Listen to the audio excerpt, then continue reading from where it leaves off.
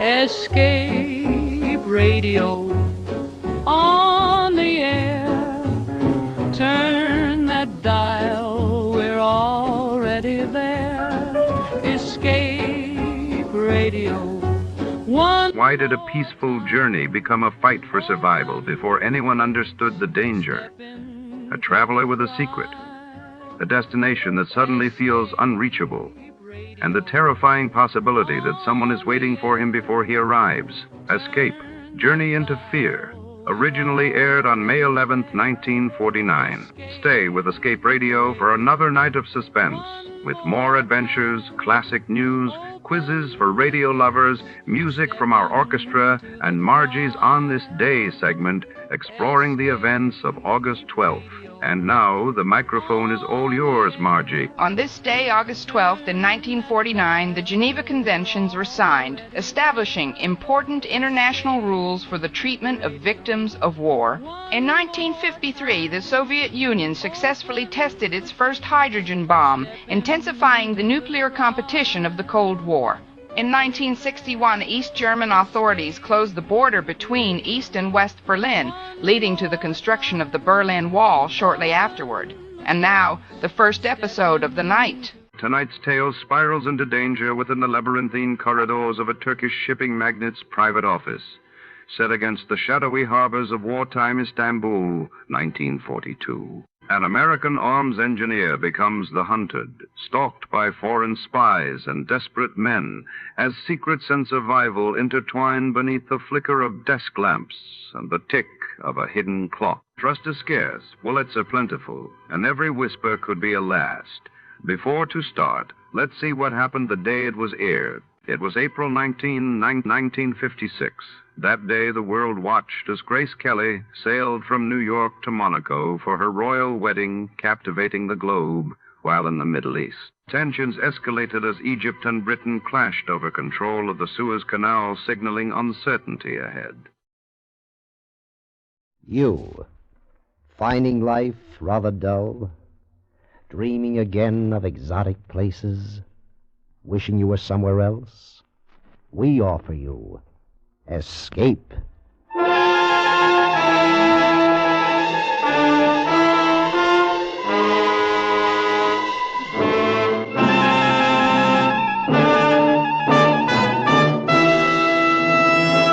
Escape with us now to Istanbul, the nerve center of Balkan intrigue and violence, and the story of a man caught in the fatal web of the most cold-blooded political organization on earth, as Eric Ambler tells it in his famous tale, Journey into Fear.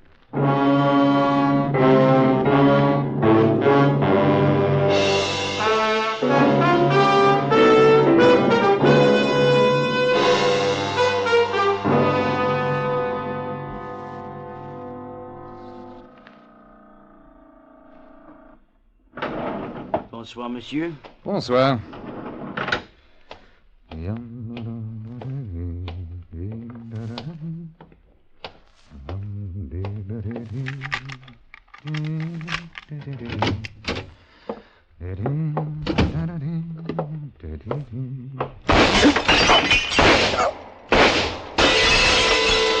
It seemed as if a bar of white-hot metal had been suddenly pressed against my hand. And then it was numb, but I could feel the blood beginning to trickle through my fingers. There wasn't a sound, and as I crouched against the wall, I became dimly aware that the window was open and that someone was moving by it. And then my eyes, becoming used to the darkness, saw that whoever had been at the window had left by it. I reached for the light switch. I found it. The hand hurt like the very devil.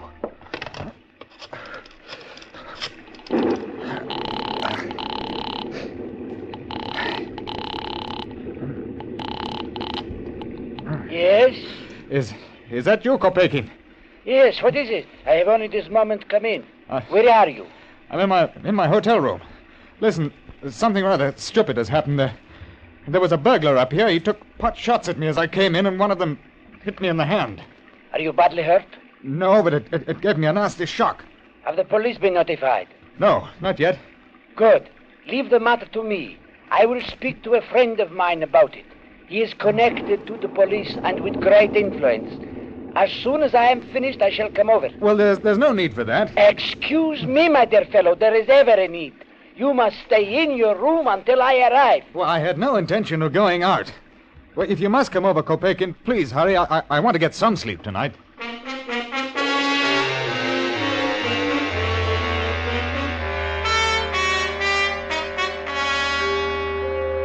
Does it occur to you that this man was shooting to kill you and that he came here for no other purpose? Oh, that's nonsense. The man was a thief. Why should anyone wish to kill me? I'm the most harmless man alive. Are you? Remember I told you that I was going to telephone a friend of mine? Yes? We are going to see him at once. Oh, well, I'm jolly well not. I'm tired. I want to go to bed. Unfortunately, I have official instructions. A man tried to murder you tonight. Something must be done about it at once. Murder? Are you out of your mind? I am sorry, my dear fellow. I can understand your feelings. But this friend of mine is Colonel Haki. He's the head of the Turkish secret police. Oh, now, look here, Kopeikin. What's this all about? I thought you were my company's Turkish representative. And now you talk about secret service and all that rubbish. Please, I cannot tell you anything more. It is to our mutual interest that we go at once to Colonel Haki. You must believe me. All this hysteria over absolutely nothing. My dear fellow, it is most certainly not nothing. Get your overcoat. It's cold out.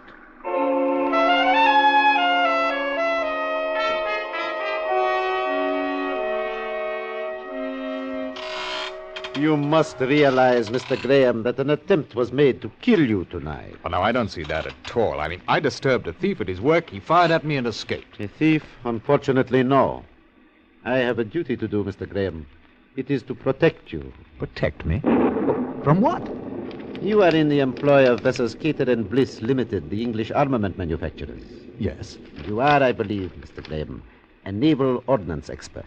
I'm an engineer, and naval ordnance happens to be my subject. Exactly.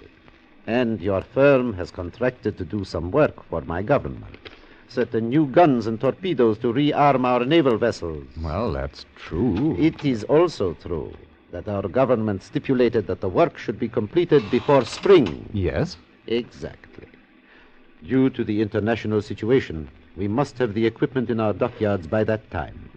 Let us suppose, then, that your thief had not merely grazed a hand, but had killed you. Well, naturally, my company would send another man out. Which would take time, Mr. Graham? Unless, of course, there exist sketches, drawings, and all that they need to know about our ships. Oh. No. I mean, I was forbidden to put certain things on paper. Ah. Then, if you were to die, it would take a great deal of time for another man to accomplish what you have already done, no? And when spring comes, our Navy's strength is still precisely what it is now. Do you know, Mr. Graham, that our enemies will do anything to see that it is so? Anything, Mr. Graham. Do you understand? Oh. Quite so. I have here, Mr. Graham, a photograph of a man.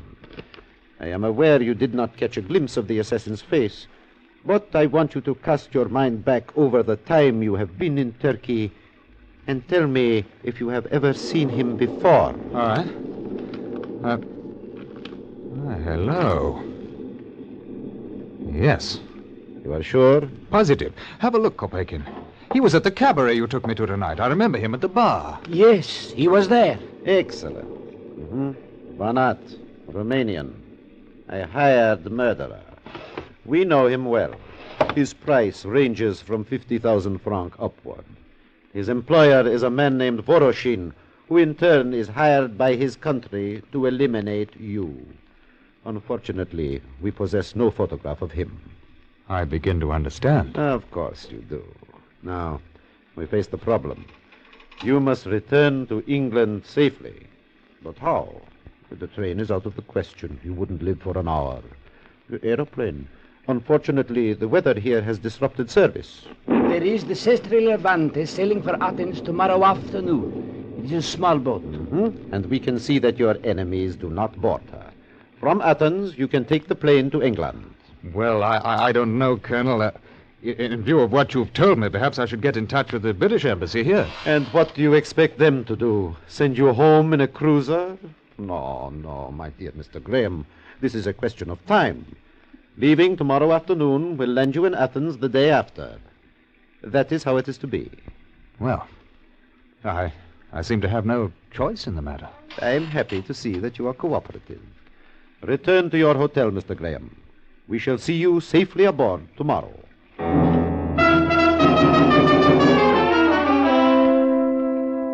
The next afternoon, Kopeikin and Colonel Haki saw me aboard. As a bon voyage gift, they presented me with a bottle of Johnny Walker and a small pistol, both of which I put in my suitcase. Besides myself, there were 4 other passengers, all of whom Colonel Haki assured me were harmless. The gangway went down, I felt the ship sway gently, and the journey had begun. My companions were an odd assortment of continental travelers. There were the Matis, who occupied the cabin next to mine, a middle-aged French couple who argued incessantly. Their voices penetrated the thin wooden bulkhead with dismaying ease. The sheets are damp? No, it is simply that they are cold. It does not matter. You think not. You may sleep as you wish, but do not complain to me about your kidneys. Cold sheets do not harm the kidneys, Sherry. We have paid for our tickets. We are entitled. Then there was a Mr. Couvetli, whom I learned at the dinner table was a dealer in tobacco. A short, heavy man with a smile fixed like that of a ventriloquist doll. I go to England. Trade in tobacco is very good.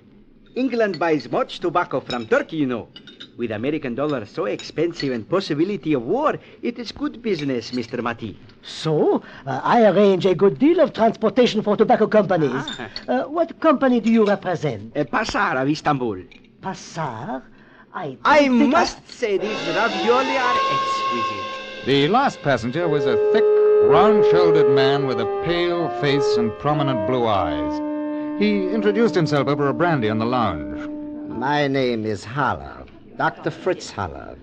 I am a German, a West German, and I am on my way back to my country. Oh, have you been long in Turkey? A few weeks. I came there from Persia. Your oil business, hmm? No, Mr. Graham. Archaeology. Oh, how interesting.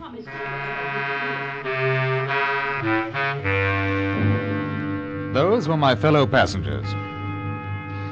At 9 o'clock that night, the cutter came out from Canary to take off the pilot, and with it came a telegram. It was from Kopeikin in Istanbul, and it read, H requests me to inform you that Banat left for Sofia on train. All well. Safe journey to England. Best wishes.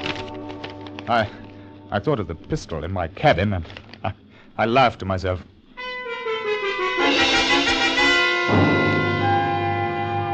It was an Aegean day, intensely colored in the sun, with small pink clouds drifting in a bleached indigo sea.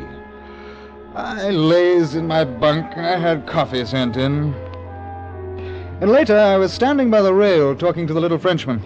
Beautiful, beautiful. Oh, my wife has no appreciation for delights such as these. Oh, what a shame. My wife, you mean?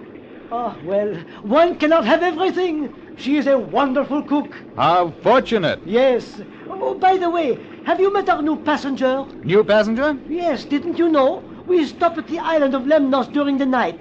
He came aboard then. A Greek, I think. I hardly heard what he said. Not very sociable. Because at that moment from the lounge stepped a man. Beneath the high-crowned, soft felt hat with the pale, doughy features of a face I had seen before. A face in a photograph. The photograph that Colonel Haki had shown me. It was the man who had tried to kill me. The Romanian. Banat.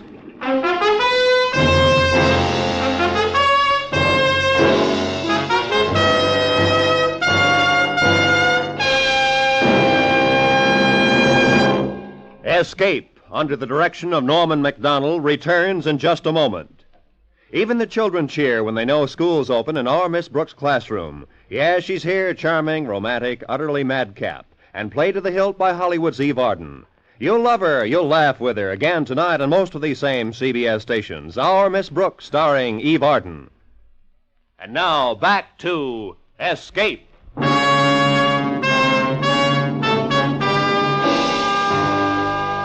I heard Matisse' voice as though from a long way off. Monsieur, do you not feel well? Then I turned, and without looking at the man who had just come on deck, I went below. Somehow, Banat must have learned that I was on the Sestre Levanti. He had taken the train for Sofia, and then as soon as it had crossed the Greek border, left it. It was a simple thing to fly from there to Lemnos. I thought of the telegram. Oh, well, those idiots. And now I was caught. Banat wouldn't miss twice. He was a professional murderer. I had to get help, and so I went to the purser's office. He was a precise little man who smiled when I talked to him. Look, I found out there is a man on this ship who is here for the express purpose of murdering me. Indeed? And what is his name? Banat. B-A-N-A-T. He's a Romanian. Banat. One moment, sir. And now look here, you don't suppose he'd give his real name, do you? Banat, no. There is no one of that name or nationality aboard. He got on during the night at Lemnos. Oh, there is Mr. Mavrodopoulos. He's a Greek businessman. That may be what his passport says. His real name is Banat, and he's a Romanian. Have you proof of that? Have I proof? Now look, if you'll just radio Colonel Haki of the Turkish police at Istanbul, he'll confirm what I say. As I say, sir, we do not have radio for that purpose. I suggest that you leave the matter until we reach Athens. But can't you understand that man intends to kill me? No, sir, I do not understand. Nobody on this ship is going to murder you. There are too many people about. Oh. You have had bad dreams. It is ridiculous. I want to see the captain. I am extremely busy, sir. If you will close the door as you leave. I was almost sick with fear and anger as I left, and I went back to my cabin. Well, I could still go to the captain, but I could well imagine his reaction to my story. There was no proof, and these people were loath to stir up international complications. No. I was alone with my murderer somewhere on the ship with me. And then I remembered the revolver Kopeikin had given me. I'd never handled a gun before, but at least it would give me a chance. It was something. I went to my suitcase and I opened it.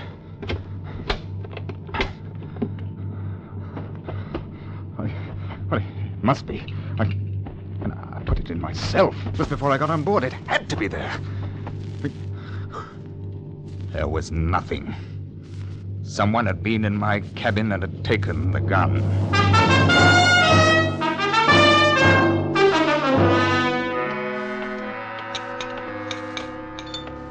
Mr. Graham, we were all worried about you. I told them that you had the sickness. Too much sea. Oh, dis-toi. Oui, ma chère. Well, I'm sorry. I had rather a bad headache. I hope that it is nothing serious. No, thank you, Mr. Haller. Have you met Mr. Mavrodopoulos? No. I haven't had the pleasure. This is our English friend, Mr. Graham. How do you do? Nice. The soup is nauseating, Monsieur Graham. I suggest that you do not partake of it. When this Must you keep on? Sorry, my dear. Tell me, Monsieur Mavrodopoulos, are you bound for Athens, or do we enjoy your company as far as Genoa? I go to Athens. Then perhaps I continue on. Or perhaps not. A difficult decision, eh, Mr. Mavrodopoulos? Yes. And notice your hand, monsieur. This bandage. An accident? Nothing serious. A bullet wound, to be exact. Some dirty little thief took a shot at me in Istanbul. Dirty little thief, huh? You must look after yourself carefully. You must be ready to shoot back. Next time. Oh, I shall. There's not the slightest doubt of that. To carry a pistol, huh? Naturally. That is good. One must be so careful. You should be very careful. I don't think it's necessary. That sort of scum doesn't risk his skin with an armed man. The grin that had been on the Romanian's face faded. He hadn't liked that. And then I thought of something. Banat had taken my gun. It must be somewhere in his cabin. If I could slip away for 5 minutes, there was still a chance. As soon as the luncheon ended, I excused myself and I wandered off. I could see Banat engaged in conversation with Mati, and I prayed that it would be a long one. Banat's cabin was strangely bare. A gray raincoat hung with a soft hat behind the door, and a battered suitcase was under the lower berth. But the gun was nowhere to be found, nor was it anywhere in the cabin. I went to my quarters feeling helpless and needing a drink to steady my nerves. I have been waiting for you, Mr. Graham. Oh, Mr. Haller. I rather think that you have been looking for something. A gun, possibly? Would this be it? Well, I don't understand how you... No, Mr. Graham. Please, don't come any closer. Sit down. I came to have a little talk with you. Sit down. You know, Mr. Graham, poor Mavrodopoulos, or should I say Banat, is quite upset as I am. You have caused us a great deal of trouble and money. Yes, I begin to see now.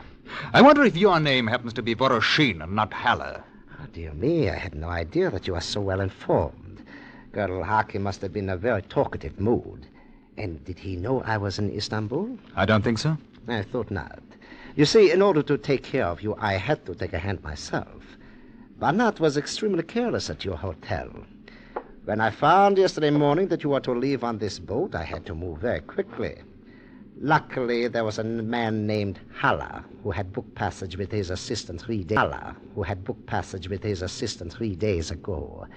Therefore, I took over his ticket and passport. Poor unfortunate. But it would have been awkward to book passage at the last minute without attracting Colonel Haki's attention. Yes, I imagine it would. Well, now, supposing you come to the point. Certainly. It must be clear to you that we cannot allow you to return to England. The obvious method of ridding ourselves of your presence is to shoot you the moment you land. But that could become complicated. It could. The other alternative is to induce you to take a holiday for 6 weeks or more. I see. In other words, you hold up my return to England so that my company's work would be delayed to the point of uselessness for the Turkish government. You have a keen mind, Mr. Graham. Tonight, we reach Athens. If you like the idea, you will live to see your England again. And if I refuse to take this holiday? Then things will be complicated, will they not? I think you're bluffing. Hasn't it occurred to you that I shall repeat this conversation to the captain? It has occurred to me. As a matter of fact, the purser was telling me about your little talk with him this morning. I'm afraid that the ship's officers, including the captain, have enjoyed the joke very much. They call you the Mad Englishman and laugh. Well, Mr. Graham, which is it to be? If I take this holiday, where will it be? In a charming villa near Athens. You will enjoy all the comforts of home, I assure you. I shall give you an hour to think about it. Remember, we are not at war, Mr. Graham. You are not a soldier. In reality, you are doing your country no disservice. No one will ever know. He left me alone. It was not a pleasant choice he had given me. I knew that Banat and he could keep their promise to kill me when I landed. And I was equally sure that the holiday Voroshin spoke of would be a very long one. That either way, I should never return to my wife or to England. And I sat for half an hour smoking and trying to think. And then I remembered. Mati.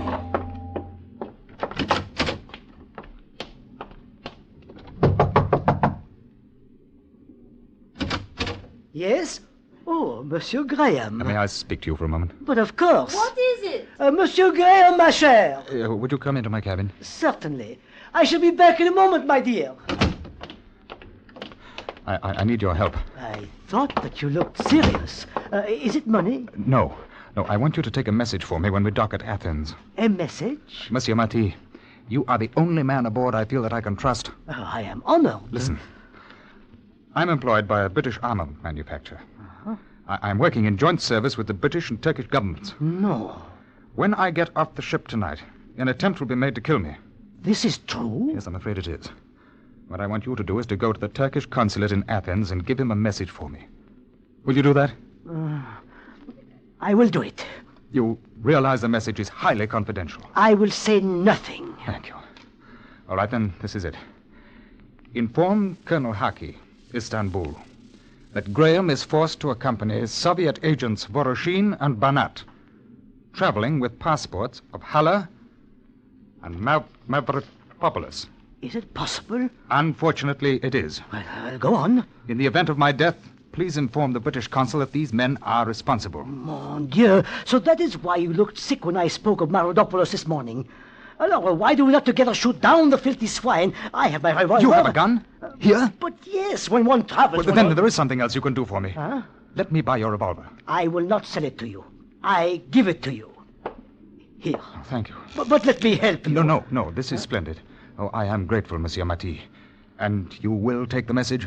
It is understood. Have no fear.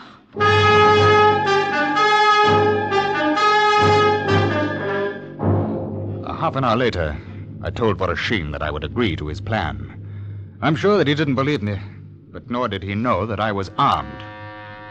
It was a forlorn hope. But if I was going to die, I would have the satisfaction of knowing that others would die with me. At 8 o'clock, the Sestre Levanti was approaching her berth.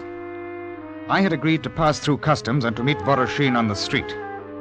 As I stood at the rail watching the quay drawing closer, I saw Banat standing to one side, hand in pocket and a fat smile on his face. He knew that he was going to earn his fee tonight. Voroshin stepped off the ship first, turned, waved cheerily to me. Banat followed him, and they both disappeared into the customs shed. I walked slowly down the gangway, and Mr. Cuvetli came pushing after me. Mr. Graham, please. Yes, what is it? Colonel Haki would be very angry with me if I allowed you out of my sight. Haki. I wanted to tell you before on deck, but Banat was watching. I did not dare to say anything earlier. Your face gives away too much, Mr. Graham. You, Cuvetli, you're a Turkish agent? One of Haki's men? Yes. I nearly gave the game away when I spoke of my non-existent tobacco firm. I thought you would know when the Frenchman questioned me. Colonel Haki wanted to be sure that you caught your plane safely. That is why I was aboard. But what can we do? Together we go through customs, and then we shall see. Customs inspection, as ever on the continent, was slow. Although I found myself wishing that it would never end. But it did. And if Cuvetli had a plan, he evidently didn't feel it worth mentioning. He smiled at everyone. The plump little businessman who, to all appearances, would deal in ladies' finery rather than international intrigue. And we found ourselves, suitcases in hand, walking toward the street. So that is over. I find these inspections so tedious. Now look here, Cuvetli. I'm extremely grateful for your presence, but what are we going to do? Voroshin and Banat are waiting out there with a car. They're waiting for me. I know. It has all been arranged. What, you mean that we walk through those doors and do nothing? Absolutely nothing. You'll see. Well, I hope you have a gun. I have. Good. So have I. Oh? Yes, thanks to the Frenchman. There they are. Do we run for it? Go on walking, Mr. Graham. Keep your hand away from your pocket. That's it. Are you mad? They'll kill us. You, Mr. Graham, not me. Go on. Under my overcoat is a gun. Please do not make trouble. Go on. Oh, what a blithering idiot. You're one of them, too. We're ready, Voroshin. You've taken long enough. Hurry up. He's got a gun, Voroshin. Left-hand pocket. Get in, Mr. Graham. Look out!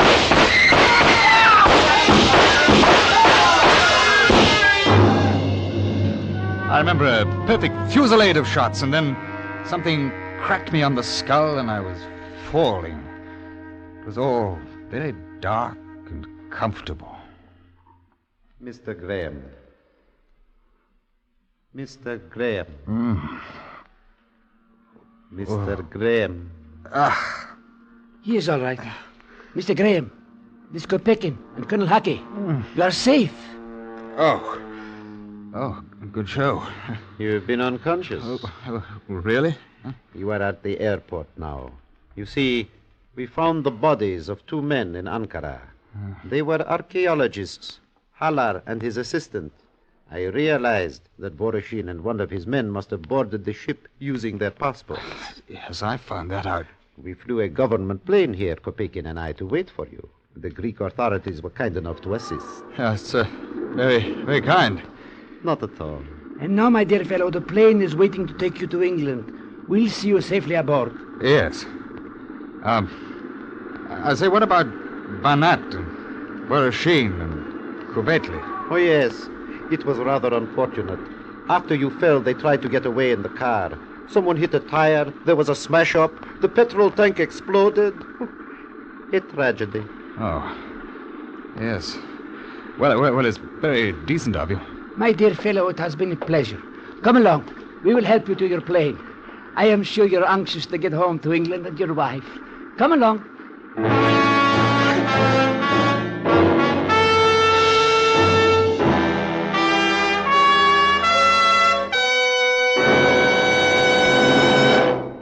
Under the direction of Norman MacDonald, Escape has brought you Journey into Fear by Eric Ambler, especially adapted for Escape by Anthony Ellis. Ben Wright was starred as Graham. Featured in the cast were Wilms Herbert, Edgar Barrier, Rolf Sedan, Ann Morrison, Jack Crucian, Lou Krugman, and Shimon Ruskin. The special music for Escape was composed and conducted by Ivan Ditmars. Next week, escape with us to Malaya and the reeking, stricken city of Lahore, where a young doctor and a beautiful girl are faced with the horrors of plague and the bloody holocaust of a native revolt, as Charles Israel tells it in Funeral Fires.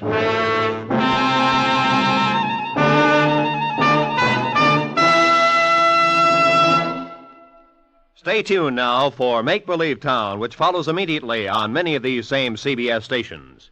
Roy Rowan speaking for CBS, where you spend an hour with Frank Sinatra every Sunday afternoon on the Columbia Broadcasting System.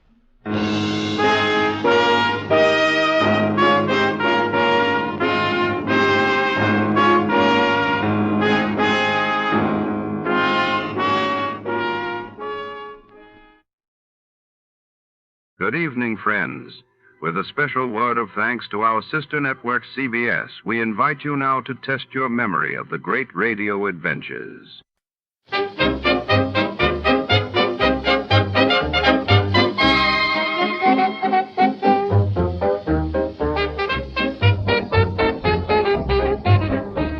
Before tonight's next adventure begins here on Escape Radio, we'd like to thank our friends at CBS. And now, folks, sit back and enjoy a little music from the studio orchestra.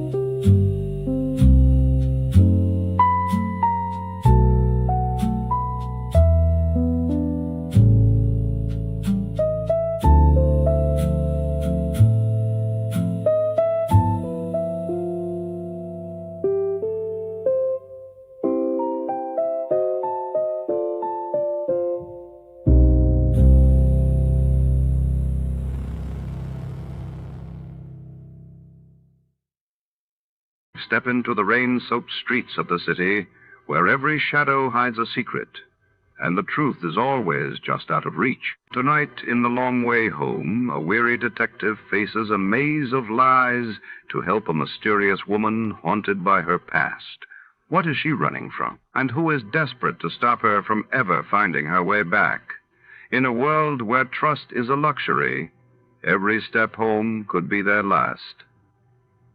Before we begin, let's see what happened on the day it aired. It was March 12, 1947. That day, President Truman delivered his historic Truman-Doctrine address to Congress, pledging support for Greece and Turkey against communist influence, while across the Atlantic British coal miners began a nationwide strike, paralyzing energy supplies and sending ripples through post-war Europe. Get this and get it straight. Crime is a sucker's road, and those who travel it wind up in the gutter, the prison, or the grave. There's no other end, but they never learn.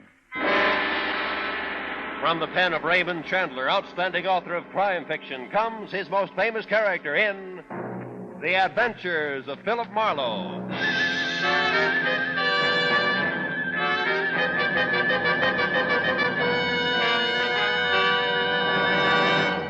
Now, with Gerald Moore, starred as Philip Marlowe, we bring you tonight's exciting story, The Long Way Home.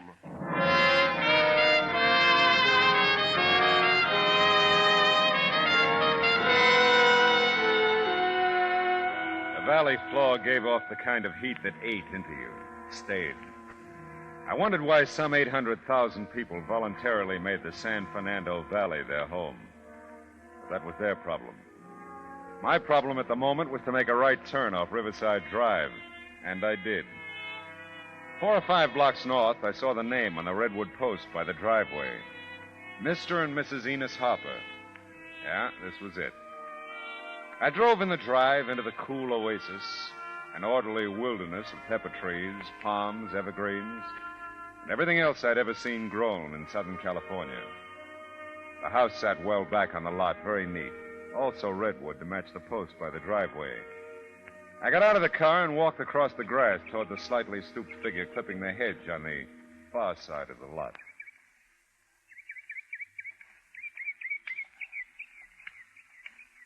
Oh, my. I didn't hear you coming. I'm sorry. Hope I didn't frighten you. I'm Philip Marlowe. You Mr. Harper? Oh, yes, indeed, Mr. Marlowe.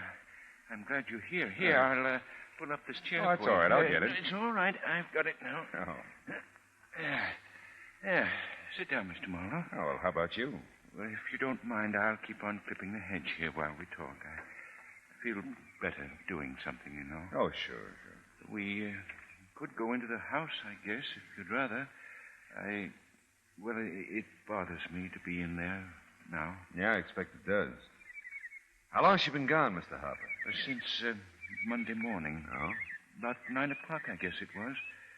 She got the laundry together, said she was going to the laundromat, and that's the last time I saw her. Monday, that's 2 days ago. Did she take the car? No, Amy doesn't drive. I offered to drive her. The laundromat's about 5 blocks from here, in that little community center on Riverside. You probably passed it. Oh, yeah. And she said no. She thought the walk would do her good. And she hasn't called or anything since, huh? No, nothing. Oh. Well, how about friends, relatives? Well, I've inquired around the neighborhood. You see, we haven't lived here long, Mr. Marlowe. We're not really what you call well acquainted with anyone here. You mean the valley? Well, in California, really. We're from New Jersey. Came out here right after the first of the year. Amy always wanted to live in California, and, well, we moved out. Yeah, but about those relatives, you didn't say whether I have none living. Oh. Amy does have a cousin out here, Cousin Beatrice. That's all I've ever heard her called, Beatrice. She lives in Burbank. I've never met her. Seems like I've always been busy when Amy's gone over there. Mm-hmm. Cousin Ray usually picks Amy up. That's Cousin Beatrice's husband. Well, have you called there since Amy's disappearance? Oh, yes, a number of times, but there's been no answer. And that's odd, too. How odd? Cousin Beatrice is an invalid, Amy says. That's why she's never come to call on us. Well, perhaps they were out when I called. Maybe so. Tell me, Mr. Harper, you and Amy, have you been happy together? I mean, you haven't quarreled or anything. Oh, no, Mr. Marlowe. Amy and I have never raised our voices to one another. We've been very happy. Yeah. Well, it isn't much to go on. Oh, by the way, if you checked the hospital, there could have been an accident. I thought of that first. Yes, I've called them. No one fitting Amy's description. Oh, that's a point about that description. You have a recent picture of your wife? Oh, yes, of course. Will you come in the house, Mr. Marlowe? I'll get one for you. Okay, sure. Ah, dear. Amy loved it here, Mr. Marlowe.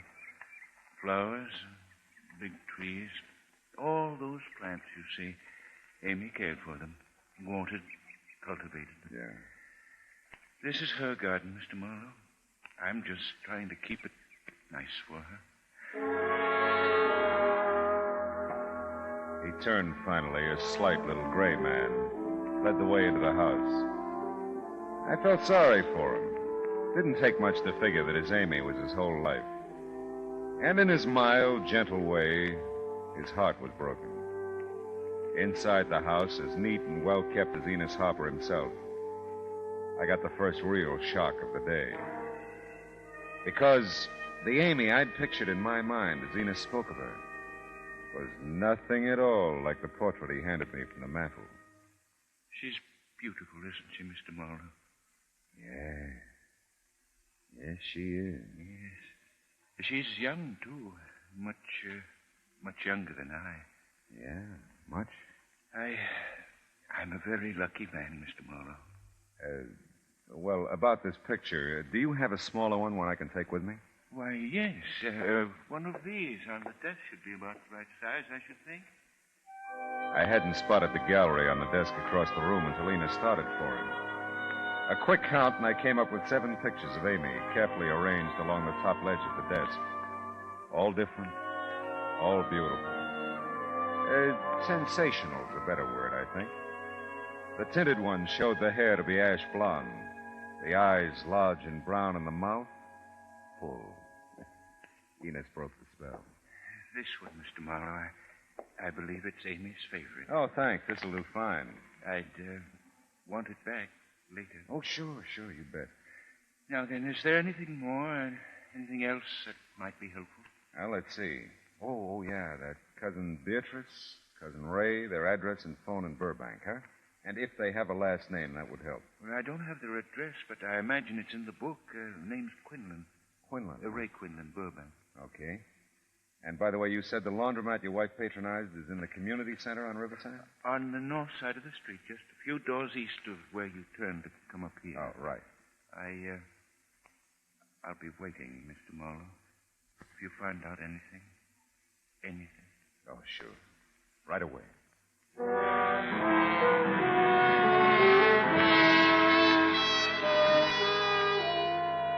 The little community had no name, but it had everything else. A series of one of each shops and services, all the way from health foods to a branch bank. Well, I parked on the street in front of the laundromat and studied the picture of Amy Harper again. Tried to figure her with a laundry bundle and couldn't. Tried to figure her with Enos and decided to go back to the laundry bundle. Made more sense. I went inside. Never smelled anything so clean. Morning. Can I help you? Yeah, I'm trying to get a line on someone, a Mrs. Harper. Do you know her?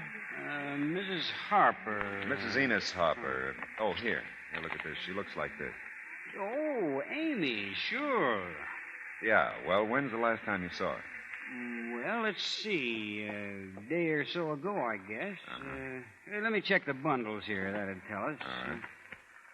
Let's see. Oh, yeah, here we are. Monday it was. Monday morning, I think. Yeah, well, what I'd like... Excuse me, but my daughter's double parked out in front. Can I pick up my laundry? You can if you got the right ticket. Oh, yes, here it is. Banning. Just washed, was it, Mrs. Banning? No ironing? Just washed. Here we go. Now, that's 62 cents. Well, for once I had the right change. Thank you. Can I take it out for you, Mrs. Banning? Oh, thank you. No. I can manage. Oh, and thank you for letting me barge in. Oh, think nothing of it.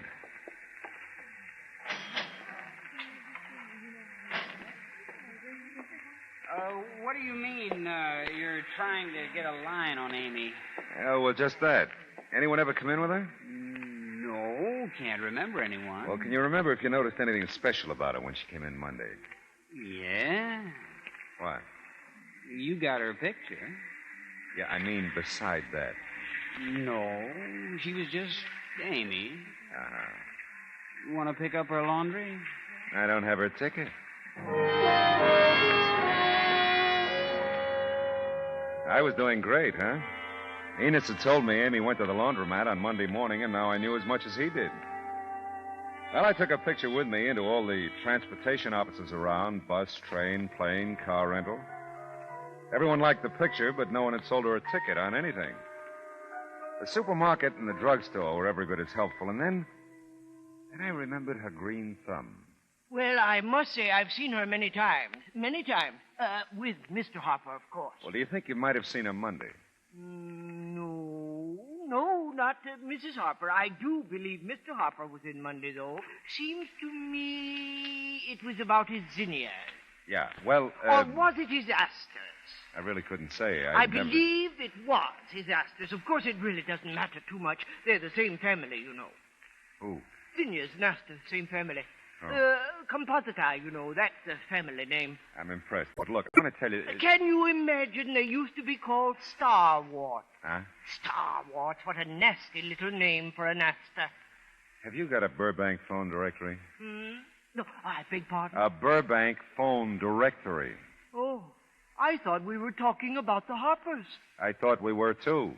Starwort.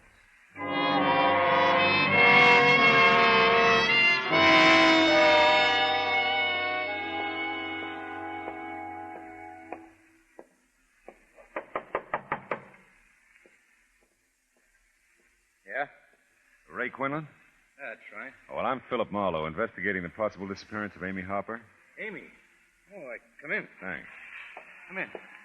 I understand that she's your wife's cousin? What? Oh, Beatrice, yeah. Sit down, Marlowe. Oh, thanks. Enos hired you, huh? Yeah, that's right. He says he's tried to call here several times and no answer.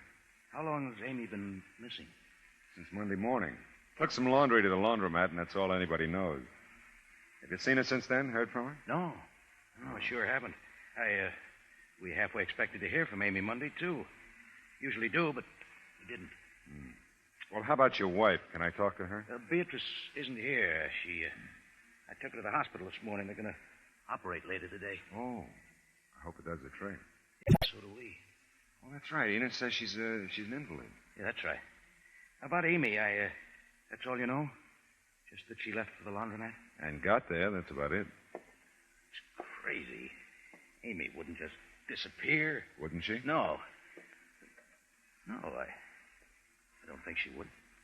Yeah. Well, I'm in the book, Mr. Quinlan, Central Directory. If you get any ideas, call me, huh? Yeah, I will. Oh, by the way, were they happy together, the Harpers?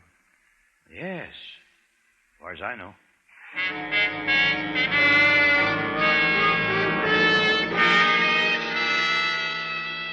The late afternoon sun was just at eye level as I headed west again on Riverside Drive. Cousin Ray was a brown, solid man, not fat, but husky. Not too tall, 5'10" maybe, must be about 35 or so. Enos wasn't home when I got back to Amy's natural habitat, so on a hunch, nothing more, I checked with the next-door neighbor. Mrs. Brownlee, her name was spooning her yogurt straight and propelling her patio glider like she was closing in on the finish line of the Honolulu yacht races. Well, I saw her coming out of the laundromat and offered her a ride home. Monday was just real warm, you may remember. Poor Lulu, yeah. Well, yes, you might put it that way. Anyway, I told her I was driving right after her. I picked up some wheat germ and some blackstrap molasses. I'd be going home, and that she was welcome to ride with me. And she gave me that nice smile of hers and says, "No, thanks, Miss Brownlee. The walk will do me good." Now, just why a walk in the hot sun would do anyone any good is beyond me. But I'm not one to push myself onto other people. And the ride was there. She could take it or leave it. Yeah, tell me, did you see her after that? Yes, I did. This time from across the street. But there's no mistaking her for anyone else, you know. No, I don't suppose there is. Well, there she was, going into Pliny. Just a minute. Pliny's? The camera shop. Pliny Branstadter's place. Hocus pocus, out of focus. That's what Mr. Blount calls Pliny. Uh-huh. But then they're in the lodge together, you know. Yeah. That makes all the difference. Well,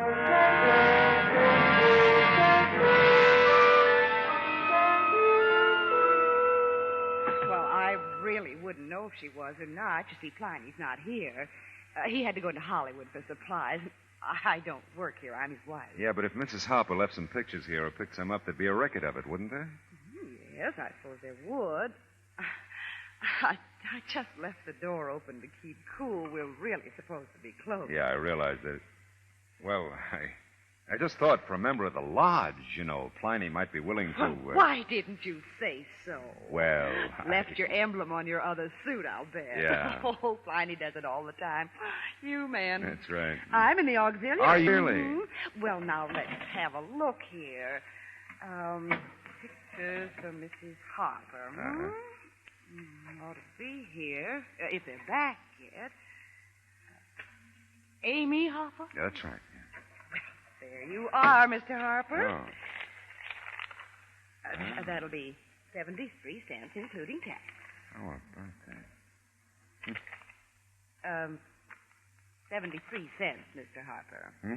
Oh, yeah, well, I want to tell you two things. I think Mrs. Harper would want to pick these up herself, and, I'm not Mr. Harper.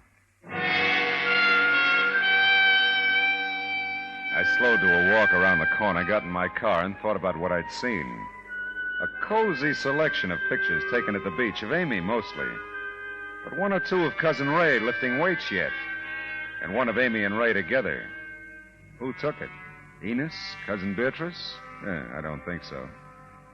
Well, it was almost dark now as I eased the car into Enos's driveway. And when I got there, it was dark. The sky above still held the afterglow of early evening. But the web of compact trees and shrubs that surrounded the Harper house made patches of blackness all around me. I got out of the car and I saw a light somewhere in the back of the house. And back there, too, a faint sound I couldn't distinguish. There was a sudden movement from the hedge behind. Oh! Stay out of it, Marlowe. Stay out of it!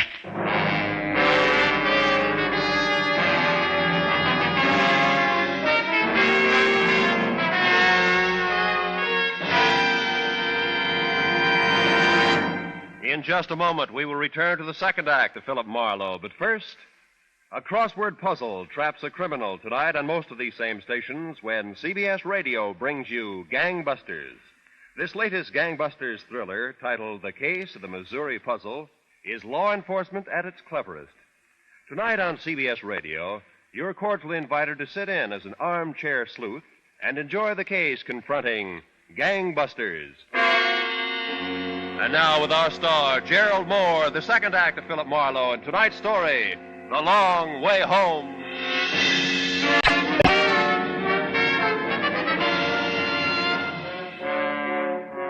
There was a sharp knot of pain at the top of my spine.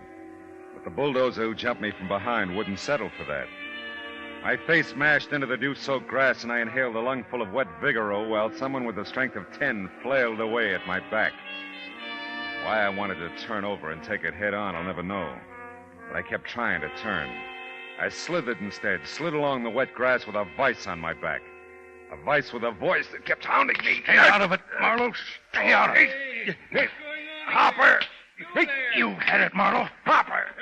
Hopper. Get off my property now. Go on, get over here. Hey, Hopper. Yes?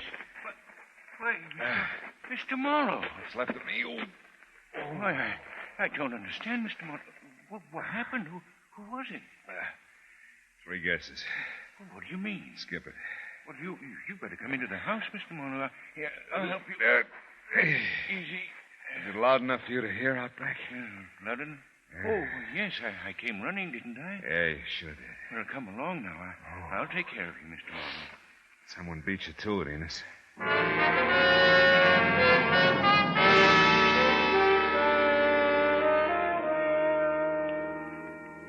There now. You should feel better. Should I? Hey, Enos. Yes? You like the beach? Why, it's all right, Mr. Marlowe. I'm not much of a swimmer anymore. Well, Amy never cared for the beach, so we never went. Uh-huh. Now, why do you ask? Oh, I don't know. Why do you ask anything?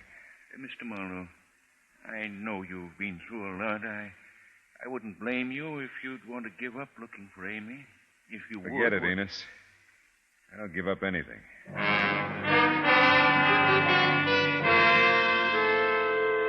Well, so far the case added up to a stiff back and a head wrapped in a tight band of steel with built-in hammer. A few quick blasts at the pint in the glove department helped not at all. But something drove the car. The stop at the hospital in Burbank could have been for personal reasons. The attendant at the main floor desk looked real surprised when I asked what floor Cousin Beatrice was on. It's nearly 9:30. Visiting hours are over at 8:30. Oh, well, I lost track of time, I guess. Can you tell me where she is anyway? I'll come back tomorrow. What did you say the name was? Quinlan, Mrs. Ray, or Mrs. Beatrice. Could be either one. Quackenbush. Quinby. That's it. No Quinlan list. You sure? I just looked. Are you sure? No, as a matter of fact, I'm not. Thanks for asking me.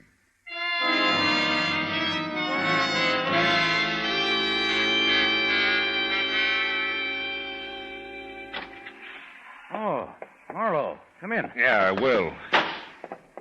Hey, you look all in. I'm fine. What hospital's your wife in, Quinlan? Why? The one about 3 blocks from here, just up on Riverside? Yeah, Who made her up, Quinlan? You or Amy? What do you mean made her up? Amy never had a cousin Beatrice like you never had a wife of the same name. Well, you know that much. You know where Amy is? No. I may get another psychic flash any minute now, like the one I got when you were unlacing my spine a while back. You shouldn't have found out about those pictures. More than that, you shouldn't have gone to tell Enos about them. There's a lot he don't know. Amy doesn't want to hurt the old guy. We've been trying to figure out how to tell him. Have you got any leads on her? Not any real ones. Hey, wait a minute. You really don't know where she is. If I knew, I'd be with her. Oh. Hey, tell me, how'd you meet her? At a bar over in Riverside near where she lives. Yeah? She'd already invented Cousin Beatrice all by herself to give her someplace to go. Well, we liked it being together. Got kind of brave about it after a while. Sometimes I go right up to her door for her. The rest of the time, we have a regular corner where I pick her up. This corner, is it near her house? Not far. I was supposed to pick her up Monday, but she didn't show up. Yeah. Hey, you know what's funny? I was all set to beat your head flat when I came in. All of a sudden, I don't feel like it.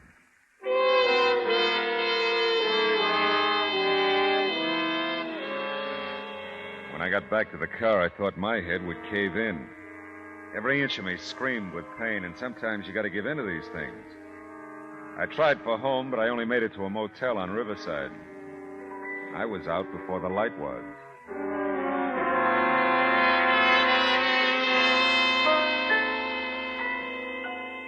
I found a barber shop and black coffee the next morning in the community center near Harper's.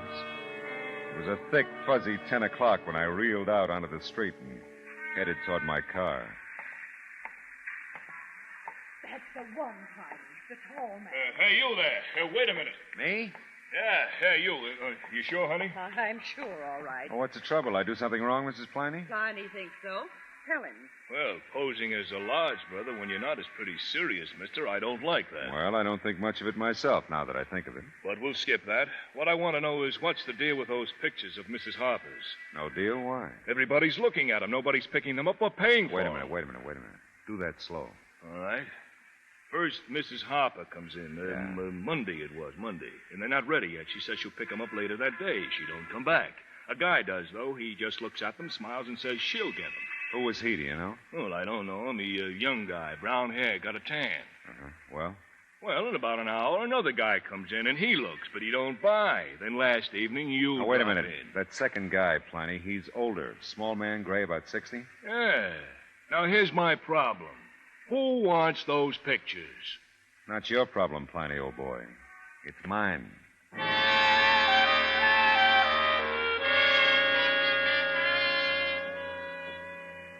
The house was open, so I walked in. Enos was out in the back, pouring something out of a sack onto a flower bed along the back fence, then working it into the soil around the flowers.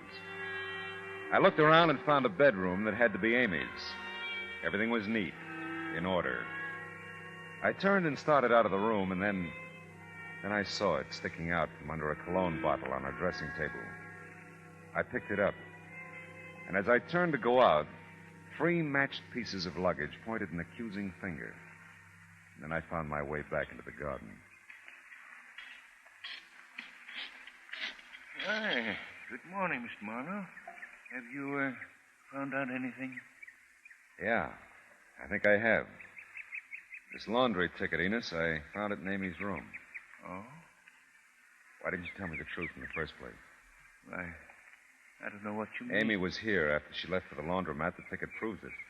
Well, You found out about Cousin Ray, didn't you, Enos? You looked at the pictures in the camera shop. Maybe you'd suspected for a long time, and this cinched it. So you picked her up on the corner instead of Ray, and you came home. Mr. And you had a big, fat fight about Ray, didn't you? Right. Yes. Yes, we did. I said some horrible things, Mr. Marlowe. Horrible things. Now you're sorry. You want it back, don't you? Right. I'd give anything to have her back, Mr. Marlowe. I love her, you know. Yeah, I know. Enos, I looked through Amy's closet. It's pretty full of clothes. Her luggage is still there. Yes. Amy has a lot of clothes. She wears them well, too. Amy didn't go very far, Enos. No. The man in the garden shop says you're the gardener around here. Not Amy. Did he? That sack of lime is almost empty, Enos. 50 pounds is a lot for a garden, isn't it? Depends on what use you put it to, Mr. Marlowe. Did you have to kill her, Enos? To keep her, I did. She wanted to leave me. Go away with him. I couldn't stand that. Did you think I wouldn't figure it out? I didn't know. But I had to find out. Didn't I, Mr. Marlowe?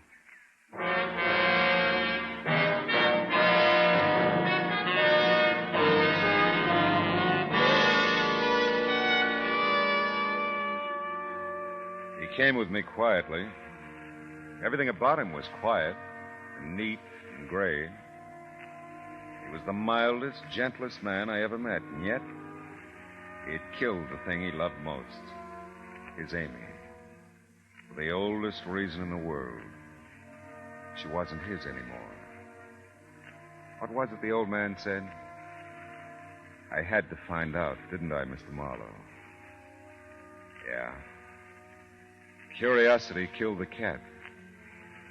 It also killed Amy.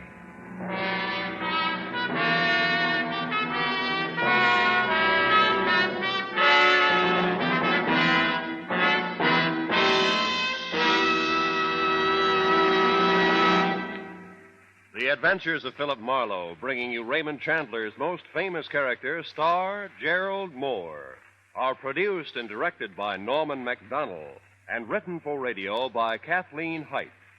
Featured in the cast were Bill Johnstone as Enos Harper and Jack Moyles as Ray Quinlan, with Mary Lansing, Sam Edwards, Junius Matthews, Vivi Janis, and Peter Leeds.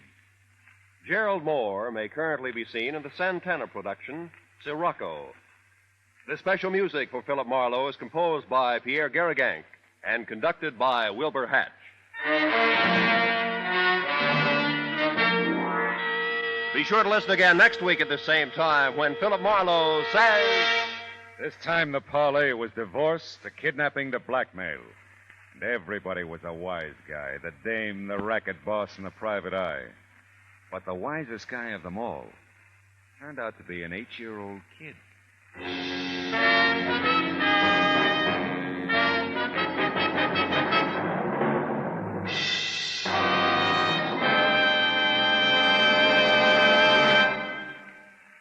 a combination for Tin Pan Alley fans. Steve Allen is MC. His vocalists this week are Peggy Lee and Johnny Desmond. Song publisher J.J. Robbins, band representative Mark Hanna, and composer Mitchell Parrish are the judges. There will be 4 brand new songs for sale tonight on CBS Radio on most of these same CBS stations. Roy Rowan speaking. This is the CBS Radio Network.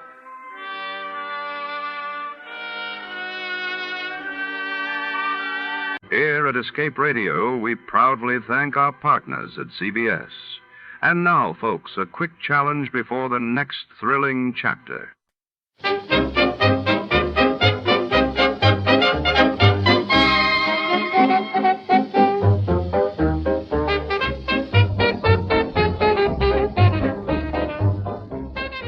Tonight's story takes us deep into the echoing stone halls of the Baskerville Aviary, an exclusive bird research laboratory perched on the city's misty outskirts. When a prized falcon vanishes and a shadowy figure is glimpsed among the cages, suspicion and danger fill the air. Our detective faces locked doors, secret codes, and a glamorous ornithologist with secrets of her own. In this web of feathers and deceit, trust is as rare as a golden egg. Before to start, let's see what happened the day it was aired. It was March 10, 1951, and that day the world was gripped by headlines as the trial of Julius and Ethel Rosenberg for espionage began in New York, while across the Atlantic, the British government announced the successful development of their first atomic bomb. From Hollywood, it's time now for Edmund O'Brien as...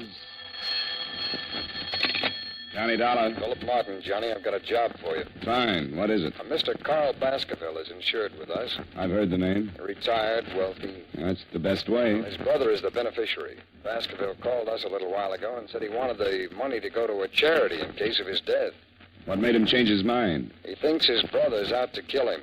Oh, that's charming. What do you want me to do? He's insured for $500,000, Johnny. You just made me a bodyguard. At least until we found out how true Baskerville's story is.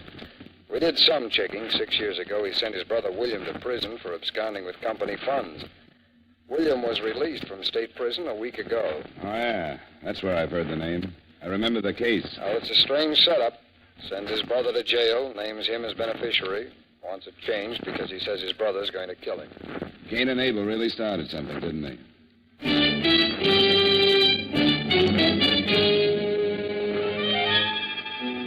Edmund O'Brien in a transcribed adventure of the man with the action-packed expense account. America's fabulous freelance insurance investigator. Yours truly, Johnny Dollar.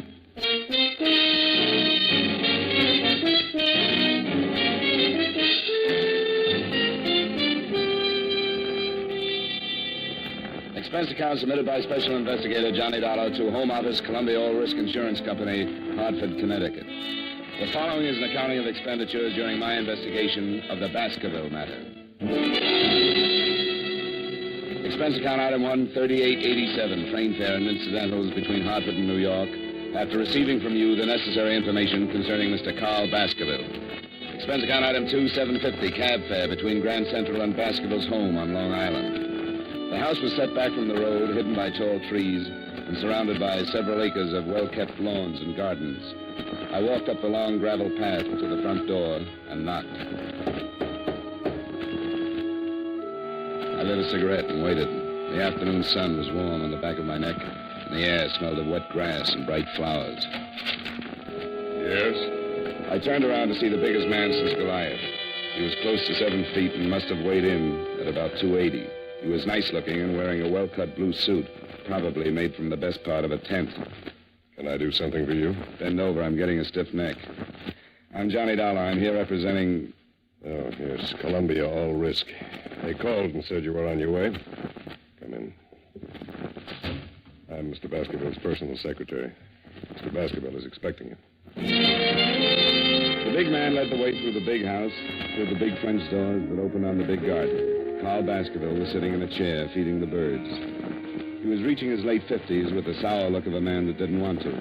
As he tossed the breadcrumbs out on the gravel walk, A big diamond on his little finger flashed in the sun. Mr. Baskerville. Uh-huh. What's up?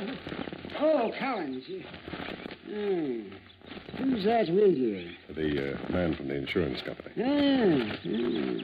Pull up a chair and sit down, young man. Thanks. What's your name? Dollar, Johnny Dollar, Mr. Baskerville. Ah, it's your company called, huh? I'm just feeding the little birds. Here, Birdy. Birdy! I've been doing it for some time now. Swell.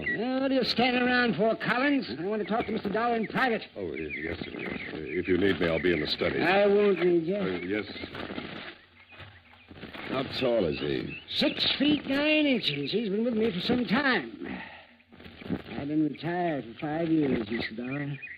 I always wanted to spend my afternoons in the garden feeding the birds. I used to get up at 6 and go to work, and have breakfast and look out of that window right over there. I used to see the little birds. I always said that someday I'd spend my afternoons out here feeding the little fellow. Glad you made it. All right. Mr. Baskerville, I was sent here. I know why you were sent here. Sit down. Mr. Dollar, I'm 57. I spent most of my life making money, making a success of myself. Success in terms of what you consider success. That's an interesting statement. How is it? Why'd you say that? How do you know what I consider the norm of success? Isn't money important to you? Sure, it has to be. How important? Very, but not all important. Oh, yes, sir. Well, what else is important to you, Mr. Dollar? A lot of things. Don't be evasive. Tell me something. A philosophy. Oh, philosophy. I see. What kind of a philosophy? Not taking people for granted. Oh, I see. Here, you feed the birds for a while. Go on. Makes you feel real good. Good. Here, Birdy. Birdy. Oh, that's fine. Get a load of that one. He thinks he's a pheasant. Yes, he's a greedy one. He always does that. They're a lot like people, aren't they? I suppose you know about my brother, Mr. Dollar? William Baskerville worked for you 6 years ago. Supposedly took some company funds. Definitely took some. $100,000. Sent to state prison for 10 years. Was paroled last week after serving 6. You're insured with Columbia all risk for $500,000, and your brother is the beneficiary. That is correct. Now you want to change. That is again correct. Want to tell me some more about your brother? No, your company's worried. Is that it? $500,000 worth. I suppose you consider it strange I'd send my brother to prison, then make him my beneficiary. I guess strange is a good word. I don't particularly care if you believe this or not, but I hated to prosecute my brother. But he was guilty, and it became more than just a family matter. There were stockholders to be considered, and his guilt was discovered before I could do anything. You're not feeding those birds. I'm out of crumbs. Oh, here. Take some right here. Now feed that little fellow out there. He's the timid one. He doesn't get as much as the others. You know, you're right about them being like people. The timid ones never get enough and generally fall by the wayside. You made your brother your beneficiary, and now you want to change it. Yeah, well, only as a precaution. With my money out of the way, perhaps William will think twice before he attempts anything foolish. I'm having my will changed, too. You see, I originally left my entire estate to him. What makes you think he might try? This letter. This will do. Okay. I spent 5 years hating you, but I learned a trade. I used it drawing blueprints for your shroud. Poor William always did go for the dramatic. When'd you get this? I got it yesterday. It's the first I've heard from William since he left prison. Well, we'll never get a Pulitzer Award. Yeah, William always did go in for the dramatic. Since boyhood, he's envied my get up and go. We never got along. It was even too much for my poor mother. She died very young. Probably overworked from knitting straitjackets. What's that? Don't be flippant, young man. That was uncalled for. Yeah, I guess it was. But I have a strange habit of getting flippant when I get confused. I'm confused, Mr. Baskerville. Yeah. Well, William is the last of the Baskervilles. Hothead, childish, weak, and insecure. But he's a Baskerville. If he kills me, he'll be caught. If he doesn't gain by my untimely death, he may reconsider. I still have hopes of a reconversion, so to speak. The regeneration of a Baskerville. If you will. Perhaps when he calms down and forgets his last 6 years, we'll talk. And then I plan on renaming him as my sole heir. Are you still confused, Mr. Dollar? You haven't contacted him? I told you didn't know where I was. Somebody out looking for him? Of course not. Why? Because I think somebody should be. If you're going to remove the temptation, it might be a good idea to inform William. How's he going to know he's been momentarily disinherited? Man? Yes, Mr. Baskerville? Well, I must admit. If you don't want to call the police, I'd suggest a private detective. Yes, but there's no telling how much time. It's better than feeding the birds. Can you think of anyone who might know where your brother is? Well, perhaps I can. There was a girl before William went to prison. I'm not even sure she's still in New York. What's her name? Carter. Virginia Carter. Lived someplace in the village. I only met her once 6 years ago. And hire yourself a good private detective in a hurry and tell him about this Virginia Carter. She might know where William is. Yeah, all right. In the meantime, I'd recommend that the change of beneficiary be hurried up. Oh, I'm getting tired. I'm gonna finish feeding my birds. Yeah, sure. Good day, Mr. Dollar. Oh, here. I had a few crumbs left over. Oh, well, thanks. Hey, Birdy. Birdy!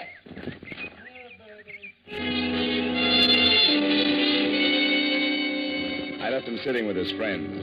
He'd have one good deed to take along with him. I went back through the French doors and started back through the house. I got as far as the hallway.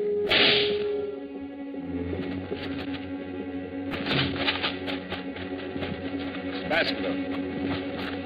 Oh, swell. He was sitting in the chair with a bullet hole just over his heart. His head was resting on his chest, and he still held the breadcrumbs in his hand. He seemed to be smiling like he knew he was going to be able to feed the birds for a long time. Mr. Baskerville! Mr. Baskerville! Good Lord. Where were you? What? Where were you? In the library. I heard the shot. I saw William. Where? Over there at the far end of the garden. He had a gun. He turned and ran. Let's call homicide.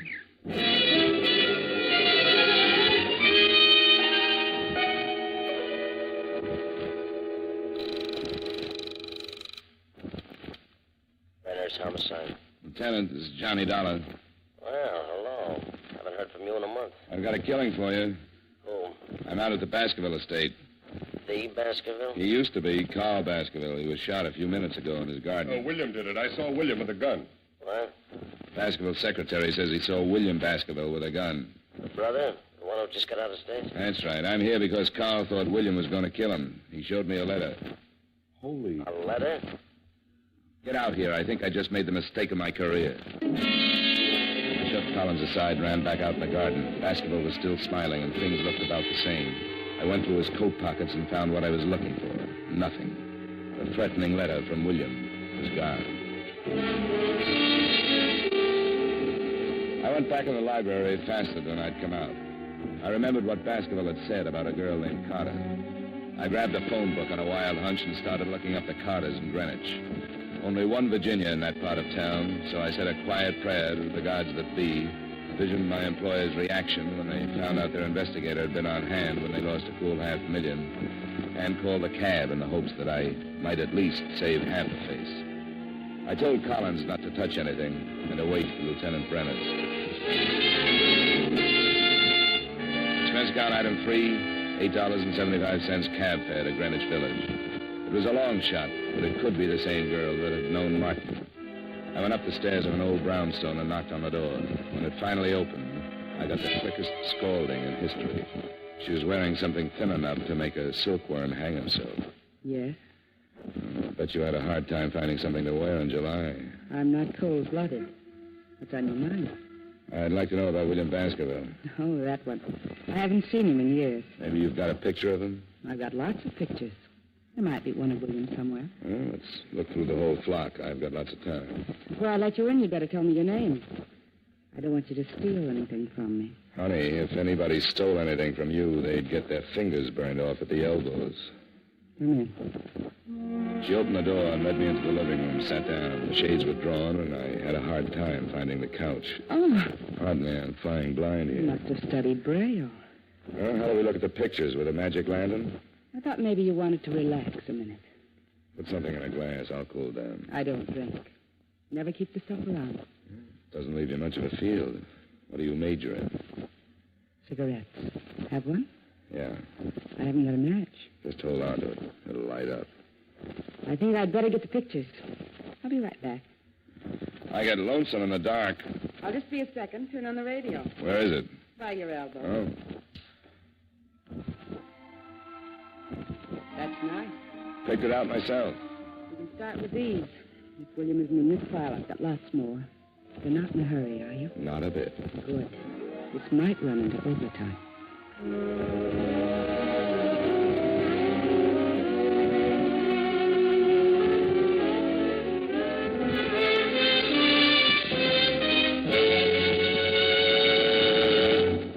We will return you to yours truly, Johnny Dollar, in just a moment. Saddle up the sofa and ride off to adventure with CBS Radio every Saturday night. That's when most of these same stations bring you the Gene Autry Show and Bill Boyd as Hopalong Cassidy. Rustlers don't stand a chance. Crooks of the range go down under fire when those two riders for justice, Gene Autry and Hopalong Cassidy, empty their holsters. Enjoy their latest adventures tonight on CBS Radio. Now with our star, Edmund O'Brien, we bring you the second act of yours truly, Johnny Dollar.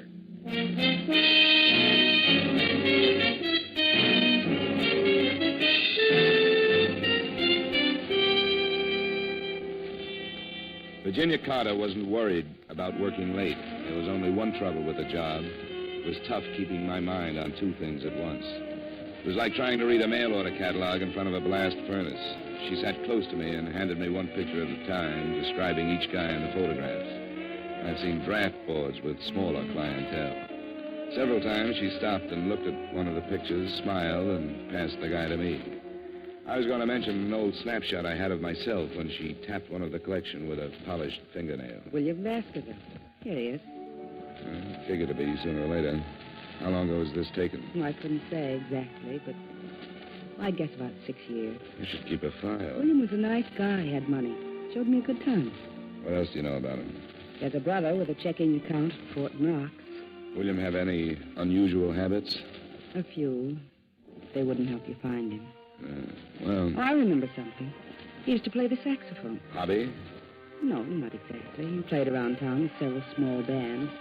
He used to pick me up after work, and we'd go to a dive someplace, and he'd sit in. He loved it. He was a nut on jazz. You make money at it? I guess so. Before he went to work for his brother. I don't think his brother liked him playing sax. Okay, honey, thanks. I'll stop around again sometime. Take a look at your parlor. Must have been a nice, soft web. All right if I take William with me? Not if you bring a picture back to yourself. Maybe I'll just bring a camera. You can take it yourself. Good.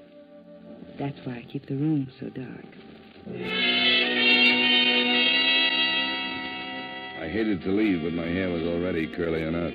She had given me one lead. William was a musician of sorts, and sometimes he made money at it. I started across the street to catch another cab, and I was halfway there when I heard the car. It was an old trick. You drive by fast, open your door, and if anyone is in the way, he winds up with a face full of automobile. I ducked in a hurry.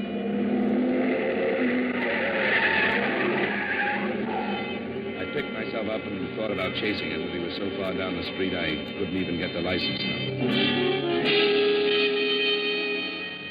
Expense account item 4, $3.35. Another cab to local 802 of the Musicians Union. I went in, and a little short guy with a twitch looked up at me from behind a big desk. Yeah, something I can do for you, Pops? That twitch? Yeah. Too much pop. You know William Baskerville plays sax? Has he got a card? He makes money. Well, if he ain't, he better have. See if he does. I'm an old friend. I'd like to get in touch with him.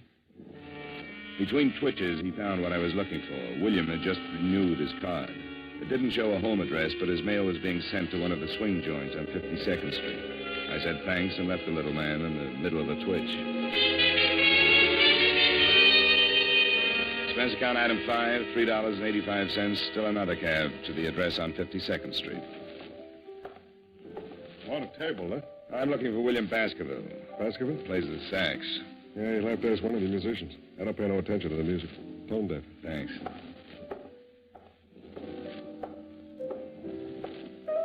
Can I bother you for a minute? No, but you can talk to me. Move and lean on the piano. Know William Baskerville? Sure. He blows here. Where is he?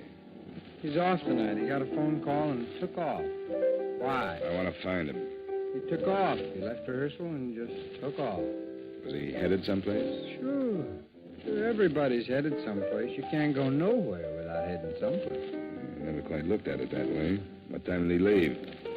About 4:30. What do you want Willie for? I got a message for him. You a cop? What makes you think so? I don't think so. I was just asking. I just thought maybe, not for sure. What? What do you mean, what? How do you feel? Oh, the end. Sometime when I got the patience, I'll tell you all about it, but don't bug me now, though. Here's 5. Come down and tell me where William Baskerville lives. I'll take the 5, but I'm staying right where I am. I like you.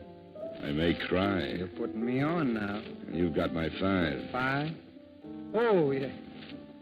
What did it buy you? An address. Crazy. I want William Baskerville. Okay, I can't make this much longer anyway. 69 East 12th Street. Thanks. Solid.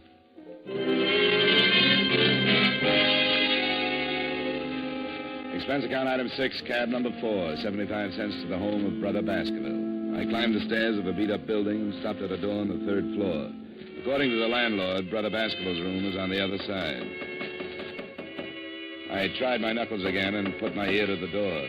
I couldn't figure it out at first. It was a strange sound, the light scraping like a rope over wood.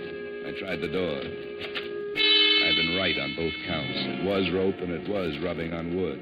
Because Brother Baskerville was making the sound effects, but he was doing it the hard way.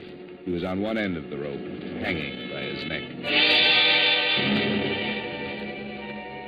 He was turning slowly like a weather vane in a soft breeze. The chair was tipped over at his feet, and there was a phone on a table. I crossed to it and was about to call Lieutenant Brenner's when I looked at the dead man again, and my stomach jumped up and kicked my mind into high gear. I walked back to him and picked up the chair. What I saw threw the suicide theory right out of the window. If he had used the chair to stand on, he would have still needed a ladder just to tie the rope to the rafters. I've seen a couple of guys that hang themselves, but never one that jumped 4 feet in the air to do it. I shoved the chair under him just to make sure. He cleared it by a good foot.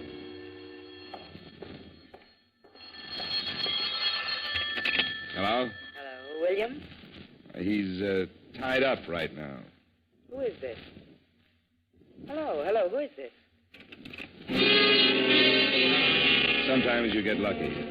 A guy would have to be congenitally deaf to Miss Virginia Carter's lovely voice. She'd been lying when she told me she didn't know where William lived, and I just have a natural aversion to lying women, especially when they're mixed up in a murder. You guessed it. Expense account item 7, cab fare, $1.55 back to Greenwich in Virginia Carter's dark room.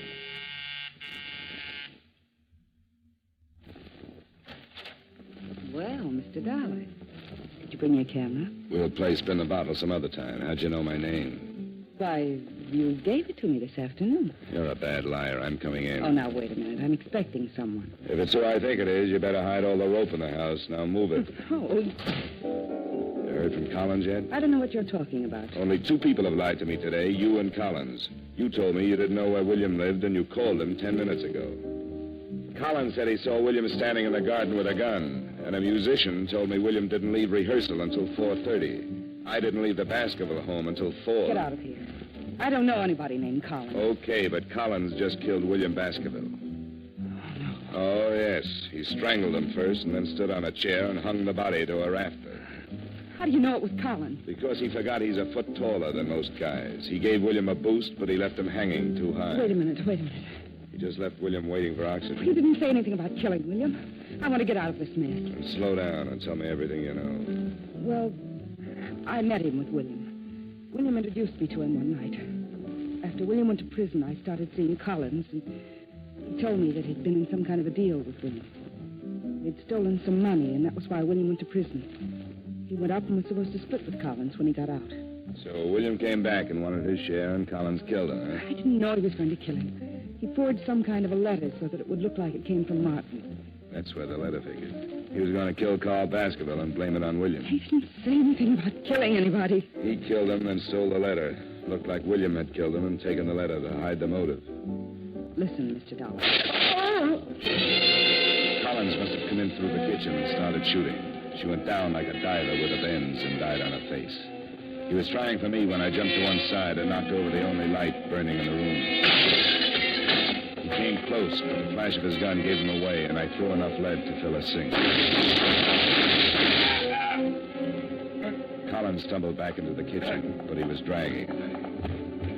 I heard him drop, and I moved in after him. The moonlight slanted down through one of the windows and splashed out on the hard floor. He was lying in it, on his back, like he wanted to get that far anyway. You'd better give it up, Collins. Forget it. No reason to kill you now. Before you close your eyes, tell me something. All right.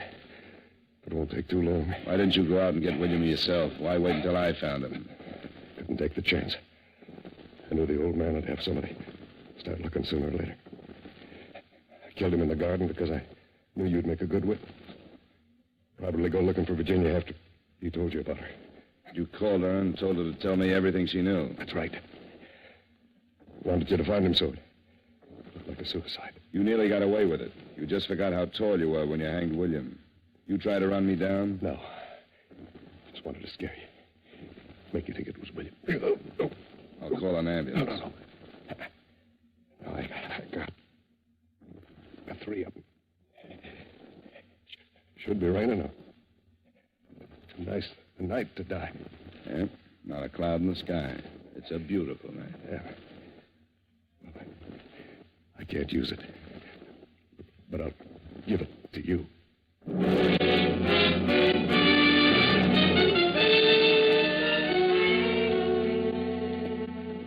I called Brenner's, and he came over with his boys and cleaned it up. Virginia, the girl with the rogues gallery, was dead, and Collins wasn't long catching up. It was pretty simple. Collins and young Baskerville had taken $100,000 from the brothers' company, and William was caught. He did 6 years, knowing that when he got out, there would be $50,000 waiting. In the meantime, Collins had his girl, and enough time to think that $100,000 was better if it wasn't split in the middle. Collins framed William with a letter and then started killing.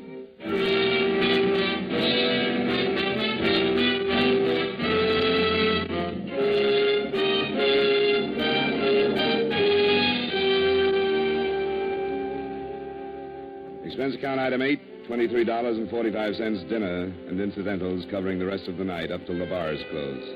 Expense account item 9, $10, a massage and steam bath. Item 10, another cab to Grand Central, 65 cents. Item 11, $38.55 train fare and incidentals back to Hartford.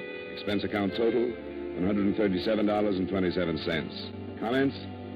Murder isn't so bad. A ride in any New York cab makes a killing look like a Sunday school taffy pull. Yours truly, Johnny Dollar.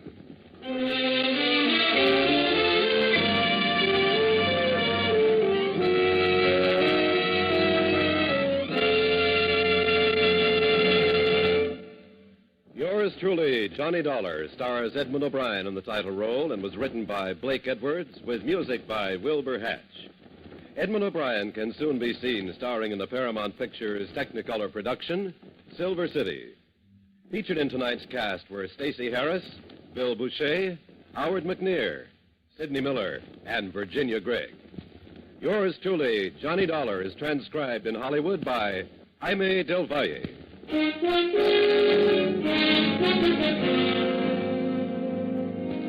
This is Dan Cumberly inviting you to join us next week at this time when Edmund O'Brien returns as... Yours truly, Johnny Dollar.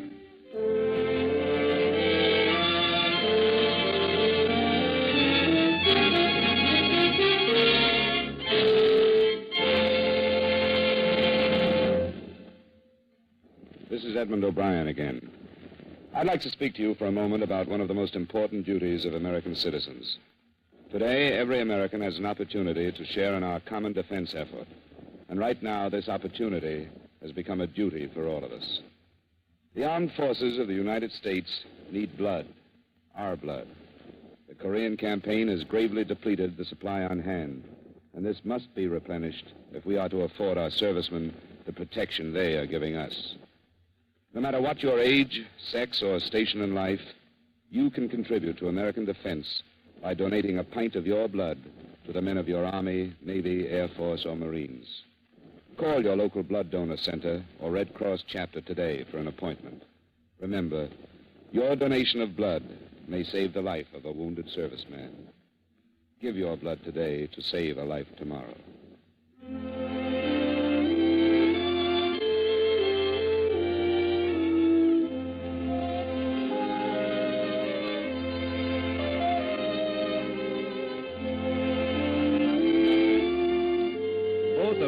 Archer's grandmothers are due to arrive in force to add complications to the already busy existence of America's favorite teenager.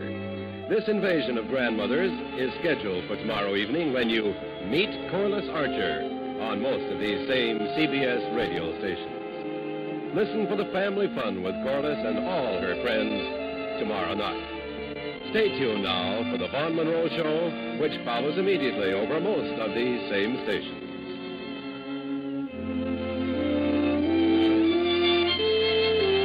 And remember, True Actions fans, never miss a case with Gangbusters Saturday night on the CBS Radio Network.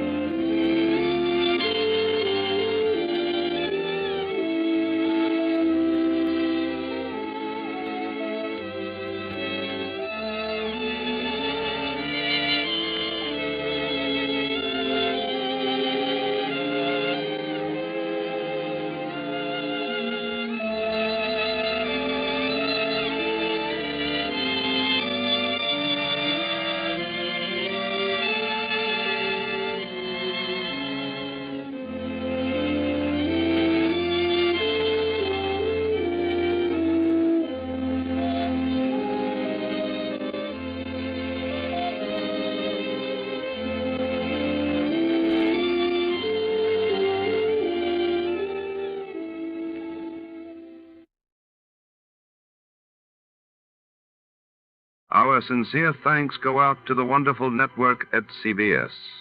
And now, dear listeners, let's put your knowledge of the airwaves to the test.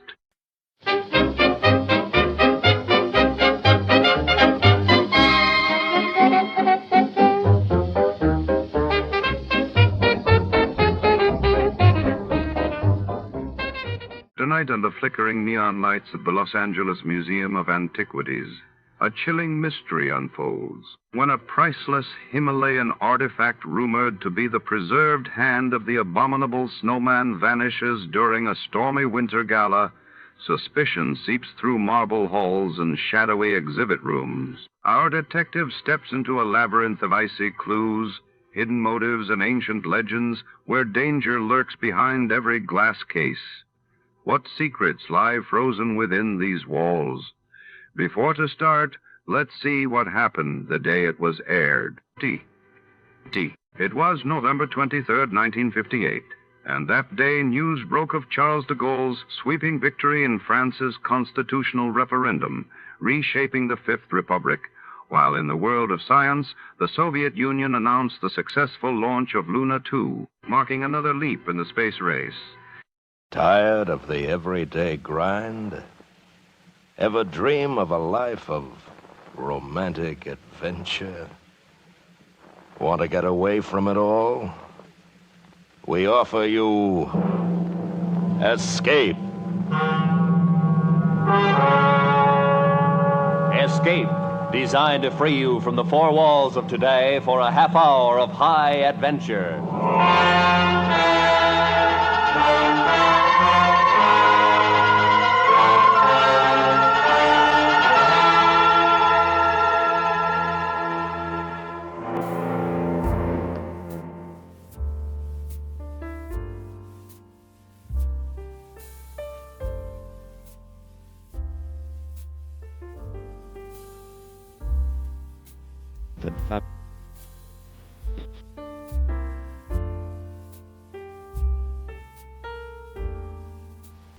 So listen now as Escape brings you Anthony Ellis's exciting story, The Abominable Snowman.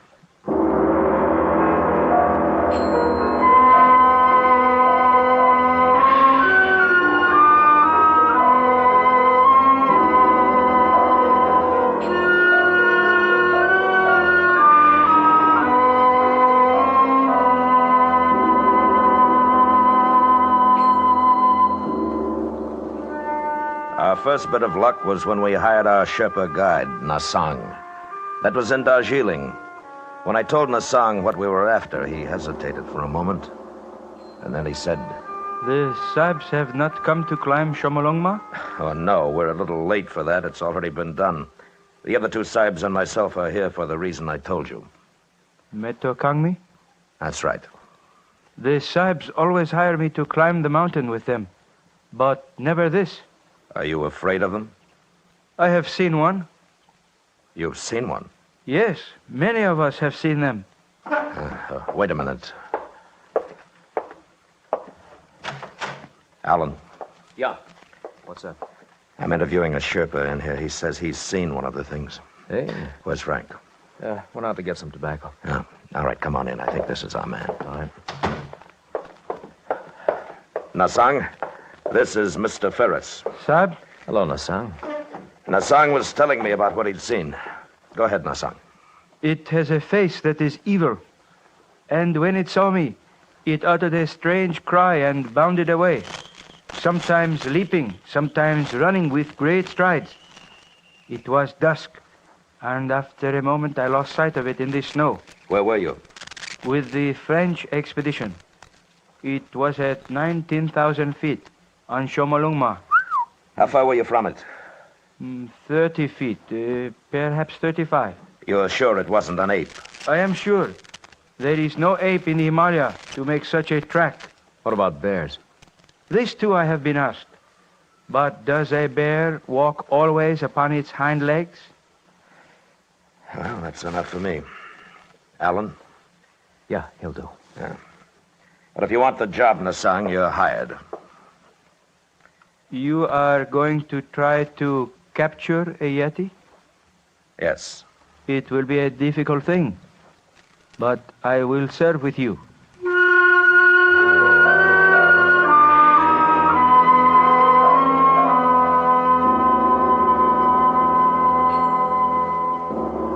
Yeti, Wild Man, Netokangmi, Abominable Snowman. That's the name the natives had for the things, and Alan Ferris, Frank Davis, and I were going to try to get one. We'd all done some climbing, but climbing was secondary here. Expeditions since the beginning of the 20th century had heard of the Abominable Snowman, observed their tracks, and one or two white men claimed to have seen them. Great ape, bear, monkey, wild men. We didn't know, but we were going to find out.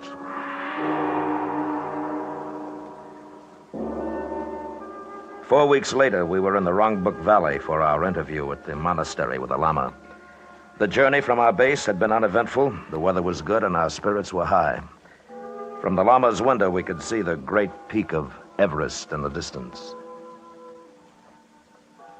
Why, gentlemen, do you desire to capture Metokangmi? Because, sir, we believe it will be an invaluable aid in our prehistoric research. That is, if these things are in any way human. And for this reason, then, you have formed the expedition? Yes. You are all familiar with climbing? Yes, we are. You would need to be. The Yeti move at high places, dangerous places, so my people tell me. Also, the monsoons are arriving in a short time. I understand that. Then do we have your permission to investigate in the valley and beyond? You have my permission. Oh, thank you. Appreciate it. There is one point, however. I must request that no wild animal or being in this valley be shot. Our religion does not allow it. We'll respect your wishes, sir. Now, may I ask you one more thing? Of course, my son. Do you believe in the existence of Metokangmi? I myself have never seen them, but I know that they live here, above the valley, on the goddess mother of the world. It is also true that at least 5, and possibly more, inhabit the upper Rongbuk and its glaciers. Thank you. Do you have porters? Our guide Nasang is hiring them now. Yeah. I trust that he meets with good fortune.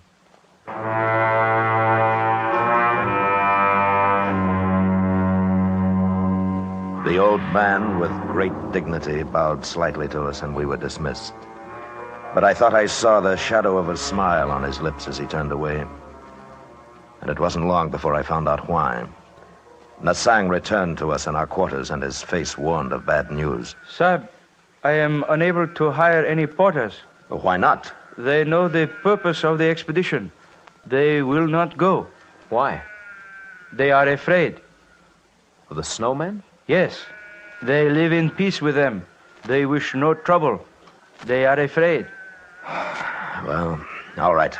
It'll be rough, but we can't waste time talking them into it. The monsoons will be coming in a couple of weeks. It's not the same as climbing Everest. We'll travel light, just the four of us, set up a base and start hunting. All right with you fellas? Yeah, sure. Nasang? I will go with you. I am not afraid. Good. Well, let's take a look at the map. Now, we'll each carry a capacity load. We should be able to make this point below the glacier in 2 days. That's 16,000 feet. And if our abominable snowmen are in the vicinity, we've got 2 weeks to find them. When do we start? Tomorrow. Good. Well, that's it. Paul? Yes, Frank? One thing. What do the natives mean when they say they don't want any trouble with the things? Superstition, probably. Oh, no, Sahib. It is not superstition. It is because the Yeti are cannibals. That is why the porters are afraid.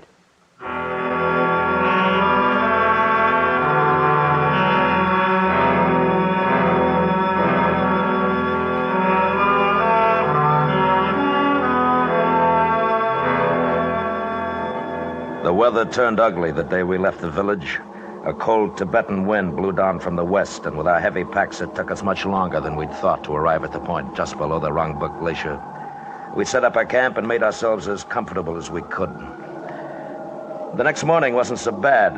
There was a heavy overcast, a promise of snow, and the peak of Everest looming over us was shrouded in clouds.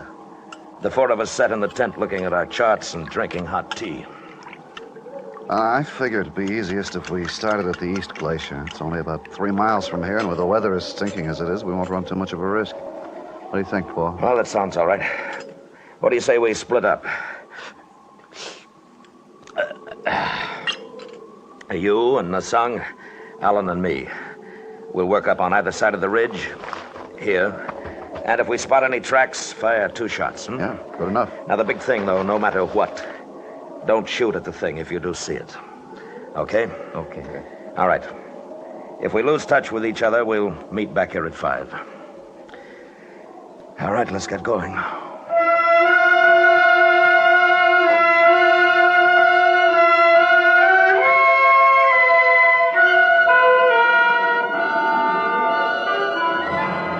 We'd left the base at 6 that morning, and the going was rough. Alan was pretty well shot by the time we got to the 17,000-foot mark. He was having a tough time breathing, and the wind had come up again. And with it, a fine, powdery snow that blinded and choked us.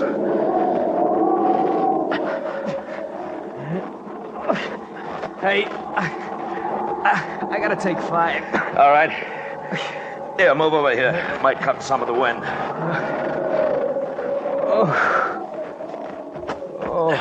Oh, that's better.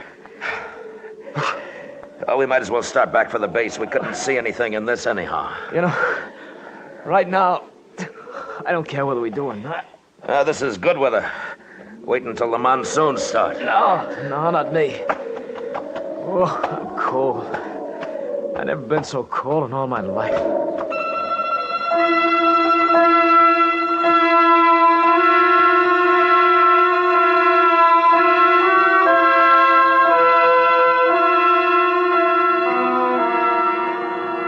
We stayed in the half shelter of an overhang for 10 minutes, and the wind was quieter and the snow had let up. I noticed that the tracks we'd made coming into the shelter were gone now, but we didn't have any worry finding our way back. I figured that Frank and Nasang had met pretty much the same thing on their side of the ridge, and we'd meet them at the base. So Alan and I picked ourselves up and started off. Boy, I thought I was in pretty good shape, but up here, boy, I'm nothing. Paul, I'm tired again. We'll just take it easy going down. You haven't got frostbite, have you? No, not yet, but What? To the left there. Yeah. They're not our tracks, are they? Not unless you took your boots off on the way up. Must have just passed by. It must have seen us. Yeah. Come on. We were looking at a set of tracks newly made in the fresh snow. And they'd passed so close to our shoulder that the thing must have known we were there.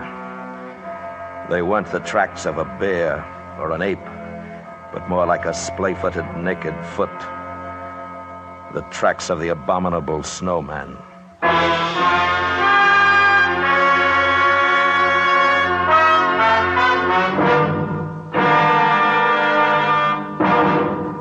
We will return to Escape in just a moment, but first, 30 million school children make their way back to class this year. There are just 10 million too many for existing school facilities. Contact Better Schools, 2 West 45th Street, New York 19, for information on ending this menace to America's educational standards.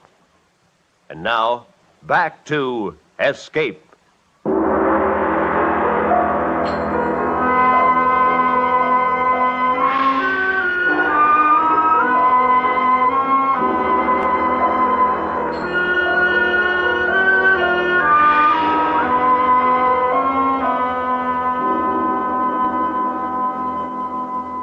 We began to follow the tracks, and for a while, perhaps 150 yards, it was easy. And then the thing made a leftward traverse down a deep slope. We could see the prints clearly, angling with a sidestep, as sure-footed as a mountain goat, except that it was walking on 2 legs. This way, Paul. Take it easy, Alec. It's getting steeper. Boy, that thing sure can climb. Hold up. Alec. I think Hold it! And he dropped out of sight over the lip of the crevasse. We weren't roped together. I got as close as I dared to the edge. The loose snow crumbled away from my outstretched body. And I looked down into the blue-black darkness below, falling away into nothingness. He was gone. Finished. All I could think of was the noise he'd made when he went over. Surprised, angry, then silence. The crevasse might have been 500 feet, or 5,000. Snow started to fall again. Big flakes this time and wet. I stood up, and across the gap 20 feet away, I saw the tracks of the thing, continuing on and away until they became lost in the blank whiteness of the glacier. It had jumped and landed still upright on the opposite side. I went back to the base. And an hour later, Frank and Nassang returned. I told them. And we were quiet for a long time. Then... Paul, are we going out again tomorrow? Why not? I just wanted to. We should go back. It is an omen. I tell you, he was going too fast. He didn't have a chance to see the crevasse. That's not an omen, it's bad sense. Metokangmi cannot be caught. We'll catch him. But there are only 3 of us. If we had a few more men... I tell you, the thing was so close that if we'd looked up at the right time, we'd have seen it. You think I'm going to give up now? Next time we'll get it. There was no chance to get Alan out, huh? No. You think if we went back... Listen, you think I don't want to? He's gone. I tried, but he's gone. Okay. Oh, okay. Wish that wind had let up. Maybe by morning. We'll try again tomorrow.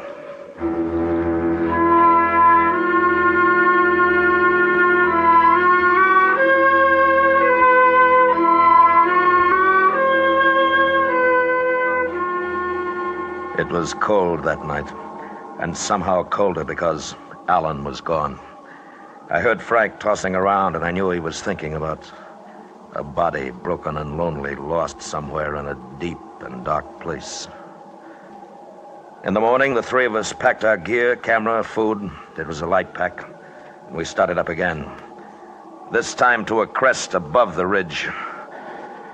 It was tougher than it looked, and we weren't even halfway up before we had to rest. And as I looked to the west, I saw clouds boiling up. Not white, but somber, threatening.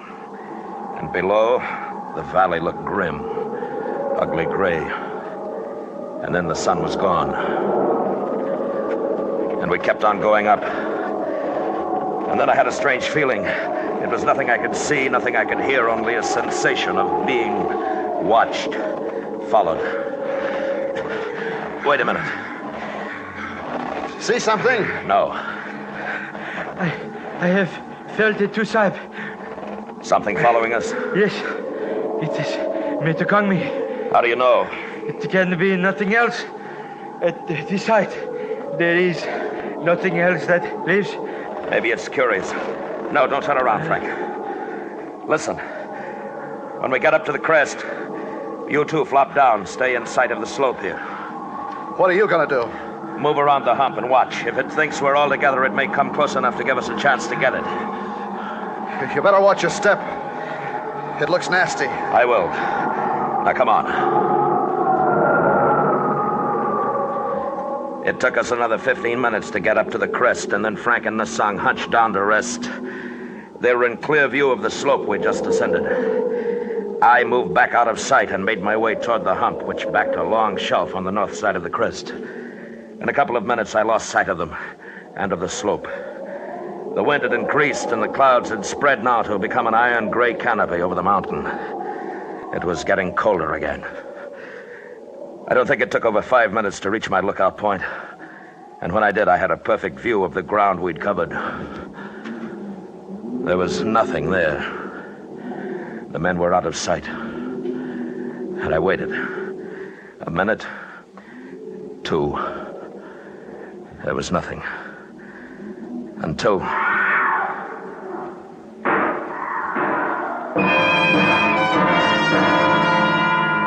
It came, carried on the wind, a cry and then shots. I scrambled back to where I'd left them. And when I got there, Frank was lying on his back. And I couldn't look at what was left of his face. There were terrible deep rents in his clothing, and he was dead. Nasang lay huddled a few feet beyond, a gun in his hand. Sahib. What is it? What? Metokangmi. It came from behind us. Came from behind us. Before I could draw the gun, it killed, and it sprang at me. It is strong, Sahib, with the strength of 10 men. All right, can you sit up? My leg, it struck at me, my leg broken. I shot at it, but I missed. It jumped away and was gone. Okay. We'll have to figure out a way to get you down. We were 4 hours from camp, and with Nasang practically helpless, it could well be 4 days or never. I buried Frank where he was lying, then began to work down the slope. Nasang was in great pain. He half slid and crawled as best he could.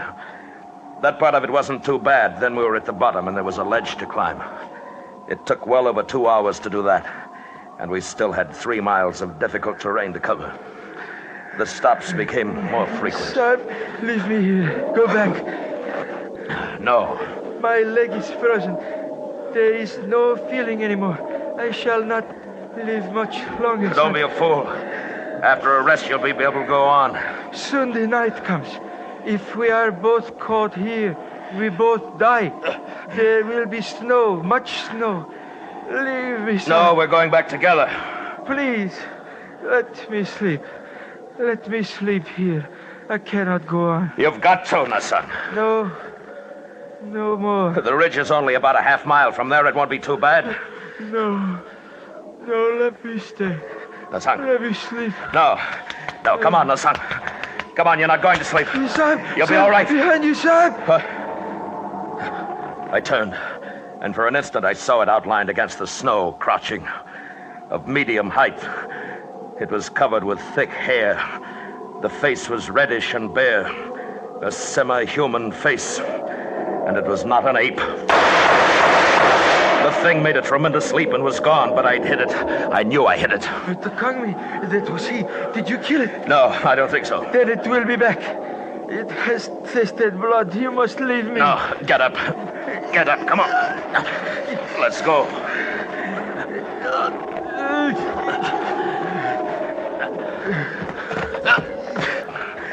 The song. I'm very sorry, sir. Will you ask the Lama to make a prayer for me? Sure. Sure I will, Nasang, but... Give my pay to my wife in Darjeeling. I'm sorry, Sahib. I die. Nasang? Nasang?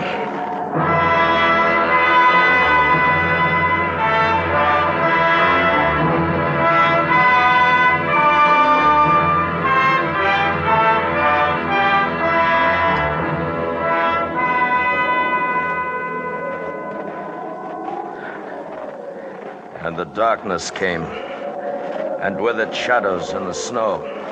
Every hillock, mound became the thing, motionless, waiting. In my mind, I kept seeing it, its long arms, powerful, and the dreadful claws it must have possessed. I carried my gun in my gloved hand, but I knew that I couldn't fire it unless I was barehanded. And that meant my hand would freeze to the gun. And then suddenly I felt myself slipping.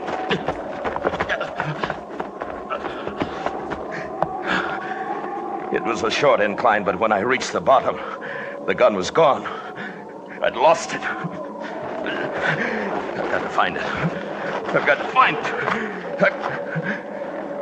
And I saw a glint of metal in the snow 10 feet away. And at the same time, above me at the top of the bank, the thing. It stood swaying a little, looking down at me. I moved slowly, inched my way toward the gun. And as I drew closer, I kept my eyes looking up. But it didn't move, only stared down at me. And I thought I saw its little eyes glittering. And I thought, if the gun's frozen now, if it's frozen, it doesn't fire. And I was nearer to it, near enough to take off my glove. But that moment in which I'd have to bend to pick it up, that's when it would leap down at me, tear my throat out, tear, and... I had the gun, and I pulled the trigger.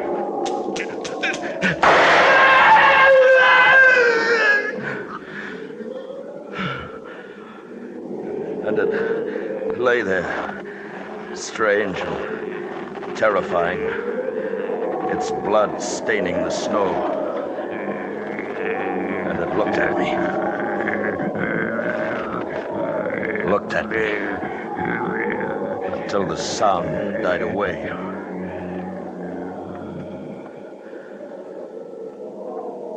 It was dead, but the eyes kept on staring. It must have been the shots that loosened the snow and ice on the ridge above. I heard the sound, and I ran.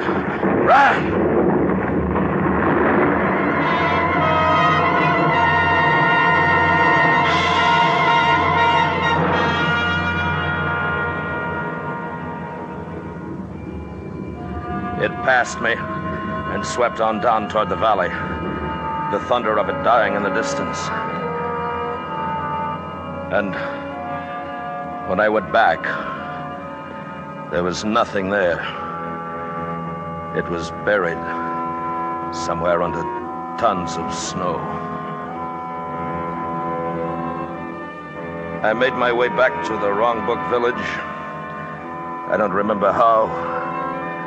I didn't remember anything for 2 weeks after. But I'm alive. And I'm not going back there again. That's all I know. Or want to know about the Abominable Snowman.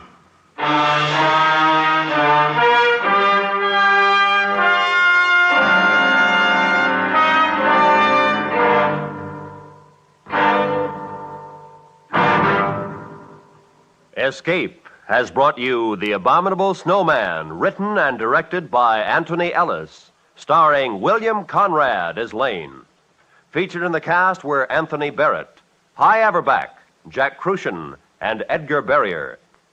The special music for Escape was composed and conducted by Leith Stevens. Next week. You are a passenger aboard a submarine making its last peaceful voyage across the sea. While unknown to you, the captain has a plan, which, if it succeeds, will mean for you and the entire crew a fate from which there can be no escape. So listen next week, when Escape will bring you Marion Mosner and Francis Rosenwald's exciting story, The Log.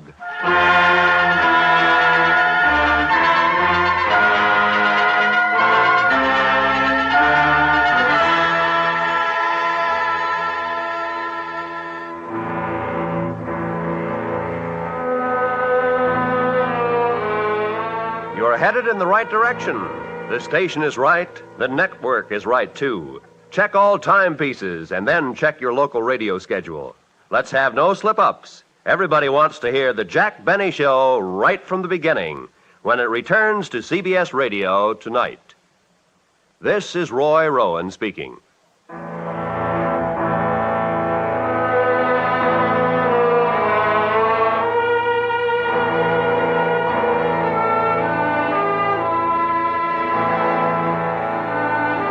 This is the CBS Radio Network.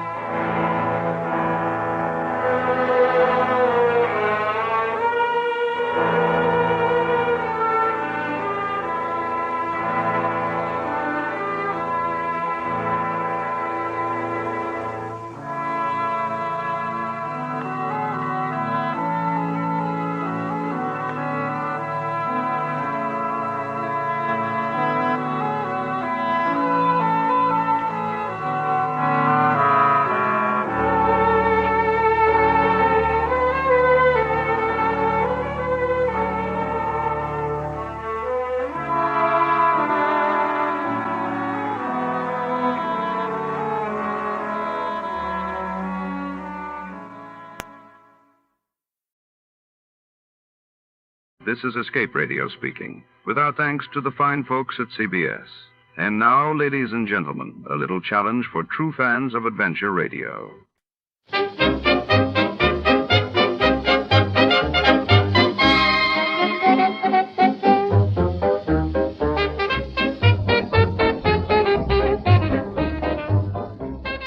Tonight, in the shadow-drenched city, a mysterious love letter stirs up more than just passion.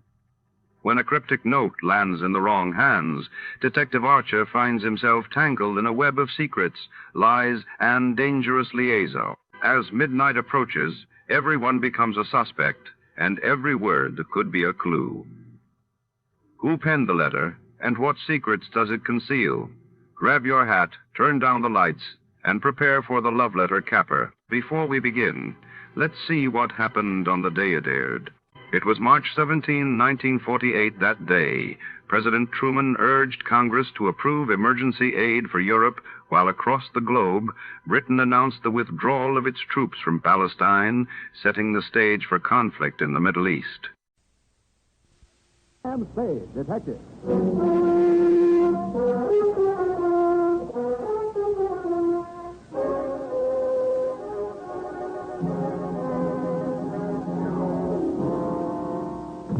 Since the world began, woman was meant for man. I must say, this is the sort of honeymoon I've seen. After you've been keeping something from me. Oh, I wouldn't blame myself if I did. It didn't exactly telegraph this part. Come on in, Angel, and I'll tell you as much about it as I think you should know. And what, may I ask, is a large parcel with a pink ribbon around it? Love letters, what else? Well, I must say, for a whirlpool romance. Whirlpool? I mean, writing all those letters. When did you find time to get acquainted? Stop pulling at that blouse. What's the matter? Does it itch? Now that your marital status is no longer quo, well, Sam, these little routines will marry you. Don't you think we should be a little more stilted with each other, yeah? In the hereafter? Then, perhaps, and not a minute before.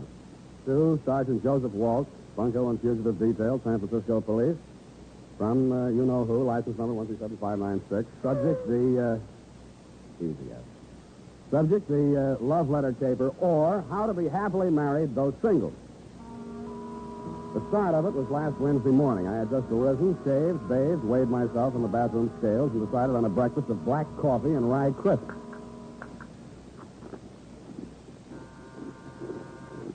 Noisy stuff. Oh. Special delivery. Sign here. Oh, now hold this, will you, Sonny? What do you call this? Some kind of Italian soda crackers? Rye crisp, low in calories. Take a bite. Oh, you could no, lose a pound or two yourself. There you are. Eat the change. Thanks. I'll smoke it after dinner.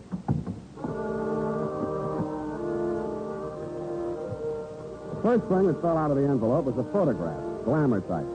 It was inscribed, to Sam, body and soul, Ella. The letter was in the same tone of voice. Sam. Oh, Sam, my darling. Last night was so beautiful, but now my arms are empty and I'm filled with strange fears for the future. Unless I see you soon, I don't know how I can go on living. Come to me tonight, my darling. Wait until the house is dark. Then slip in through the west gate and I'll meet you beside the fountain. If you fail me, I don't know what I'll do. But I know you won't. All my love, forever. Ella.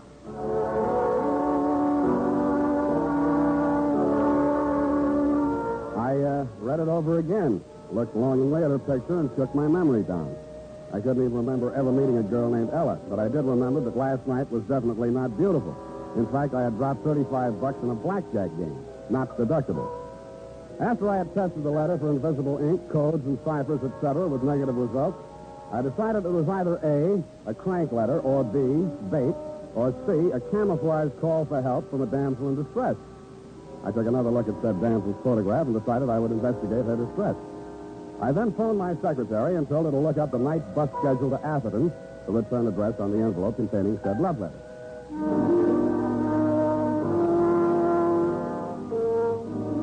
It was around 11 in the p.m., and the moon was just clearing the treetops behind the Comstock mansion when I slipped in at the west gate for the instructions in Ella's love letter and took a plant beside the aforementioned fountain.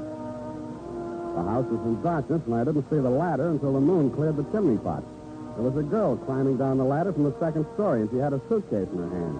When she reached the ground, she looked around anxiously, spotted me, and flew into my arms. Sam! Oh, Sam, my darling, you didn't fail me. Oh, my precious, hold me, never let me go. I love you. I love you, too, but now I'll look. explain it all later. We'll have to hurry. I think you suspected something. Who suspected Please, what? there isn't time. Come on.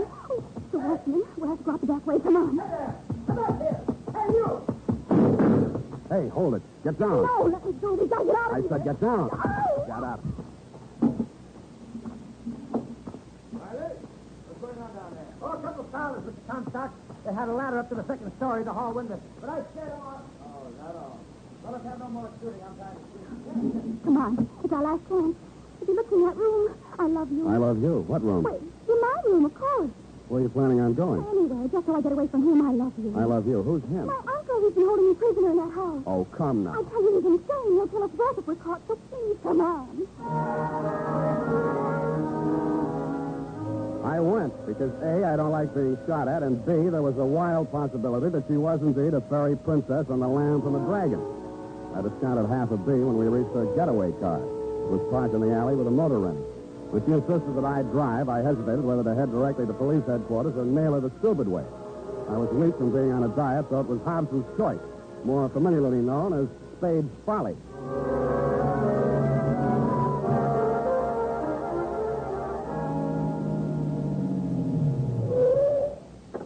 What is this place? It's where I live. You wouldn't lie to me. Not about that. Look at the address. Your love letter arrived here. Come on. Here, let me carry your bag. No, it's all right. I'll carry it.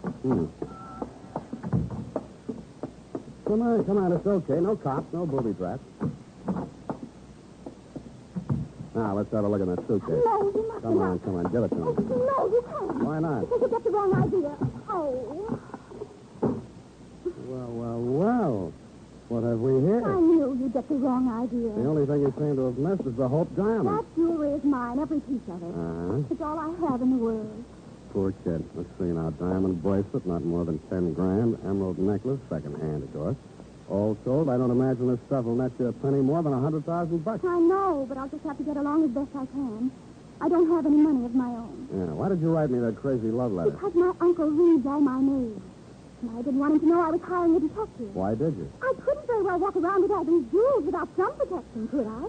Oh, my uncle, he followed me here. Suppose it's the cop. Oh, no, it's he. I know it. Where can I hide? In here? Don't you have a bedroom? Yeah, but it has a window and a fire escape in here. Go on. Go on, go on. Spade? Yeah. I suppose she's told you about me. You or Uncle? Oh, good heavens, no. I'm Stuart Mason. I'm her fiancé. Or was, till she ran away with you.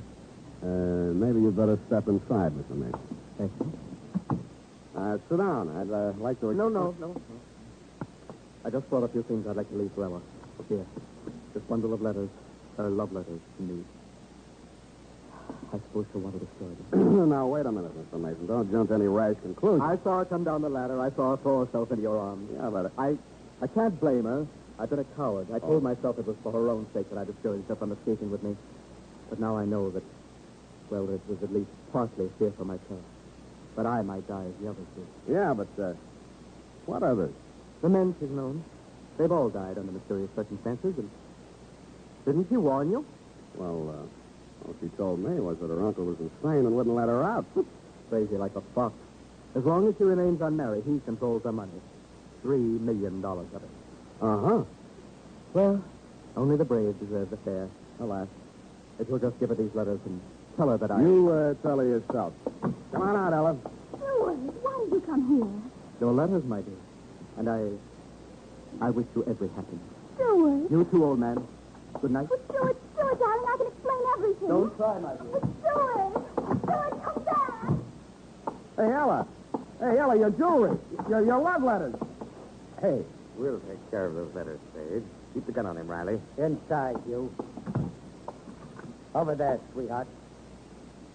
What do you want? Mr. Spade, I've been aware for some time that you've been carrying on a surreptitious love affair with my niece. Look, Mr. What's Comstock. him, Riley? Don't worry, Mr. Comstock. I advise you against trying to jump him, Spade. Why should I? You're both nuts, but not crazy enough to take a shot at me here. Try me and see. I wouldn't waste the energy. I haven't made a penny on this caper so far, and it doesn't look like I will. Ha! Not a penny, he says. The king's ransom and jewels extorted from a foolish, lovesick girl. Oh, how did I manage that? Don't you play the innocent with me. This packet of love letters will satisfy the police. Blackmail. You're crazy. Those letters weren't written to me. You deny that Ella has ever written your letter? One too many. In fact, one. Well, how do you explain these? Darling Sam. Sam, my dearest one. What? Sam, my great, big, beautiful detective. Dated last October. Hey, let me see those Watch it. things. I told you not to move. Yeah, so you did. Well, what now? Very well. Give me the police department. Yes, it is. Hello? This is Hugo Comstock. I want to make a complaint. Blackmail. Oh. Hello. I want to... Yes, Sergeant. The name is Hugo Comstock, and I'm making this complaint on the behalf of my niece, Miss Ella Comstock. The name of the offender is Samuel Spade, a private detective. Huh? Well, of course I'm sure. Yes, I'm holding him at his apartment now. The address is... Oh, you have it. Well, I'm not surprised. You better hurry over here, right away. He's threatening violence. You really think you can make that stick? Mr. Spade, I'm sure I can.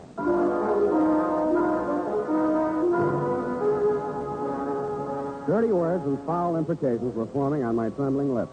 But he had letters from his niece to one Sam, a great, big, beautiful detective. And I had the jewels, and before the night was over, Sergeant Walsh, you had me. Booked, bothered, and bewildered.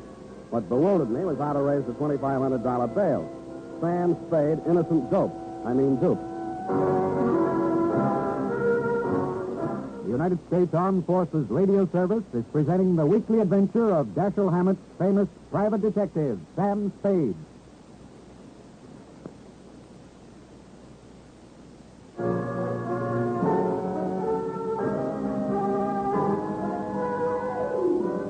Up the times to my breakfast of rude prison fare. They didn't serve any rye crisp, but what they did serve was even less fattening. I thrust my emaciated arms through the bars of my cell and clawed at the lapels of a passing bondsman and begged him for succor. He says I didn't need any because I was it. I hurled him aside and sat down to think. About then, you, Sergeant Walsh, hove to in front of my cell. Okay, Sam, get moving. You're free. Gee, thanks. Who stood my bail? Great kidder, aren't you? Sergeant, am I to understand that the charges have been dropped? Get out of here. All right, I know when I'm not wanted. Mine not the reason why. And don't come back.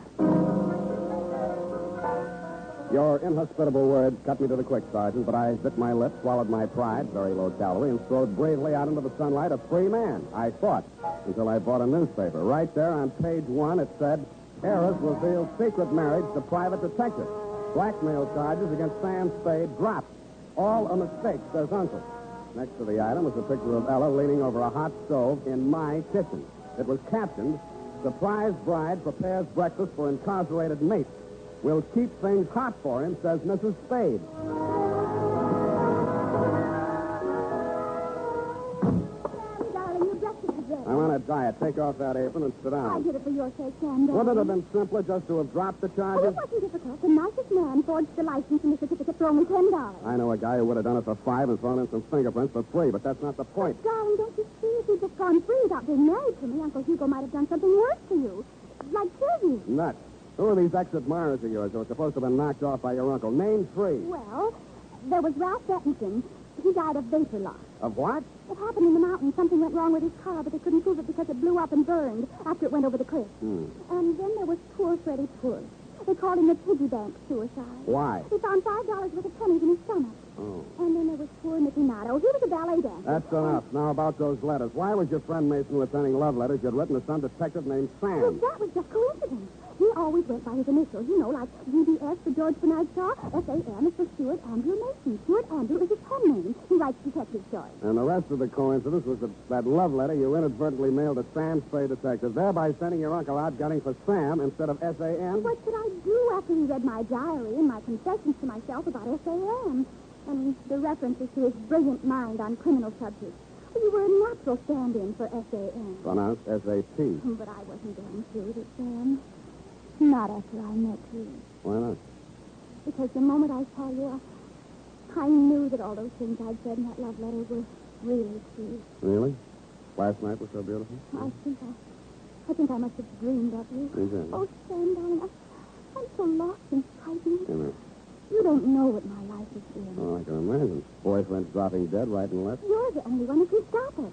If Uncle Hugo thinks we're really married and he can't use my money anymore, then he'll stop having accidents happen to people. Won't you please be my husband, Sam? Is that so much to ask after what I did to you? Yeah. Go on. You spring me out of that blackmail frame so I can help you compound a felony. But, Sam, what am I going to do? You forge the marriage, go forge a divorce. Where are you going? Back to jail. I'll see you there.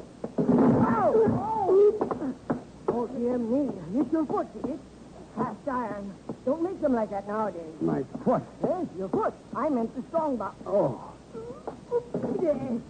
Coming in or going out? I think I'll sit down for a minute. Oh, Sam, you poor dear boy.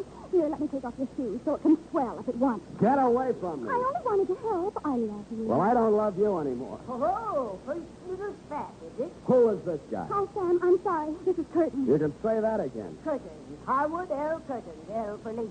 Attorney at law. I represent the estate of the late Gertrude Comstock, Ella's mother. You, Mr. Spade, have married into, shall we say, money. Look, Curtis, it's time to raise the blinds on a couple of things. In the first place... Please. As you know, Ella, your grandfather, the late Commodore Ezra Comstock, left his fortune to be divided equally between his legitimate heirs, that is, your mother and your Uncle Hugo. Upon your mother's death, the residue of her part of the estate was left to be administered by your Uncle Hugo as he saw fit until your marriage, at which time it should go to you. Well, where is it? Yeah. All in good legal time. First, here is this old strong box. Strong box. Containing family mementos handed down to you from your grandmother. It was your mother's wish that this be delivered into your hands upon this auspicious occasion. Here is the key, in addition to which I leave with you both my best wishes for your future happiness. Good day. Mr. Spade, I shall forward along to you the statement of my fees for services in this case. Wait a minute. Who's paying my fee? No more questions, please. Good day. Well, I guess we might as well open it.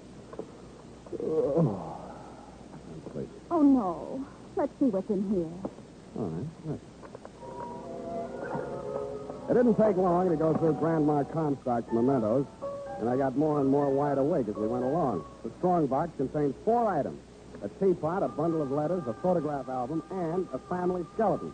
The letters were love letters from one Elmo Pinckney. There was a tin type that said Pinckney in the album. He was a dead ringer for Uncle Hugo, which might have been a coincidence, but wasn't.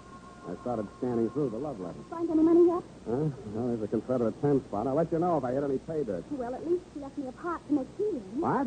But if there wasn't any money, why wouldn't Uncle Hugo let me get married? Now, look, why don't you go and wash out that pot and make some tea, huh? Probably leaked. Oh, something in it. Hmm? No money.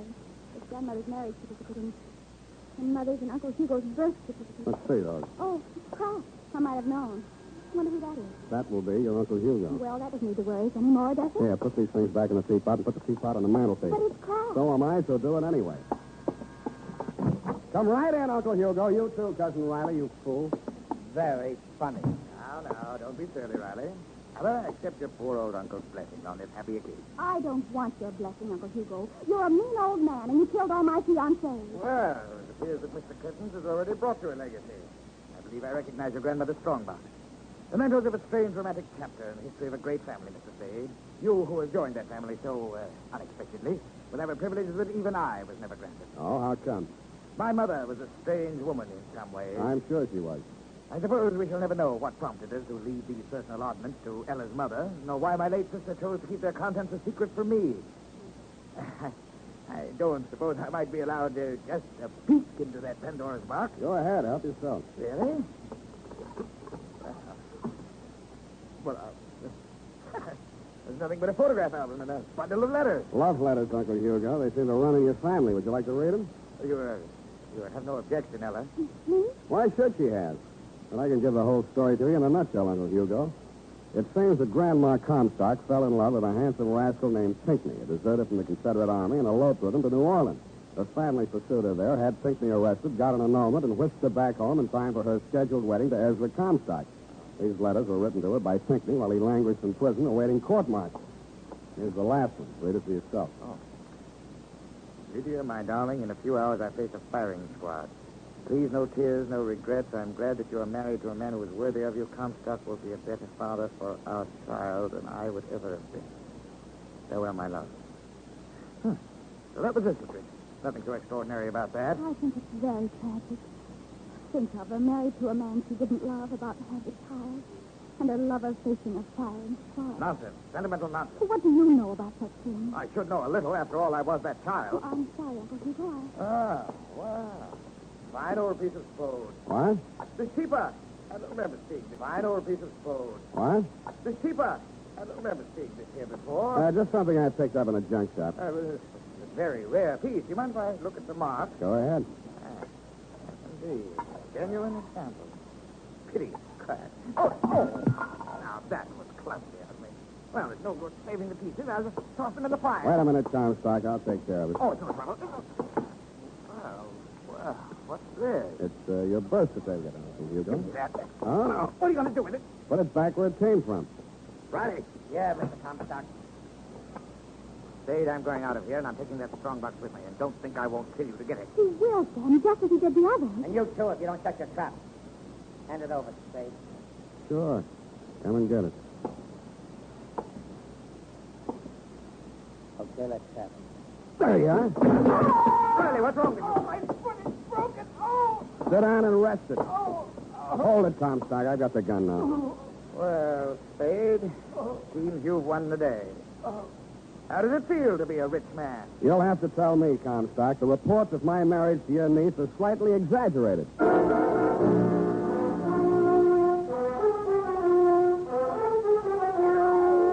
And that's about it, Sergeant. I'm sorry I can't furnish you with the forged papers Ella used to back up that phony story of her marriage to me. A fire broke out in the wastebasket, and I accidentally dropped them into it. As for Comstock and his gunkel Riley, I will gladly press charges against them on the blackmail frame until homicide decides whether there's a case against him on the mysterious deaths of Ella's previous fiancé. Period. End of report. But, Sam, why? Why, what, Ed? If you want that old crack teapot. Well, because Grandmother's love letters plus the documents on that teapot prove that Hugo was not a Comstock, but a Pinckney, and hence not entitled to one red penny of the Comstock fortune, which was left, if you recall, to Grandpa's legitimate heir. Well, who was? And entitled, I mean. Ella, but if she never married, she'd never find out, But you she see. doesn't deserve it. Hmm? After making a pigeon out of you the way she did. I agree, sweetheart, but how else could she afford to pay my fee? Well, I certainly hope you so. I fully intend to. Go type that up while I falsify an expense account.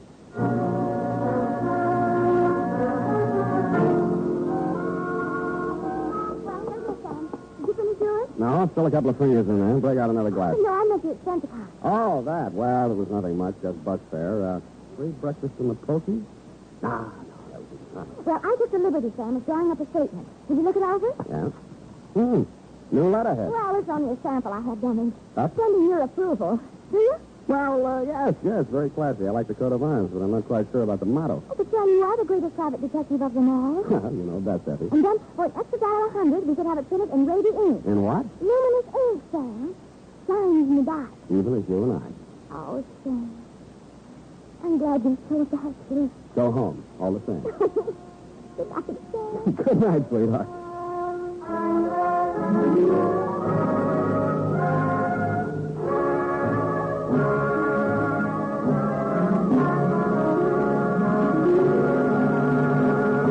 The Adventures of Sam Spade, Dashiell Hammett's famous private detective, are produced and directed by William Steer. Sam Spade is played by Howard Duff.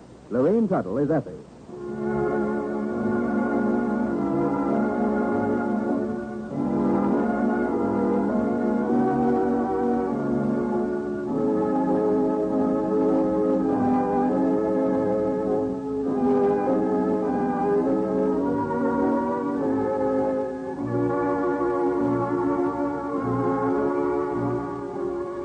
The Adventures of Sam Spade, Private Detective, is a presentation of the United States Armed Forces Radio Service, the voice of information and education.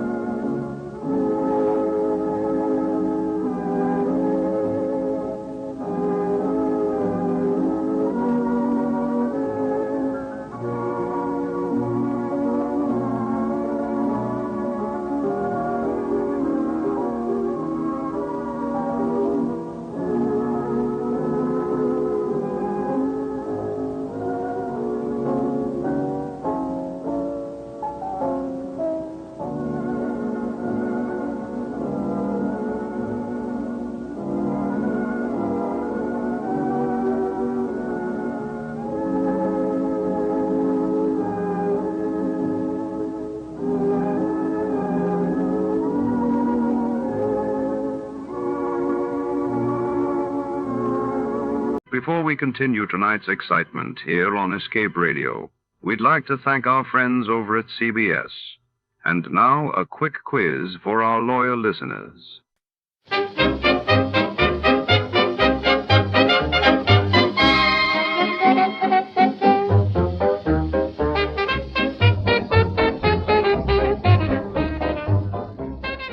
Tonight, in the shadowy corridors of Dr. Merrow's isolated underground laboratory, a chilling scientific mystery unravels.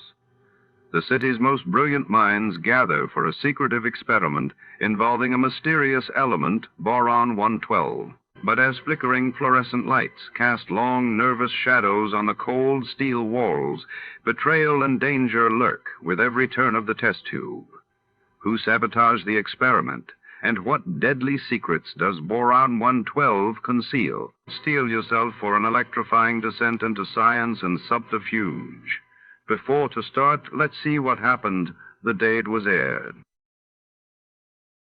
It was November 14, 1952, and that day the world watched as the United States completed the first successful hydrogen bomb test in the Pacific. While across the Atlantic, Britain's King George VI's health crisis sent shockwaves to the royal family and the nation. Johnny Dollar. To read, Johnny. It's Lloyd's of England. George, every time I hear your voice on the phone, I shudder. Well, I guess I have asked you to handle some rather out-of-the-ordinary matters for us. George, they have been so wild, crazy, impossible, I sometimes wonder if you ever issue a normal-type policy. Well, it's a very normal-type policy that I'm concerned about now, Johnny. It's the insured himself who has me worried. Okay, tell me all. His name is Joseph, spelled with an F. Joseph Hentler. He's an inventor, among other things. His invention is what we've insured. It's a device, I guess you'd call it, for making some kind of boron-based compound. Boron-based? The sort of thing the government is vitally interested in for its airplane and rocket fuels. Oh? No kidding. I think you'd better run over here and let me tell you about it. Can you? Right away? When you put it that way, George, yeah, I think I'd better. I'm on my way.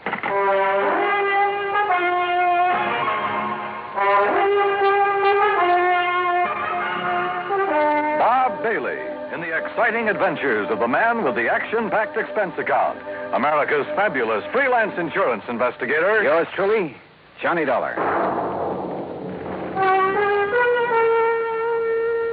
And now, Act One of yours truly, Johnny Dollar.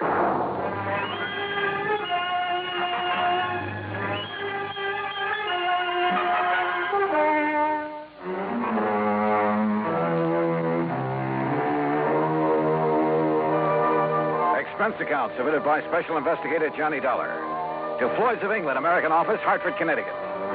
Following is an account of expenses incurred during my investigation of the Boron 112 matter.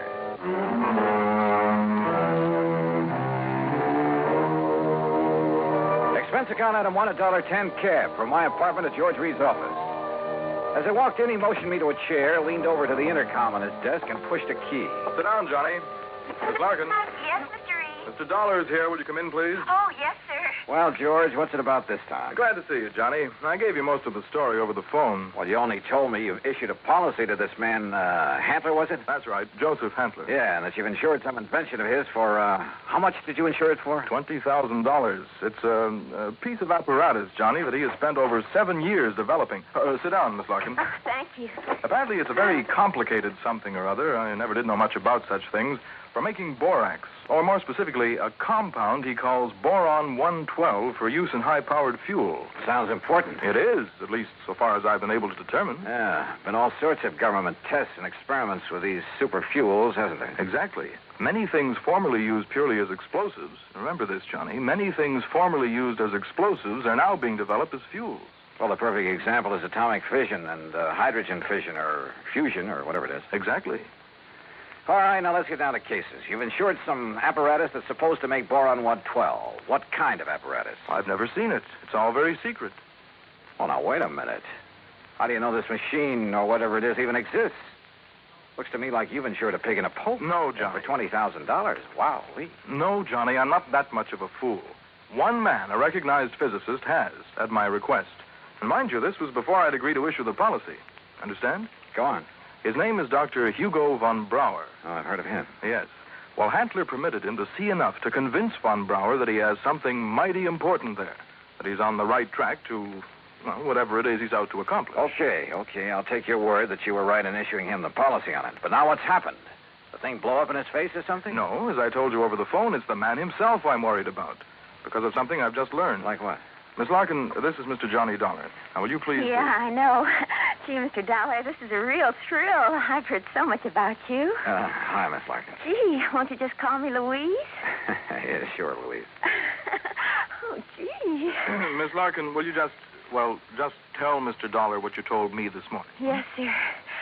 Oh, gee. Well, it was like this, Mr. Dollar. A couple of years ago, well, you know, when I was just a kid, not very mature, you know what I mean? Oh, sure. Go on. Well, some of the kids I traveled around with, some of them were awful immature, compared to me, that is. Miss Larkin. Well, a couple of them had some pretty funny ideas about the government, things like that. You know what I mean? I'm afraid I don't. Well, like, they used to think they were very smart attending a lot of secret meetings. The kind the FBI likes to keep tabs on. Now, you know what I mean? Go on, Miss Larkin. Well, anyhow, this one night, we didn't take all their talk very serious, mind you, and that's the truth. We didn't think there was anything in it, just a lot of talk. Will you please get to the point? I am, Mr. Reed. Well, anyhow, Charlie and me, that was my boyfriend, Charlie White. At least one of my boyfriends. I always have a lot of them, you know what I mean? Yes. Well, go on, please. Well, Charlie and me, we said, sure, we'll attend one of your meetings. You know, just for laughs, you know what I mean? And what kind of a meeting was it? Oh, it was terrible. It was awful, Mr. Dollar. A bunch of people I never saw before making speeches. Yeah. Down with the government, start the revolution, you know, that sort of thing. Oh, we got out of there in a hurry, believe you me. I'm sure. And we were pretty lucky, too, because the police or the FBI or somebody came in after and busted the whole thing up. Hey, maybe you read about it. That's all very interesting, Louise, but just what... Yes, Miss Larkin, get to the point. All right. Well, just this morning, when I was filing the office copy of this insurance policy and I saw the name on it, oh, gee, Mr. Dollar, it hit me like a... Well, do you know what? What? That name, Joseph Hantler. Oh. It was the same as one of the fellas, an older guy that me and Charlie had seen at that meeting. Now, what do you think of that? $20,000 on a highly secret device. Yes. That might be to produce some kind of explosive. Exactly, instead of a simple fuel additive.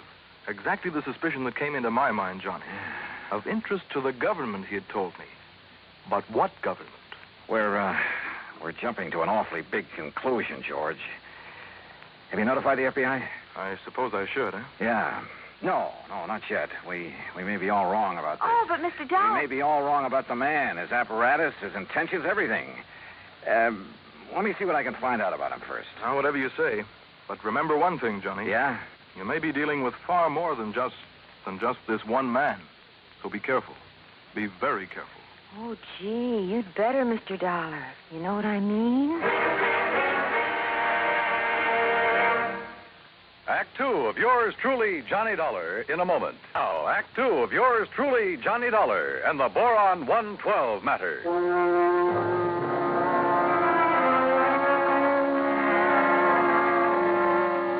Louise Larkin, secretary to George Reed at Floyd's of England, was certain she would recognize Joseph Hantler, the inventor who had ensured a secret process for making Boron 112. If, that is, he were the same Joseph Hantler she'd met at one time at a meeting of a subversive group.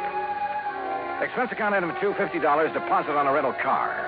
In it, Louise and I crossed the Connecticut River to East Hartford, went south to Hockenham on Route 2, then south and east on a seldom used gravel road that took us a few miles to the edge of a stream called the Salmon Branch. There in a little grove of trees, we found a windowless concrete block building, the so-called laboratory of Joseph Hantler. Gee, those directions Mr. Reed gave us were pretty good, weren't they? Yeah. Hantler certainly picked himself an isolated spot. Come on. Boy, this is exciting, isn't it? Now, just remember what I told you. If this is the man you met at that party line meeting, don't appear to recognize him. Just give me a slight nod to say yes or no. Yeah, but what if he recognizes me? Yeah, we'll cross that bridge when we get... Stop! Stop right where you are! Do you not see the signs on the fence? Keep out! Keep out! Yeah, Johnny, it's him. You're sure? Yeah, gee. Where did you hear me? I'd like to talk with you, Mr. Hantler. It is Dr. Hantler. Who are you? My name is Dollar, insurance investigator. And who is this woman? Just a friend of mine. So, what do you want with me? Well, I want to see the machine, the apparatus that Floyd's of England has insured for you. No, you may not. I'm engaged in highly secret work here. Work that is worthy only of my own great talents as a physicist, chemist, and inventor. Work for the government. Yeah? What government? What are you talking about? The United States government, of course. Suppose you let me see whatever contract you may have with them. I let you see nothing. I have no contract. Oh? And I do not have any patent on my converter. And why? Because either one would reveal the secret of this amazing device before I can turn it over to the government of this fine and glorious country. Yeah, sure. So that is also why I will not permit either you or anyone else to see inside of my laboratory. So leave. Immediately. Go, get out of here. Dr. Hantler, if you'll just let us... No. Do you understand me now? Mr. Dollar. Oh, hey, now, wait a minute. What's that thing for? You are trespassing on my private property. If I shoot you, I am within my rights.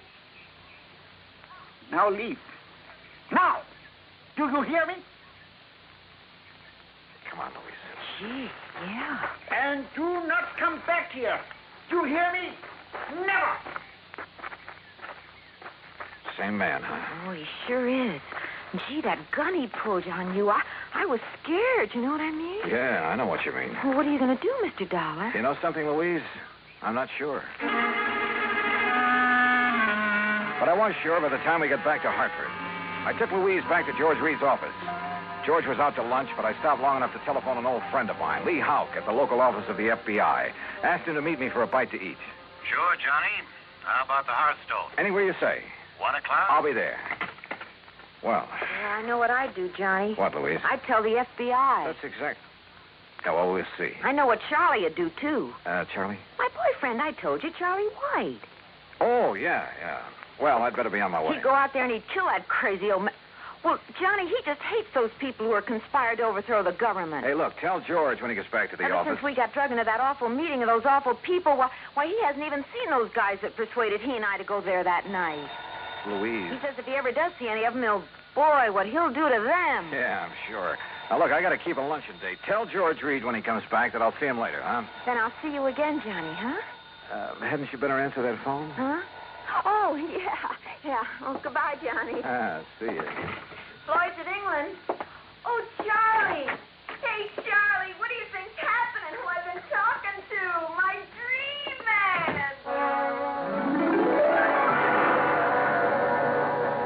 Item 3, 7:20, lunch for Lee Houck and myself. No, Johnny, you're off on a wrong tack. I'll bet on it. What do you mean by that, Lee? Joseph Handler is just an old crackpot who thinks the world has done him wrong by failing to recognize his fabulous talents as a chemist, physicist, engineer, inventor, anything else he's claimed to be. But if he was attending meetings of a subversive group... A meeting. We know all about that. A lot of innocent people have been sucked in on that sort of thing at one time or another. It doesn't mean that they belong or ever have. You can't blame me for being suspicious, though. Isn't George Reed your contact at Floyd's of England? Yeah. Okay. Even his kind of dumb little secretary, name's Louise Larkin. I know the girl. Even she was at one of those meetings before we cleaned him out of town. Not much gets by you boys. With one of her boyfriends, Charlie somebody or other. He's the kind you have to watch out for, Johnny. Young hothead. An easy recruit for a group like that, huh? More important, the kind who's liable to take the law into his own hands when it comes to fighting back at him. But you're sure old Handler is harmless? Sure. He's an erratic old coot, liable to blow your head off if he thinks you're interfering with one of his crazy projects. Yeah, he'd probably rob a bank if he thought he could get away with it to further one of his crackpot inventions, and would feel entirely justified. But believe me, he'd have no part of subversive activity. Hey, you said crackpot inventions. George Reed tells me Dr. Hugo von Brauer okayed this present project. That's a real sad one, isn't it? Huh? Von Brauer, one of the best minds in the country. Until that breakdown last fall. You mean that he's no longer... Holy smoke. Well, sure, Johnny. If George sold him insurance on Von Brauer's okay, well... How does Handler keep going? Does he ever sell anything he develops? No, he probably lives off an old trust fund, something like that. Want me to check on it? No, wait till after I've seen him again. Somehow I've got to see that machine of his, see how badly the insurance company stands to get took. Yeah, Johnny. I think you better. Maybe he was right. Maybe the idea George Reed and I had cooked up, that the old scientist was working on some kind of bomb or explosive was... Anyhow, my problem was to find out exactly what he was working on, what the company had blindly insured. So I drove out there again. To keep Handler from barging out with his gun, I blew the horn a couple of times as I pulled up alongside the fence. But there was no response to it. Good. Maybe Handler wasn't there. Maybe I could somehow get into the place, see for myself what was up. But suddenly, from inside the building came a couple of dull thuds. And then the whole thing began to bulge at the seams, began to... Oh!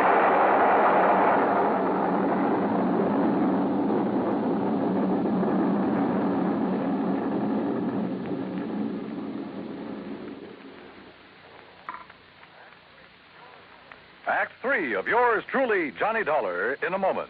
3 of yours truly, Johnny Dollar, and the Boron 112 Matter.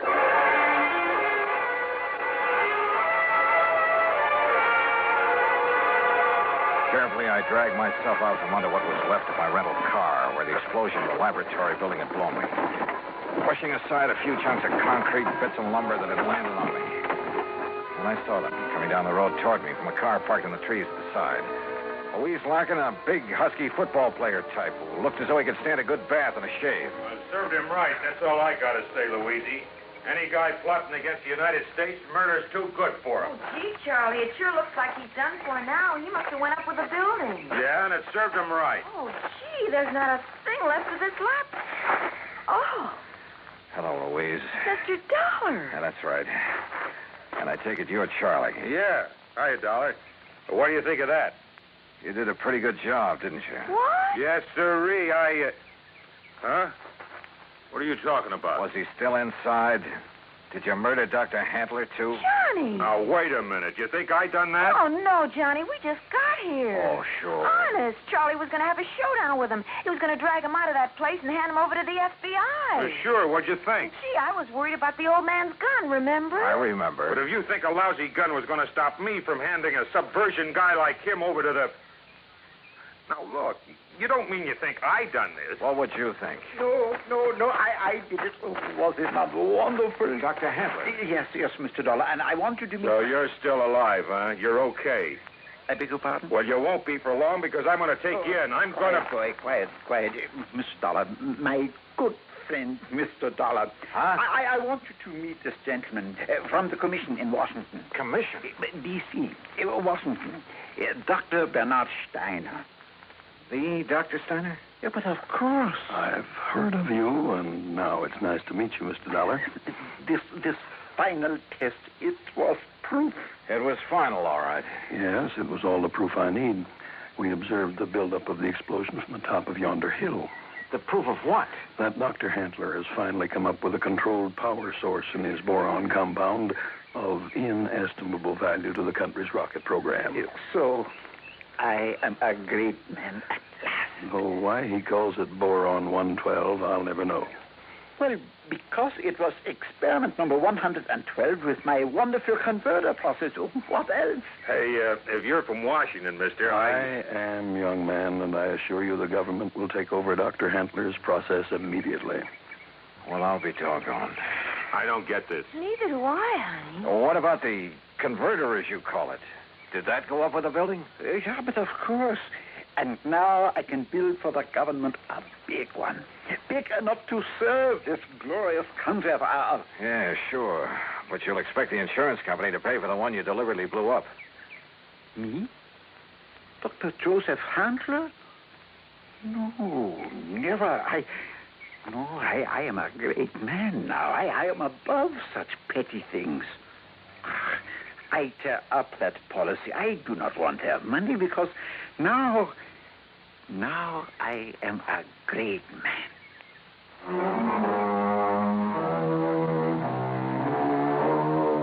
There you are, George. Full report.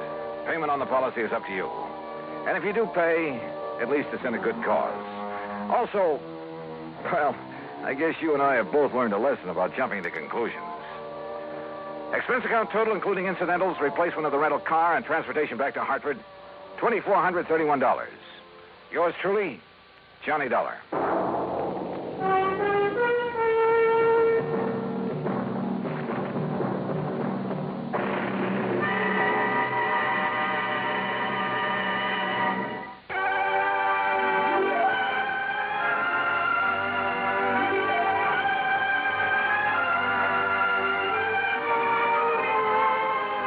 Truly, Johnny Dollar, starring Bob Bailey, originates in Hollywood and is produced and directed by Jack Johnstone, who also wrote today's story. Heard in our cast were Shirley Mitchell, G. Stanley Jones, Parley Bear, Russell Thorson, Frank Gersel, and Lou Merrill. Be sure to join us next week, same time and station, for another exciting story of yours truly, Johnny Dollar. This is Dan Cubberly speaking.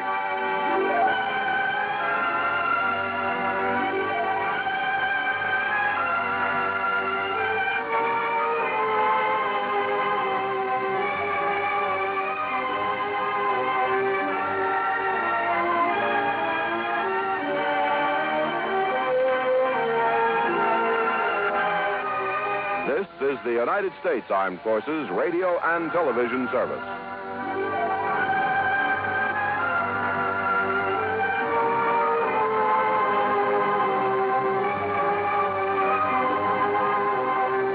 Tonight's broadcast comes to you with special thanks to our friends at CBS. And before our next mystery unfolds, here's a question for the sharpest listeners in America.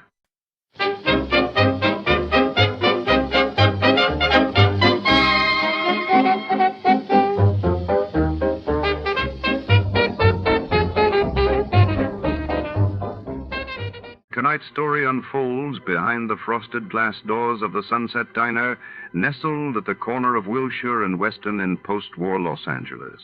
In the neon-lit gloom of 1948, regulars nursed black coffee and secrets. But when a late-night habit turns deadly, our detective must unearth the truth, hiding beneath greasy counters and midnight confessions. In this city of angels, every routine can conceal a crime. Before to start, let's see what happened the day it was aired. It was February 12, 1948, and that day, Mahatma Gandhi's funeral in India drew millions as the nation mourned, while in London the British government announced new austerity measures to combat severe post-war shortages. Fed up with the everyday grind? Tired out from the summer heat?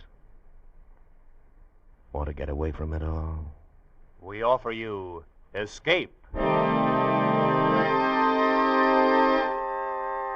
Escape, designed to free you from the four walls of today for a half hour of high adventure. You are clinging precariously to a diving, pitching longboat, lashed by mountainous seas in the middle of a hurricane. And at the helm, driving you on, is a man bent on revenge and willing to kill for it.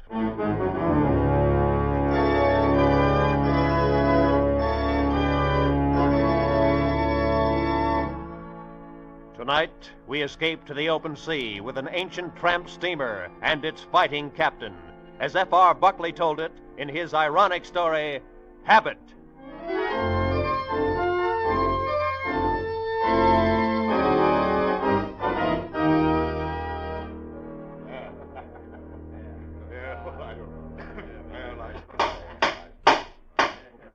Very well. The court has no more questions. Step down, please. Thank you, sir. Your Honor. Well, Captain Weatherfield, you've just heard the complaining witness. Have you anything to say in your own defense? Yeah. Hit the man about a bit. No doubt of that, Your Honor. In fact, with half chance, I'd have pounded his blasted head off. Quiet! Quiet! We'll have order in the court. Then you admit the charges, Captain Weatherfield. That I hit him? Yeah. But I had extenuating circumstances, Your Honor. I see. And what were they? He laughed at my ship. At the Wakelin, Your Honor. As fine a freighter as ever steamed out of here on the Liverpool run. I don't quite see. He stood there on the wharf. Squint-eyed son of a landlubbered lawyer. He said my ship looked like an old woman, with her dress on backwards, her hair not combed. That's when I flattened him out.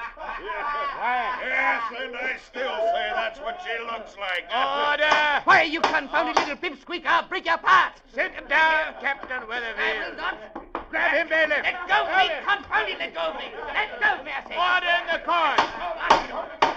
Captain Weatherfield. Captain Weatherfield, this court finds you guilty of assault and battery as charged, and sentences you to 7 days in the New Bristol City Jail. All right, bailiff. Lock him up.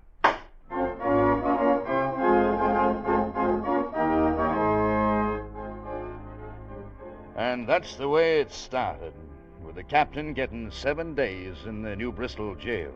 Yeah, but it went a whole lot further before it was over. It was like a bolt of chain lightning that may take a dozen strange turns or more before it finally strikes home. And, actually, of course, the Wakelin was a funny-looking old scow. She'd had 30 years in the North Atlantic with never a part being replaced so long as there was some way of patching it up. Yeah, she was a regular joke of a ship. That is, to everybody except Captain Weatherfield. Yeah, those of us who were officers aboard her had learned a long time before not to hint anything like that to him. No, she was the Queen Mary and the Normandy and his firstborn child, all rolled up into one. So you can bet your life we all kept sober faces when the captain finally came aboard at the end of the week. Mr. Connolly? Yes, sir. Well, everything in order? Will we be able to sail in an hour? Yes, sir. I've been keeping her ready for the last 4 days, just in case That we will do. might, I'm fully aware that we're 4 days past schedule. And the reason for it will not be discussed on board. Is that clear? Yes, Captain. I've been badly treated in this town, Mr. Connolly. Thrown behind bars like some thieving dock rat. I don't feel good about it. And if it takes me the rest of my life, I'm going to even up the score. Do you understand that? I think so. You think so, sir? Yes, sir. All right. Then button up your collar and go get up a head of steam.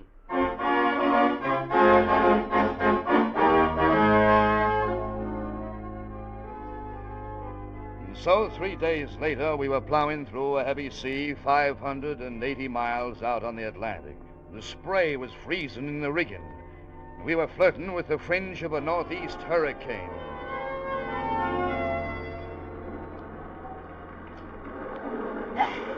Blast this double-blasted, confounded wind. Mr. Connolly! In here, Captain. Well, how's she looking, Mr. Connolly? Oh, not so bad. We're taking the seas in our quarter, and so far we're making only about 4 inches of water an hour. 4 inches of water an hour, sir? Yes, sir. Good. Then we'll take a chance on it. Take a chance on what, sir? A distress message. Just picked it up in the wireless shack. Oh. Here, take a look. Mm-hmm.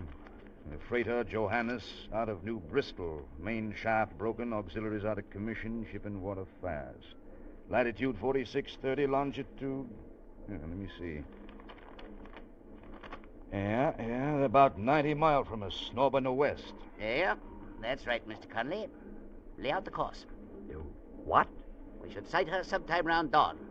If we hold to full speed all night. Full speed? Dead into a hurricane? Why, the Wakeland would fall apart in 2 hours. I doubt it. She's a good ship.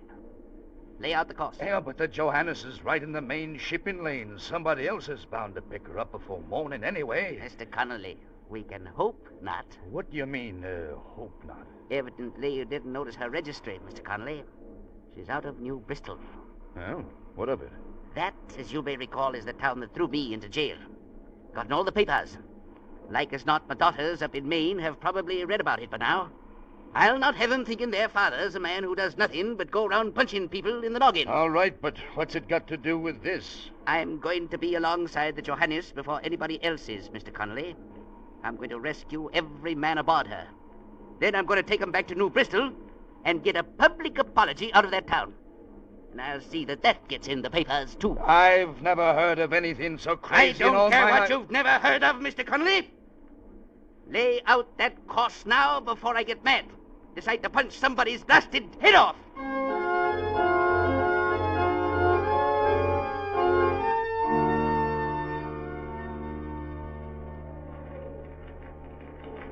Well, the little cock of the walk made good the first part of his plan all right.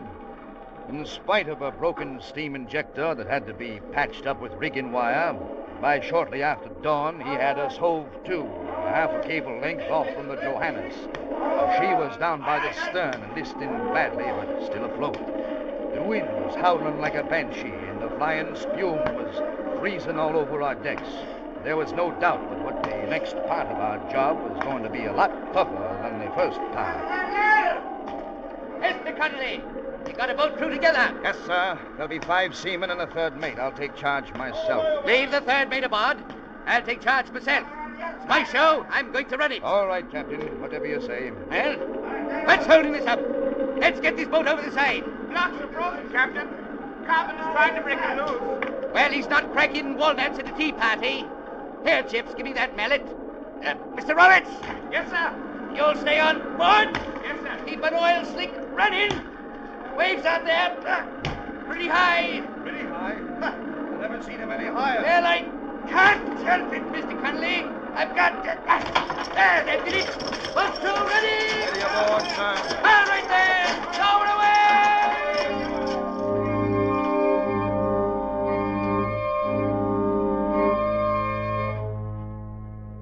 For the 7 of us who went overside in the longboat, that command was the beginning of a nightmare.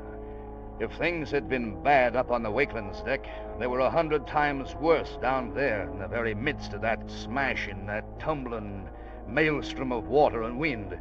A continuous driving spray was torn from the wave crests and froze solid on the gunwales and the boat seats and on our faces. One man bailed constantly while the others pulled away on the oars with bleeding hands. And even then, we were never far from foundering.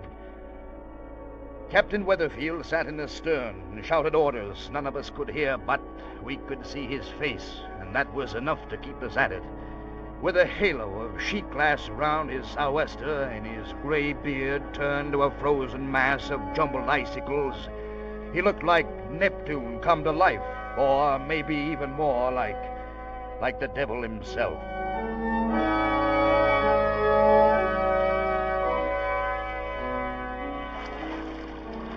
It took us over 2 hours before we finally hauled in against the rusty side of the battered old Johannes. Ahoy, the deck! Aye, sir! Been watching you! Hot to it, matter! You'll have to jump for it. Can't use a ladder. Sea's too heavy. Understand! Already here! Wait till we come up on a swell. We'll hold as steady as we can. Stand by now. No, not yet! Good Lord, he fell on the gun. Blasted fool told him to wait. He smashed in his chest. Why, it's the captain of the ship. Then he had no business jumping first anyhow. Haul him aboard, Mr. Connolly. Get him out of the way. All right. Ready on deck? Aye, aye, sir. All right there. Steady. Now! Good. Stow that man aft there. On deck. Wait for the swell. Wait. Now! Get him, Connolly. I'll blast the sea. You on deck. Jump now! Wait. You men help him out there. Here comes another. Catch him. Haul him in, Connolly. Good. Back horse, you. Stand by. Fore and aft side there. Here comes another one. Hold her steady. Keep one oar against the side there. Anybody else up there, mister? No, sir. 6 of us. Others lost overboard last night. All right, then. Back off the oars. You there, Plano. Get a hold of that oar. He can't do it very well with only one arm, Captain. What do you mean, one arm? He broke his arm a couple of minutes ago when we bumped aside. Then give him a bucket. At least he can bail. All right, let's go.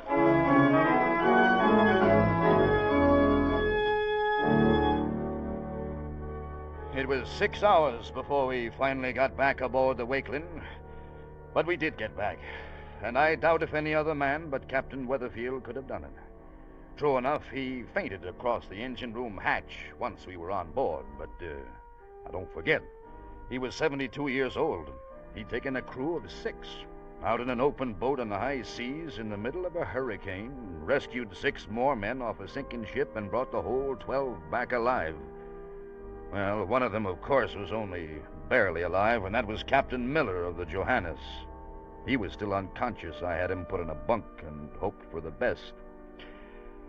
And then I turned in to grab a few hours' sleep.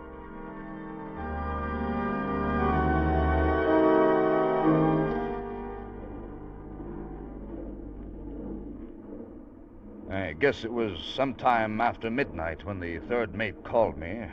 I got dressed, went down, woke up the captain. Confound it, Mr. Connolly. Can't a man even close his eyes aboard this ship without somebody rousing him out of his bunk? I'm sorry, Captain. Thought you ought to know. Miller's conscious now, wants to see you. He thinks he's dying.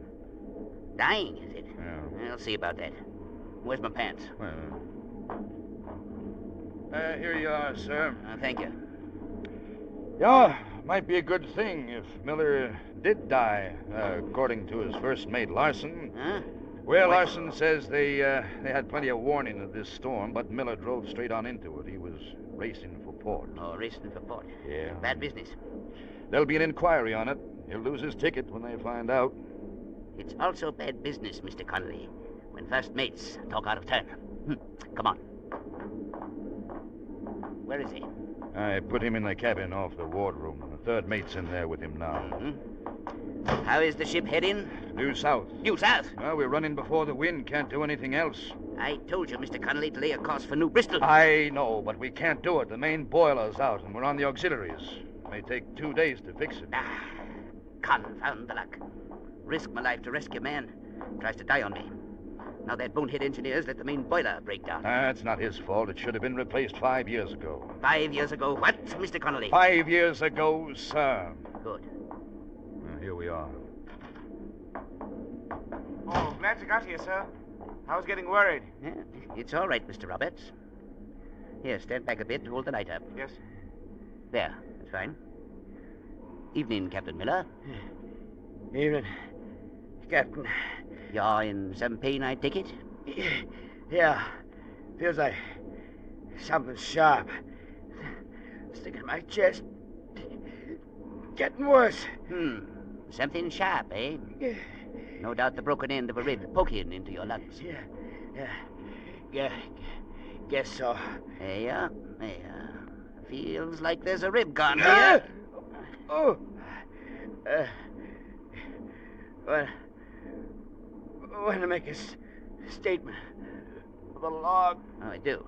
I figure you're getting ready to die, is that it? Yeah. Not much chance. Shouldn't I jump first? No, you shouldn't have. Understand you was racing for port. Drove straight into the storm. Yeah. I had to. It's my wife. Her first baby. Wanted to be with her. What's he saying, sir? His wife's thinking of having a baby, Roberts. Oh. Statement. Responsibility. We'll discuss that later, Captain. That lung gets a hole punched in it. You're done for. He's practically done for now. You know, Mr. Connolly, I saw a doctor open up a man once and take a broken rib out of him. I think I can remember fairly well how he went about it. And there ought to be some chloroform on board. Captain Weathers. You shut up, Mr. Connolly. Captain Miller, it's one chance in a million, but you've got no chance now. How about it? Anything. Doesn't matter. Be an inquiry report. Better to die. Well, we'll worry about that later. All right, then. Go find that chloroform, Mr. Roberts. Yes, sir. And bring me a bar of soap. Yes. And get a couple of them little knives, whatever they call them, out of the medicine locker. Yes, sir, right away. Mr. Connolly, go wake up that first mate of his. Get him in here. We'll need a witness to Captain Miller's consent. All right, sir. And Mr. Connolly. Yes, sir. Find Chips and borrow his chest of tools. Never can tell what you'll find once you start to open a man up.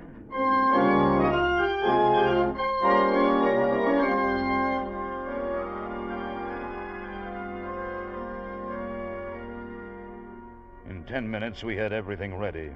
Larson signed a statement, swearing that Captain Miller had agreed to it. And the third mate, with his face white as a sheet, stood at the head of the bunk, dripping chloroform onto a towel and holding it over Miller's nose and mouth. I held the light in one hand and kept the other on the patient's pulse, while Captain Weatherfield rolled up his sleeves and started in on a major operation that he'd thought he'd seen some doctor perform once.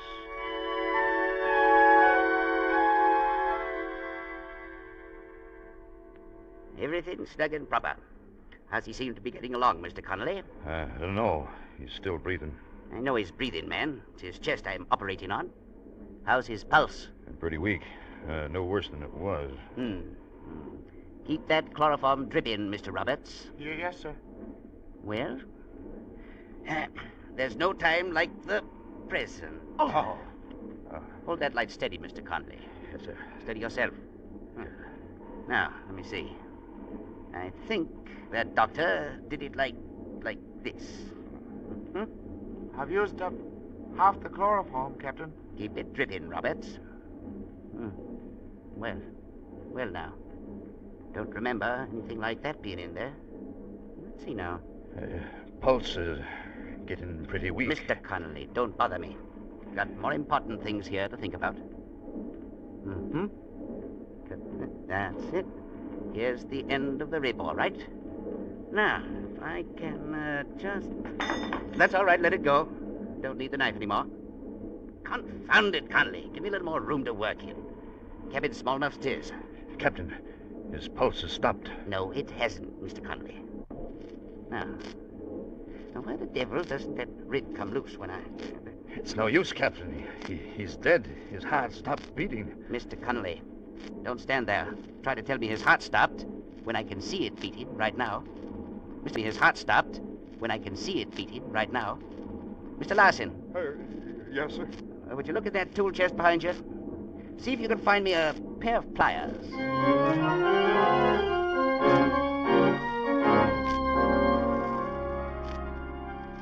I doubt if there's ever been another operation like it before or since. By all rights, Captain Miller should have died 10 times over, right there on the bunk. Only he didn't.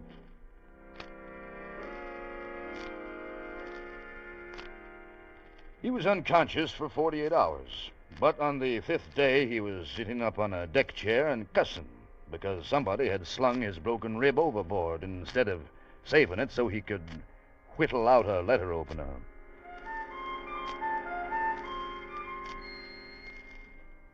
We were driven 600 miles to the south before the storm blew itself out, and we got the main boiler back into operation and could lay a course for New Bristol. And 3 days away from port, Captain Weatherfield called all of us officers of the Wakeland together in the chart room, along with First Mate Larson of the Johannes. Gentlemen, there may be some questions in your minds in regard to what this meeting is all about. No doubt you're wondering, even if you aren't asking. Am I right? Well, yes, sir. We have been trying to guess. Then I'll tell you, gentlemen. I called this meeting to put a stop to certain idle rumors, which I hear have been floating around. Just what kind of rumors, Captain Weatherfield? Them which says that Captain Miller of late ship Johannes deliberately drove head-on into a storm while racing to make port. There's no rumor about that. It's what he was doing. As his first mate, I should know. And I say he wasn't, Mr. Larson. The way I figure it, got caught by the storm without any warning. He gave orders for full speed to try to beat out of it. A couple of hours later, main shaft broke, left him helpless without steerage way. Could happen to anybody. Maybe. Only it didn't. I was there, Captain Weatherfield. I know what happened. And there's 5 of my crew left to back me up. They'll back up anything you say, Mr. Larson. You know that. Then there's nothing to talk about. When the Board of Inquiry gets through with Miller, he won't command another ship as long as he lives. So, there's not going to be any Board of Inquiry. Huh? Maybe that's not up to you. Which is what we're here to decide. I don't get it, Captain. Miller's a rat. He was the first one to jump when we come alongside.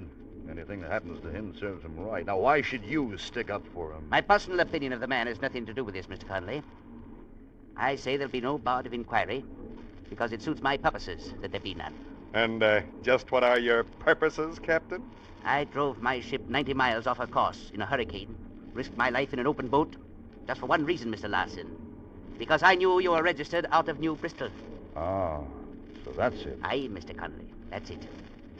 I operated on a man, saved his life just so he could stand up alongside of me, have our pictures taken for the newspapers. I get it.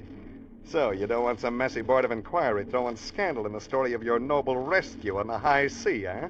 You want to be a blasted hero. Mr. Larson, being a hero has got nothing to do with it. But I am planning to get a public apology out of the town of New Bristol.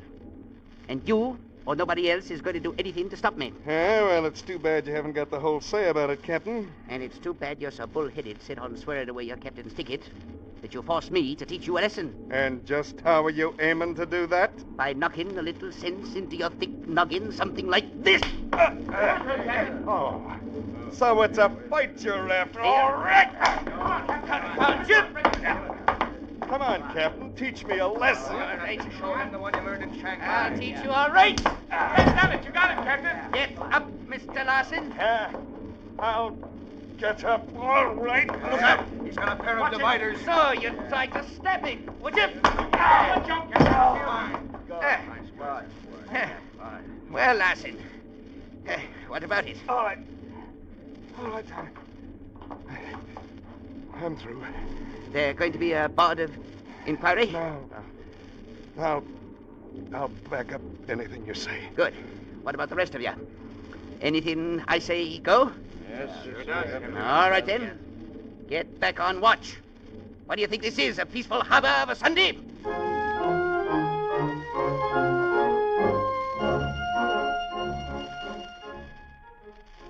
It was a clear, sunshiny day when we steamed into New Bristol Harbor and dropped anchor at the mouth of the river. Captain Weatherfield sent Miller on ashore at quarantine, insisting that his reason was not just to make sure of having a reception ready. Nonetheless, he spent an hour and a half shaving, trimming his hair, and dressing up in his best shore-going clothes. But he had a right to strut a little at that. He'd moved through a whole series of tough jobs, every one against almost impossible odds, and he'd come out on top. And all because he wanted his daughters up in Maine to know he could do something once in a while besides punch people in the noggin.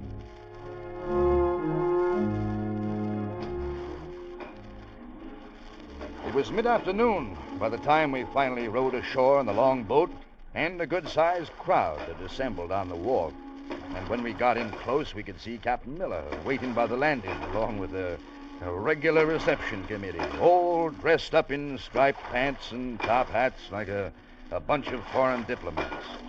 And the head man of the whole layout was the same judge who'd given the captain 7 days in jail. Easy now, Mr. Connolly.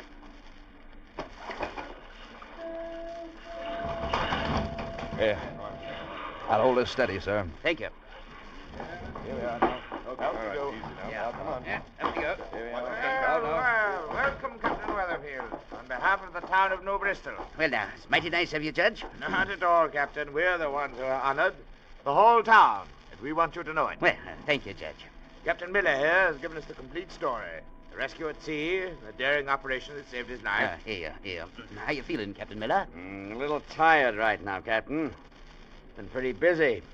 Arranging things, you know. Yeah, of course. You're a hero in this town, Captain Weatherfield. There's nothing too good for you. We're proud of you. I was wondering if you'd recall a little incident where we met before, Judge, not so long ago. A terrible mistake. I'll never forgive myself. I feel I owe you a public apology, Captain Weatherfield. Well, now, don't believe I know just what to say, Judge. Nothing at all to say, Captain Weatherfield. As I said before, we're the ones who are honored. The whole town of New Bristol. And all of New England, too, by Jove. Once those reporters get their stories on the wire. Reporters, eh? Well, now, that's going to too much trouble, Judge. Oh, not at all, Captain, not at all. They'll be wanting an interview with you, you know. We've had quite a time keeping them off this long. Well, you're a hero, man. Don't you realize that? I only did my duty, Judge. Then New Bristol needs more men who only do their duty, Captain Weatherfield. Mighty nice of you to say so. When I recall the way you were treated here a few weeks ago, Captain, well, all I can do is to ask your forgiveness publicly. I suspect that might be arranged, Judge. I'm not a man to bear a grudge. A fact which your actions have proven, sir. Them there fellas with the cameras, are they reporters, are they? Oh, yes. Yes, indeed, Captain. Well, of course, they're photographers, really. They're taking them pictures to print in the newspapers, are they? That's right, Captain. They'll be seen by people all over the country. Suppose we might walk over that way? Certainly, Captain Weatherfield. Certainly. Anything you like. Won't you join us, Captain Miller? Thanks, gentlemen. You know, I was just thinking, if they print a picture of that ship out there, nobody will believe the story. What did you say, Captain Miller? I said they wouldn't believe it. To look at that old mud sky, you wouldn't think she could float in a calm sea, much less... Captain Weatherfield. Good heavens, he struck the man. I'll teach you to call my ship a mud scour. Squint-eyed son of a five-legged salamander. Stop, I say. Stop. Stop it. Stop it. Constable. Arrest that man and look him up. I'm filing a charge of assault and battery.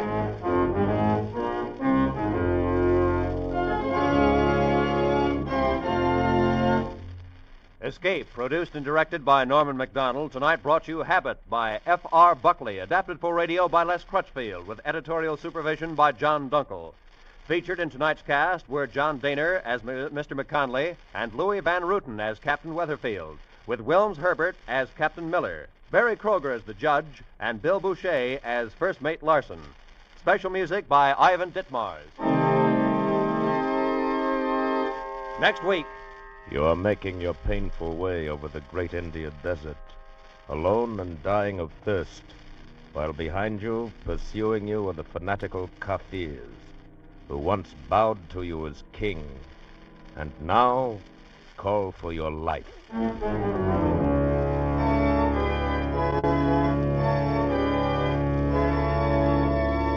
Next week, we escape with Rudyard Kipling's exciting story, The Man Who Would Be King. Good night, then, until this same time next week, when once again we offer you Escape. This is CBS, the Columbia Broadcasting System.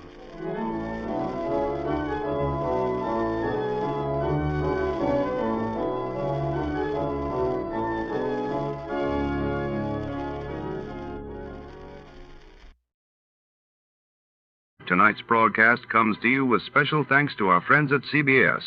And before our next mystery unfolds, here's a question for the sharpest listeners in America.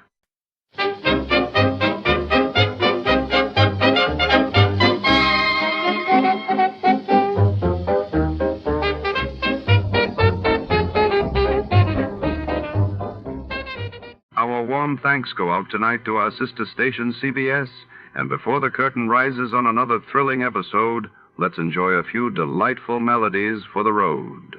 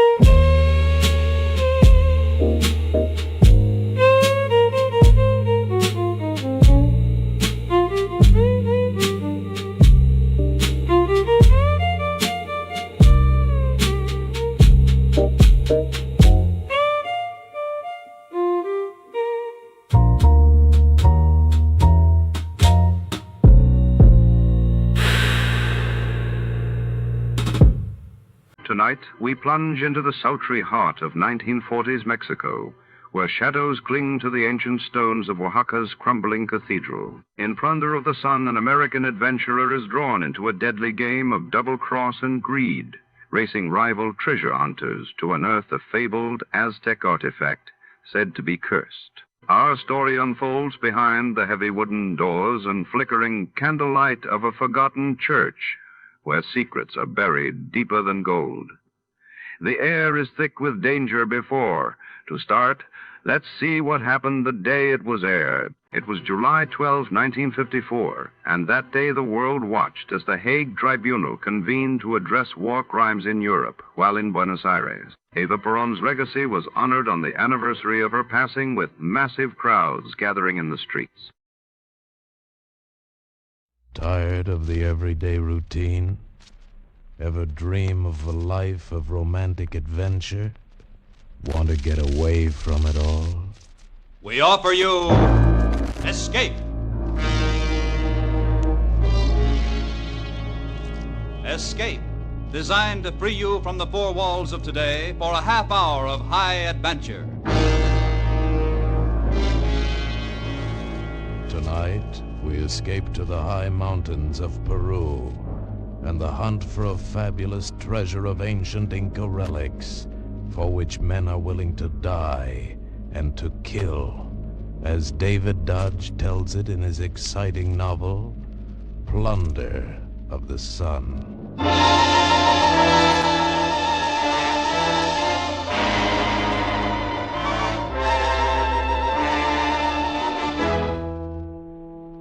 Living the way I do by my wits, you get into all kinds of risky deals, but I had no idea when I took Senor Berrien's little job that it would lead me to terrible danger, to a beautiful woman, and to a fabulous buried treasure of the Incas.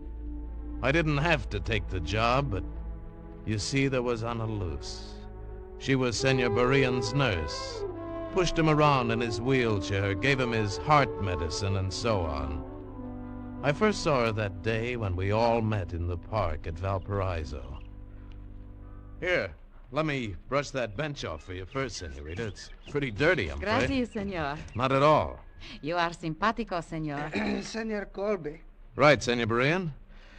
Now, what can I do for you? I am told that you are a capable man. One who can be persuaded sometime to take on a delicate assignment. Is it legal? Senor Colby, I am a reputable businessman. There are, however, complications. For instance? For instance, I am going by boat back to my home in Peru. I wish to take along a small package.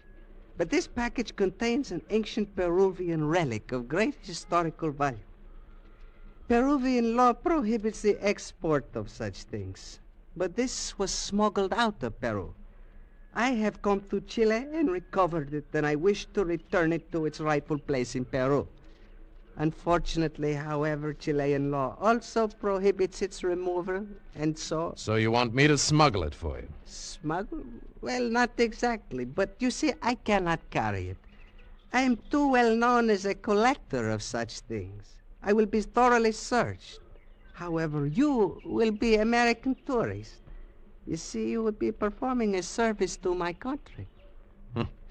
You put it nicely, senor, but it's still smuggling if I'm caught. I shall pay you 1,000 American dollars. Oh? You will pay, not the government. I am a collector and an archaeologist. My name will be forever connected with the recovery of this relic. That is what matters to me.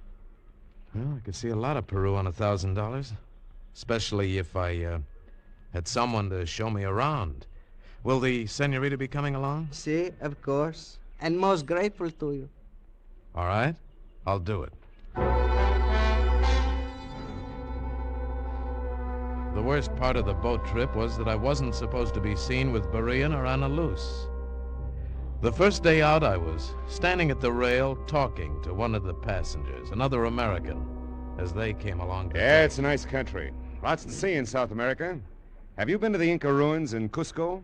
No, I haven't gotten up that far yet. Oh, well, you'll find it... Oh, pardon me. Well, buenos dias, Don Alfredo. Yeah. Buenos dias, senor. You're in good health, I trust? Si, gracias. And how are you, Ana Luz? I am very well, Senor Jefferson. Gracias. Good. I hope to see you later, perhaps. Hasta luego, senor. Oh, sure. Hasta luego, Don Alfredo. Your friend seems surprised to see you here. Surprised? He almost had another heart attack, the old robber. Interesting-looking man. Who is he? Name's Berian, Peruvian dealer in antiques. Oh, and the girl? Oh, his nurse. Even more interesting. Yes, isn't she? Tell me, are you perhaps also a dealer in antiques? Me? I'm just a tourist, like you. That was the first hint of trouble. When Berian saw this tourist, Jefferson, his face had gone white with fear, and I knew I better keep a close eye on the man. On our last night out, trouble came. I'd been playing poker with Jefferson and some of the passengers in the smoking room.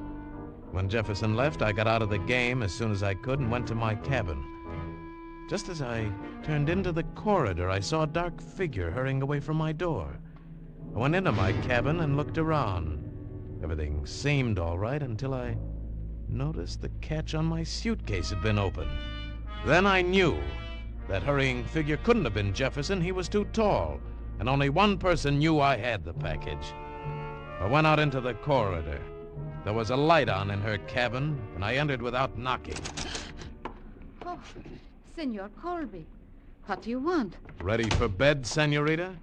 Bathrobes, slippers? What do you have on under that? Senor Colby. Let me see. Stop it. Just as I thought, senorita. Why are you fully dressed under your robe? That is none of your business. I think it is. It was a waste of time, senorita. I carry the package on me. Oh, senor. Now suppose we go next door to Berian's cabin and tell him you're not as trustworthy as he thought. Oh, you don't... That you're trying to get the package, too. We'll let him find out why.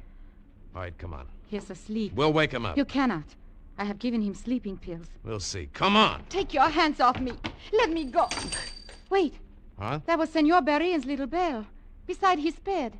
There is something wrong. Now listen, Let me go. I must go to him. All right, we'll go together. Where's the light?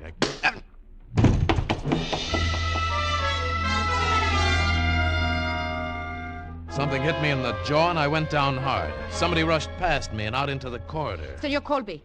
Senor Colby. Hurry, turn on the light. Huh? By the door. Something is wrong. All right. Wait a minute. Don Alfredo. Don Alfredo. Yeah. Something's wrong, all right. He's dead.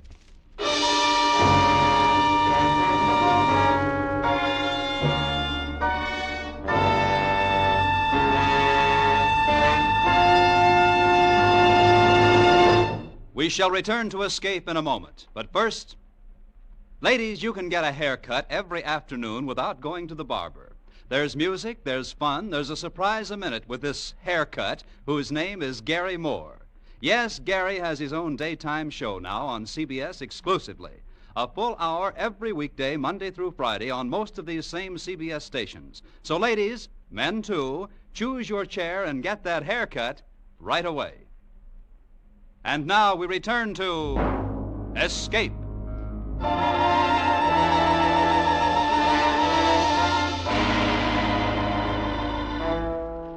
Don Alfredo Berian was dead of a heart attack, or so the authorities in Callao said.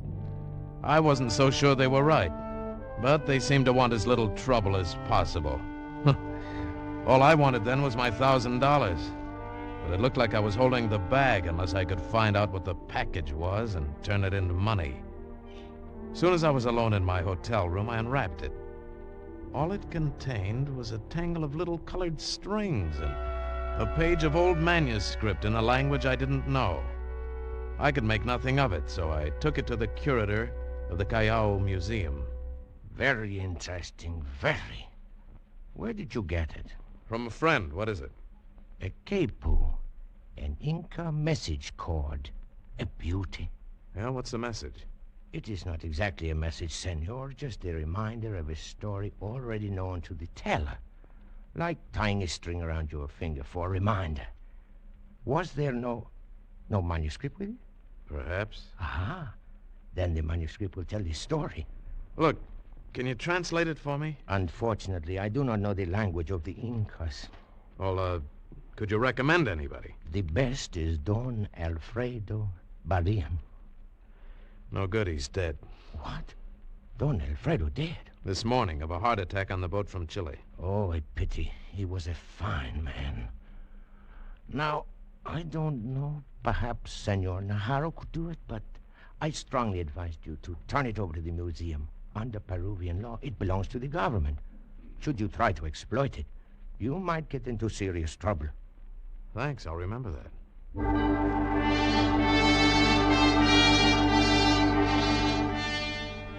When I got back to the hotel, Anna Luce was waiting for me in the lobby. Oh, Senor Colby. Oh, Anna Luce. You come to show me the town? I have come for the package. You may give it to me now. Why, you was there? I was the closest to him. No, it's not good enough, Senorita.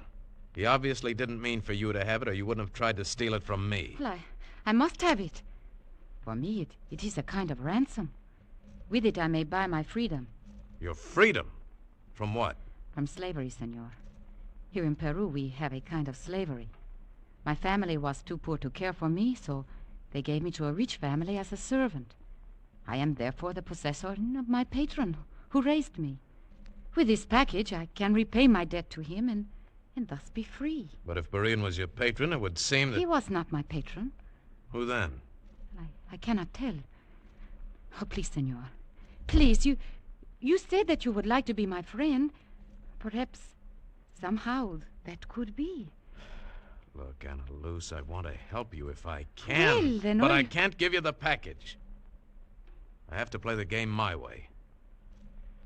I'm sorry, Anna Luce. Very sorry.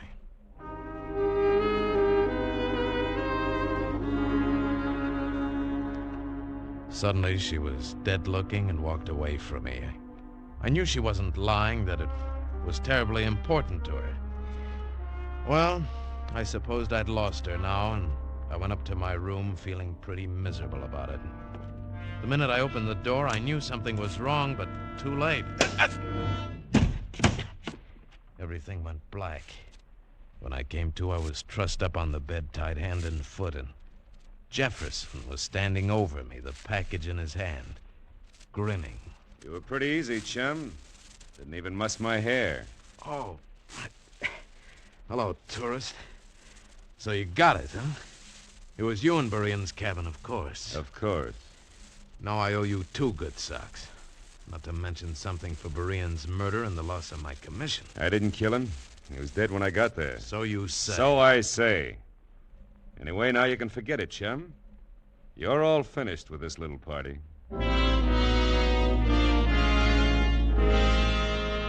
That's what he thought then. And as he left, I was wondering how he'd feel when he unwrapped the package and found it full of old newspaper clippings.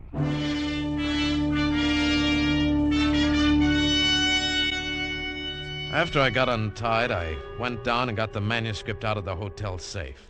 Took it to a photography shop and had 3 blow-up prints made of it. One of these I cut up word by word and separated the words into 3 piles. One pile I took along when I went out to look up Senor Najarro.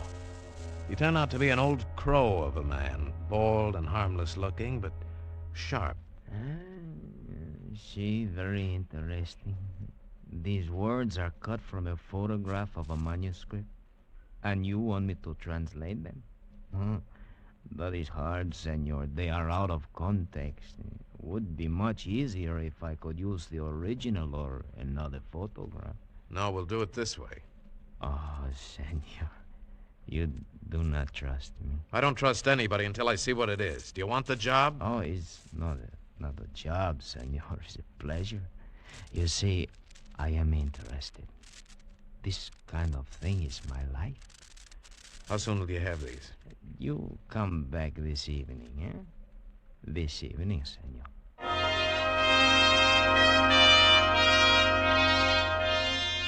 I went back to the hotel and put the original manuscript and 1 copy into the hotel safe. Then when I turned around, I saw Anna Luce standing across the lobby watching me. I started toward her, but she turned and almost ran out of the hotel. Seeing her run from me like that hurt. But I had to go through with it. And I had a feeling that it was mostly for her that I was doing it. But to kill time till I could go back to Najarro's, I bought a copy of Prescott's book, The Conquest of Peru, hoping to read up on the Incas and perhaps find a clue to the manuscript. As it turned out, that was unnecessary, because while I sat there in the hotel patio, I had a visitor. Hello, chum. Well, Jefferson, what's new in the papers? Yeah, you're smarter than I thought. Smart enough not to have it on you, then or now, huh? Maybe we better be partners. Partners? Yeah, you've got the package. I know what it means. I'll know what it means, too, very shortly. You didn't give it to Najarro? How'd you know about him? He's the only logical one. And he'd give his soul to get his hands on that manuscript. He's worse than Berean, you fool. Don't worry, he hasn't got it and he won't get it. He's merely translating isolated words. Hey, you are smart, aren't you? But even that may be dangerous. We've got to beat him to it. To what? To millions, literally millions in gold. Lost Inca treasure. You can read about it in that book you have there, how they had so much gold they paved the streets with it. How they hid it away, buried it when their empire fell to the Spaniards. It's all there. And the manuscript you have gives the exact directions on how to find one part of it. A part that's sure to be worth $1 million at present values. No wonder everyone's after it. Now, look, there's no time to waste. Give me the manuscript. I can translate it. You're a man of many accomplishments. I've been an archaeologist. So never mind that. I can translate it. If we're going to be partners. I'll think it over.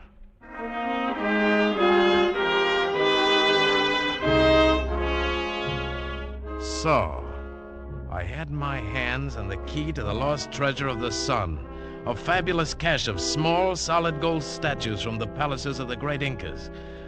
Oh, it was a little breathtaking, and I was still in the clouds when I went back to Najarro's that night.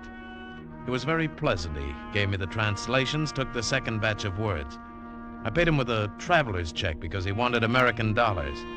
Then he entertained me a while, showing me some of his Inca relics. Well, an hour passed before I could break away and get back to the hotel. I went to the desk to get the manuscript so I could start working on the translation. But when I asked for it...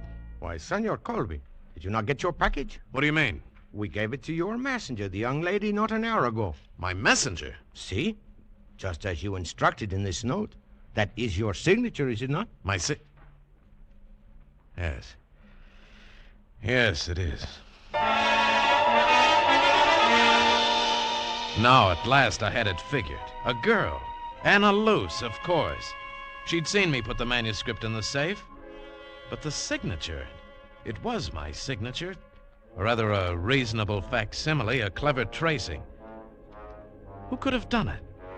What had I signed recently? And then I remembered. The traveler's check at Najarro's. He'd asked for it, American dollars. And suddenly I knew the truth. Anna Luce in Najarro. He was her patron. It was for him all the time that she'd been trying to get it. And they'd beaten me.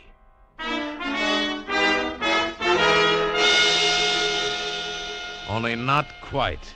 I still had up in my hotel room between the pages of Prescott's book the third print of the manuscript. And they didn't know about that.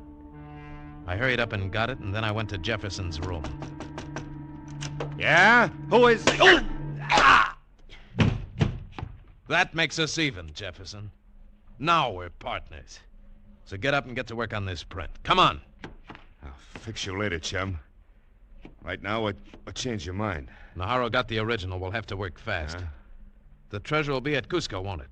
Sure. The old Inca capital. Or near there. Then while you're working, I'll get the tickets to Cusco. We'll leave on the first train.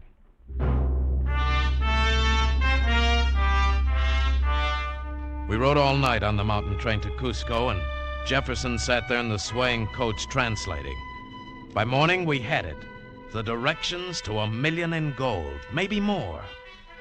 In Cusco, we obtained burros and supplies and an Indian god named Tasho. And by sundown, we were in the shadows of the tremendous, brooding ruins of the Inca palace. Even in ruins, it was something you'd never forget. And I got the eerie feeling that the dead Incas were watching us with hate in their eyes. Then Tasho started pacing out the directions from the manuscript, striking down the hill, out across the valley. We followed with equipment. We were looking for a certain stone. At first, we couldn't find it. An egg-shaped boulder by the side of the stream, it said. There's no stream here. Yeah. Wait a minute. That was centuries ago. Maybe since then it was made into one of these irrigation ditches. Let's look at that one over there. Maybe you're right. Come on. We finally found the boulder half buried in the hillside. Then it took us most of the night to dig around it, loosen it, and finally topple it over. It was just dawn when we got down to the last perfectly fitted stone. Hurry up. The minute it gets light, this place will be swarming with Indians coming out to work the fields. Okay, this is the last. Have Tasho lend a hand, will you? Right. Come on, Tasho. Easy now. There. Good Lord. Look at that. Just feast your eyes on that. Solid gold. And look at the beautiful carving. These are magnificent, priceless pieces. Not priceless, chum. They'll bring a very pretty price when they're melted down to bullion. Oh, no, you couldn't destroy works of art like this. No? Come on, let's load them up. We had to hurry loading the small but heavy gold statues on Tasho's burros because it was fast getting light. Once some Indians passed not 50 yards from us, but they didn't see us. We were at last finished, and suddenly Jefferson turned to me. Okay, chum. So long. Huh? What? What's the idea of the gun, Jefferson? Just for you, chum. You've got a stronger heart than Berean. I'll have to shoot you. So you did kill Berean? Just scared him to death. Stuck the gun in his face. Ready now? Say goodbye, chum.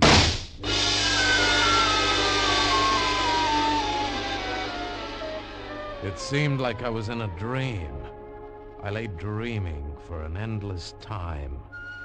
Faces came and went. I thought I saw Anna Luce, and she gave me a drink of water. And then later, much later, I woke up and saw her again. Senor Colby, can you hear me? Then I knew it was no longer a dream. She was real. And behind her stood Najarro. Senor Colby. Hello, Ana Luz. How'd you get here? Wherever it is. You are in Senor Najarro's suite at the hotel. We brought you here yesterday after the Indians found you. Thanks. How am I? You are going to be all right. Jefferson shot you, but only in the shoulder. Some Indians were nearby, and he had to run for it. So he just threw you in the pit and left you to bleed to death. And you saved my life. Well, it was not I, but the Indians who found you. Thanks anyway. And, Jefferson got away with the gold? See? Senor Colby, can you tell us anything to help us recover it? Hmm? The government offers you a big reward if you can. The government? You told them? Si. I always intended to give it to them anyway. It is only that, like Berean, I am an archaeologist. I had hoped that it might be my name that was remembered as the discoverer of the treasure of the sun. But now, can you help us, senor? Yes, I think I can. But for a price. I have told you there will be a reward. No, more than that. I want you to give Ana Luz her freedom. But, senor, she is free. She is no longer my servant. She is like my daughter. Well, evidently she still feels an oppressive debt to you. Isn't that right, Ana Luz? See, it is. But that... You see, senor? Will you release her? But of course, senor, she owes me nothing. Senor, until the treasure is recovered and Senor Najarro's name is placed on it as the discoverer, I can never feel free, even so. All right, then we'll get the treasure. Help me out of this bed. Oh, senor, you Do you cannot... think I can stay here knowing how much this means to you, Ana Luz? Come, we must hurry. See, but where? Coming up on the train, Jefferson talked about taking the treasure out of Peru by way of Puno and Lake Titicaca. Across the lake to Bolivia. Ah, see, of course. Then we must charter a plane and fly to Puno at once. We flew up to the lake 12,000 feet high in the Andes with the government commandant. He had a company of soldiers stationed there. Jeff would be able to get in, but our job was to be sure he didn't get out. Soon after we arrived, his soldiers brought in the word. They had found the body of Tasho, shot in the outskirts of town. Then he is here already. And he's unloading excess baggage in his own familiar way. We shall search every house. We shall scour this entire shore of the lake. We'll find him.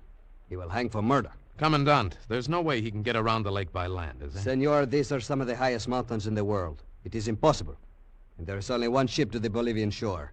It leaves in the morning. We shall search every inch of it. He shall not get away now.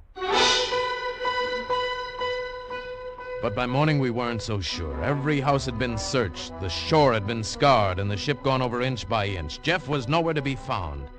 The Bolivian steamer was whistling impatiently for clearance to set sail. They cared nothing for the search, since there is no love lost between the two countries. Finally, the commandant let them go. He could do nothing else. And as we all stood and watched, it pulled away. I did what I could. I could not hold him any longer. I am afraid that we have missed him. I know it. I feel it. He has escaped. Anna Luz, don't cry. Oh. Perhaps still there's a chance. No, he is gone. I will never feel free now. Wait a minute. What's that? Look, out in the channel. A little native raft. It's making for the steamer, trying to head it off in the channel. That's him! Come on! The commandant and I jumped into the police launch at the pier. It looked like a close race. If they stop... They're slowing down for him. What if he gets aboard? Will they let us have him? No. The Bolivians would only laugh at us. Then we've got to make it. We've got to. The commandant got everything he could out of the launch, but Jeff had almost reached the ship when we got there. We swung around the steamer and... Halt! Stop! Swing in between him and the boat. There! Stand where you are, Senor Jefferson. You are under arrest. And when Jefferson saw me, hate filled his eyes. The hate that's part of the gold fever. And he raised his gun and pointed it at me. It was lucky for me that the commandant was quick on the draw. Might have been me instead of Jefferson who toppled over into the water.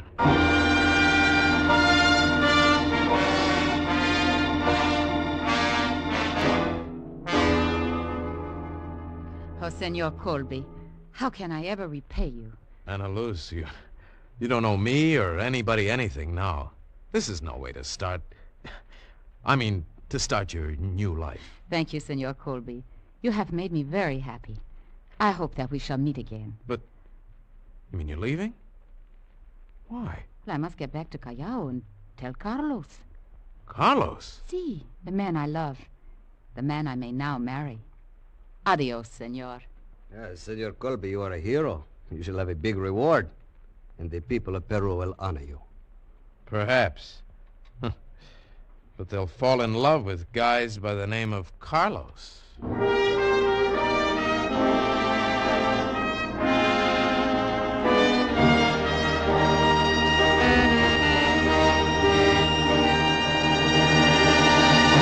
Escape is produced and directed by William N. Robeson.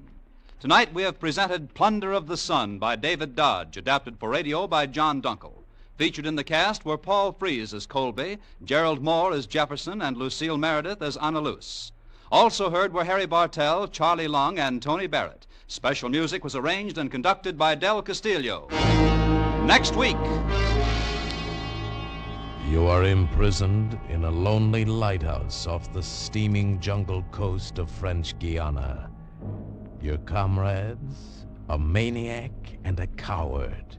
Your captors, an army of gigantic, hunger-maddened rats.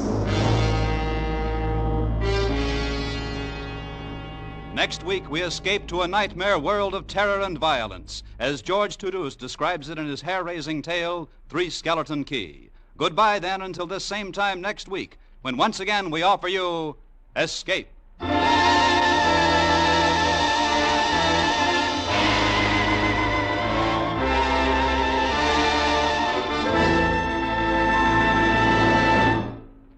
Stay tuned now for Life with Luigi, which follows over most of these CBS stations. This is CBS, the Columbia Broadcasting System.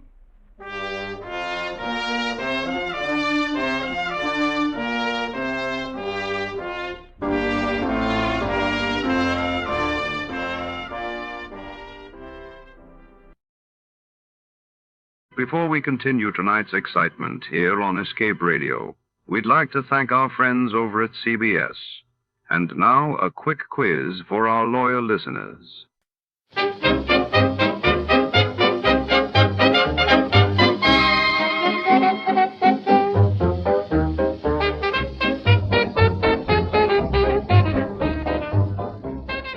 Tonight, under the shadow-raped streets and flickering neon, a mysterious book, Edith Hamilton's mythology, vanishes without a trace.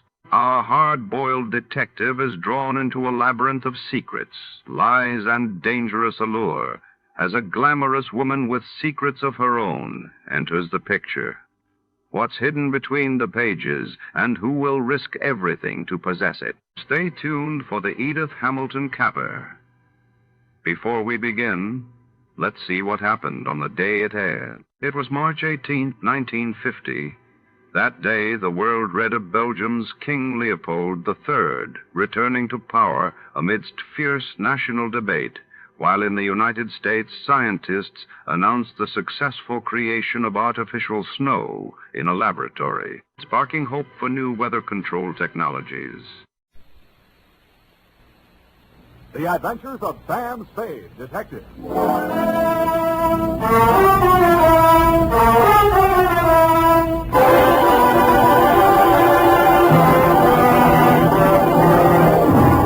To Dr. Ludwig Zoya, 1241 Leavenworth, San Francisco, from Samuel Spade, license number 1375596. Subject, Edith Hamilton. No paper? No caper. Dear Doctor, if I owe you an apology for not keeping you informed on the progress of the assignment and for letting it drag on as long as it has, then I'll have to go on owing you, which makes us even because you don't owe me anything. The start of it was a month ago. 32 days, 8 hours, 3 minutes, and 45 seconds, to be exact. Ah, Mr. Spade. Dr. Zoya? Good to see you. Let me think. How long is it? 3 years since I visited your office. That was when you were my leading suspect in the Denov case. Ah, yes, poor Denov.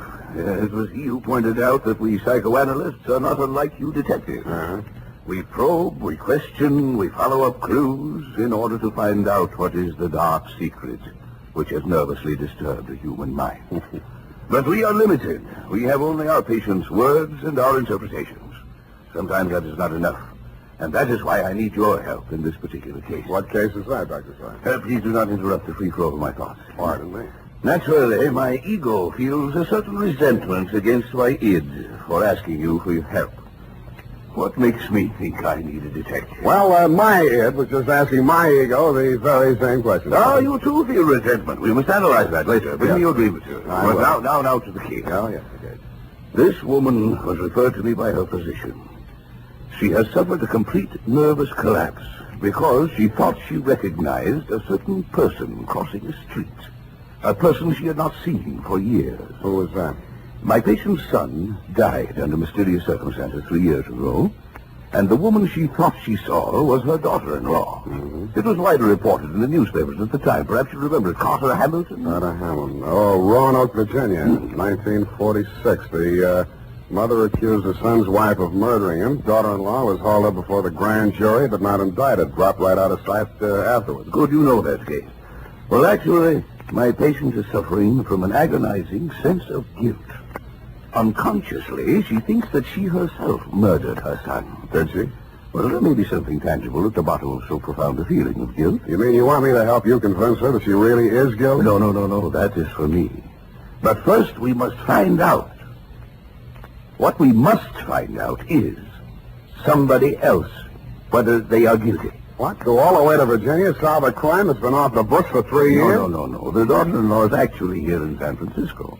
Well, if I remember right, she wasn't the only suspect. Well, whether she is innocent or guilty is of no importance. It is only important that we know. What? Excuse me. Yes, Miss Case. Mrs. Hamilton is here, Dr. Sawyer. Oh, Goodwin's case. Send her in. This is my case. I'm my patient. I want you to meet her. Oh, good afternoon, Mrs. Hamilton. Good afternoon, Doctor. The woman who stood framed in the doorway was a tall, commanding figure, impeccably dressed in black, with an easy $100,000 worth of black pearls wound around her neck and a black veil covering her face. She walked in ahead of you, displaying not a sign of nervousness, and stopped directly in front of me. Very deliberately, she lifted the veil, revealing a youthfully old face, deeply tanned and set off by snow-white hair. Only her enormous violet eyes showed any expression. She stared at me for what seemed like a full minute. Yes, you do. You look like the other one. Well, perhaps you had better explain, Mrs. Hamilton. My daughter-in-law, Edith, was very much in love with another man before she married my son, Carter. He jilted her. Carter was second choice. It was I who talked her into marrying him. That's why I'll never rest until my son's death is avenged. We must analyze this desire for vengeance. Oh, yes. Yes, I had a dream last night. I dreamed that Edith was dead, stabbed with the same bone-handled hunting knife she used to kill my son. Yes. Well, no. You just lie down on the couch and relax, Mrs. Hamilton. I'll be with you in a moment. Come, Mr. Spade. This is the most disturbing new development, her dream. You must get to that girl as soon as possible. Her life may be in danger. You mean the old lady is mixed up enough to take a shot at her? Here is the address. And take this briefcase. Why the briefcase? Well, there are legal papers in it regarding the Hamilton estate. They require her signature.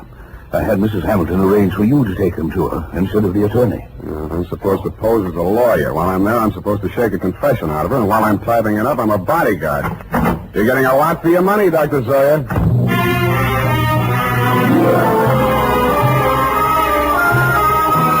I spent the next hour or so in a newspaper morgue briefing myself on the old Hamilton case. The victim, Carter Hamilton, was the 28-year-old tail end of an old Virginia family whose blood was as rich as it was blue. The accounts of the killing were sketchy. At the old plantation, Carter Hamilton had been found one morning by his mother dead in bed of a stab wound. The knife was never turned up. Somebody had wiped everything in the room clean of fingerprints, which sounded like robbery until it was established that nothing was missing. The state was counting heavily on Mrs. Hamilton Sr.'s testimony in their case against the daughter-in-law, but an odd angle I'd forgotten. The old lady had clammed up in front of the grand jury, and the case was dropped for lack of evidence. Then there was a picture. She was the kind of a girl who looks her best in a riding outfit with her freckles showing, and then surprises you by looking even better in full makeup with her shoulders showing. Candid is the word that best describes the features. Large, widely spaced eyes, a generous mouth, and an expression of unaffected sincerity. It was with a certain reluctant eagerness that I kicked myself up Stockton Street to Pine, across Pine to Bush, and up 3 flights of stairs.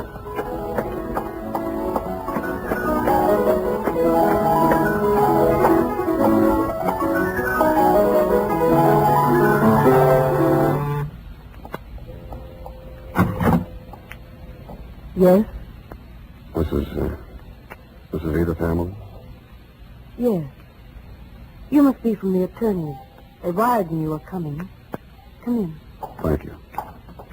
Not that I'm in hiding, but I'm curious as to how they got my address. Would you like a drink? Oh, not right now. Can I fix you one? In about 20 minutes, maybe. I'm still wondering how they located you? I think the elder Mrs. Hamilton saw you on the streets. Oh, is she here in San Francisco? Yes. Is that so surprising? No, it's a large city. What is surprising is her staying on after learning that I was in town. And she's not very well. In fact, I think she's had some kind of a nervous breakdown. I'm sorry to hear that. I'm very fond of her, you know, in spite of everything. No, I didn't know.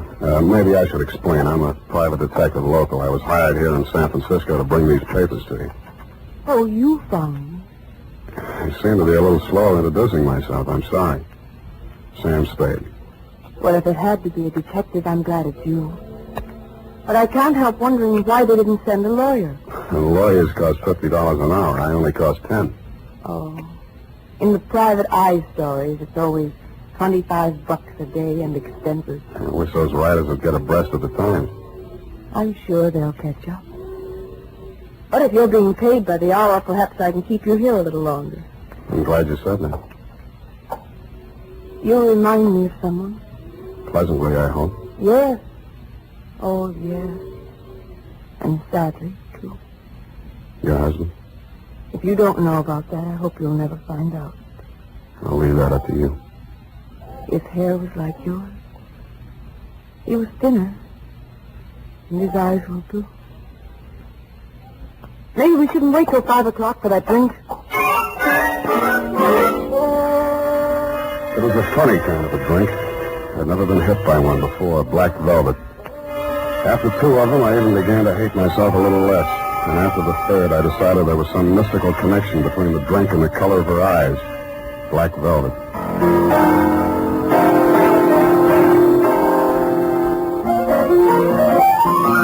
I don't know much about music, but the way she went at the piano, you knew she wasn't afraid of it, and probably wasn't afraid of anything. The pieces she played were like her, bold and at the same time delicate. Simple, but with a web of complexities in the background. Brilliant, but always colored with sadness.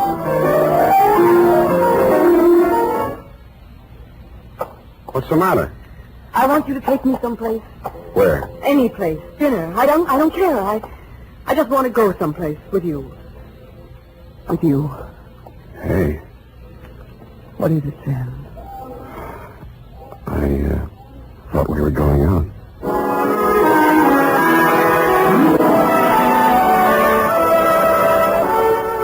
I never paid much attention to San Francisco before I met her. It's quite a place. There's a little park up on Russian Hill where you can stand and look out over the houses of the marina to the Golden Gate. There's an island in San Francisco even worse than Alcatraz. It's in the middle of the lake at Flashacre Zoo, and instead of gorillas, the population is nothing but monkeys. There are only 2 laundries in Chinatown. And out at Golden Gate Park, they have a band concert every Sunday afternoon. Maybe it was just the bright weather, but everything looked clean and shiny, as if somebody had taken a scrubbing brush to all the buildings. We even fed seagulls. At first, she never went any further into her past than the day before yesterday. I couldn't very well charge her for the progress I was not making on the case, so when I learned that you'd sent old Mrs. H to a nursing home for a 2-week rest and Edith did not need bodyguarding for the time being, I took a job that took me down to Los Angeles for a few days. I was awful glad to get back, and not because I don't like L.A.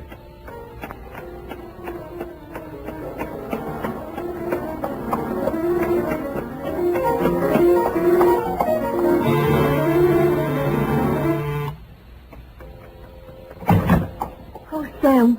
Oh, darling, you were gone so long. Hey, the posies. Oh, give them to me. Well, I like that. This is the last time I make a fool out of myself buying flowers. I'll love them later. Hey, you're trembling. What happened while I was gone? What happened to me happened before you went away. You know that. Sam, while you were gone, I had a lot of time and I did a lot of thinking. And I came to a very important decision. There was something I knew I had to tell you.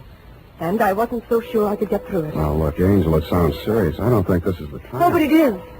Yes, it is. Here, take it before I change my mind. What is it? I wrote it all down. Sit here, facing away from the piano. And don't say anything until you've read it through. Oh, okay.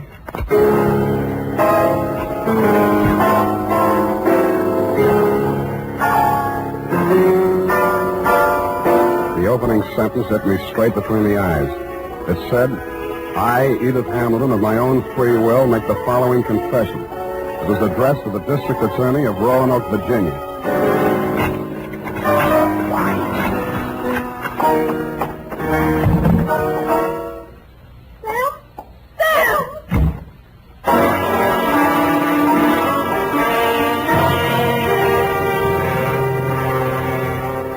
That, Dr. Zoya, was when I headed back to your office. Not to have my head examined, it was too late for that, but to tell you that I was resigning this caper. On the way, I placed 2 ads in the classified sections of 3 papers. One under office space for rent and one under situations wanted. Ex-private detective desires position as night watchman, prison guard, asylum attendant, or any more pleasant line of work. And I really meant it. United States Armed Forces Radio Service is presenting the weekly adventures of Dashiell Hammett's famous private detective, Sam Spade.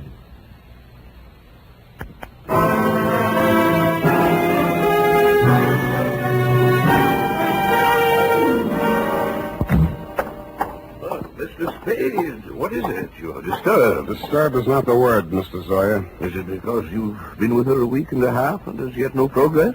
Let us analyze the situation. The whole setup has been rotten from the beginning. You send me to that girl under false pretenses. You tell me to worm my way into her confidence. One moment. Did I tell you this? How else did you expect me to get a confession out of her? Should have got the play when that old lady said I looked like a man Edith was once in love with. You thought she'd fall for me, didn't you? You thought I'd take advantage of it, didn't you? Well, you could hire somebody else to make love to her. I'm a detective, not a gigolo. So she did make a confession to you. Why do you say that? When a patient comes to a psychoanalyst for help, a situation develops which we call transference. Now, this means that the doctor represents to the patient someone in whom he can confide, to whom he can unburden himself, such as a parent or a loved one. Well, then let's don't go on with it. No. Well, at the moment, that is, what you feel toward me at the moment is what we call a negative transference. You wish to continue to make love to her, but you feel guilty about it, so you blame me. Well, what then? What are you driving at? In this love affair of yours, we have a similar situation. But what she feels for you only resembles love. It is transference. You resemble a former lover, and that is why it only took a week and a half for her to reveal everything. Oh, sometimes I think I am too ethical, or too old. Come now, why don't you tell me? You feel better. There's nothing to tell. She had it written down. I didn't read past the word confession. Well, what did you do with it? I destroyed it. I see. Well, no. Miss Case, what is it?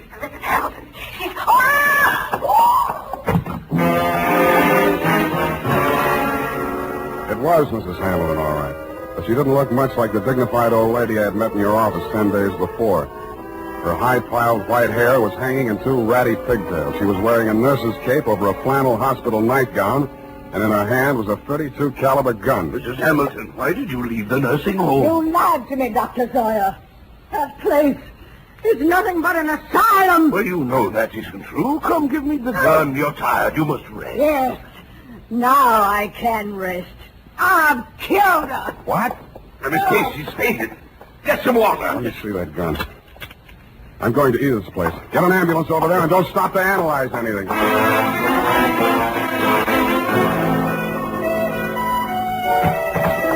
Edith was slumped forward over the piano keyboard. She was barely breathing. The old lady wasn't much of a hand with a gun.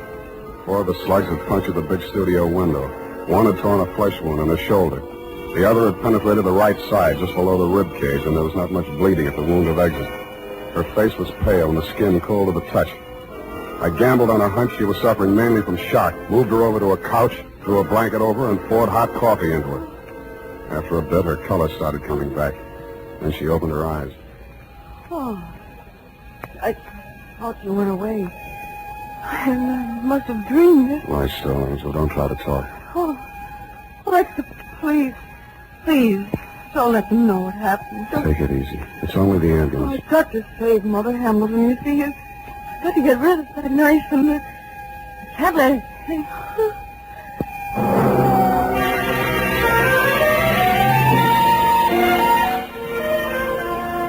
I rode in the ambulance with her. She was still unconscious when they carried her into surgery. They told me she was out of danger. When they threw me out that night, I went back to her apartment. What she'd said about saving old Mrs. Hamilton and getting rid of the knife gave me a new slant on that confession I hadn't read. The pieces were still on the floor where I'd thrown them. It took me nearly an hour to put the jigsaw together, and when I did, it was still a puzzle. In her story of that morning 3 years ago, she confessed to finding the body before the official discovery, to hiding the knife and wiping the doorknobs and surfaces in the death room to get rid of fingerprints.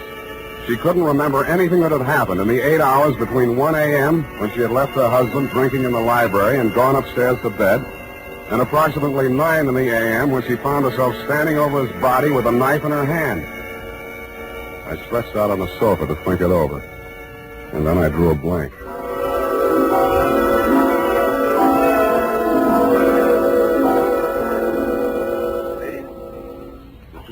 wake up. What?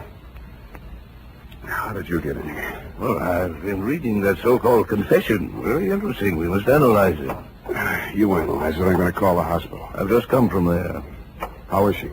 Physically, nothing serious. Mentally, she's not so good. She keeps asking for you. Yeah? She thinks you can help her. Yeah, it's definitely there, the delusion that she's in love with you. What makes you so sure it's a delusion? Don't answer that. When can I see her? Well, it's best that you wait until she comes home. That will be next Tuesday. Look, you're supposed to be a first-class head doctor. Can't you cure this amnesia of Edith? I thought I explained to you last night when we were discussing transference. Please, Dr. Zoya, please. I know you mean well, but don't, I beg of you. Well, it's not important. When she gets to know you better, she will realize that her love for you is irrational. And then realize that her love for you is irrational. And then she will remember everything.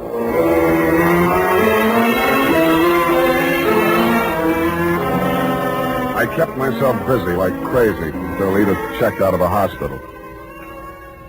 There wasn't much talk between us at first. Even her music was reticent, little rambling improvisations that sounded like children's songs or lullabies with something just a little acid mixed with their simplicity. Then as the days went by and her strength and confidence started to return, her music became serene and graceful. It became like her as she sat there at the piano in front of the big window with its afternoon sun streaming down on the San Francisco hilltops, while at the same time the April fog bank started its nightly prowl in through the Golden Gate. And that was like her, too, and like her music. Brilliant, but with a touch of melancholy. And then one day it was all warmth and brilliance and she was smiling.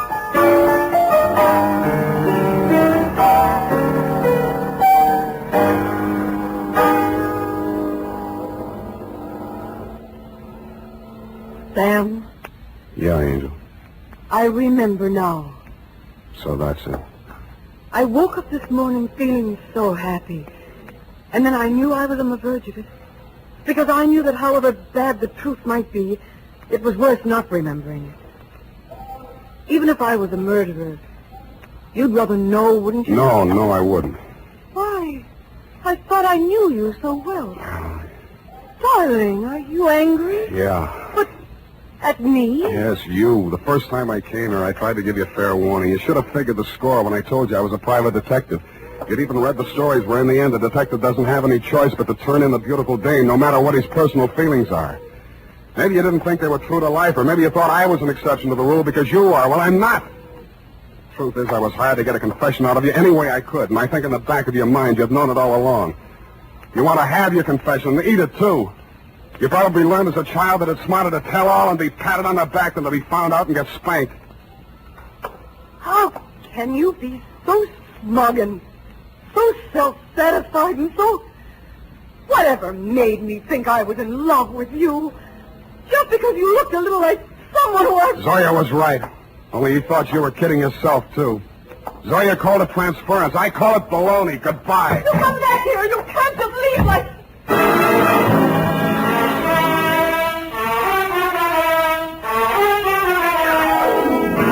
And that, Dr. Zoya, is why I never heard her confession. It turned into a lover's quarrel. But I understand she paid $25 an hour to rattle it off to you. I have before me your telephonic message. I haven't had time to analyze it, but at first glance I take it to mean that Edith was innocent of everything except destroying evidence. Motive, to spare her mother-in-law the anguish of knowing that her son was a suicide. I'm sorry, now that I know what her story was, that I didn't stay to hear her tell it. But that, as you would say, is not important. At least I cured her of that love delusion you were so worried about, even though it took a month to do it. Period, and a report. Oh, Sam, sacrificing yourself so self-sacrificingly, rather than shatter a mother's delusion. Yeah, some other time, huh? I'm sorry, Sam. I'll go type this up.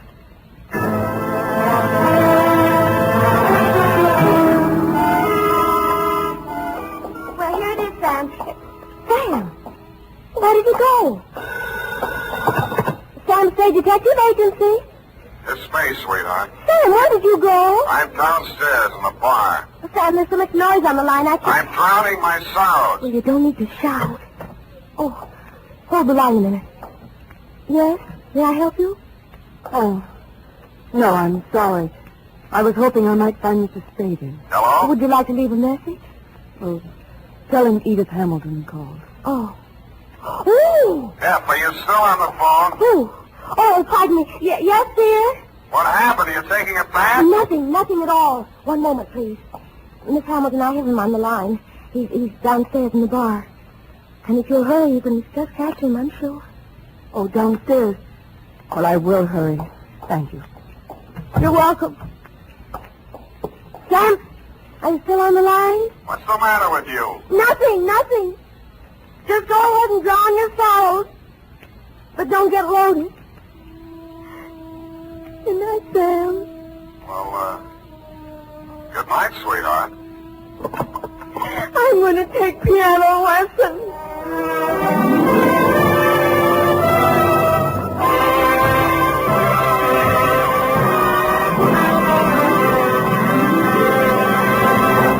The Adventures of Sam Spade, Dashiell Hammett's famous private detective, are produced and directed by William Spear. Sam Spade is played by Howard Dove. Lorene Tuttle is Effie.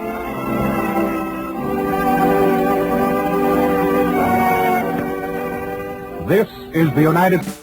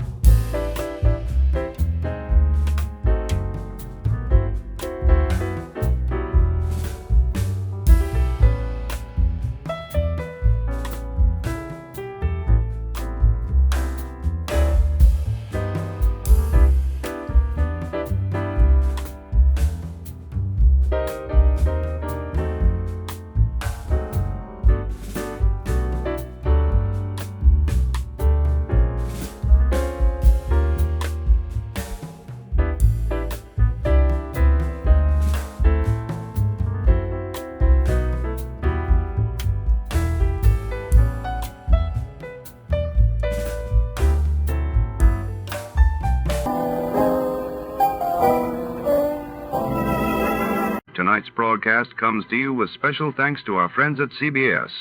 And before our next mystery unfolds, here's a question for the sharpest listeners in America.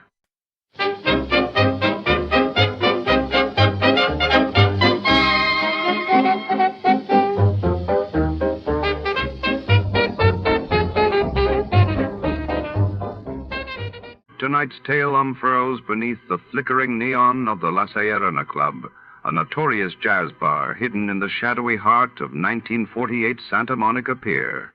When a mobster's briefcase vanishes during a midnight poker game, suspicion swirls like cigarette smoke, and a hard-boiled detective is forced to swim with sharks, both literal and criminal.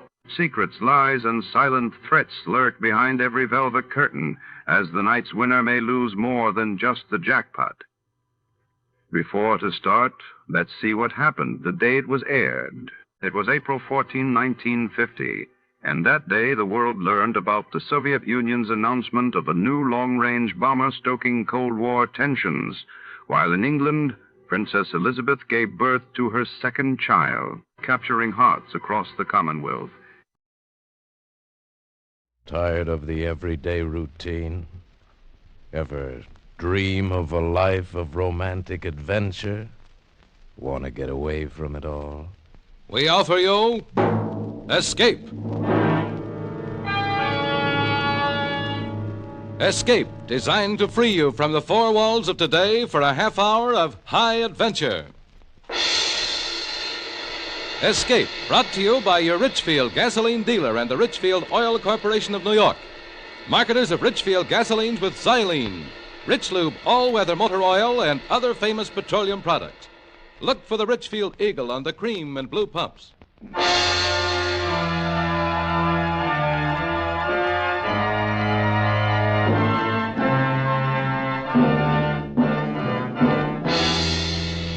Tonight, we escape to a charter fishing boat in the waters off the little Central American country of Nicaragua, and the story of the violence and terror that suddenly developed there, as Anthony Ellis tells it in his exciting tale, Shark Bait.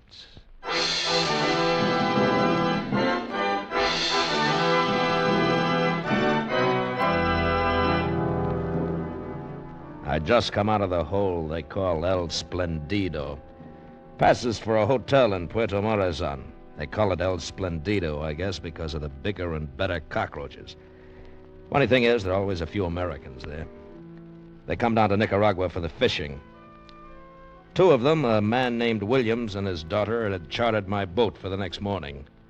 It was getting dark when I walked down to where the boat was tied up, and as I came to the shack that palmed itself off as a cocktail bar, I knew it was time for a drink.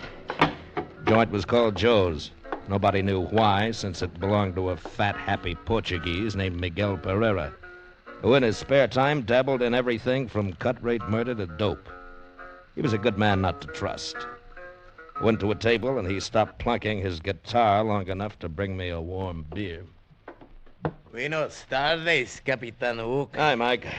It was hot today, eh? Yeah. You are the first person for cocktails all day today. Now, that's tough. But when it gets dark, the Americanos will come in. Then I make up my loss. I'll bet you do. I have heard some interesting talk today. Is that so? I would not breathe it to a soul but you. Go on. Across the border, they are ready. Oh, the rebels again? So they say. Oh, those Hondurans. I have heard something else. Huh? They are bringing guns in for the attempt. No kidding. See. They pick them up from a Honduras fishing trawler off the coast tomorrow night. Then take them to Point Maria here in Nicaragua. Well, that's the point, a couple of miles below Puerto Morazan, is it? See, from there they carry the guns across the border to Honduras. Well, that's pretty slick. These things I have heard, amigo.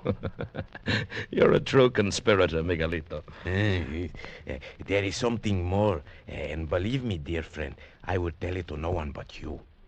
The guns arrive at Point Maria at 30 minutes past 10 tomorrow night.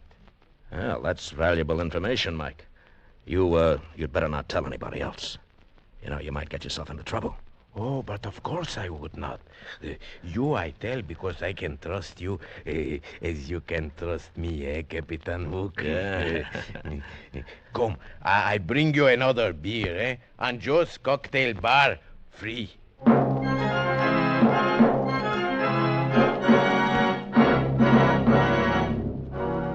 My customers came aboard the next morning at 5:30. Mr. Williams, short and fat, with a prissy little mouth that smiled and sparkling eyes.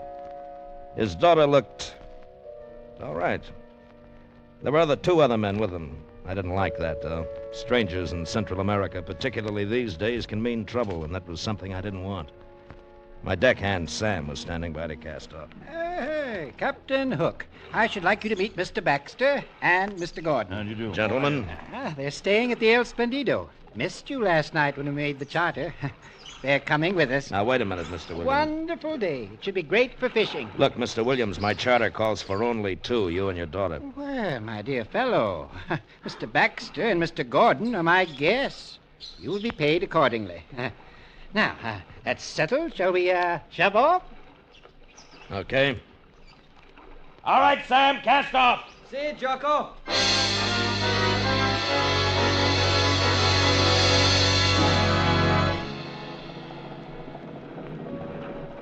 It's beautiful, isn't it, Captain? It's all right, Miss Williams. It's because you're used to it. I've never seen water like this before. No? Your deckhand. You call him Sam. What about him? Sam. He is Spanish, isn't he? Part. Rest is Nicaraguan. Why do you call him Sam? Is that really his name? No, but it's easier. The other one's too long. He calls you Jocko? It's Jonathan, but he can't pronounce it. Strange to find a man like you down here running a charter fishing boat, and with a name like Captain Hook. It's very romantic. I'm glad you like it. Oh. Am I annoying you? No, of course not, Miss Williams. It's my job to answer questions. I see.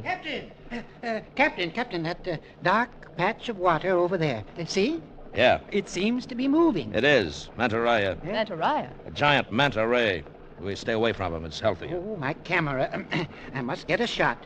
Can you get closer? I can, but I won't. Well, now, look here. There's no need to use that tone with me. I'm hiring you. I want to get a picture of the beast. I'm sorry. I'm chartered for fishing. This is a 46-footer. Now- Your beast is about 35 feet across, and he's bad-tempered, too. Nothing doing. Huh. Oh, very well. Jocko! What? Albacore! Where? Of the port bow. I see him. Forget your Monterey, Mr. Williams. Look, Albacore. Tell your friends to get ready. Better let me try for the first one. If we lose him, the rest will get away. Watch those outriggers, Sam. Mr. Williams, break out your gear. This is it.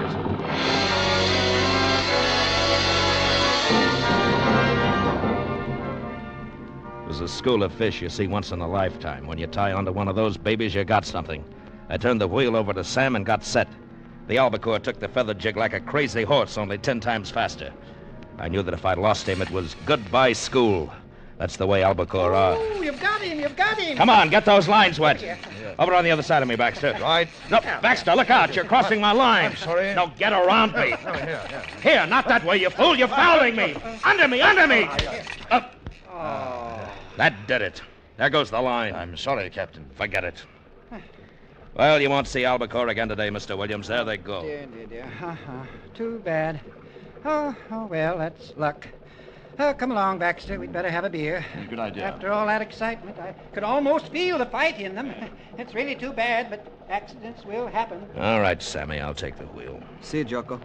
Perhaps we catch something else later. Yeah. You're angry, aren't you, Captain? What? No. Oh, yes, you are. Mr. Baxter hadn't been so clumsy, we would have caught albacore. That's right. And I'll tell you something else. What? I don't think that either Baxter or his friend Gordon are fishermen. They are. The hotel last night, they said so. Don't kid yourself, not the way Baxter handles a rod. But they and said... another thing, he's carrying 2 guns and shoulder holsters. Oh? Yeah. Well, I guess it's their business. Mine's to find fish. You're not afraid of very much, are you? Listen, why don't you go and sit up forward? Are you afraid of me? Look, I've taken too many spoiled dames on these trips. Like smallpox, I'm immune. And I'm bored. You talk like a bad movie. Now go cut up mullet or something. I'm not expendable. We cruised for another couple of hours. Sighted one marlin tied into another. That is, Mr. Williams did, but he lost it. Baxter and his quiet friend didn't fish much. They watched. I didn't like that any better. We landed a few barracuda, big nasty devils that could rip the meat off your arm in a second. And it was hot. Sun bounced back from the glassy water and made you wish you were somewhere else. And then it was afternoon. Those 2 guys just sat. They were making me nervous. Williams drank beer and perspired while his daughter kept casing me. I figured she was getting ready for another try when we saw the boat. It was a fisherman flying the Honduran flag. Oh, not very good sport today, Captain? It may get better. It's too bad I missed that marlin. There'll be another. I hope so. First the albacore and then marlin. Hey, on your right. Huh? What sort of craft is that? That's commercial fishermen. Oh, quite large, isn't she? They take a lot of fish. Of course. I'd like to get a picture, if I may. I thought you wanted fish. I do. Right, then I'm headed down the coast. Well, would it take long to get close enough for a picture? No, it wouldn't be worth it. Huh? She's Honduran. I don't want trouble. Trouble, Captain? In case you haven't heard, Honduras is ripe for another revolution. What? We're under the Nicaraguan flag. I'm not taking any chances. I don't understand. It depends whose side the fishermen are on. If they're Honduras government, it's all right. If they're not, they might like to have my boat. What? It's happened before. Incredible. Yeah. Revolution. Well. Captain, that ship, she seems to be signaling. No, what about it? Mr. Gordon knows a little about signal pennants. Does he? Like he knows how to fish? I think it's a distress signal. Yes, you ought to find out. Distress. Is that so, Captain Hook? Could be. Could be a trick. Well, I don't understand. If they're in distress, it's our duty to When go... we first sighted her, there wasn't any signal. Now she very conveniently runs one up. I don't like it. We're putting back to Puerto Morazan. We better take a look. Not on my boat. Sam! Hi, Jocko. We're through for the day. Take in the outriggers. I'm Yes, sorry, Mr. Williams, but I don't like this charter. Now, You'll look get your here. money back. But you can't do that. Stay on the engaged- course. Nuts. I insist, Captain. Mr. Baxter, what are you doing with a gun? Are you crazy? Walk over here slowly, Hook. Come on, I mean it. Well, All right, Gordon, take over. Right. I've been wondering about you ever since you boarded. Have you? Well, now you know. Mr. Baxter, really, you have no right to endanger us all. This is going too far. Keep out of this, Mr. Williams. You're pretty interested in that trawler, aren't you? Yes, that's why we've borrowed your boat. If you give us any trouble, I'll shoot you in the leg and throw you overboard. I imagine you would make excellent sport for the shark and barracuda. They have an extraordinary scent for blood, Captain Hook.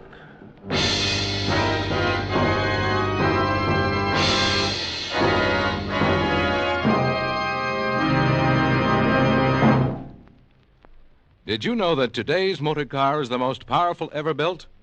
But it needs gasoline to match. It needs gasoline containing xylene. Xylene, a great discovery of modern science, puts a new dynamic wallop in gasoline. That's because xylene is one of the highest anti-knock gasoline components ever discovered. A super component to give your car new, higher anti-knock performance. Today, every gallon of Richfield gasoline contains xylene. Try Richfield gasoline on a gear shift hill. Press down on the gasoline pedal. Feel your car leap forward. That's what xylene in Richfield gasoline does. You get new high anti-knock, new power, new mileage economy.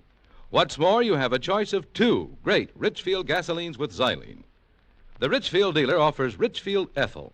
Ethyl at its best for best results in highest compression motors, or Richfield High Octane at regular price for the average car. Stop where you see the Richfield Eagle on the cream and blue pumps. Get Richfield gasoline containing xylene. And now we return you to Escape. Well, it was nicely done. One minute I was the skipper of my boat, the next I was waiting to see if Baxter wasn't going to put a bullet into me. I knew he wasn't kidding about those shark and barracuda, so I decided to play along.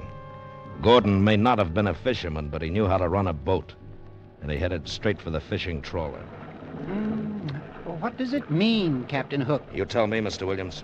How long did you say you've known those guys? We met them last night, Jonathan. Yeah? Well, certainly. Well, you don't for 1 minute suppose that I would have invited them had I known this was going to happen. Well, whatever are they up to? I've never heard of such a thing. It's rather exciting. Dana. I've got an idea. Oh? I told you they're ripe for a revolution in Honduras. Yes? That trawler might be carrying guns. Guns? Mm-hmm. But why? I mean, what's the point of taking over your boat? Unload guns, put them aboard us for the revolutionists. What? But Baxter couldn't have known we were coming out here. Oh, I don't believe it. Sure he could. How? You could have told him. I? That's right. Last night I told you I'd run out from Puerto Morazon for about 2 hours, you remember? Huh? Even told you the direction, south-southwest. Yes. You said we'd have a chance at Marlin and possibly Tarpon. Yes.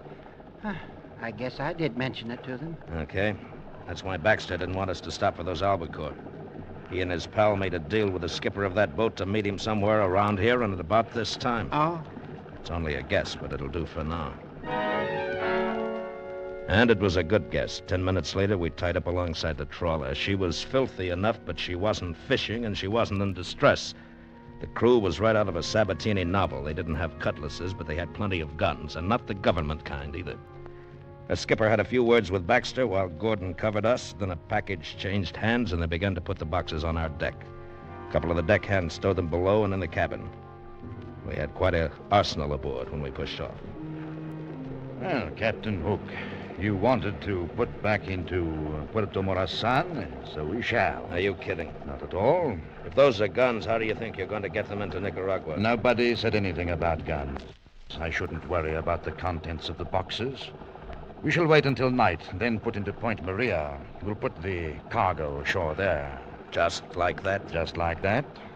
You get paid off, and somebody else worries about getting them over the border into Honduras, huh? Yeah, that sounds familiar. If that is my plan, you have described it perfectly. And, Captain, remember, it's pointless for you to attempt any heroics. Our stakes are rather high, and we should prefer not to kill you. You won't kill me, don't worry. Your boat will be returned to you, and there'll be a bonus for your rather unusual charter. Well, thanks a lot. Well, I'm going to join Gordon at the wheel now, and keep in sight, Captain Hook. Psst. Choco. Sammy. Stay down. They can't see you. Choco, they think I am below. Yeah. I behaved very scared. They did not trouble to search me carefully. I have my knife. Good boy. Not now, though. Stay out of the way. If we get a chance, I'll... Duck, here comes the dame. Well, where's your father, Miss Williams? In the cabin, worrying. Who were you talking to just now? Oh, me? Talking? Uh-uh. Yes, you were.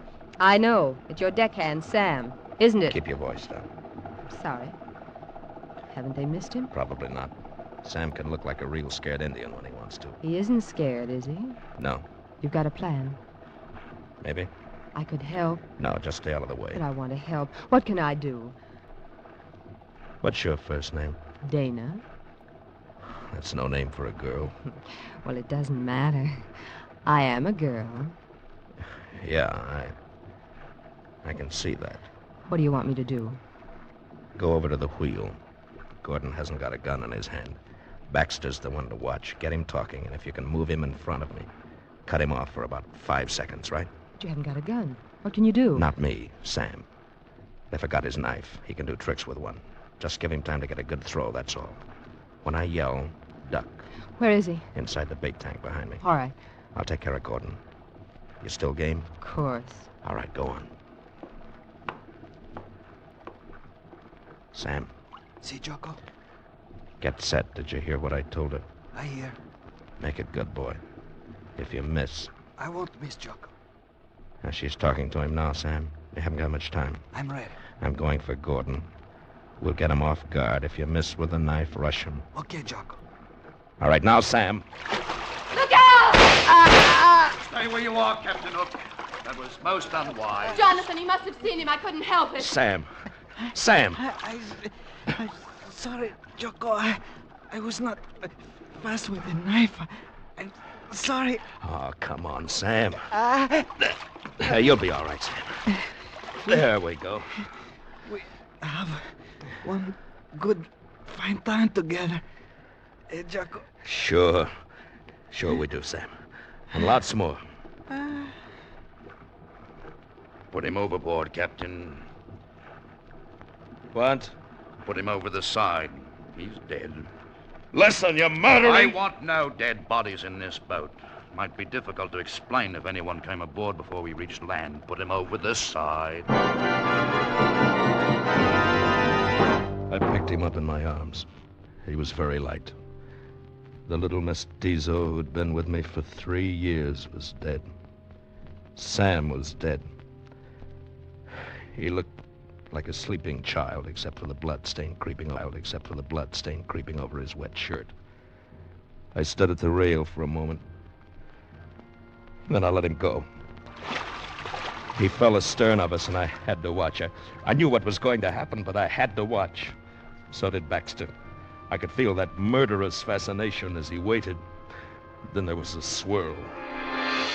And another. The water boiled with triangular fins. And Sam was gone. After that, I just waited. Williams and the girl didn't show. It was just me and those two at the wheel. Then it began to get dark like it does down there. We didn't show any lights. Gordon was still at the wheel, and I could see the glow of Puerto Morazan off the port bow. There was no moon, just sudden blackness. Must have taken Carter by surprise, because when he called to me, I wasn't sitting by the bait tank any longer. I was around the other side with a big gaff hook in my hand. Captain. Captain. Why didn't you watch him? Never mind that. He's still aboard. Hook! I'm coming to get you. Don't be a fool. Hook! This is your last chance. I swear I'll shoot. I caught sight of his figure for a second against the glow of the town, and then he was gone. But I was ready. I could hear him. Just a couple of more steps. 1, 2, 3. Hook! You're a fool. I'll put on the lights. No. They'll see us from shore. Then I could hear him breathing. And I hit out with a gaff, and I caught Nexter in the throat. He went down hard, dying fast. I grabbed his gun and moved quietly toward Gordon at the wheel. Did you kill him? Baxter can't hear you, Gordon. He's dead. All right, drop it. Drop it! I got away from the wheel. Okay. Williams! Williams, get out here. It's all right. I've got him. Captain Hook. Oh, well done. It mustn't have taken a lot of nerve to do that. Pity it's wasted. Sorry, Captain Hook.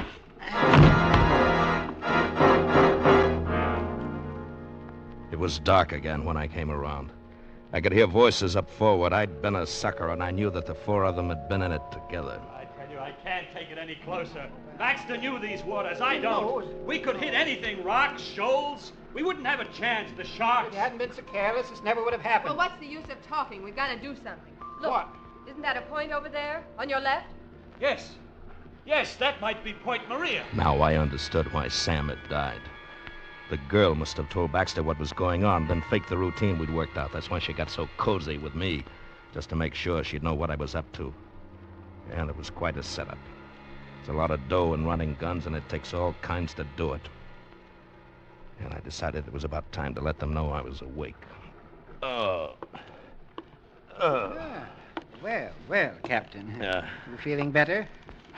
Yeah. I didn't mean to hit you quite so hard. No, I'm sure you didn't.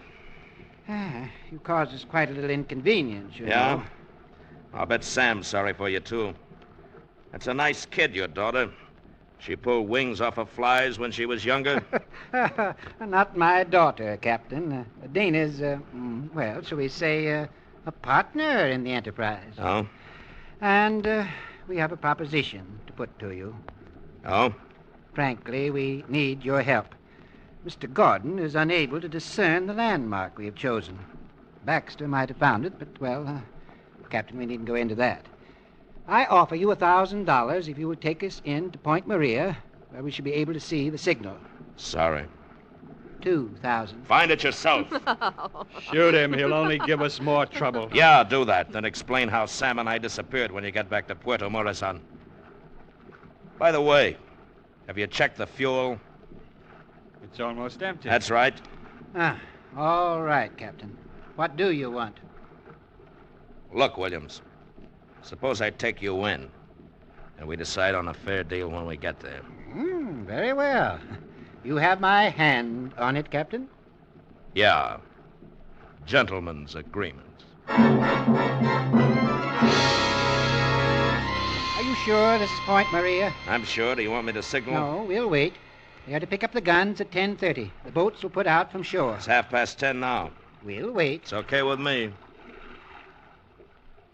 5 minutes went by, and then we heard the sound of muffled oars. From out of the blackness, riding out to us on the swells, came 3 boats. I was at the rail when the first man lumbered heavily over the side. It was the owner of Joe's Cocktail Bar, Miguel Pereira, still fat and still happy.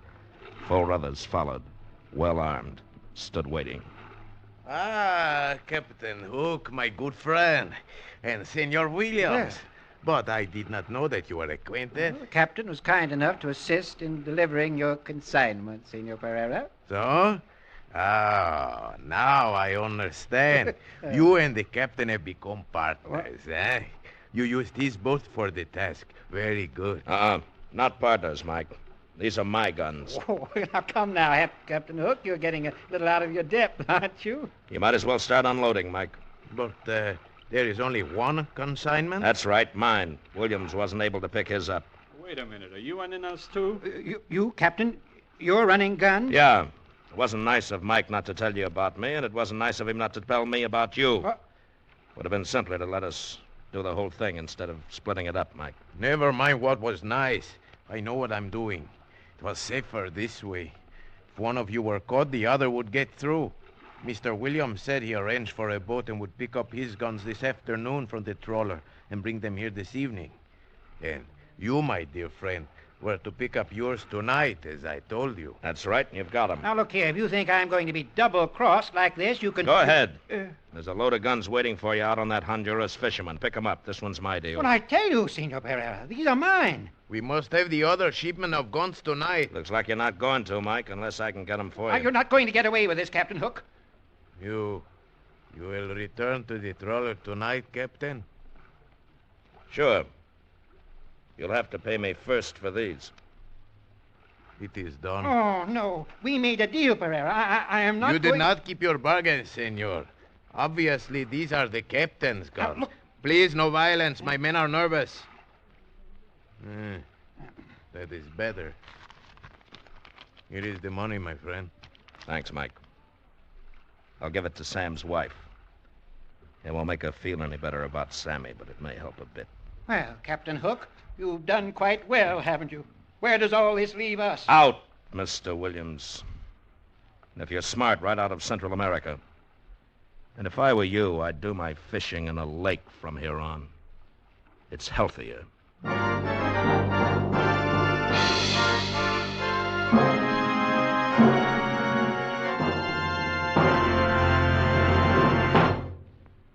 Did you know that just the motor of a modern car has as many moving parts as a whole car did only a few years ago?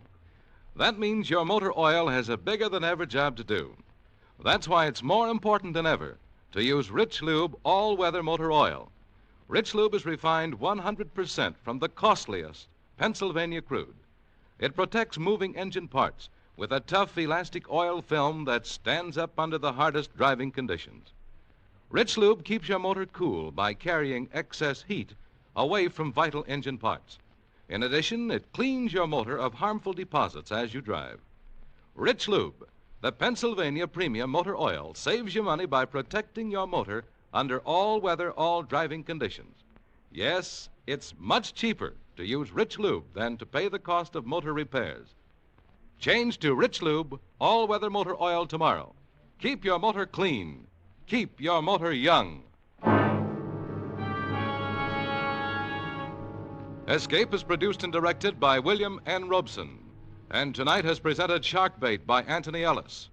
Featured in tonight's cast were Bill Conrad as Captain Hook, Mary Shipp as Dana, Will Gear as Williams, John Daner as Baxter, Steve Roberts as Gordon, Harry Bartell as Sam, and Paul Frees as Miguel.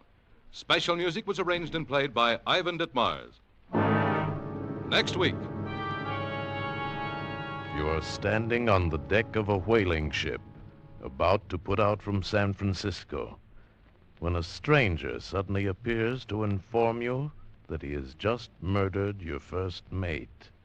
A stranger from whom you realize there can be no escape.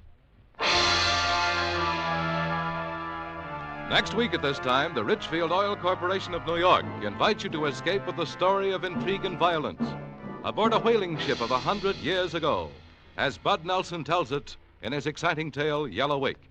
Be listening. Goodbye then until this same time next week, when once again we offer you Escape. Tom Hanlon speaking. This is CBS, the Columbia Broadcasting System.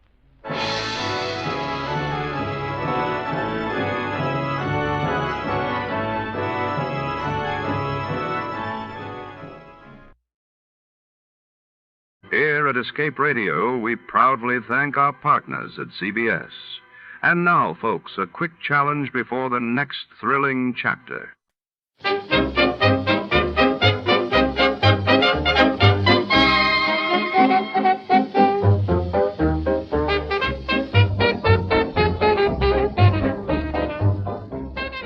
Tonight, the city trembles under the shadow of a mysterious heist when a notorious explosive device known as the Bouncing Betty vanishes from an army depot. Hard-boiled detective Jack Malone is pulled into a deadly game of cat and mouse. As the clock ticks and suspects multiply, secrets explode in a world where trust is a luxury and danger lurks around every corner. Who stole the Bouncing Betty and why? Find out in the Bouncing Betty Capper. Before we begin, let's see what happened on the day it aired. It was April 2nd, 1947. On that day, the world learned of the tragic Texas City disaster as a ship loaded with ammonium nitrate exploded in a harbor, while across the globe, Britain announced plans to grant independence to India, sparking hope and tension on two continents. The Adventures of Sam Spade, Detective.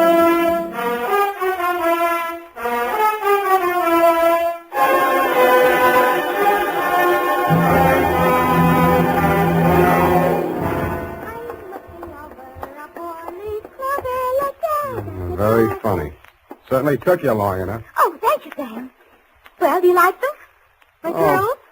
Yeah, I guess so. It's your own hair, I trust. Oh, yes, Sam. When it's brushed out, you'll never know anything happened. Whenever you're ready, Curly. Oh, gee, you like it that well? Yeah, very cute. Well. To business. To Detective Lieutenant Dundee, Homicide Detail, San Francisco Police, from Samuel Spade, license number 137596, subject a bouncing Betty caper. Here, Dundee. It all began on a Wednesday. My secretary, Miss Effie Perrine, tiptoed into my office and laid an engraved calling card on the desk in front of me. The name on it was Randall Carruthers.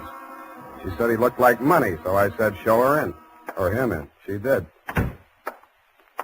Good morning, sir. Do you wish the morning paper? Thanks, I've read it.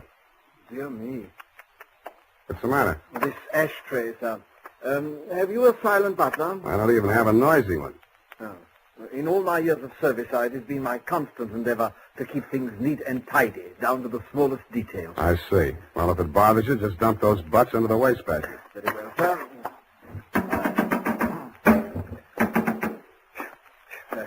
If you will pardon the presumption, sir, you could use a well-trained servant in this establishment.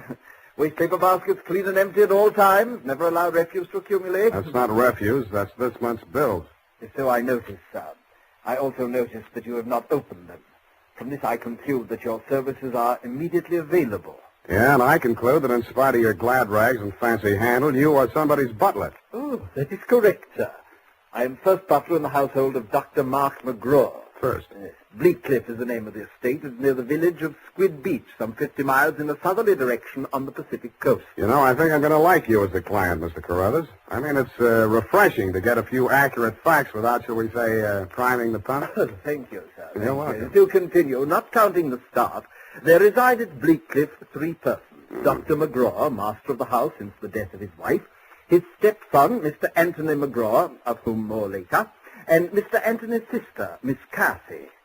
It is on her behalf that I've come to you, sir. What is her problem, Mr. Carruthers? The correct form of address is Carruthers, sir, not Mr. Carruthers. Check. Yes, thank you, sir. Now, as to Miss Cassie's problem, sir, someone is attempting to murder her. Specifically, she has upon several occasions been shot at from ambush.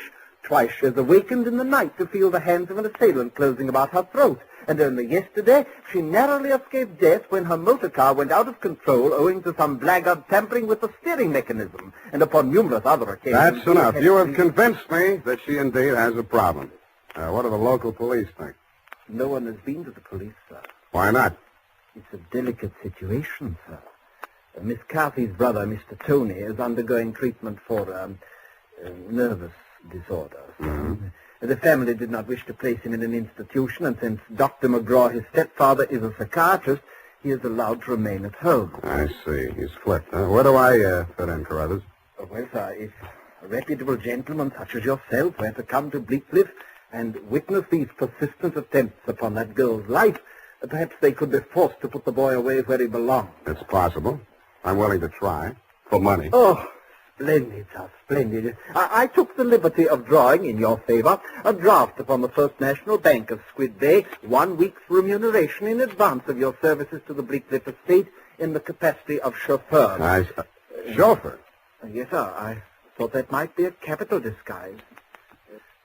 Have you a better suggestion, sir? Well, no, that's okay. This check. Yes, sir. $200. It's a pretty big weekly salary for a chauffeur, isn't it? Well, you will be allowed to shop for the vegetables, sir. Your cut has been added in.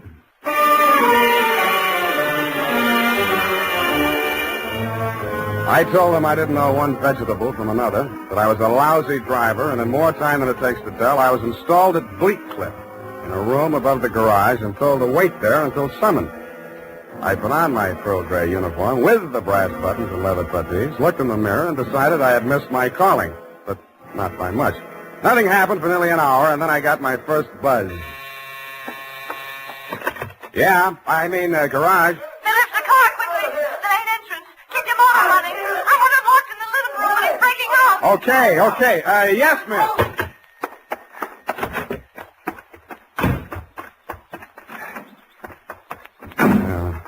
Let me see. Get that door open. sorry, miss. Well, get going, please, please. Darn it, miss. Where's the spark on this? What's the matter with it? Well, it's flooded. The house, you know. Oh, he's got the maple leaf. Well, I'm trying. Stop it! You're hurting him! All right. Put it down, kid. Put it down. Come on. Give it to me. What's going on? I say, who are you? Haven't you been instructed not to disturb my patient? I'm sorry. I'm new here. When I saw him coming at Miss McGraw with that meat cleaver, I naturally thought... Oh, well, no harm done. Come along, Tony. Come along now. Come along, boy. We'll have a nice long talk. What shall I do with it now? We'll put it back. You all right? Oh, sure. I should be used to it by now. By the way, you're new here, aren't you? What's your name? Sam. Sam? That's nice. Turn to the left outside the gate, Sam, and drive straight out to the shore road. Well, if I can just... Hey, I just turned that little key. Look, Ma, I'm driving.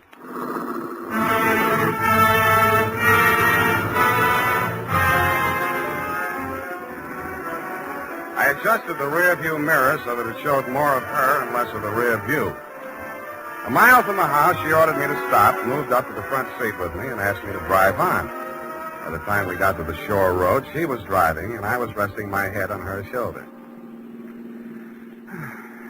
Where are we going? I've got a little hideaway down the coast. It's right on the beach, at the foot of a tall cliff. There's a fireplace, a little bar, some records. Got some bop? It's wonderful there with the surf pounding outside, hidden away from the world. You feel so safe. Don't stop. You'll like it there. You feel as if there's no one else on earth. Time standing still. If I could just be sure that Mother wouldn't worry about me. You're impossible. Okay, Kathy, I'll be serious. What's with that brother of yours? Tony? I'd rather not talk about that if you don't mind. Well, maybe I can talk about your stepfather. I really should know what kind of a man my boss is. I go for these drives to forget all that. Please don't spoil it for me. Okay, Kathy, okay. Oh, please. The sharp turn into this driveway. Now, we get out here. Yes, ma'am. Down this path. Uh-oh. What's the matter? You afraid of high places? Yeah, you just pushed me off of one. Oh, Sam, don't be like that. You're pouting like a little boy. Come on, I want to show you my little house. What's so special about your little house? Oh, Sam, if you only knew what my life is like. You only know what mine is like. I need someone so much to talk to, Sam. As long as you can steer the conversation, you mean. Come on, Sam. I'll show you the house. The path led to a flight of wooden steps that clung to the face of a sheer cliff. There was something like the stairs you find yourself falling down in nightmares. They dropped maybe 200 feet to a crescent of white sand. Watch out for that one step. It's broken. Yeah. You have to make your dream house this hard to get to? Because of Tony. He has vertigo. What? When we were kids, he used to chase me, and I'd run down here, and he was scared to follow me. Afraid of heights. He still is. Well, you light us a fire, Sam. The wood's there in the box. I'll go make us a drink. Fire? Who needs a fire? I'm hot. What'd you do before you took up driving? Oh, I was a private eye for a while. Oh, how exciting. Nah, it's a sour racket. Tell me about it. Nah. Let's talk about you. Here's your drink. Thanks. Well, what do you want to know about me? Oh, me? Come here.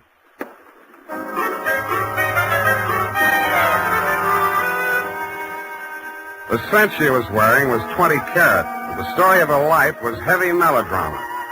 It seemed that Dr. McGraw, a handsome fortune hunter, was a folly of her mother's middle years, that she had come to her senses shortly before she died and cut him out of her will. But that was not the end of it.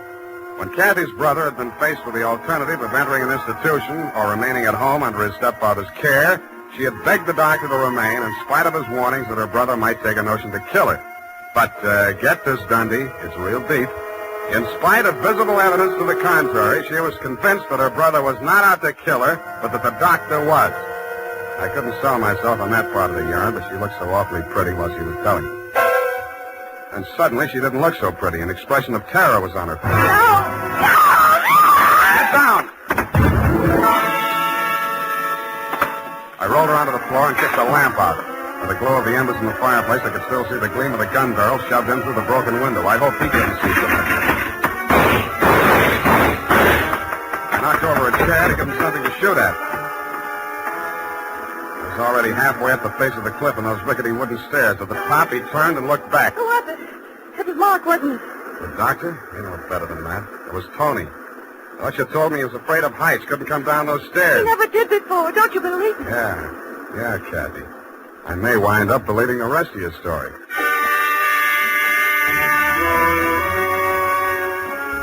I took Kathy back to Bleak Cliff and stashed her in my quarters over the garage. Then I went into the main house via the back stairs, found her room, and shook it down. In a cabinet, a bunch of war souvenirs, German helmets, grenades, rifles, and other lethal gadgets. In a desk drawer, I found a letter headed U.S. Army, Office of the Surgeon General. It certified that one Anthony McGraw was unfit for military service. Vertigo. Origin, childhood injury to middle ear. Downstairs in the library, I found a shelf of medical books. Vertigo. Vertigo was almost incurable, and there was certainly no quick cure. But some patients had lost their symptoms temporarily under hypnotism. Then it said, see narcosynthesis. I did.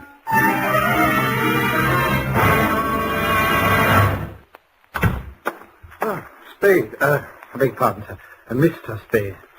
Whatever are you doing in the butler's pantry, sir? Looking for a butler. Namely you, Carruthers. May I serve you, sir? Yeah.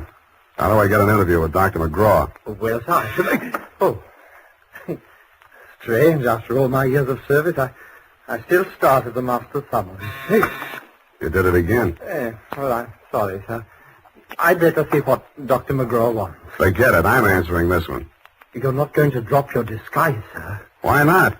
Who am I kidding, anyway?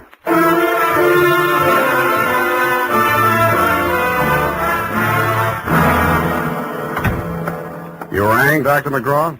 Huh? Oh, I didn't ring for you. I rang for Carruthers. I ordered him to tidy up my office while I was at dinner. And look at it. Looks neat as a pin to me, Doctor. Oh, yeah, sure new here. Chauffeur, huh? I'm only wearing his uniform. Here's my card. Oh, detective, eh? That's right, Doctor, and this one's just about ready to wrap up. Well, you interest me. Go on. I will. I think you've been trying to use that boy as a murder weapon against his sister. Oh, and you call yourself a detective? If you can call yourself a doctor, I guess I can. You've been treating him with narcosynthesis, haven't you? That's right. Hypnotic drug. While he's under it, you brief him on his activities for the day, and he follows through, including assaults with deadly weapons.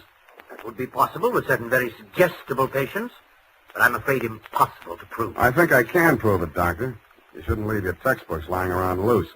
I found out the only way Tony could have walked down that stairway to Kathy's beach house without falling would be temporary relief of his symptoms due to hypnotic suggestion. Unquote. I see.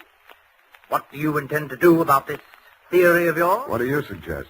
You see this row of buzzers here on my desk? Mm-hmm. This one is for my secretary. This is to summon Carruthers, and when I press this buzzer, two of the most hideous plug uglies you've ever seen will rush into this office, beat you to a pulp, and dump you outside the front gate. That's what I think of your theory. Buzz away, Doctor. I think I like them better than I do you. As you wish.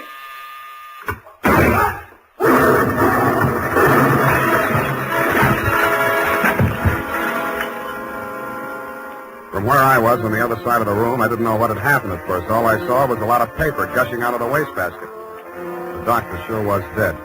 His midsection was perforated like a shower drain. And on the walls, fanning out around the end of the room, about a yard up from the baseboard, there was a straight line of holes.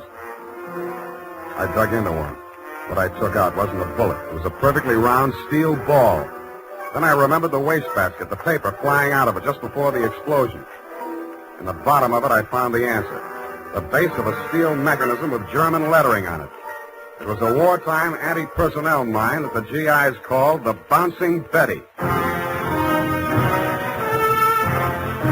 The United States Armed Forces Radio Service is presenting the weekly adventure of Dashiell Hammett's famous private detective, Sam Spade.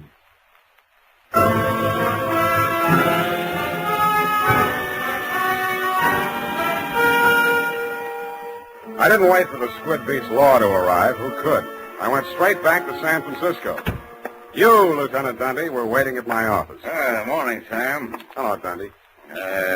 About that McGraw killing, Sam. The chief down at Skid Beach has asked us to cooperate with the department down there at Skid Beach. Squid Beach, Dundee. That's right. They say you caught a bus at Skid Beach. Squid. That's right. At 1:45 in the company of a young woman answering the description of the McGraw girl. They say that, do they? They say they got a statement from that butler, Carruthers. Well, it's open and shut anyway. The butler hired you, the girl is wanted, and you're hiding her out. Why? Why not? Well, it's established that the girl hated the deceased and bickered with him constantly. The doctor and the boy were pals. That girl's guilty as... You've been able to place her in the murder room? Well, no, but here's an item. She worked with an Army ordnance during the war in research. Subject? I made a note of that. Enemy landmines, anti-personnel. One of the reports she helped put out was on the Bouncing Betty. Yeah? Definitely. Okay. Hey, where are you going, Sam?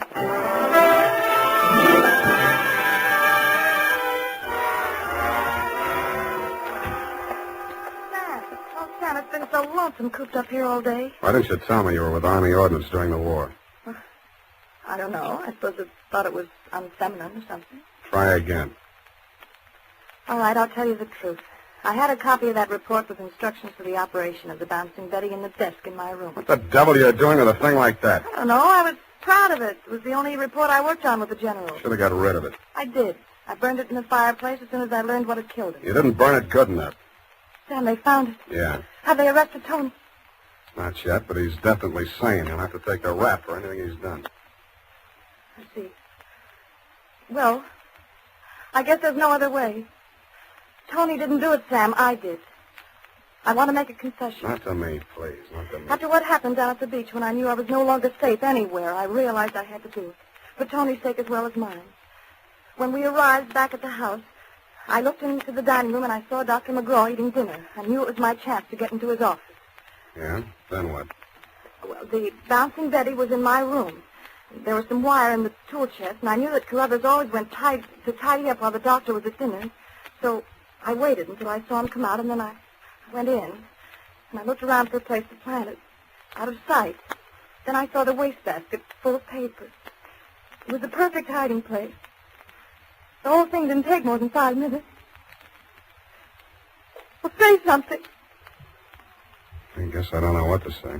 Go on, say you hate me. Say it. I don't. Wish I did. Oh, Sam. Help me. Help me. I'm sorry, baby. I am sorry.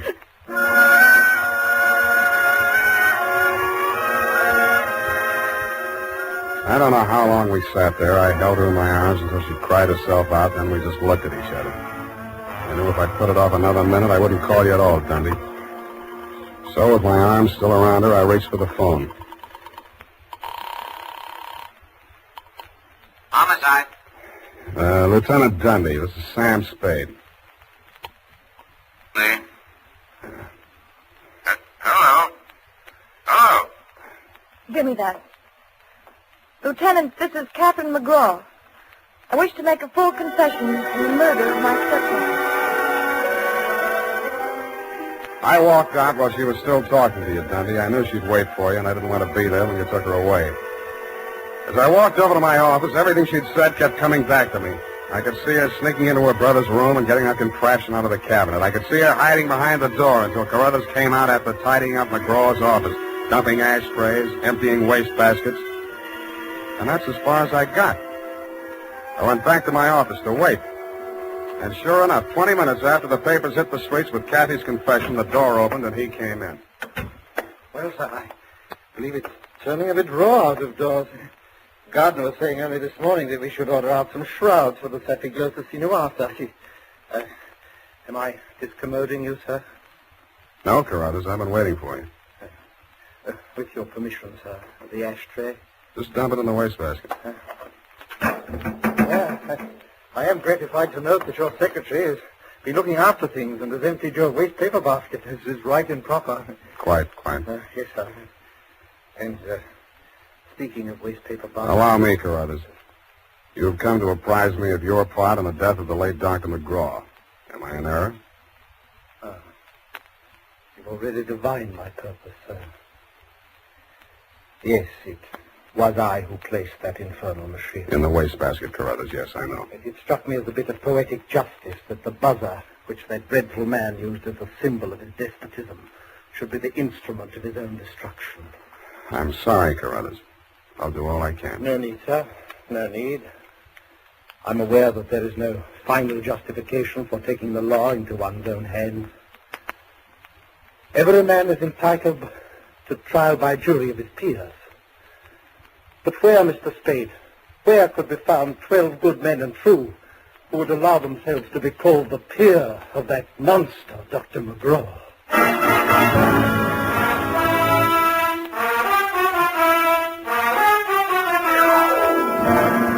Period. End of report. Sam! There must be some mistake. Mistake, Effie? Mistake? Huh? Well, the butler can't be guilty. That's old-fashioned. He was an old-fashioned butler, sweetheart. Where today can you get help like that? Somebody who empties the ashtrays, keeps the waste paper baskets clean, tidies up around the place. Well, I'd be only too happy to do the same for you, Sam. I know you would, doll. But considering what happened to Mr. Carruthers' employer, Effie, you mustn't allow your mind to dwell on such matters. It's wicked. Sam! Who emptied an ashtray in that wastebasket that I just finished cleaning out? Pay it no heed, sweetheart. I'll buy you a silent butler. I'll go type that up. Here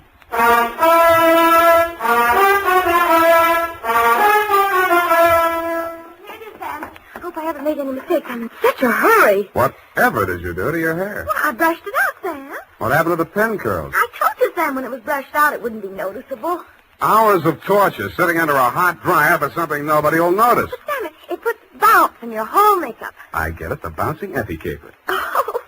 Eyeshadow, new shade of lipstick. You look real gone. Oh, no. Whom is it tonight? Well, it's his friend of Maud, Sam. Of course, she's not really serious about him, so it's all right. Your conscience bothering you? Oh, no, Sam, no. He's definitely not serious about her. I mean, Well, have fun, sweetheart, while Maud burns. Oh, well, she won't. I suppose you'll be seeing that girl, what was her name? Oh, yes, Kathy. Well, at least if I'm not playing in someone else's garden. No. Well, have fun anyway. Good night, Sam. Good night, sweetheart.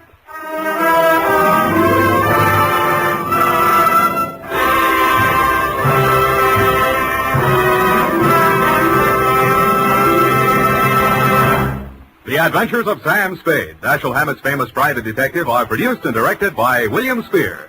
Sam Spade is played by Howard Duff. Lorene Tuttle is Effie.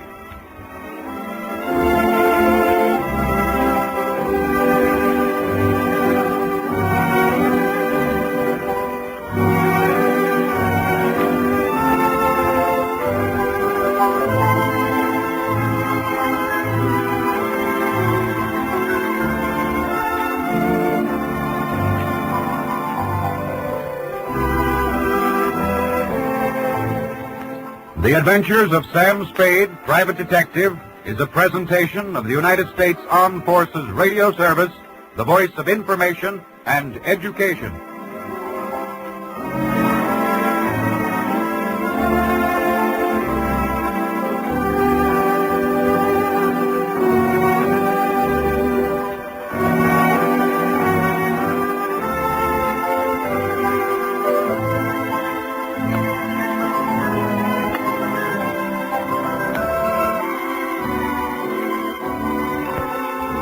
Before we continue tonight's excitement here on Escape Radio, we'd like to thank our friends over at CBS.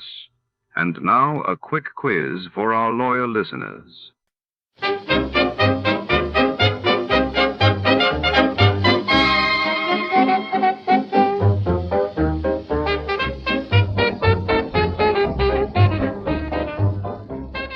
Tonight, the shadows fall over the bustling back room of the Buffalo Exchange Bank, where a mysterious disappearance has stumped the city's sharpest minds.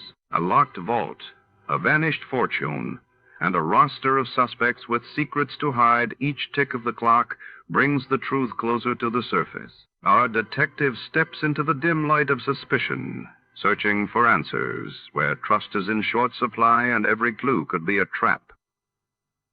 Before to start, let's see what happened the day it was aired.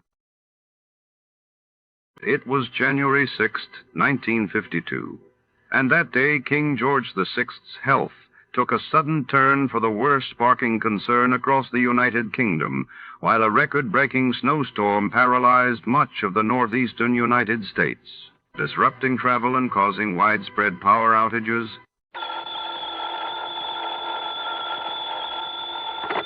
Johnny Dollar. Pat McCracken, Johnny, Universal Adjustment Bureau. Pat, haven't had an assignment from you in, several days. Yes, I know. Now, listen, this expense account of yours. Huh? On that case you just finished. Oh, now listen, Pat, after all these years, and I not only gave you a full report, but an itemized statement. I know. That expense account was completely legitimate from start to finish. Every single item was money out of my own pocket that I spent to solve that case. What case? The one you're talking about, the one I handled for you last week, whatever it was. You don't remember what it was. Well, what difference does it make? All I'm saying is that whatever expenses I put down there were completely justified. You remember what the total came to? Haven't the least idea. Then let me remind you. Oh, now look, that's Johnny, beside the point. To exactly $12.30. Well, I tell you, every penny of it was $12.30. That's right. Now, do you blame me for thinking maybe you were sick or something? Oh, no. And I thought you were... Okay, Pat, argument's over. Only it isn't, Johnny. Huh? Not by a long shot.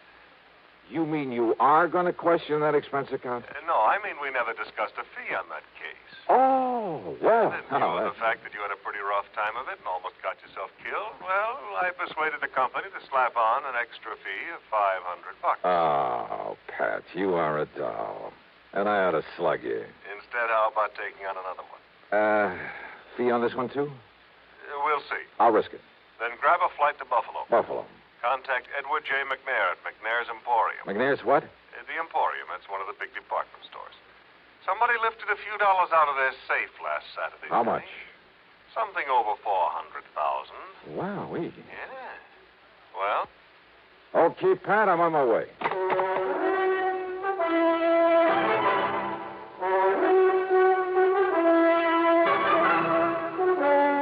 CBS Radio brings you Bob Bailey in the exciting adventures of the man with the action-packed expense account.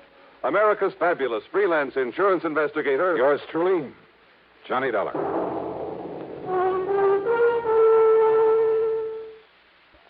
And now, Act One of yours truly, Johnny Dollar.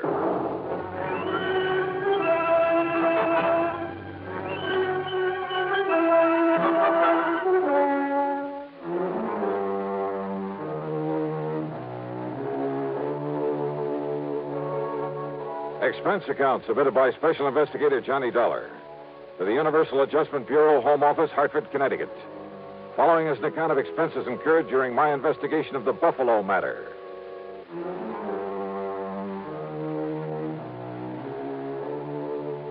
Expense account item 1, $49.50 plane fare and incidentals to Buffalo, New York. Item 2, $8 even for taxi fares. After dropping my luggage at a hotel, I went over to the Emporium. In the big office on the top floor, I talked to Mr. McNair himself. $421,216, according to the books. Well, that's quite a loss, Mr. McNair. And I suppose, Mr. Dollar, that to some extent it's my own fault. My fault. Oh, why do you say that, sir? Heaven knows John Harker suggested changing the procedure more than once. John Harker? Yes, my young personal assistant. Also company treasurer. Oh, I see. But I've run things single-handed the same old way for so long, and nothing like this ever happened before. Mm-hmm. What do you want to tell me about it?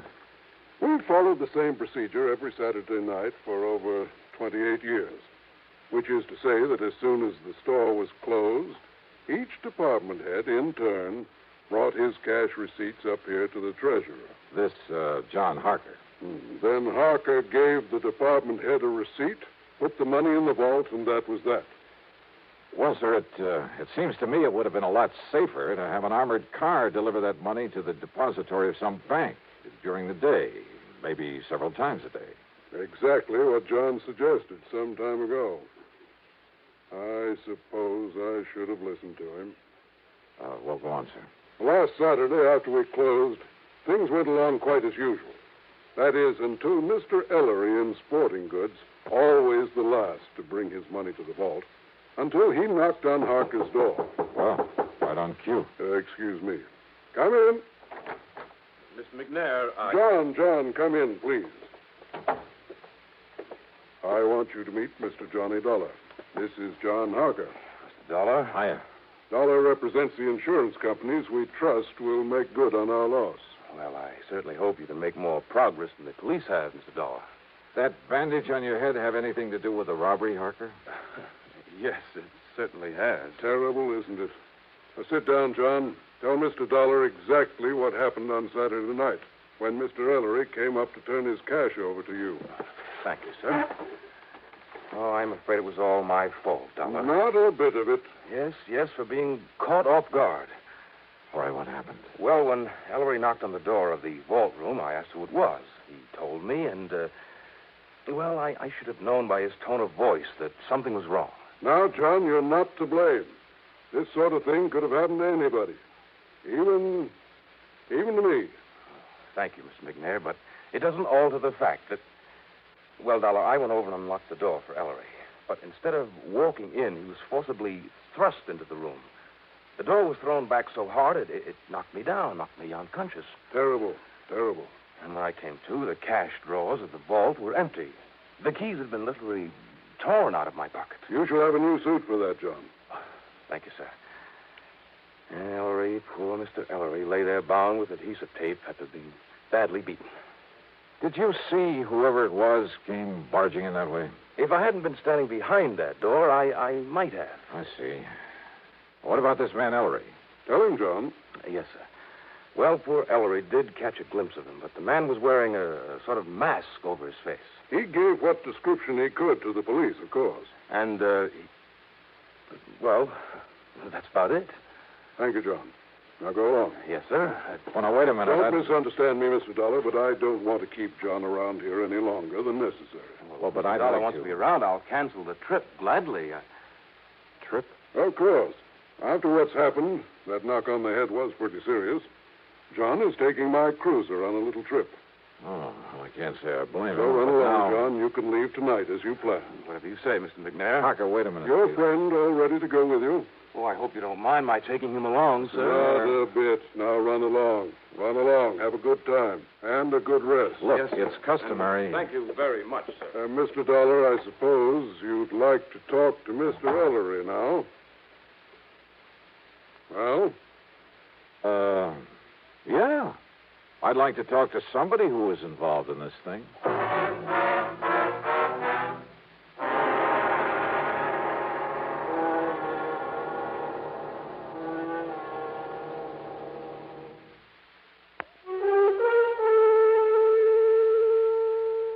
David Ellery, the other victim of the robbery, was still out to lunch, so I grabbed a bite myself. That's item 3, $1.75, and checked with the police. Nothing helpful at all. No leads on the man who'd got away with over $400,000 from a store there in Buffalo, New York. Then I went over to the Emporium to the sporting goods department. Ellery was back, and I talked with him in a little office in the corner of the stockroom. He was still suffering from the beating he'd taken. Yes, sir, Mr. Dollar. It was awful, terrible. And, yes, sir, it was just like young Mr. Harker told you it was. I understand that you gave the police a description of the man who attacked you. Well, yes, sir, best I could. Had you ever seen him before that you know of? Well, of course, I can't be absolutely sure because of that mask he was wearing, but I don't think so. Was he waiting at the door of the vault room when you got there to put the money in the safe? Well, Mr. Harker always does that, sir. Yeah, I suppose so. I just But what- go up and knock on the door and tell him who I am. Well, you see, he always keeps the door locked when he's taking the company cash that way. Yeah, sure. So I knock on the door and shout my name, and then he opens up and I give him the money. Then he gives me a receipt, and he puts the money in the vault. But you didn't answer my question. When did you first see this man in the mask? Well, only when Mr. Harker was opening the door for me. Yes? He must have sneaked up on me, and then just when Mr. Harker opened the door, he grabbed me by the shoulders and sir, he just throwed me into that vault-room. Ah, and John Harker was struck by the door as it was banged open. Poor young fellow. It must have hurt him something terrible, knocking him out that way. Looks to me like you got the worst of it, though. Oh, I'm so sorry for John Harker. What? Nice young fellow like him, trying so hard to make his way in the company, and then to have a thing like this happen. Now, Mr. Ellery, Doing real good for himself, too. Doing real good for the Emporium. Yeah, well, now tell Lots me... of good ideas for building up the business. And Mr. McNair liked that and kept pushing him ahead. Oh, yeah, I'm sure. So that someday John could be earning himself a lot of money. Not that us old-timers ever complain. Mr. Ellery... I mean about the wage scale here at the airport. Wait a minute, please. Yes, sir. How long has John Harker been with the Emporium? Oh, about a year now, and he's lived up to the recommendations he come with so well. It's just no wonder, Mr. McNair. Recommendations? From where? Macy's and Gimbel's in New York, and John Wanamaker in Philadelphia. Oh, from lots of big stores. A couple in Chicago, too. Oh? Yes, sir. Mr. McNair told us about it himself when he hired Mr. Harker and explained that's why he'd give him a better job than some of us old-timers have. Macy's, Gimbel's, Wanamaker. You don't believe me, you asked Mr. McNair. You know something, Mr. Ellery? What, sir? That's the one thing I believe I'd better not do. What? Well, thanks a lot. You've been a lot of help. Well, now, Mr. Dollar. I had suddenly begun to wonder about the way Mr. McNair had gotten Harker out of his office before I could thoroughly question him. About the possibility that McNair might have engineered this robbery himself. Because it had to be somebody completely familiar with the procedures, the routines of that store, because of the timing. Somebody who knew the place would be virtually empty at that time of day. Who knew that Ellery was always the last to take his money up to the vault. I'd noticed a checkbook on Mr. McNair's desk and made a mental note of the name of the bank. But it was now after 5 p.m., so rather than push things until I was sure, I went back to my hotel room to clean up, eat some dinner, and get a good night's sleep. But as I started to open my handbag, wondering, by the way, if I'd forgotten to lock it for the first time in my life... Yeah, I'd heard that sound before. I grabbed the bag, made a dash for the open window, and threw it as hard and as far out from the building as I could, out over the empty lot beside the hotel.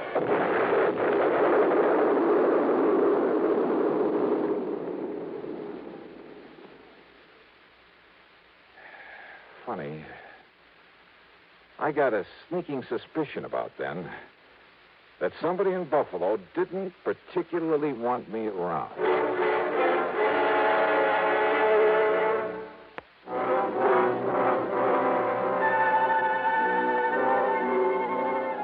Needless to say, I had to do a bit of explaining to the police about the infernal machine in my handbag that I'd tossed out of my hotel. And the company will have to pay for some broken windows in that neighborhood. And needless to say, their only theory about who might have planted that bomb was the man in the mask, whose identity was still unknown to them. But I had an idea. Besides the police, only 3 people could have known I was there. Mr. Ellery, hardly the type. Young John Harker. No, he was off on a yachting trip. And that left Mr. McNair. But like I said, rather than push things without some proof. Well, item 4 is $7 for drinks and a good dinner, and I hit the sack for some much-needed rest. But first thing in the morning, I was in the cashier's office at the bank. Yes, sir. What can I do? Johnny! Willie Barton. Now, what under the sun are you doing here? I'll have you know that I'm not only cashier of this bank, but a vice president, too. How are you, boy? Congratulations. Well, look, I got to get right to the point. I want to know all I can about the financial condition of not only Mr. Edward J. McNair, but also the store he owns, the Emporium. Oh, now, Johnny, you know that things like that are of a confidential nature between a banker and his client. Oh, I can see you're going to be a lot of help. I'll tell you this, though. McNair is worth millions. Millions, Johnny. Well, how about outstanding debts against the store? McNair's old-fashioned. He pays cash. Cash on the line for everything. That store hasn't owed a penny for, I'd say over 25 years. Nor has McNair himself. So, Johnny, if you're by any chance thinking... $400,000 is still a lot of money, Will. To him, it's only a drop in the bucket. But, of course, he's entitled to recover it, and if one of the companies you represent has to pay Wait a minute. Let me use your phone. Why, surely, yeah.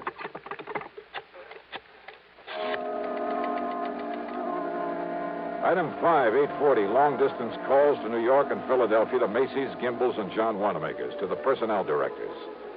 And from each of them, I get the same answer. They'd never even heard of John Harker. I left the bank and went over to the Emporium to the office of Mr. McNair. I know, Mr. Dollar. I haven't the least idea where John and his friend are going in my cruiser.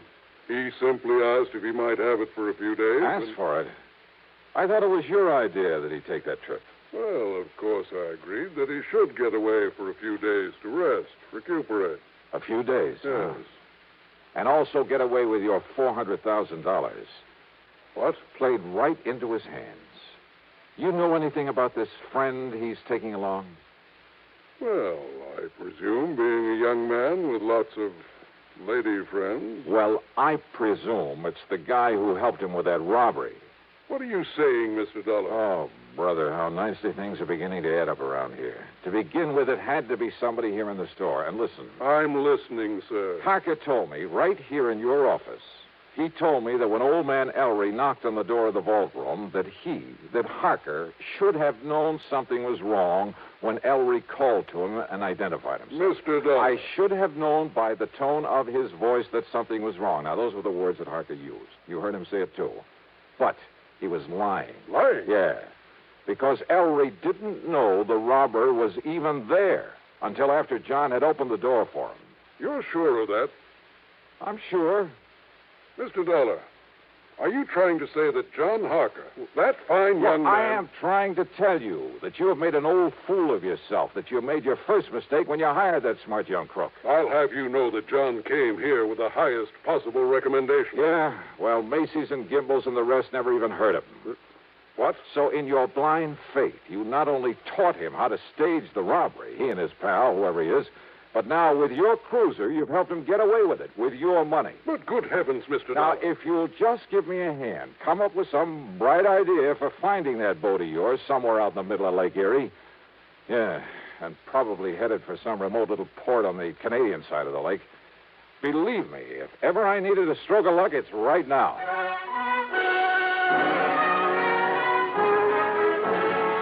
You know something? Well, Lady Luck must have been tagging along right at my heels. And don't ever underestimate the United States Coast Guard. A big sou'wester had built up over Lake Erie, so they'd contacted every small boat within 100 miles. The boys aboard McNair's yacht hadn't dared not answering the call. They would only have sent the Coast Guard out looking for them. And where were they? Dollar, they're riding out the blow in the lee of Long Point off the Canadian shore. Here it is in the chart. Or is that just where they say they are? No, radio compass checks have verified their position. Right there. But now, Mr. Dollar... Yeah, no. That puts them in Canadian waters, doesn't it? Yeah, I'm afraid so. Which means we have no jurisdiction, no authority. Of course, our friends across the border will be glad to cooperate any way they can. I'm sure of that. Yeah, but by the time we take whatever legal procedures may be necessary... No, listen. Yes, sir? Now, off the record, unofficially, suppose I were to go out there after them myself. Oh, now, Mr. Dollar... Well, somebody has to nab them. Suppose I could find a boat and a skipper willing to weather this storm. Huh? How about that? Well, I think maybe...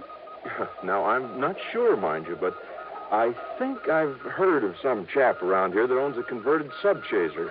Weather out any kind of a storm. Yeah? Now, of course, you understand, I'm hardly in a position to recommend that you attempt any such thing. Expense account item 6, $585, rental of the subchaser and the skipper to go with it. And while I'd like to give you a thrilling, dramatic ending for this case, well, the trip across Lake Erie in that storm did have its moments. But from there on in, it was just a matter of running down John Harker.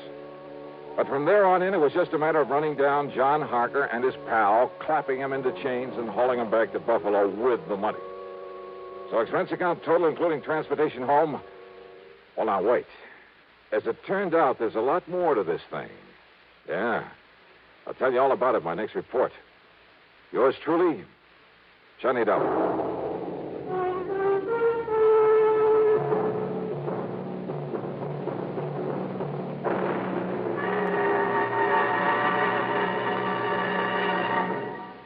Now, here is our star to tell you about next week's story. Next week, well, as I told you, there's a lot more to this case.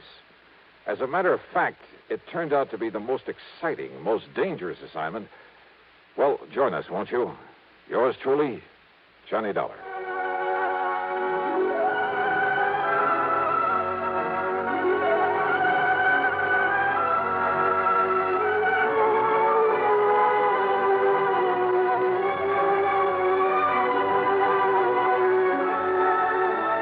Truly, Johnny Dollar, starring Bob Bailey, originates in Hollywood and is written, produced, and directed by Jack Johnstone. Heard in our cast were Lawrence Dobkin, Bartlett Robinson, James McCallion, Dick Crenna, Junius Matthews, and Gil Stratton. Our sincere thanks go out to the wonderful network at CBS. And now, dear listeners, let's put your knowledge of the airwaves to the test.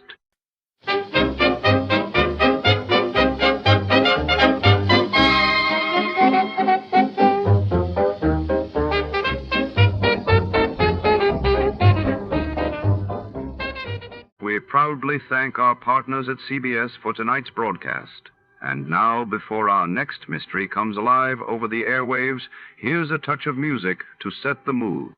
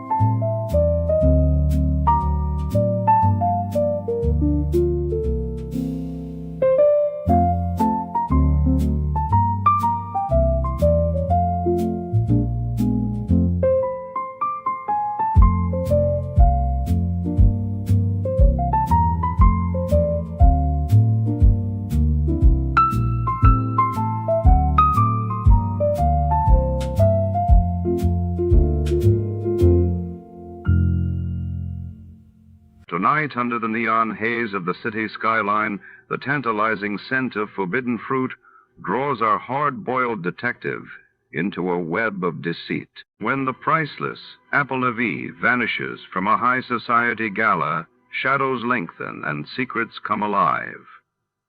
Who wanted it gone, and why? With every step, danger and desire walk hand in hand. Stick around, the truth has a bite. Before we begin, let's see what happened on the day it aired. It was March 12, 1947. On that day, President Truman unveiled his doctrine to halt Soviet influence in Greece and Turkey, while across the Atlantic, Britain faced a crippling coal shortage as workers and industries braced for blackouts. Sam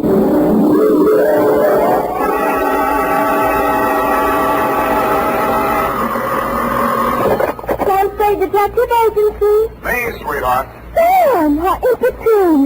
I was just thinking of you. Me and who else? Both my ears were burning. No, Sam, no. With regards to our shortage of office supplies. Don't give it another thought, Ep. This was going to be a short report. Short and sweet, Sam? Hardly, Angel. In fact, barely. Well, Sam, if you had asked me, I could have told you. That girl was merely trying to stir up a tempest in her boyfriend's teapot. Again? It was perfectly observant to me, Sam, that she had sour grapes written all over her. Sour apples, Effie, but you're warm, and that's why I'm so fond of you. Oh, thank you, Sam. I'm glad I could be of help, though I must confess the apples are over my head. Well, don't feel bad about it. That's how Newton discovered the law of gravity. Stay where you are. I'll be right down to dictate my report on the Apple of Eve caper.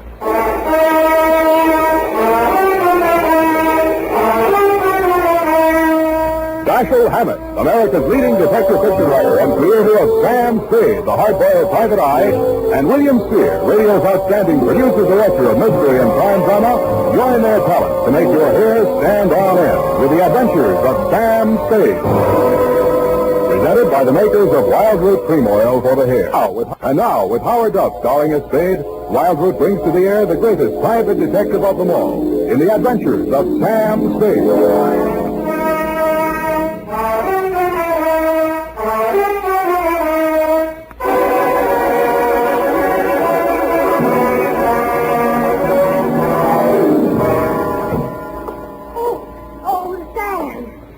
Come right in. Sure. Why are you so nervous? Oh, nothing, really. I'm just glad to see you, dear. Oh, I'm glad to see you. That's all.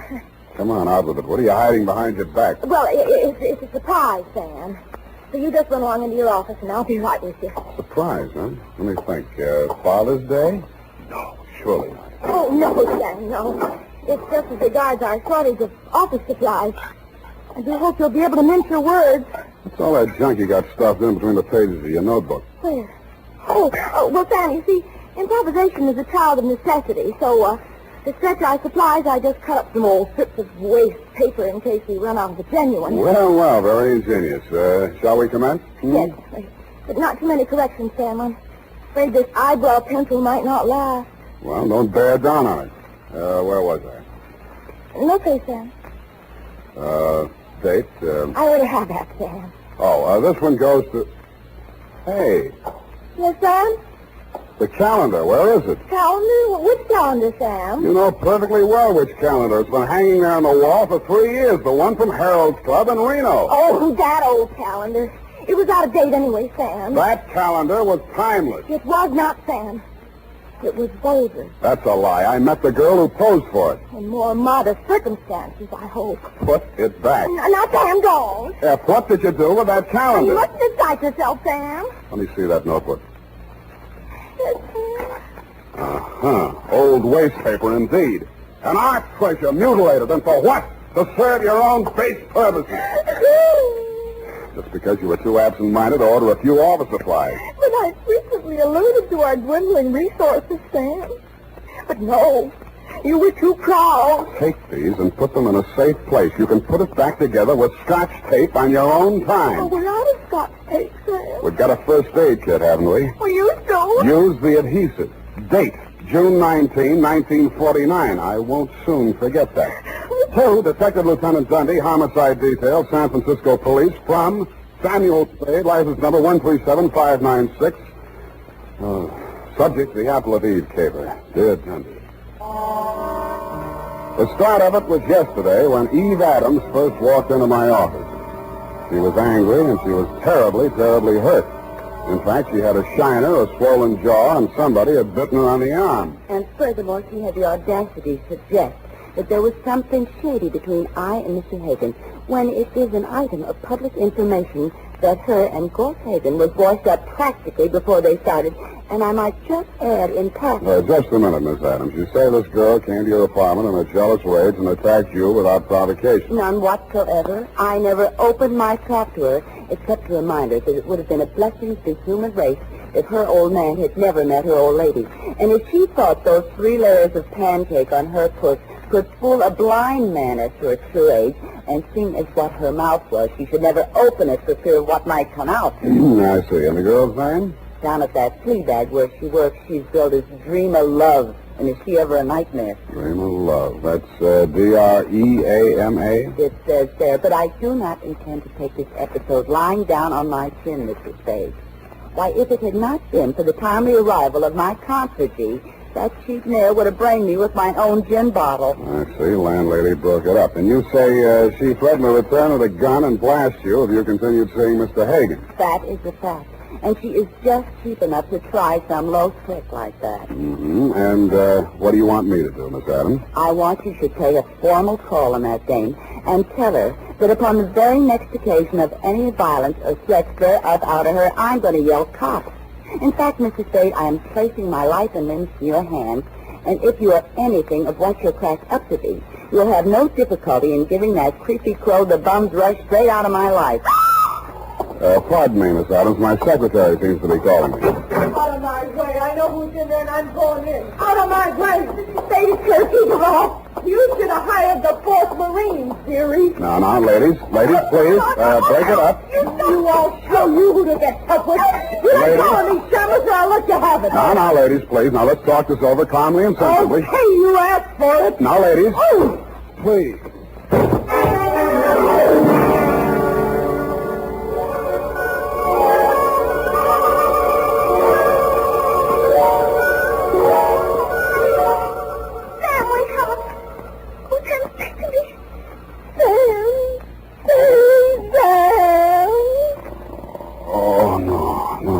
Don't hit me again. Now, you can have the jewels.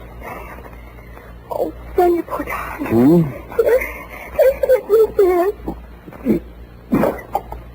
What is it? Tastes awful. Water, Sam. Oh. Where'd they go? Well, they chased each other down the hall. I thought you'd gone out. I did. What did she hit me with? Well, she took a staff out of her purse and let fly before I could prevent it. Yeah. But you were still on your feet when you told me to close the door. Fine thing. Help me up. Oh, yes, Sam. Easy. Oh, and I think of you lying in here unconscious all that time while I went out to lunch. What? If anything had happened to you, I'd never forgive myself. You call this nothing? Oh, you poor dear brave boy. Now, you just sit down and relax. Now, the ambulance will be here any minute. Ambulance? Don't you know these things cost money? Oh, I'm sorry, Sam. I lost my head. When I saw you lying there overheat. Forget it. What's that gadget there on the floor? Oh, it's lipstick. It dropped out of her purse when she opened it for the sap. Huh. Apple of Eve. It's a ghost color, Sam. Apple of Eve. Unique Garage, Harry speaking. Spade, this is Dream of Love. Keep your distance. Look, you left your lipstick, but don't bother to come after it. I'll mail it to you. What kind is it? Apple of Eve. Sorry, I've never used it. Good, then I won't give you another thought. Oh, but you've got to. She's dead. Eve Adams? Yeah. Jumped into a taxi in front of your building. I went straight after her. But I got caught in traffic where they're tearing up Market Street. That could be anywhere between the Embarcadero and Twin Peaks. Fine alibi. What comes next? Well, I'm at her apartment now, and she's dead. Sam! Hold on. Yaffee? There's your ambulance. Can I send them away? What should I do Well, with them? it's $10 now anyhow. I'll use it for a taxi. Hello, Miss Love? Yeah? Stay there and don't touch a thing. I'll be right over.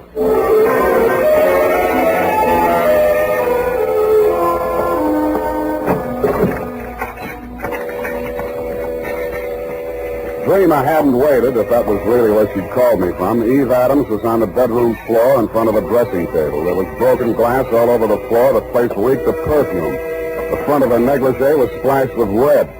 I looked for the wound, but I didn't find any. Then I looked at her hand. All the nails on her left hand and 2 on the right were the same color as the stain on her clothing. Evidently, she'd been seated at the dressing table putting on nail polish when the murderer entered the room. The back of her head had been creased by the well-known blunt instrument, such as a heavy sap. I felt the bumps on my head and looked at the overturned nail polish bottle on the dressing table. It was called Apple of Eve.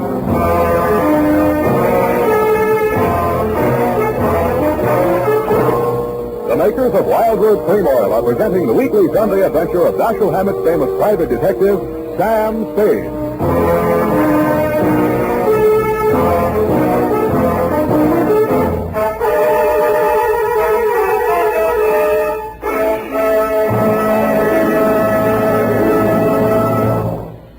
Now, important news on good grooming. If you want the well-groomed look that helps you get ahead, socially and on the job, listen. Recently, thousands of people from coast to coast who bought Wild Root Cream Oil for the first time were asked, how does Wild Root Cream Oil compare with the hair tonic you previously used? The results were amazing. Better than 4 out of 5 who replied said they preferred Wild Root Cream Oil. Remember, non-alcoholic Wild Root Cream Oil contains lanolin. It grooms the hair naturally, relieves dryness, and removes loose, ugly dandruff. So if you want your hair to be more attractive than ever before, get the generous new 25-cent size of Wild Root Cream Oil, America's leading hair tonic, on sale at all drug and toilet goods counters. It's also available in larger economy bottles and the handy new tube. By the way, smart girls use Wild Root Cream Oil too, and mothers say it's grand for training children's hair. Get Wild Root Cream Oil. Again and again, the choice of men and women and children too.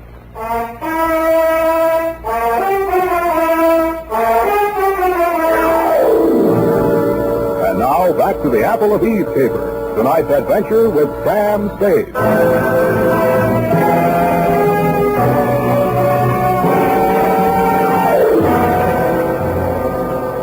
Second time around the murder apartment, I noticed something I hadn't caught the first time.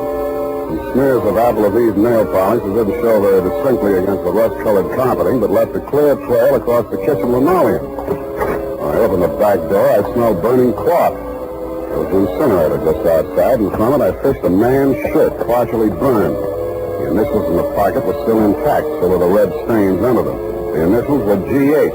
The stains were, you guessed it, Lieutenant Deere, Apple of Eve.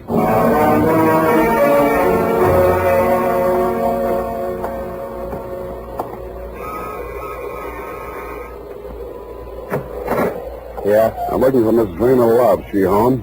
No, she isn't. Thanks. I'll come in and wait. Wait a minute. Okay, you're in. What do you want with her? She's in a little trouble. You a cop? When do you expect her back? I don't know.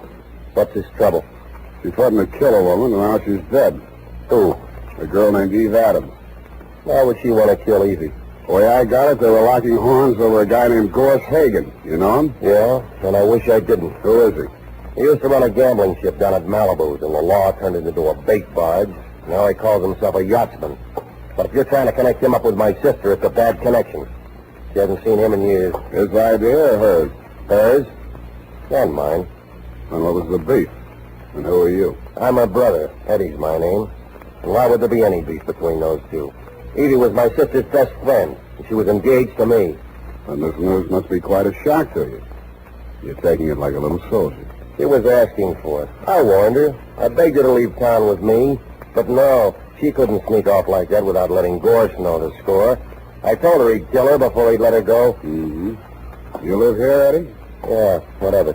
Where do you keep your shoes? In a closet, kidder. Where do you keep yours? Under the bed? Which closet, in here? Wait a minute, Get your hands off of me. Let me see your warrant. That better be good or you're going out of here on your head. Take your hands off me, Eddie. Let's see that warrant. All right, I got a warrant, Eddie. Here.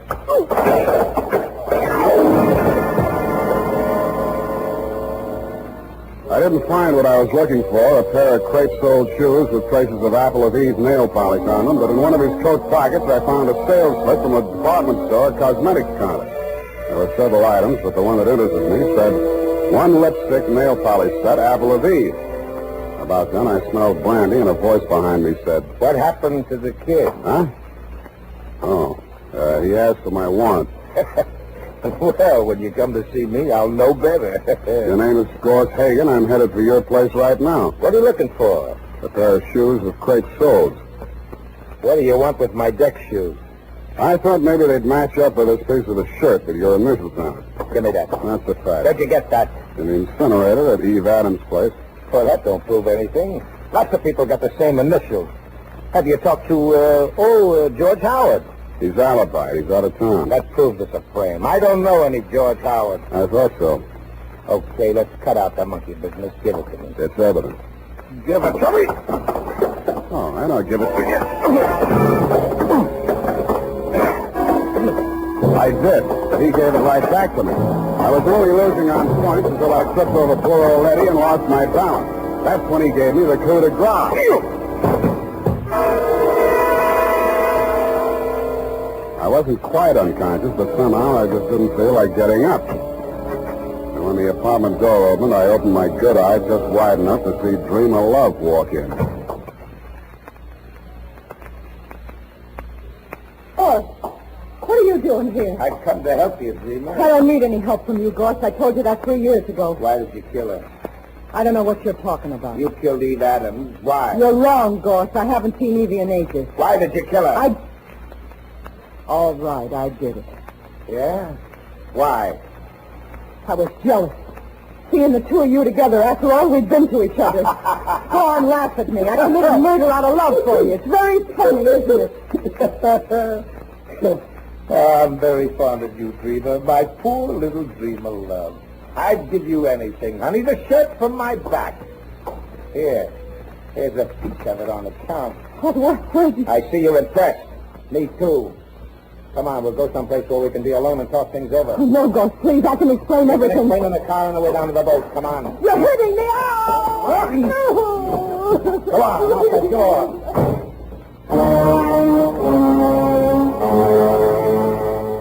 Stupid me, I staggered to my feet and stumbled over to the door. I reached it just as Hagen's car pulled away from the curb. By the time I found a taxi, they were at least halfway to wherever they were going. I didn't know whether the boat he had mentioned was tied up at the Embarcadero, anchored in the marina, moored at Sausalito, or becalmed in Oakland. But there was a seafaring man in our town who knew about such things. My port of call was the Seahorse Bar and Grill just off ahead of Pier 16, or is it the Foot?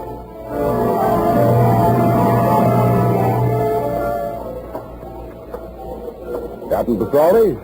He is silent, son, as in profound. My mistake. Salty benave, salty benature.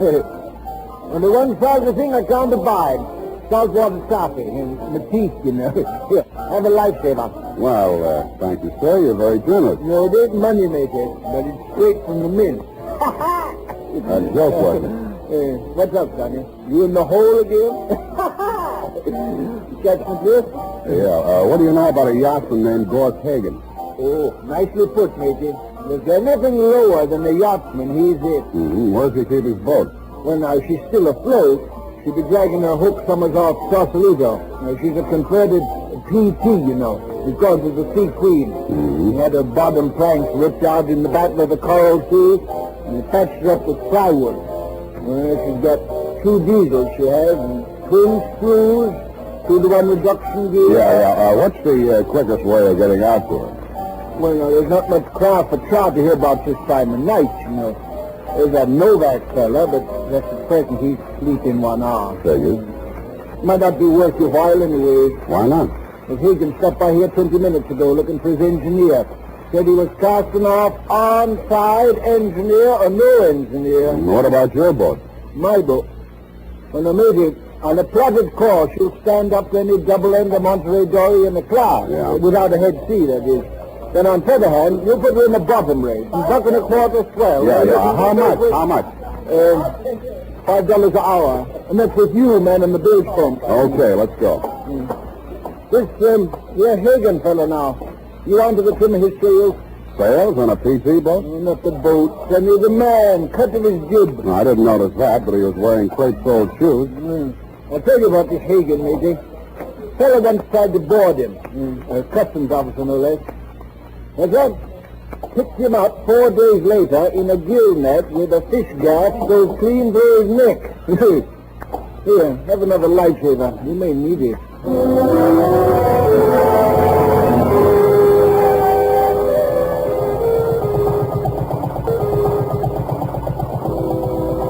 After he'd lashed me to my station at the bilge pump, Captain Pasoldi got his double into Monterey Dory on a plotted course to Sausalito, he hoped.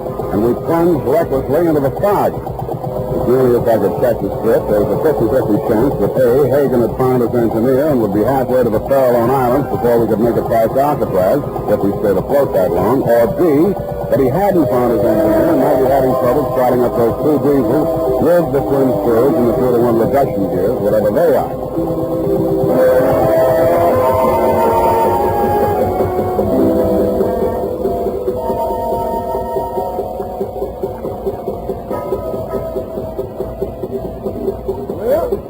Rise, Major. Which one? About 5 points across. The gray one with the high freeboard. You get up on the foredeck, Major. The ladder's round on the landing side. Now swing round and push on it.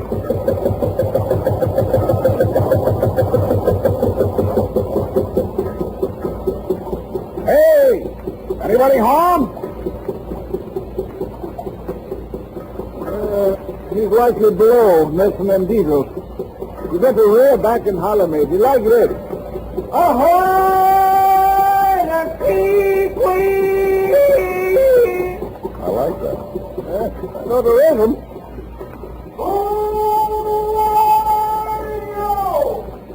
Captain Salty! Board the leg of Crabtree! The Super Congo requests permission to board, sir. Spade! I want to talk to you, Hagen. Captain Salty. What down, you clumsy lover? What do you get me? Some writing note. That's a midship. Here. How do you run this thing? I got to get you to shore. That's Stefano. There's a Ford gear. Don't pull it back all the way. She'll die. That's some fun. You lie still. What are you looking for? Jump the bucket. Lifesaver. In case you need it. I don't know more. The wings on your after quarter make you remember that. Take it easy, Captain. Keep a balance. Don't let your jib ruffle. Keep it on course, matey. Keep. Hey, Captain Salty. Sour racket.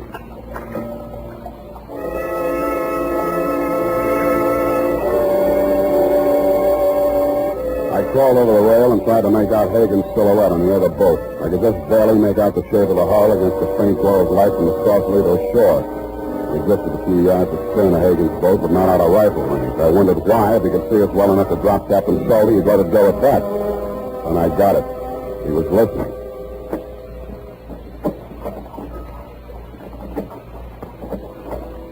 Somebody was pulling out from shore in a rowboat. I didn't waste any more time listening. I dug into Captain Salty's jumper pocket, fished out a waterproof pouch. I took the seaman's papers out of it. He didn't need them anymore. Wrapped it around my gun. And I took off some clothes and eased myself over the side. I didn't swim for speed, but for distance. Stopping now and then to make sure the man in the boat was still covering for me. I felt my way around the hull till I found the anchor rope. Just as I grabbed it, I heard him rest his oars. Hagen, who's that? Eddie Love. What do you want? I've come after my sister. Go on home, Eddie. She's sailing with me. That's the way she wants it. No lying. Wait a second. Come on out there, Beaver. What's happened? Your brother's down there in the boat. Talk to him. Well, what am I doing? Talk to him. All right. Eddie! What's he done to you, sis? I'm all right, Eddie. Everything's all right. Ghost and I decided... Go on home, Eddie. He's lying to you. He knows you framed him. If you stay out with him, you won't come back. No, Eddie. I'm coming aboard. He knows. He's got free. No, Eddie. Drop it, Hagen. Oh, drop the rifle. I'll go up. You lousy Davis. Stop it.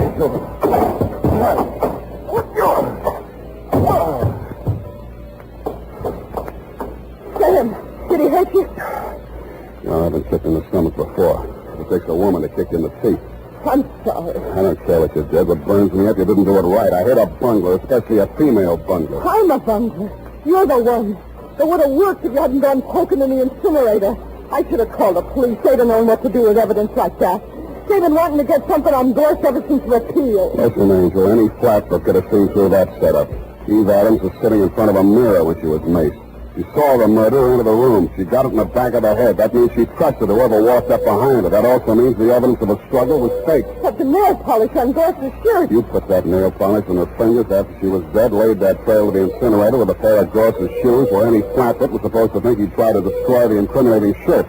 But the dumbest thing you did was lying to me about that matching lipstick you dropped in my office. That made you look guiltier than anybody, because anybody could have planted that fake evidence. I didn't kill her. I'm not a murderer. Your brother might have got off easy. Crime of passion. Please don't say that. I can't bear the thought that after everything I did, it's all come to nothing. Here. Have a lifesaver. You may need it.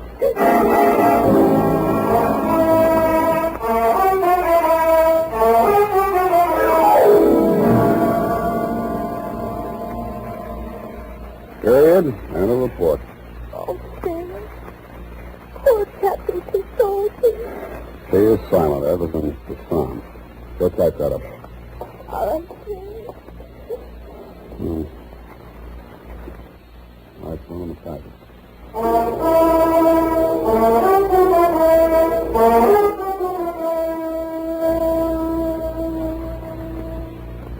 And now, listen to this.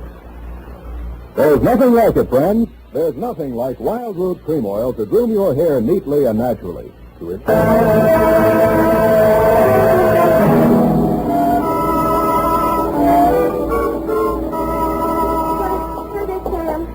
I got. What stopped you? The last page of my notebook going to our shortage of supplies, Sam. But anyway, I'm glad. Because I didn't have to go through it again. I mean, poor Captain Pistolfi. Yeah, please. Please, now, honest, I'll buy you a new notebook, a nice fat one. Would you like that? Oh, yes, sir. There's always something so final about final pages of things. And when I think of all the risks you take... To say nothing of my clients. I think I'll put a new sign on the door. Abandon hope, all ye who enter here. Oh, but I haven't, Sam. Where there's a will, there's a wisp. There's a what? A wisp, Sam. Small now. Which reminds me, I've got the canvas left. Join me, just a wisp? No, Sam. One of us has got to have a clear head. Well, it'll be me. All best. Good night, Sam. Good night, sweetheart.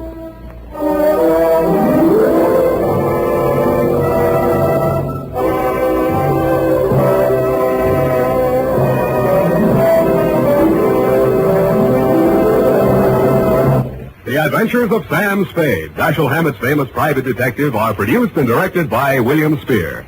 Sam Spade is played by Howard Duff. Lorene Tuttle is Effie.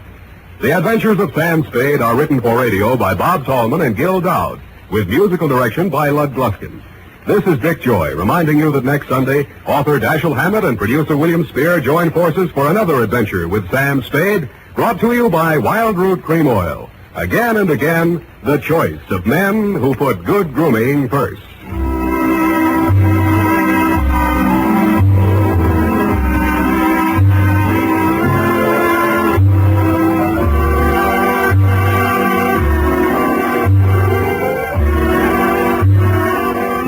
Smart girls use Wild Root Cream Oil, too, for quick, good grooming and to relieve dryness between permanents. Mothers say it's grand for training children's hair.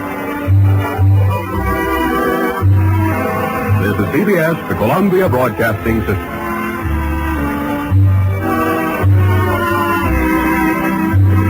Here at Escape Radio, we proudly thank our partners at CBS.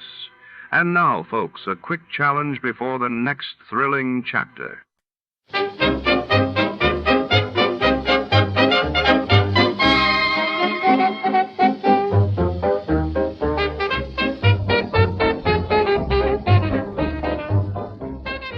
Our warm thanks go out tonight to our sister station, CBS. And before the curtain rises on another thrilling episode, let's enjoy a few delightful melodies for the road.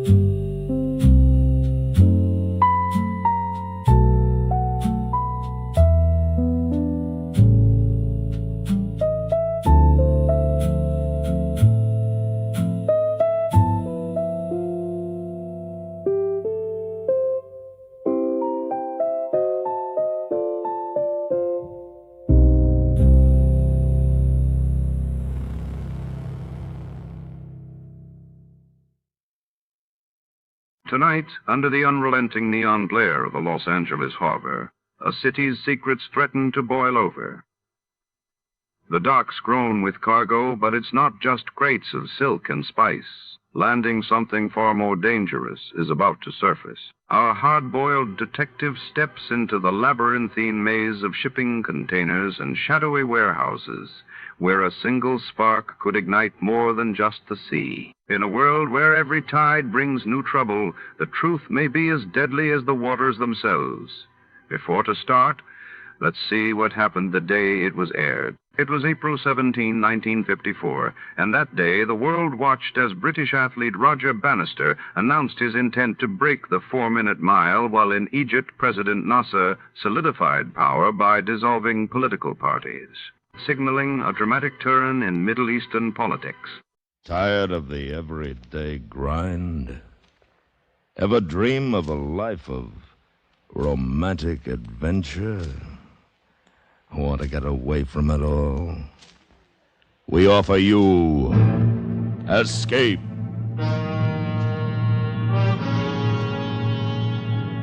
Escape, designed to free you from the four walls of today for a half hour of high adventure.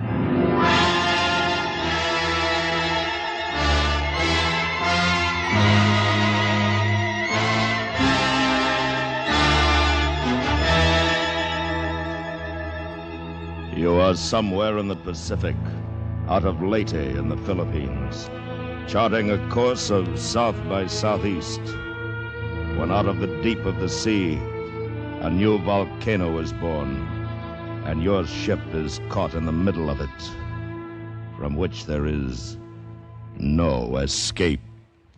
Listen now as Escape brings you Vincent McHugh's story, The Boiling Sea.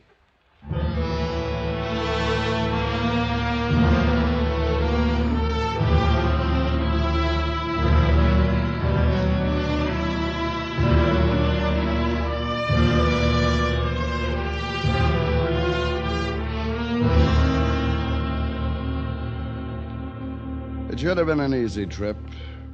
It was the spring of '45. The war was almost over, and what few Japs were left that far south didn't figure to give us any trouble. I was first mate of the Hopi Victory, hauling cargo for the landings in the Philippines.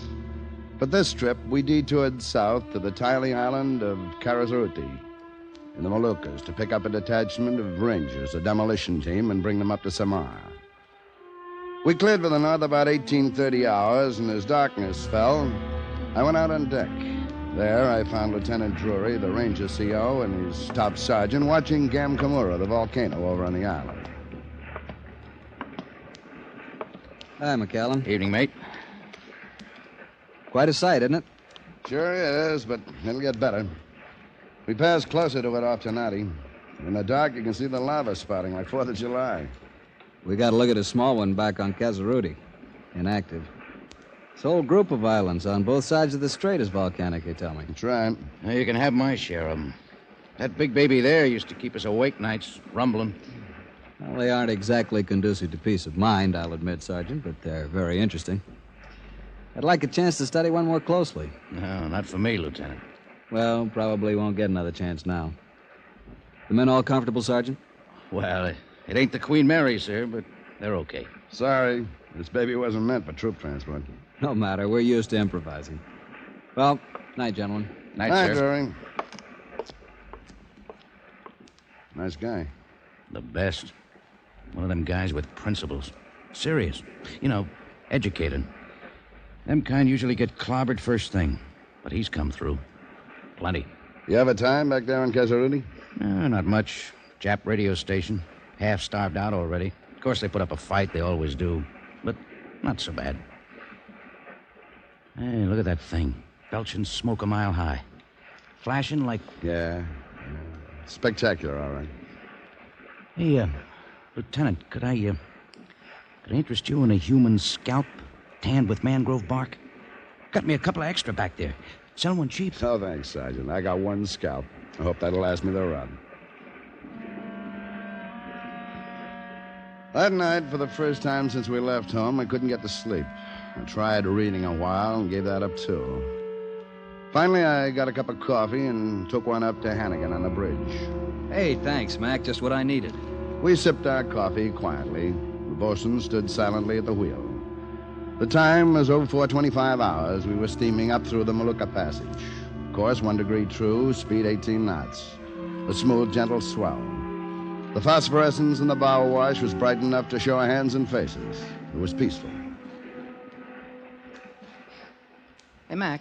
Hey, Mac, you smell anything? Coffee? No, come here. Stand over here. Yeah. A little sulfur and something that smells like wet dust. That's what I thought, too, sir. Well, couldn't it... Say, isn't there a volcano over there in Halmahera where you might be getting a little land breeze? Yeah, but we passed it an hour back. I'll take it. I got him. You guys spitting over the side up there? What's the matter, Brown? I just happened to notice my intake water's heating up. How much? Well, it's supposed to be about 25 degrees centigrade around here. It's 29 now. We're pulling sludge, too. Looks like pumice. Okay. Guess you better call the captain, Hannigan.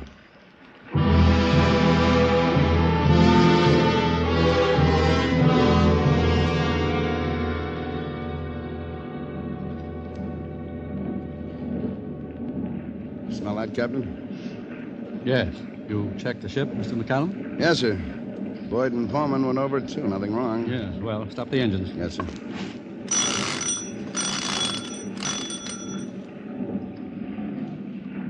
Mr. Hannigan, you've checked our position? Yes, Captain. It's verified here on the chart. Sonic depth finder on, Mr. Grangine? Yes, sir. Turned it on right away. Reads 1143 fathoms. Now, see here. This is where we are, about 35 miles west of Gambaki and Halmahera, nautical miles, that is. Yes, sir. Now, over here, you see, less than 3 miles northwest, you've got a Vigia. Somebody reported a shoal there once. Hasn't been found again since. Might be anywhere in the general vicinity. You see here, it's marked 18 fathoms. ED, existence doubtful. Reported February 1871. Well, if there is something there, it can't be anything but a submarine mountain. Not with those depths all around it. Yes, probably volcanic. One of those buggers that push up, you know, and sink back down again. Got some of them up in the boonies.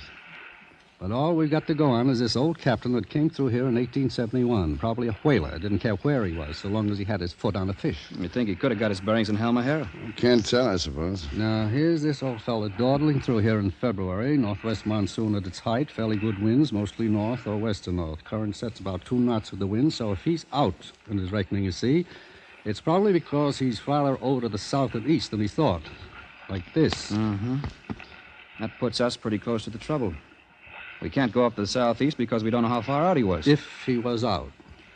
Now, here, we could go this way, but it seems foolish to backtrack on our course and then go west to get clear. Don't see why we wouldn't be safe if we cut across the angle to the southwest. Sounds right to me, Captain. Yes, sir, should be safe enough. Well, let's hope so. Mr. Grangine, stand by the depth finder and sing out if you get any shoaling. Yes, sir.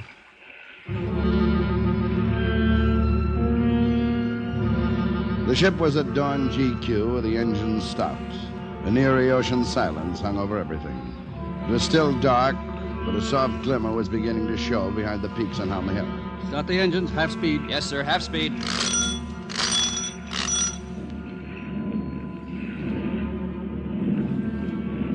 The returning pulse of the engines, like a reviving heartbeat, seemed to bring the ship back to life. You're about 225. 225. Up high Victory began to gather way, turning.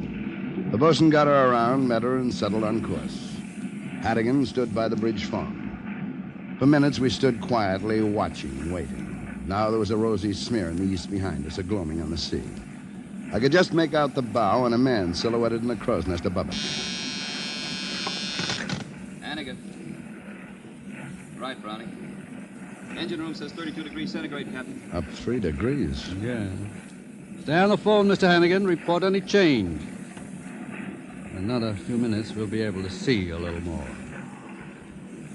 Captain, man in the crow's nest. He's waving. Captain, the thermometer reads 38 fathoms. Rock stead ahead. Full left rudder. Full left rudder.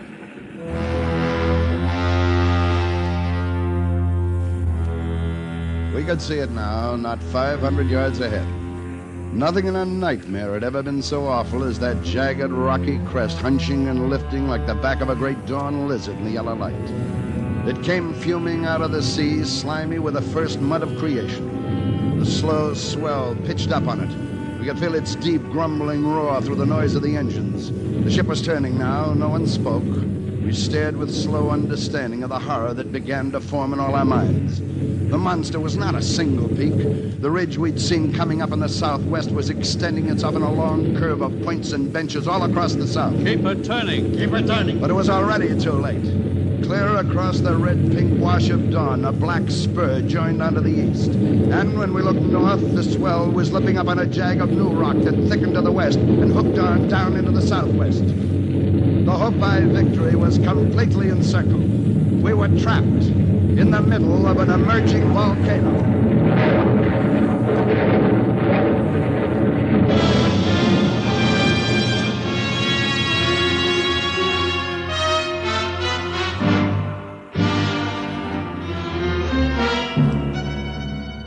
You are listening to The Boiling Sea, tonight's presentation of Escape.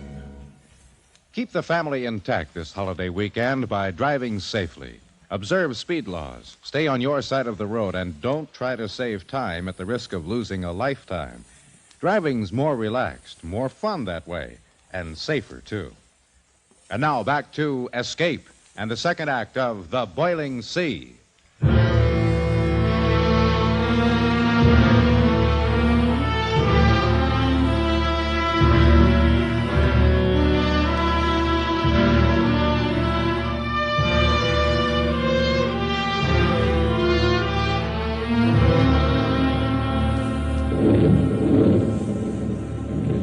Seconds for the full impact of the situation to hit us. Encircled, trapped in a crater of jagged rising peaks on every quarter of the compass. Still, nobody said anything until Captain Hazard spoke in a quiet voice. All right. Stop the engine. Then we all noted. The wash dropped away and the Hopi Victory settled, floating dead in a fuming black-brown lake that bubbles like mud coming to a boil. The terrible, stony rumbling jarred up through the soles of our shoes.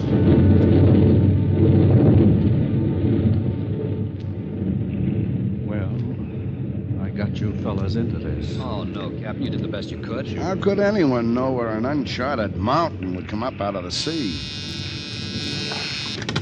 Hannigan. I don't want to get you fellas too excited up there, but you better quit smoking. We're getting 68 degrees centigrade on this thing. Got any eggs you want boiled? What is going on up there? Brownie, we're in a volcano. Well, I always told you something like this would happen. You know, you gotta watch where you're going. 68 degrees centigrade, sir.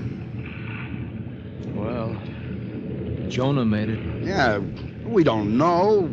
Maybe there's a hole in it somewhere. We can wait till it settles down, get the boats out. Yes, by golly. Gave me an idea, Mr. McCallum. If we do a good job of surveying, maybe they'll forgive us for getting into it in the first place.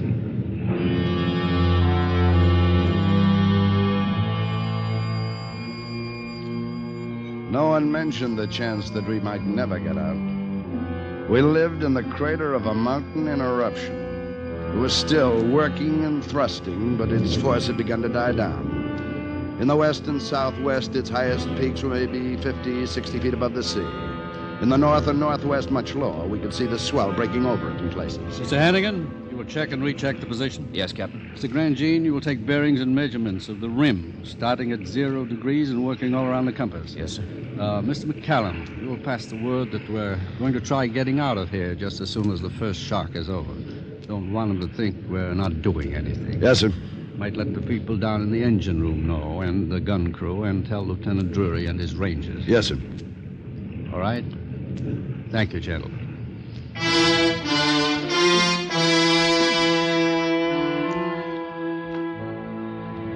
I carried the message to the other officers. Men were hanging over the rail looking at the dead fish in the putrid water. Everybody was coughing. Sickly gases came up in spurts and slow blobs. Here and there, a small geyser pattered down stones and mud on the water.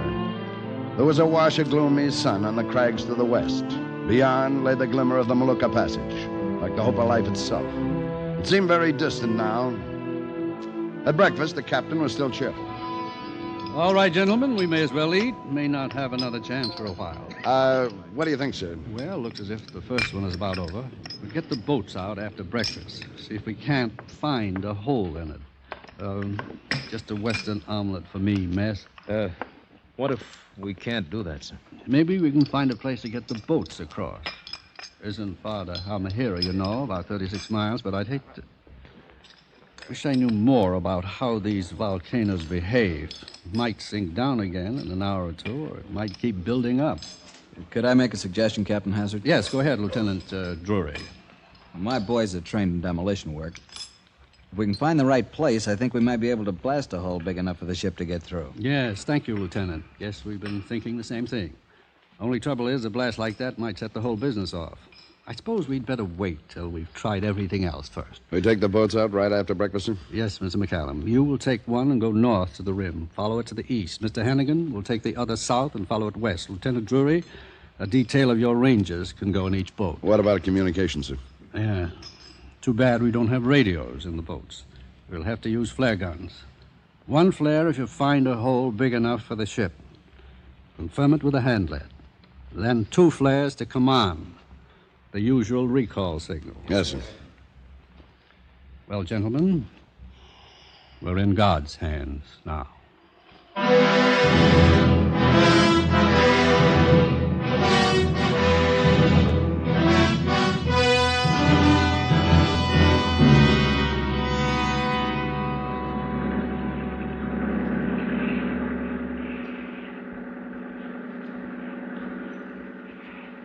50 yards, sir. Ease her in slowly, bosun, right into the rocks. Yes, sir.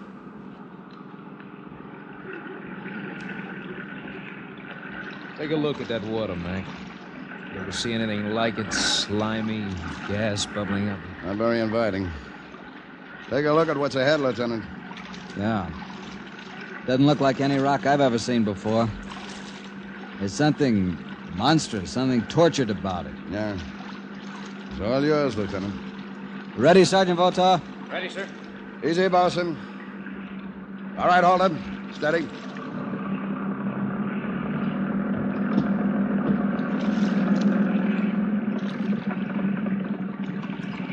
All right, you guys. Go!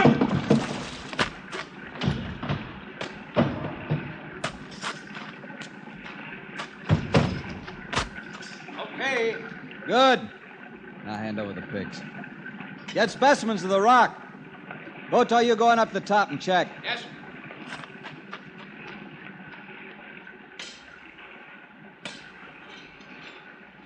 This doesn't look very promising. No, it's only 20 feet high, but we haven't got enough explosive to blast through here.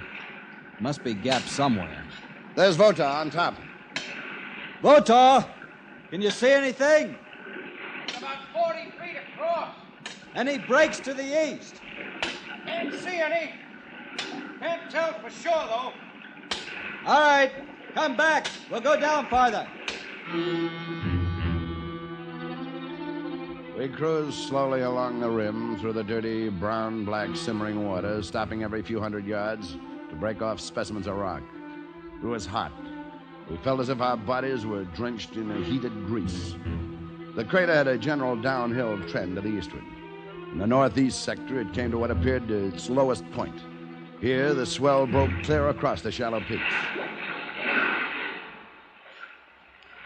This is the best place for blasting we've seen yet. Yeah, it doesn't look bad. Might be possible. Let me take 4 of my men on those rocks and try to find some likely openings for charges, just in case. Okay. Move in close again, bosun. Listen, Drury. Those rocks are wet, and that swell has plenty of power. Watch yourselves. Don't worry about us, matey. We don't mind wet feet. Uh-huh. Set her easy, bosun. Okay, boys, over we go. Come on, get the lead out. All right, men. String out. Look for cracks. I'll hold her off, bosun. You stand by with the lines secured, ready to toss them just in case. How about this, mate? You think we'll have to try it? Last resort? I don't know, Walt. Looks like maybe, unless Hannigan found something, we should have. I don't know. Blasting in this stuff is like lighting a firecracker in a dynamite factory. We may have to take the chance. Yeah, look back there toward the ship. A dirty yellow guck. We ought to break out the gas mask if we had gas masks.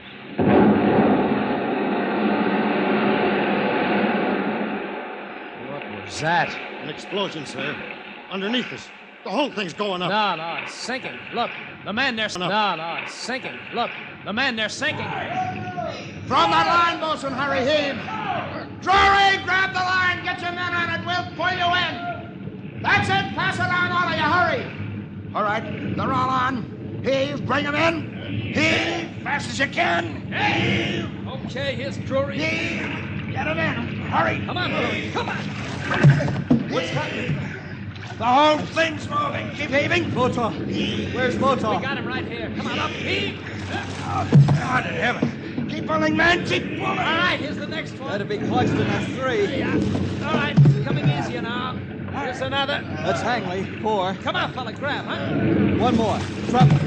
All right, get quick so we can get out of here. The line's coming too fast. Hey, Sam. Trouble. Where's Trouble? Wait, Lieutenant. Stop him, Wall. Hold it, Drury. You can't do Trouble's still in there. You can't go back in without a line. Tie it around his waist wall. I'm going to. All right, but tie into that line. Then we'll be able to haul you back.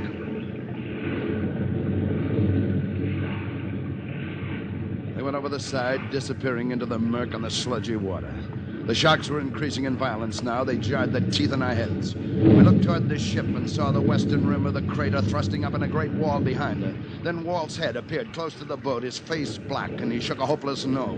He dived again 2 or 3 times and then let us pull him in. But Drury wouldn't give up. Come on, pull him in. He's fighting us. Well, fight him back and get him into this boat. Yes, sir. Here, I'll give you a hand. He. Let me go. We gotta get Trouble. Let me go. Can't waste any more time. Get in. It's no use, Drury. But he's in there somewhere. We can't just let him stay there. Man. No. Come on. All right, Bosun, take her out. McCallum. I'm sorry about trouble, Lieutenant, but he is one man. There are 100 men back there in the hope by victory. Yeah. Sorry.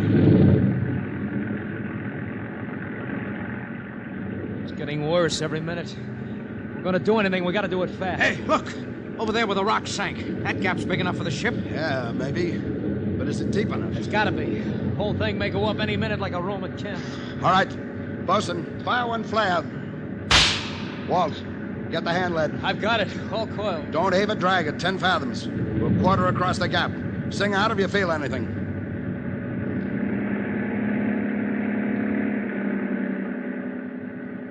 The boat moved slowly across the old edge of the crater and out into the open sea.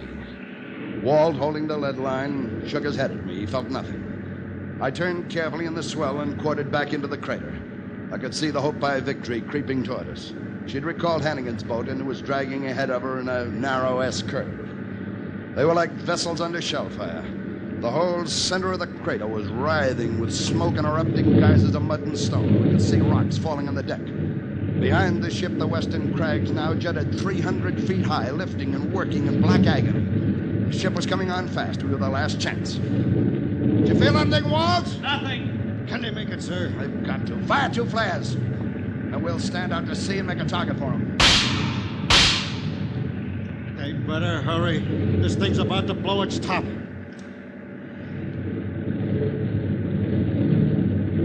All right, here, too, Bosun. We'll stand here. You'll never make it. That gap's too small. We're a tight squeeze. The captain's got it perfectly centered. Yeah, well, he'd better. It's coming full speed if he misses.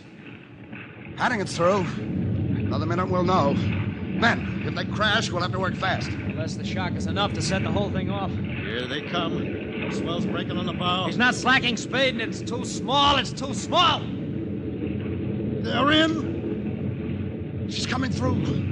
She's coming through. Save your chairs. We're not out of this yet. Hey, he's not cutting his speed. He's not going to leave us here. Calm down. He's turning between the 2 boats. He'll get us on one side and Hannigan on the other. Look, Captain signaling from the bridge. Bosun, give her full speed. Give her everything you got. Parallel his course. Hang fast the kiss, Bob, and hang on. We'll pick you up later. You heard him. Botar, Drury, Wall. Help me get that line when it's thrown down and don't miss. Right.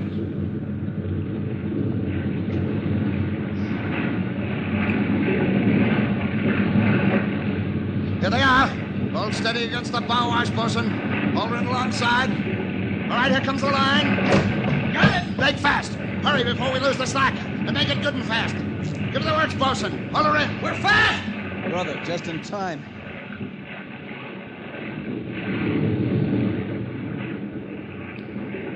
All right, bosun. You'd cut the engine. We're under tow.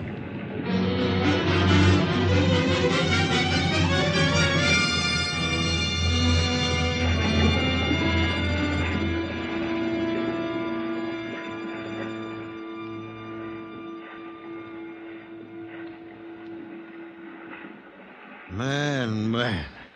So we ain't gonna sleep on a bed of coals tonight. Brother, I ain't never felt anything so good as the pull on that line. 20 knots, full speed. Pulling us away fast. Maybe 2 miles already. It can't be too fast for me. Just look at that thing, will you? It's an inferno. Yeah, it's sure. Look! Look!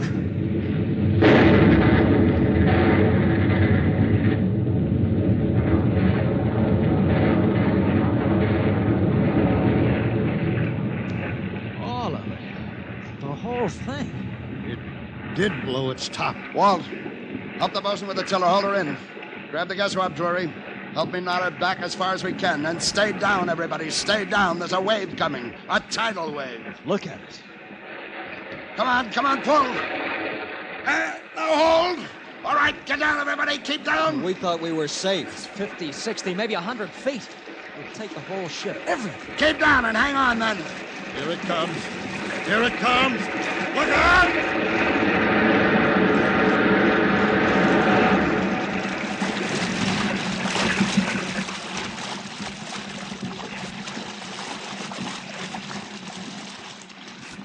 Everybody all right? I don't know how, but we're all right, Mac.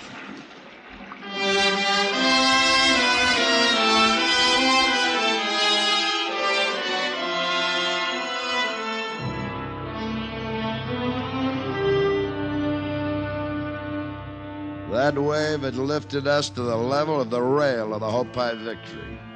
But a seismic wave does not crest an open sea, so it came as one great smooth swell that lifted us high and passed and let us swoop back down again.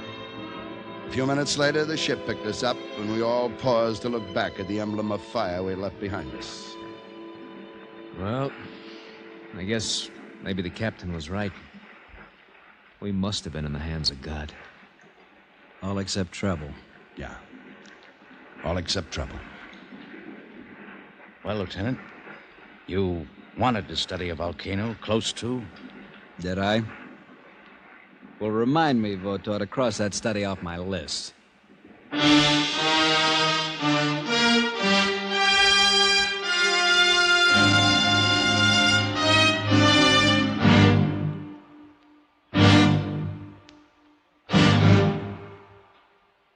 Escape, produced and directed by David Friedkin and Morton Fine, has brought you The Boiling Sea, a story by Vincent McHugh and adapted for radio by John Dunkel. Featured in the cast were Ted DeCorsia, Herb Butterfield, Harry Bartell, Herb Ellis, and Tony Barrett. Also heard were Jack Moyles, Clayton Post, and Jim Hayward. Your announcer, Bill Anders. The special music for Escape is composed and conducted by Leith Stevens. Next week.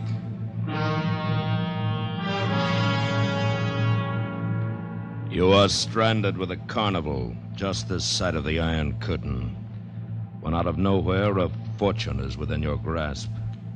Riding a number on a roulette wheel hundreds of feet high. While at your shoulder, laughing at you, a killer clown from whom there is no escape. So listen next week when Escape brings you David Friedkin and Morton Fine's story, Carnival in Vienna.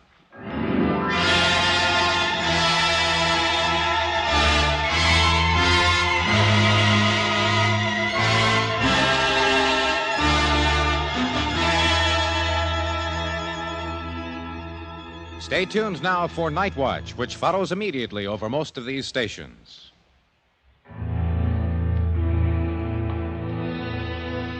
There's comedy with My Little Margie Sunday nights on the CBS Radio Network.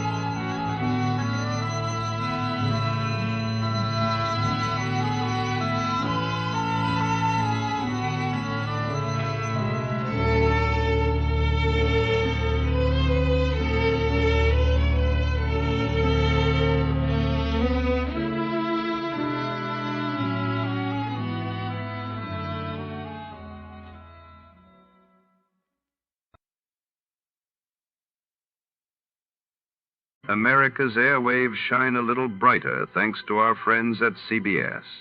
And now, ladies and gentlemen, let's see if you're ready for tonight's radio quiz.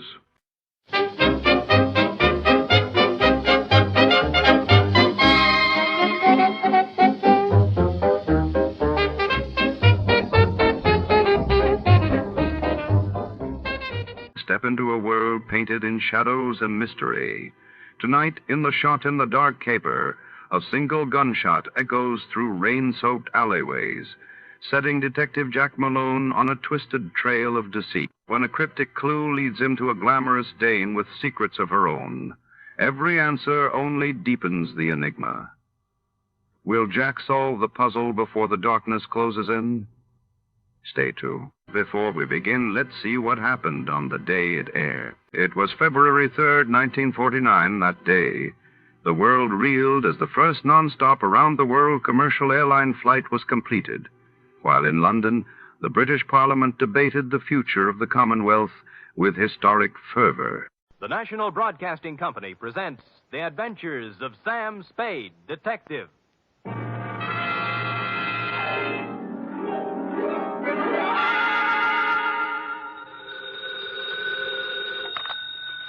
Detective Agency. Me, sweetheart. Oh, it's you. What kind of a greeting is that? Oh, it's you. Well, Sam, I may be only your secretary and all that, but I do have feelings, you know. What have I done now? If you recall... Yes? You were supposed to take me to the Geary Theater last night. Yeah? And you never showed up. Well, Effie, Oh, I know.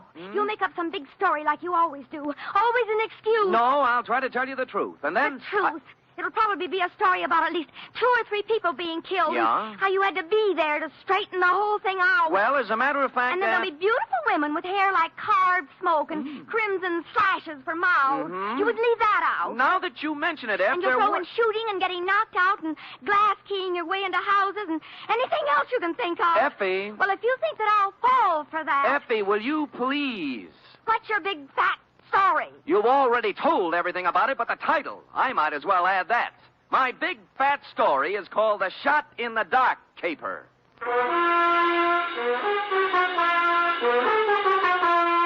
Transcribed for NBC, William Spear, radio's outstanding producer-director of mystery and crime drama, brings you the greatest private detective of them all in The Adventures of Sam Spade.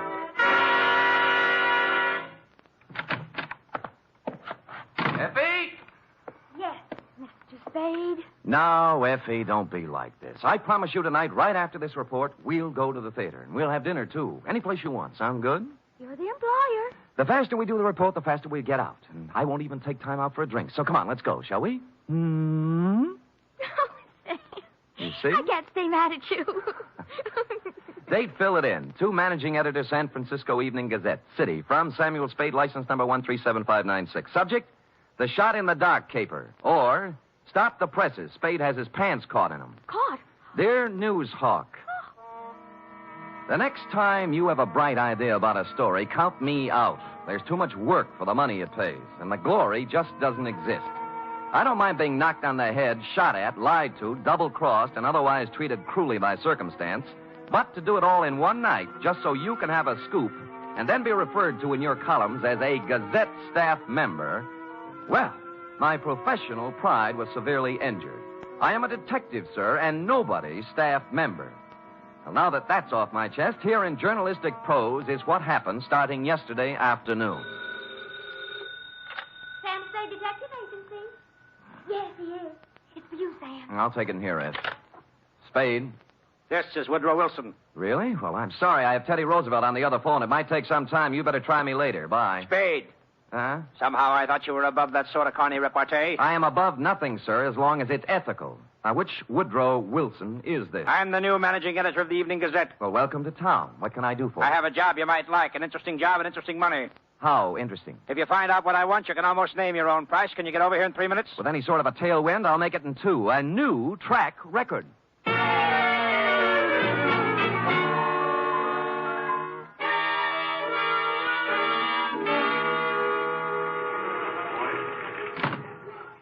Take a seat, Spade. Now, what is this interesting job? First, let me say I don't know much about you personally, but you come well recommended. I've tried. Second, This is a confidential matter, and I want it to remain that way. Of course. I'm going to trust you as I would one of my own staff members. The police aren't to find out about it until it's all over. And if any other newspaper gets it, you might as well leave town. Woody, old boy, the man doesn't live who can say I ever double-crossed him. For money or love or anything else. I or had love... to say it so we'd understand each other. Now, take a look at this news photo. Yes? One of our boys snapped it. What do you see? A street intersection. O'Farrell, I'd say. 2 automobiles hit head-on. An ambulance, a couple of people injured, a sordid crowd. We took that picture 3 days ago, Tuesday night, routine accident picture.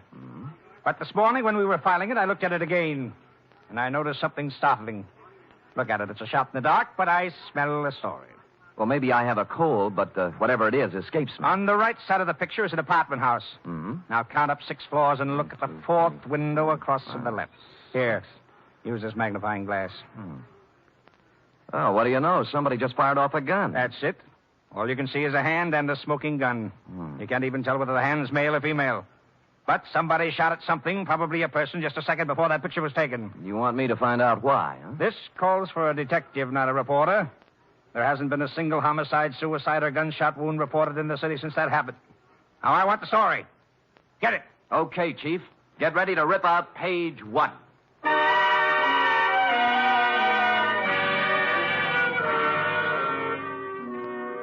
The apartment house was the Greystone. It was actually an apartment hotel and a little shabby. I entered an hour later with a suitcase and an out-of-town look. The nameplates on the mailboxes showed about 5 vacancies, including one on the 6th floor. I rang the manager's door buzzer. Good afternoon. I'd like to rent an apartment if I could. Come in. Just drop your suitcase anyplace. My name's Ed Barry. How are you? Your suitcase is leaking. Oh? We charge one price, $175 per night. Well, I don't have that kind of cash with me, or my checkbook. Could I pay you tomorrow? Well, sure thing. Your name? Mark Humboldt. Mark Humboldt. B-O-L-T? Yes, that's it. Where you from, Mr. Humboldt? New York, boy, New York. 48 East 51st Street. Near Broadway. Next to kin? Huh? Any family, relatives? No. Oh, you own a car? Look, I'm just renting an apartment, not taking out life insurance. Well, you see, there's a state law here requires us to get this sort of information. I'm sorry, but there's nothing I can do. No car. A bank account? Corn Exchange Bank. You own any property? Yes, I do. Albany, New York. Just how much, would you say? 6 feet in a cemetery. I expect to be buried there. Yeah, well, I guess that about takes care of it. Anything on the 6th floor? Well, why the 6th particularly? My lucky number. Oh, well, I'm sorry. Maybe later. Right now, we got nothing on the 6th. Come on, I'll show you around.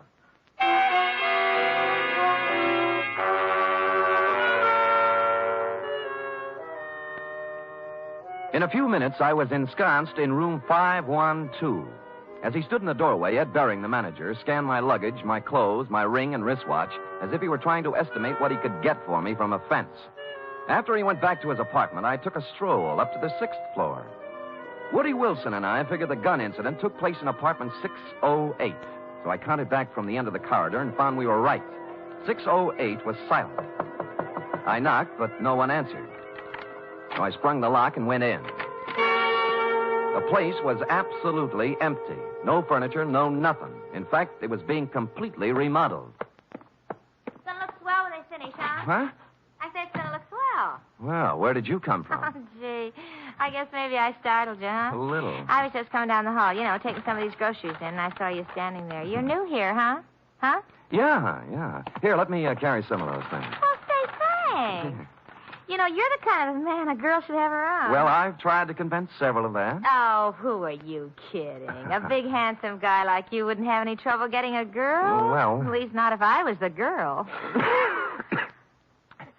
Well, you know best. My place is down here. Shall we go? Well, why not? My name's Honey Kane. What's yours? Mark Humboldt. Gee, what a fascinating name. Oh, not half as fascinating as yours. Really? Say, isn't it wonderful how fate just throws two people together?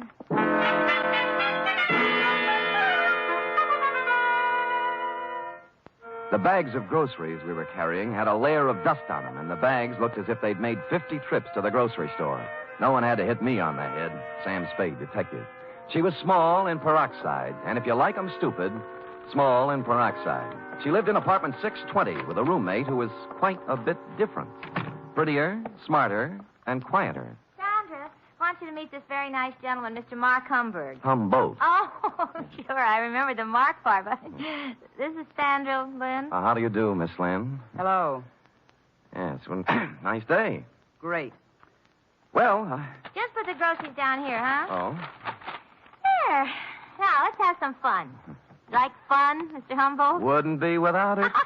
You're priceless. Well, come on, let's start with a drink. How about you, Sandra? No, you kids have your fun. I'm going out for a walk. Mr. Humboldt, you're supposed to be looking at me.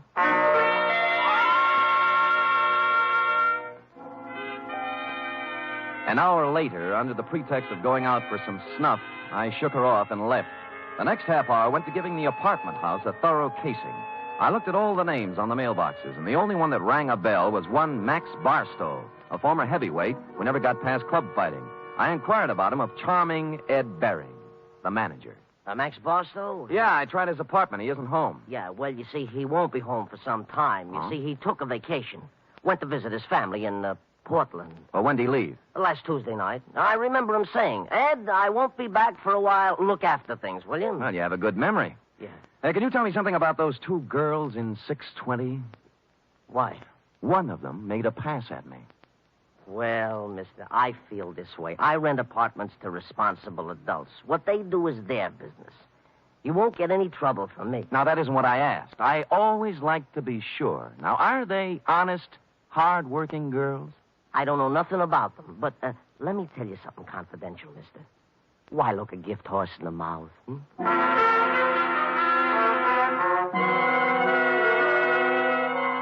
Well, I gumshoed around the apartment house some more, and one thing was sure. They were making a number of extensive alterations. For example, in the basement, there was a new cement floor. Said cement floor had been laid, I was told by the janitor, Wednesday morning. The morning after a gun was fired in 608, the same morning on which Max Barstow suddenly left to visit his parents. And about here in the plot, it was dramatically correct to wonder if Max might be sleeping under the furnace with a new cement overcoat covering him. I went back to my apartment for a couple of long ones and some thought. It was getting along about supper time when there was a feminine knock. I guessed it to be Miss Room Service herself, Honey Kane. But no. Better. Much better. May I come in? You may. Shall I leave the door open? I'd rather you closed it. Anything to make you feel at home. Drink? No, talk. Oh. What are you doing here, Sam? The name's Humboldt, Mark Humboldt. All right, play it any way you want. But I've seen you around. I know who you are. You move in today, and half hour later you find our apartment. Why? Your apartment found me. At least half of it did. The gift horse part. Maybe so, but I figure you helped a little somewhere. Hmm. What are you trying to get on us? Nothing. I just moved in here for a place to live. With one suitcase and a bottle? Oh, I'm an actor. Look, whatever it is, lay off, will you? I've had enough trouble in my life. Things are just starting to go right. Sandra, I don't know what's on your mind, but as far as I'm concerned, you're clean. All right. Maybe I made a mistake. I'll try to make it up to you sometime. Well, maybe you can start right now. I think I'll open the door again. Just a question. Seen anything of Max Barstow lately? I knew it was something. I knew it. No, I haven't seen Max Barstow lately. He went somewhere to visit his family, and I'm telling you either leave me alone or something's going to happen to you. You won't write.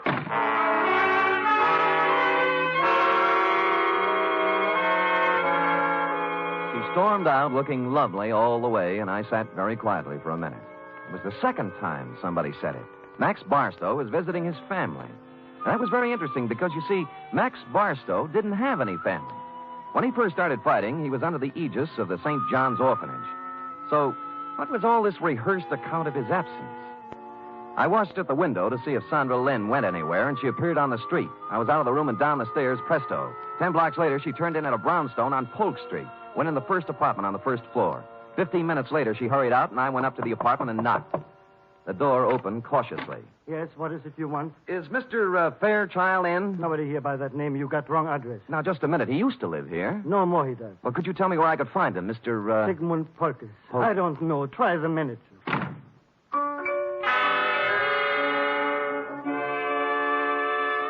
On the way out, I looked at the card on his door buzzer. It listed his apartment as belonging to a Mr. Rothschild. At the moment, there was nothing to be made out of it, so I went back to the Greystone.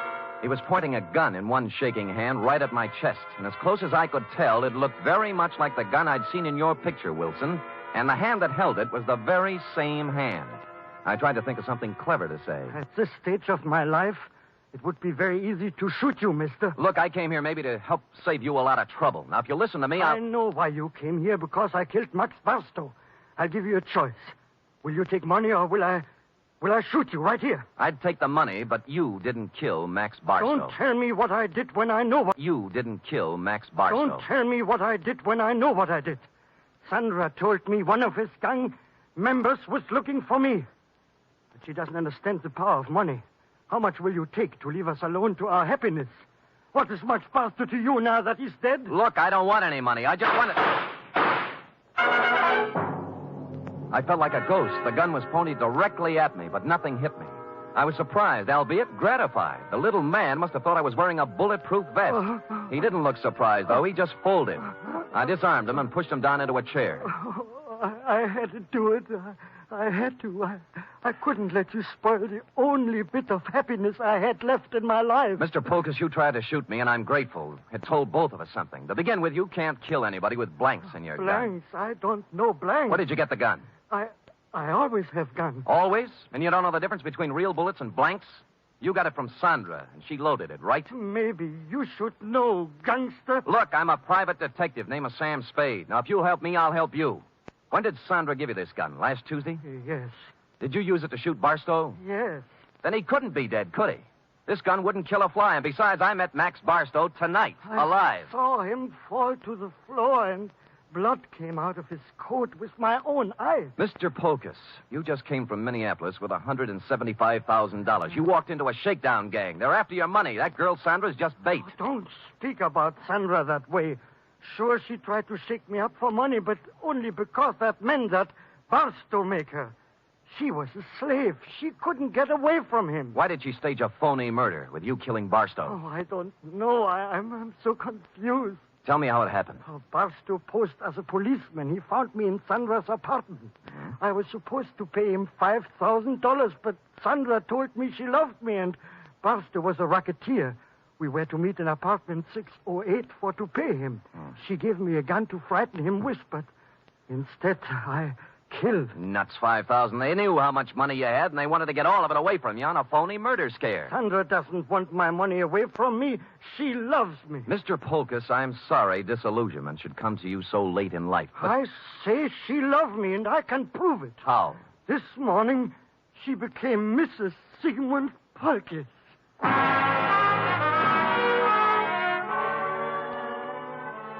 That made me sit down and think things through a little more carefully.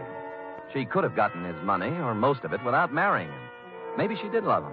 Or maybe they felt he was too dumb to pay off. Or maybe she married him so she could murder him. And maybe a dozen other things. His suitcases were packed, and he said that he and Sandra planned to leave town tonight. He'd been waiting for her when I came in, but she was already 2 hours late. I could think of only one place she could be. So I left poor Mr. Polkus and went to the Arlington. 314, the address Honey Kane had given me. And she was there. Oh, Sam, I'm glad you came. I was scared. I didn't know what to do. I'm scared. Now, honey, quiet down and tell me what you're scared about. In the bedroom, Max, he's dead. But A knife job. When'd you find him? 5 minutes ago. I was with him before, and then I went out for some Chinese food when I came back. All right. Who else was here tonight? I didn't see anybody, But what? he was awful mad at Sandra. Said she was double-crossing him, and he wouldn't let her get away with it.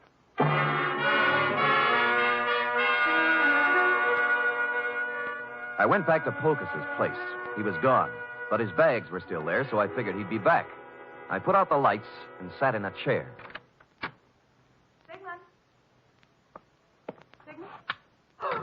Go ahead. Ask me what I'm doing here. Where's Polkus? Well, if he's smart, he's on a train back to Minneapolis. I'm going to look for him. You're not going anywhere. Sit down. Oh, yes, I am. I said you're not going anywhere unless it's to jail. What are you playing Mr. District Attorney for? Because you killed Max Barstow. Now tell me why. Oh, don't be a joker. Max Barstow's as alive as you are. I'm not talking about the phony murder staged for the benefit of Polkus. Barstow was stabbed to death a half hour ago. He wasn't. He was. I saw him. Who? You. Oh, Sam, I didn't. I saw him earlier today, but he was all right. You married Polkus to double-cross him, didn't you? You were going to skip town with him, Mark. Well, sure I was, so why would I kill Mac? Because he knew what you were going to do, that's why. I tell you, I didn't. I couldn't kill anybody. What did you have planned for Polkus? A shove over to the Grand Canyon? No, I love the old guy. Come on, we'll drop in at police headquarters. No, Sam. No. Sam. Nothing. I wouldn't take you with a U.S. mint thrown in. Will you let me go if I tell you what happened?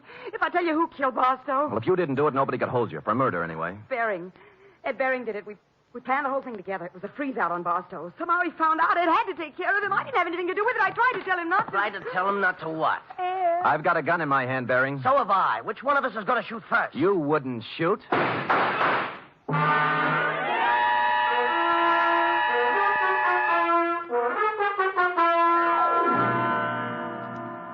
But he did. Period. End of report. Sam! Is that all? Well, what do you want? An echo? No. But he shot you and you're all right. Mm-hmm. Were they blanks like the other guns? They were not. They were genuine steel-jacketed bullets. But, You didn't listen carefully enough, Effie. I figured he'd shoot right away. He did, once. Just as I jumped sideways and fired 2 shots back. Did you kill him? No, but he's down with a little case of lead poisoning, though, under police guard. You're wonderful. It's true. All right, go type it up. Off with him.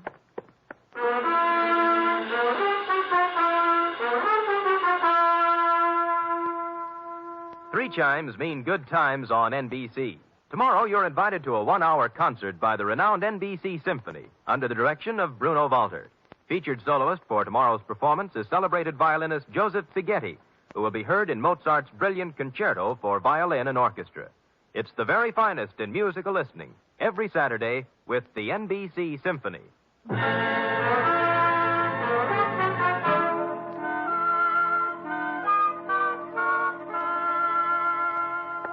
Here it is, Sam, but there's something I don't understand. To wit. Well, what happened to nice old Mr. Polkus? Why wasn't he in his apartment waiting for Sandra? Well, he did just what I thought he should have done. He walked down to the railroad depot and got on the first train for Minneapolis. Who knows? Maybe he's opened a new restaurant. Yes. And, what happened to Sandra? Well, she's being held as an accessory to murder, among other things. Well, if they were married... That's enough, Effie. That's enough. Do you want me to make everything so simple that everybody will be able to figure it out? No, but But you what? I get so confused sometimes. That's most of your charm, Effie. You know, if you were brisk and efficient and cold, we'd never have any fun, would we? I guess not, Sam. We do have a good time at times, don't we? Yes, we do indeed. Like right now. Coming. Oh, Fire in a man's veins. Maddening, that's what. don't say any more, Sam. I don't know what I might do. I'd love it, whatever it was. I better say good night, Sam. Good night, Sam. Good night, sweetheart.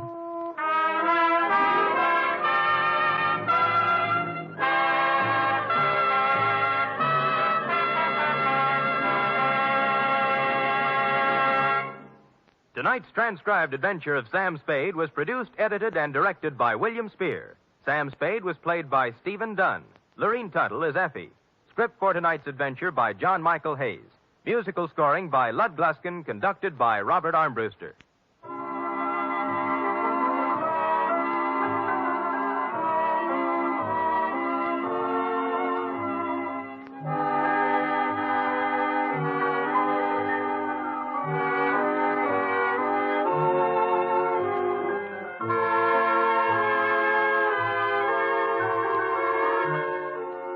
Join us again next week, same time, for another adventure with Sam Spade.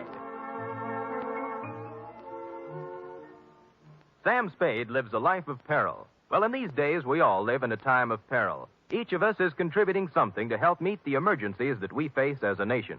There's one definite thing that every one of us can do to help. February 28th is being celebrated as Red Cross Day. Supported by the people and schooled by years of experience in war and peace in times of disaster, the Red Cross has now been assigned unprecedented tasks in the interest of national security and world peace. You can help mobilize the forces of mercy for the protection and defense of your family, your community, and the nation.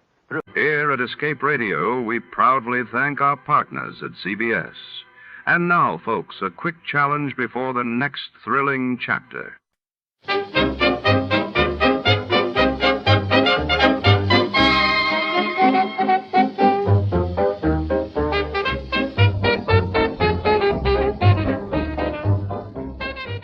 Tonight, we enter the silent corridors of the first Martian settlement, where the year is 1986, but the place is anything but Earth. A crew of American astronauts lands on Mars only to discover a small-town America from 1926, complete with white picket fences and familiar faces thought long dead. Are these ghosts a trick of memory or something more sinister lurking beneath the red planet's surface? Secrets and illusions converge in a surreal, labyrinthine colonial outpost where every door hides a riddle, and every smile could be the last thing you see before to start Let's See What Happened the day it was broadcasted. It was May 17, 1950, and that day Britain's Parliament approved sweeping new measures for post-war economic recovery, while in Calcutta, India, violent clashes erupted between rival political factions, leaving dozens injured. Tired of the everyday routine? Ever dream of a life of romantic adventure? Want to get away from it all? We offer you Escape. Escape, designed to free you from the four walls of today for a half hour of high adventure. Escape, brought to you by your Richfield gasoline dealer and the Richfield Oil Corporation of New York, marketers of Richfield gasolines, motor oils, and other petroleum products. Look for the Richfield Eagle on the cream and blue pumps.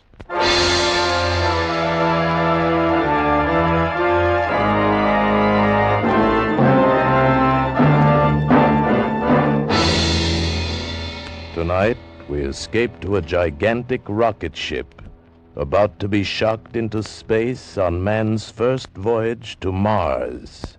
As Ray Bradbury tells it in his famous science fiction story, Mars is heaven. The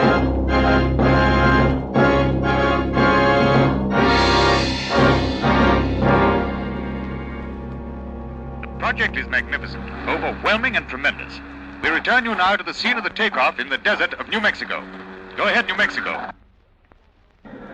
Thank you, London. This is Stuart Novins back in New Mexico. I'm standing here on the great steel observation platform overlooking the takeoff stand. As the moment for departure draws nearer, the whole area has been flooded with artificial light. It bathes a spaceship in a kind of silver luminescence, and surrounding it, engulfing it, this subdued hysteria of hundreds of thousands of people come to see the start of this incredible voyage of 18 men in the rocket ship, the Venture. It's standing there pointing upward, pointing toward the heavens, and in a few minutes it will bloom out into great flowers of heat and color, shocked into space on man's first voyage to Mars. As you know, ladies and gentlemen, prayers are being said for these 18 men and their ship, the first men, the first ship to dare the voyage to another planet. Prayers are being said by every creed in mosques and churches and synagogues the world over. We take you now to the Basilica of St. Paul's in Rome.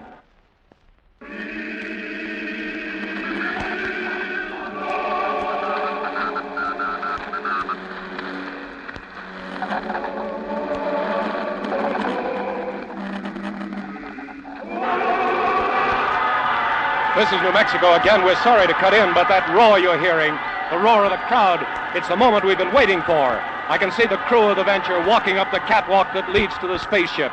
The men are entering, and now the escape hatch is closed. Now the men are in the ship. This silence, this great, awful silence of the crowd, it's the voiceless prayer that's in every heart. They're about ready now. Some lights from the ship just blinked on and off. It's a signal. In just a few seconds, a few more. Stand by. Stand by.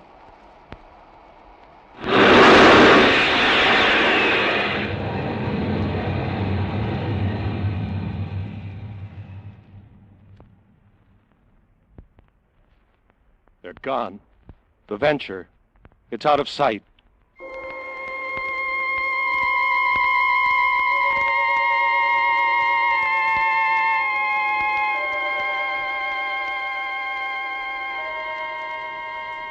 Log entry, U.S. rocket ship Venture. 1 hour out from Earth, destination Mars. Past Keneally heaviside layer without incident. Rate of speed, 450,000 miles per hour. With planet Mars at its closest point to Earth, 35 million miles. Calculate duration of voyage to be roughly 3.5 days. Captain John Black, master.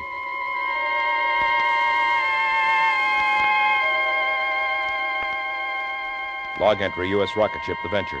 12 hours out from Earth. While navigating supertensioned atmospheric forces, port shield generator broke down. Replaced by booster. Yes? Lieutenant Lustig reporting, sir. Come in, Pete. Have the report on the trajectory, sir? Put it on my desk. Pete? Yes, sir. How do you feel? Feel? Why, just wonderful, sir. Sitting up there in the observation turret, I don't know just how to say it. The sights, I mean. Moon so close and Earth looking like... and Mars, sir. Sir? Do you really think we'll make it?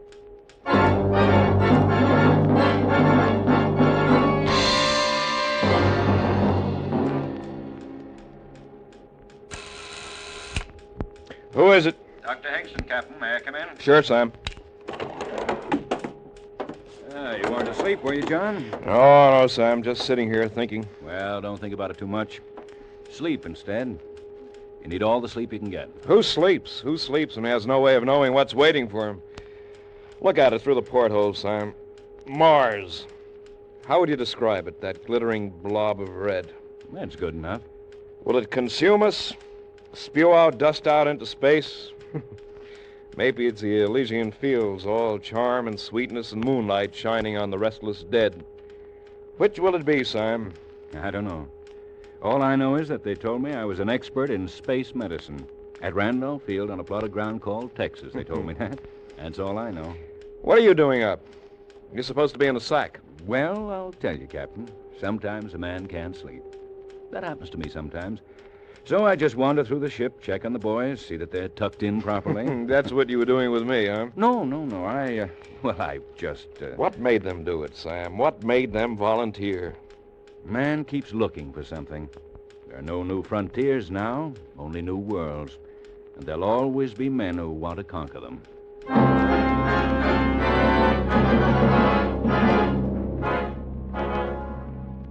Log entry, U.S. rocket ship Venture.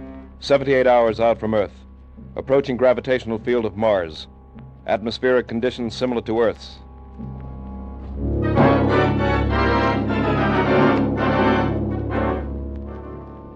Log entry, U.S. rocket ship Venture. 79 hours out from Earth.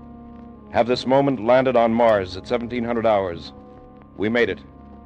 Chemical analysis indicated on ship's instruments shows air to be breathable and will sustain human life. Gravity comparable with that of Earth's. Ready, John? Yes. How are the men in sick bay, Sam? Happy? They're all right, John. You ready? First one thing. Captain to crew, your attention. We have landed on Mars. No man is to leave this ship under penalty of court-martial. Dr. Hingston and I will make a brief reconnaissance. Crew will proceed with repair of ship's hull. As you know, our ship is armed against any possible aggression. I can't impress it upon you too strongly. No man will leave this ship until Dr. Hingston and I ascertain that we are not in a hostile world. That is all. Let's go, Sam. You first, Captain. It's your honor. You, the first man from Earth to walk on Mars.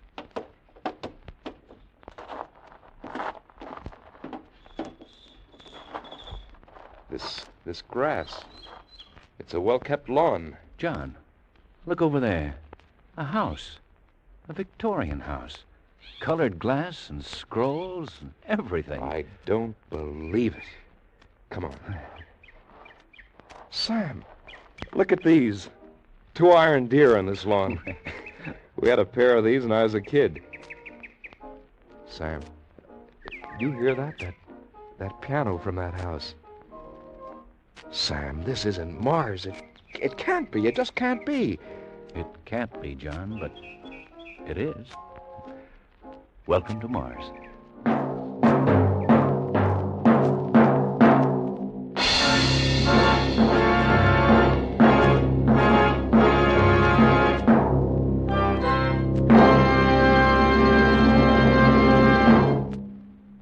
Perhaps you know that skilled research scientists have worked for many years to develop new high-octane components for gasoline. Components to give your car higher anti-knock performance and greater power. But do you know that from this research has come xylene? Xylene, one of the highest octane components in gasoline history. Now, listen. Today, every gallon of the famous Richfield gasoline contains xylene. Xylene in Richfield gasoline helps give your car new, lively pickup, new high anti-knock power, and new gasoline economy. Furthermore, there are two great Richfield gasolines with xylene. That means you can select the right Richfield gasoline to give your particular car the finest performance at lowest cost per mile. Richfield high-octane gasoline at regular price is specially refined for the average motor. Richfield ethyl, ethyl at its best, meets the requirements of the newest motors of the highest compression. And remember, both Richfield gasolines contain xylene. Stop where you see the Richfield Eagle on the cream and blue pumps. Get famous Richfield gasoline with xylene. And now we return you to Escape.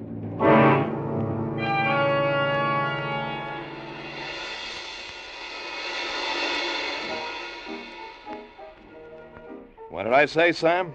Somewhere back there in space? That Mars was the Elysian fields, all sweetness and charm. No, John, it isn't that. It's what you see. A world like ours on Earth. And this? A small town with good air in it. A small town like the one I was born in. Same smell of flowers, the same sounds. You think that the civilizations of two planets can progress at the same rate, develop in the same way? I do now. Well, I don't. Oh, look at that house. A Victorian house on Mars? You expect me to believe that? A house with lace-curtained windows, with port swings, with something that sounds like a piano and probably is a piano, playing beautiful Ohio. You believe all that? I believe it. I admit it's strange, but I believe it. Strange nuts. It's impossible. We're going back to the ship. Wait, John. It could be. It could be that there are similar patterns of thought, movement, civilization on every planet in our system. Maybe we're on the threshold of the great psychological and metaphysical discovery of our time. Maybe we... Well, go on, Sam. Maybe this proves the existence of God. Not everyone needs proof. I don't. But how else can you explain all this? John, it fills me with terror and joy. I don't know whether to laugh or cry. I admit it looks peaceful and cool. Pretty much like Council Bluffs, where I was born. That was a good, quiet place, Council Bluffs, Iowa. Do you see that, Sam? Do you hear it? I see it and hear it. It's there. A horse and carriage going down the street. Just suppose that by accident or something, we landed on a planet in space in another time. Suppose that this is Earth, 30 or 50 years ago. Maybe we got lost in the dimensions. What do you think, Sam? So much like my hometown. That house. That room up there with the beaded lamp near the window. When I was a kid, I used to sleep and do my lessons in a room just like that. I'd lie there in the night, and I'd be awake, and I could hear the freight trains across the river, and... John, do you hear that? I hear it. Let's go. Where? We're going up to that house and ask questions. Where else? Come on.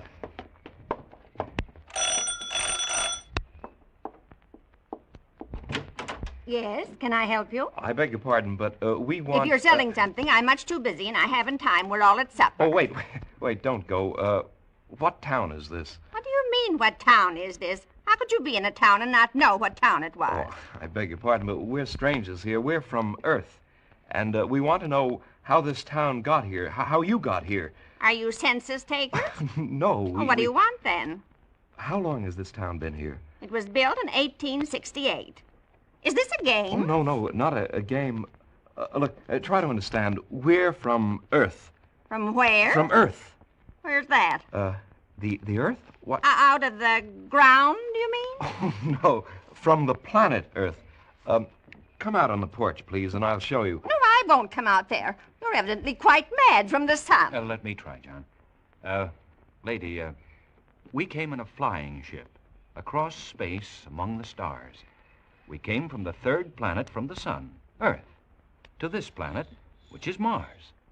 Now, do you understand? You're touched from the sun, too. Go away now before I call my husband from his supper. He'll beat you up. That's what he'll do. But this is Mars, isn't it? This is Green Lake, Ohio, on the continent of America, surrounded by the Pacific and Atlantic Oceans on a place called the world, or sometimes the Earth. Go away now. Go away. Let's take a walk, Sam. Yeah. Sam? Yeah? There's something going on here. Something we don't understand. I want you to go back to the ship. If anything out of the way happens, lift the ship and get out. But, John... That's an order, Sam. All right, if it's an order. John, look. Look at that woman walking toward us. Oh, what about her? Well, she looks like... Sam! Oh, Sam, you look fine, so grown up. Sam, don't you know me? It's your grandma, your old grandma. Grandmother? What's wrong, Sam? This is a happy meeting. And who is this friend of yours? This is Captain John Black. John, this is my grandmother. Grandmother? So help me. So help me, John. This is my grandmother. She's dead. Died 30 years ago. But this is my grandmother. Well, there's no sense standing here on the street. You just come along to my house. We've so much to talk about. You too, Captain. Any friend of my grandson's is mine, too. Now, don't stand there with your mouths open. Come on.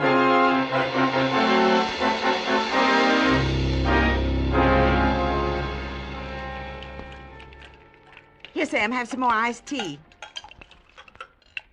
Would you like some more, too, Captain? Oh, thank you. I would. Well, here's to our health. Well, how long have you been here, Grandmother? Ever since I died. What? Don't look like that. I said ever since I died, 30 years ago. Sam. Who are we to question what happens? What's living, anyway? All I know is I'm alive again and no questions asked. Here, Captain, feel. Go ahead, feel my arm. Solid, isn't it? You hear my voice, don't you? You hear it, don't you, Captain? Yes, I hear it. Grandmother... Well, then why go around questioning? Well, it's just that we... Well, I never thought I'd see you again, Grandmother. Mrs. Hingston. Yes, some more iced tea, Captain. Oh, no. I just want to ask you a question. Mrs. Hingston, is Mars heaven? Nonsense. No. It's a world, and we get a second chance. It's like another Earth. How do we know there wasn't one before Earth? That's a good question, John. Well, maybe we better get back to the ship, Sam. It's been nice, Mrs. Hingston. Thanks for the drink. You'll be back, of course. For supper, I mean. We're having fried chicken Wait and a minute. mashed potatoes. Wait a minute. What's that? Excuse me, Mrs. Hingston. Sam? Sam, come here. Hey, well, what do you know, John? A parade with a brass band. But the crew, my crew marching behind the band with all those people. But they're heroes. These people are Wilkinson's heroes. The abandoned ship. They had orders. I'll court-martial every one of them. Oh, John, listen to me. They found old relatives and friends just like I have. They had their orders. What would you have done? Obeyed orders. What's the matter? Sam, I don't believe it. It's impossible. John, they said I would find you here. Phyllis. Of course, darling. Phyllis. Of course. Who did you think it was? This is Phyllis, Sam. My 10 years ago. After that, I never got married. We're waiting for you. Your mother and father. They're alive? Waiting for you. At your old house. On Maple Avenue. You heard that, Sam, didn't you? This is Phyllis talking. And she said Mother and Dad and the house... You understand it now. The crew. Same thing has happened to them. Yes. When I open my eyes, it'll all be gone. Phyllis will be gone. Open them, John. Phyllis. Oh, my darling. My darling.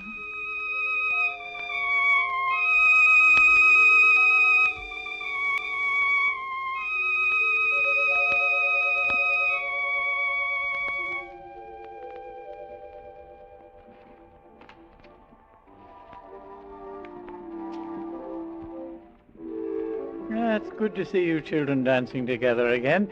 Your mother would have enjoyed it so much, John. I must have worn her out with all my questions. Don't worry about it, son. She'll get a good rest tonight. Then in the morning, the days after, we have so much time now, son. We'll all be together. You and Phyllis, your mother and I. So much time. Yes, yes. Oh, don't go away from me, John. Hold me closer.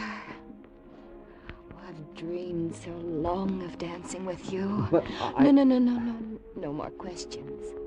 Just accept it. That your mother and father were once dead and are now alive. That I was killed. 10 years ago, I was killed in a horrible accident. And now I'm alive and in your arms. Oh, tight, John. Hold me tight.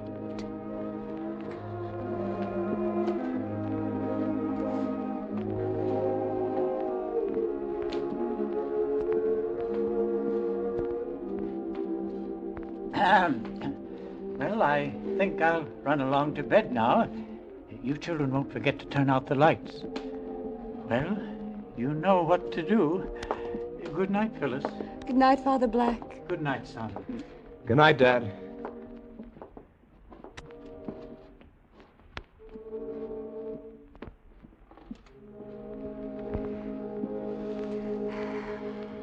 Shall we go out on the back porch, John? Like we used to long ago. Come with me, John.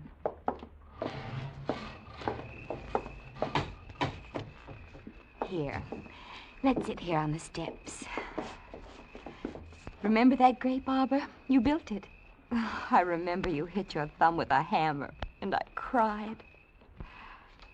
You're very silent, John. Is anything wrong? Phyllis, I've just had a crazy notion. Suppose this were Mars. But it isn't. Humor me, Phyllis. Suppose it were Mars, and the Martians saw our ship coming and saw us inside our ship and hated us, and they wanted to destroy us, but in a very clever way. Yes? Well, what would be the best weapon a Martian could use against us with our atomic bombs, our hydrogen? John. No, let me finish. The hypothesis is interesting. The Martians would use telepathy, hypnosis, memory, imagination. Oh, John, don't question us anymore. No more. Look, suppose this town is some other shape, a Martian shape. But by playing on my memory and my desires and my wants, they've made it what I've wanted it to be. Yes. Now, suppose my mother and father weren't that at all, but two Martians, incredibly brilliant, keeping me under this dreaming hypnosis, as other Martians have done it to my men, to Sam. But me. You've had your arms around me. You've kissed me. We shared old secrets. Was that a Martian hypnosis, John? Phyllis. Yes, what is it, John? Where are you going? I've got to talk to Sam. I've got to find out what he thinks now that he's alone with his grandmother. Stay here with me, John. Well, I've got to talk to Sam. Maybe he's beginning to wonder, too. You're not going anywhere, John. Phyllis! Phyllis, no! You're not Phyllis! I was right! You're not... You're not...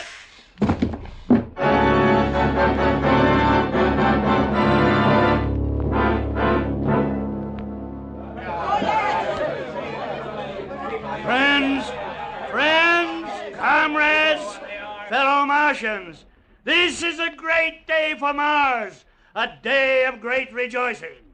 As number one of Quadrant 327B of Sector Q, it is my proud privilege to read to you this message from the planetary All-High. It says, congratulations on your splendid work in meeting the barbarian invaders and atomizing them.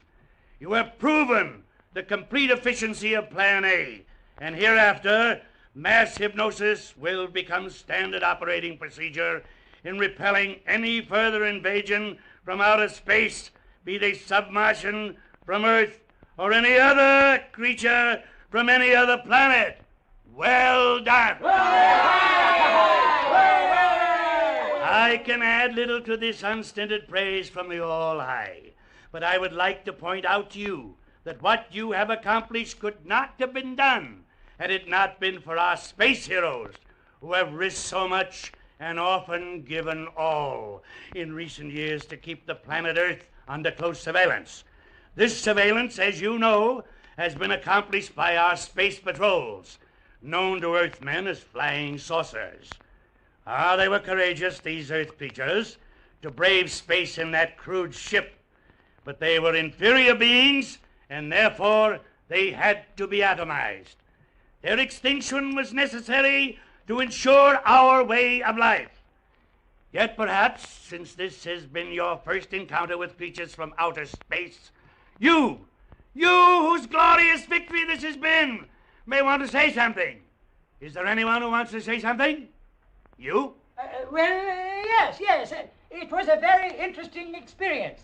He said his name was John Black. He was a nice young being. Nice. He thought I was his father, whatever that is. I guess that's all I want to say. And you? No, I don't think so. Well, I thought of something, but I forgot. I see. And you?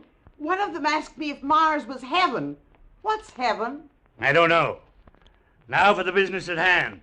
The ship they came in. The destruction of it. Disintegrator squad. Ready. Proceed.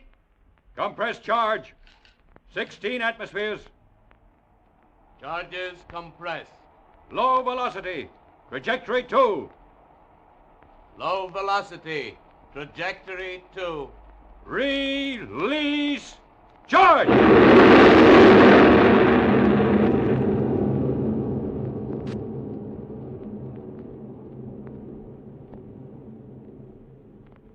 The ship they came in, it's gone.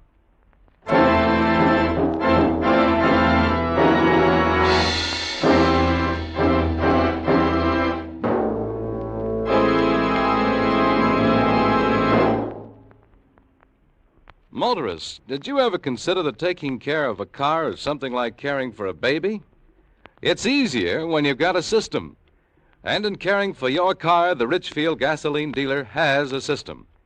It's called Richfield All-Point Safety Service. Have the Richfield dealer service your car tomorrow, because hot weather is hard on lubricants. Wear and sudden breakdown can occur before you realize there's anything wrong. With All-Point service, the Richfield dealer will change your oil to fresh, Rich Lube all-weather motor oil and give your car a careful all-point lubrication job. Chassis, differential, front wheels, and transmission. And that includes service of automatic transmissions with the new Richfield automatic transmission fluid. Richfield All-Point Safety Service also includes inspection and care of all the likely trouble spots, such as battery, spark plugs, tires, and radiator. So save time, save money with this one-stop service. Get warm weather protection for your car now with Richfield All-Point Safety Service. Look for the Richfield Eagle on the cream and blue pumps. Escape is produced and directed by William N. Robeson, and tonight has presented Mars is Heaven by Ray Bradbury, adapted for radio by Morton Fine and David Friedkin. Featured in the cast were Jeff Corey as Captain Black, Florence Bates as the grandmother, Bill Johnstone as Dr. Hingston, Walter Catlett as number 1 of Mars, Elizabeth Root as Phyllis, Paul Frees as Peter Lustig, Ian Wolfe as the father, and Stuart Novins, who played himself. Also heard were Ruth Parrott and Ben Wright. Special music arranged and played by Ivan Ditmars. Next week. You're standing on the floor of the ocean, pronging up a fortune in sponges. But moving closer and closer to you, his huge sponge hook raised to rip open your diving suit, is a man from whom there is no escape. Next week at this time, the Richfield Oil Corporation of New York invites you to escape with an exciting story about sponge fishers in the Gulf of Mexico, as John and Gwen Bagney tell it in The Big Sponge. Be listening. Goodbye then until the same time next week when once again we offer you Escape. This is CBS, the Columbia Broadcasting System.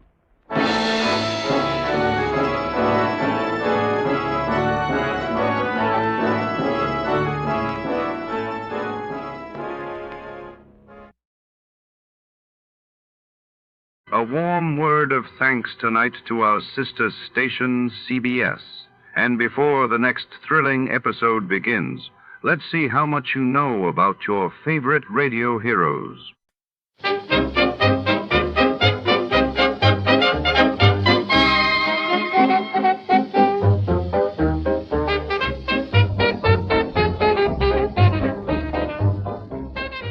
Our warm thanks go out tonight to our sister station, CBS. And before the curtain rises on another thrilling episode, let's enjoy a few delightful melodies for the road.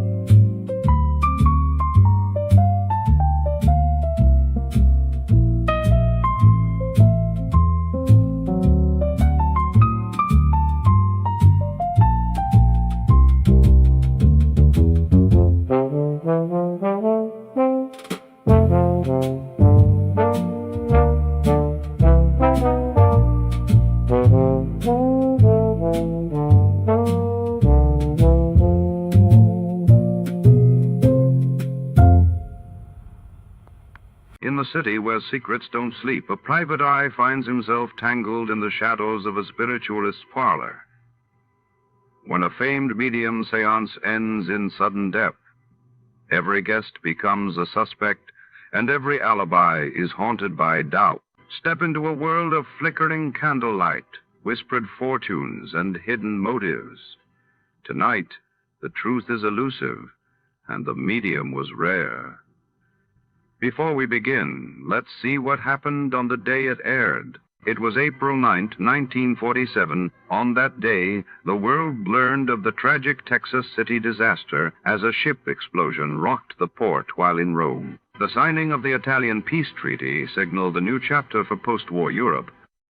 Most Saturdays at this time, we spend an exciting half hour of adventure and action with America's public hero #1, Hopalong Cassidy. Well, even two-fisted cowboys take summer vacations when they can, and Hoppy is no exception.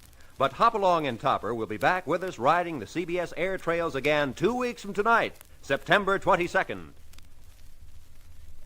Get this and get it straight. Crime is a sucker's road, and those who travel it wind up in the gut of the prison of the grave. There's no other end, but they never learn. From the pen of Raymond Chandler, outstanding author of crime fiction, comes his most famous character in The Adventures of Philip Marlowe.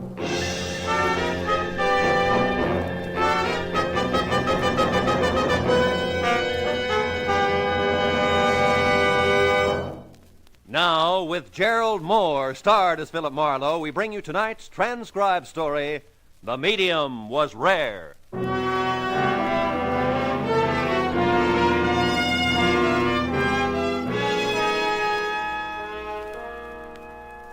Let me out of here. I've got to get away. This is the time. The time when all I can think of is trout streams, trails through tall mountains, where every man is Hopalong Cassidy.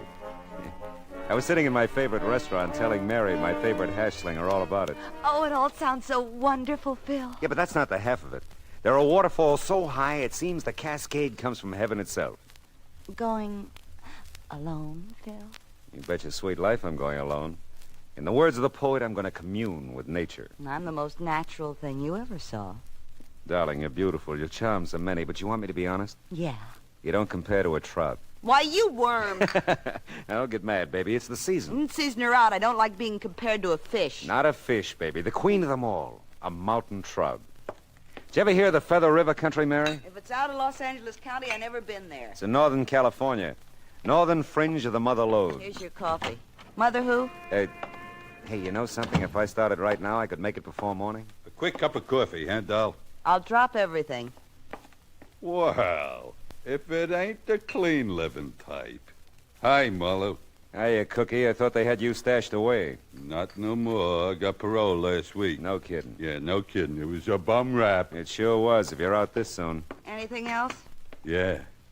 When do you get off? A lot later than you do, because you're getting off now. Touche, girl. Yeah?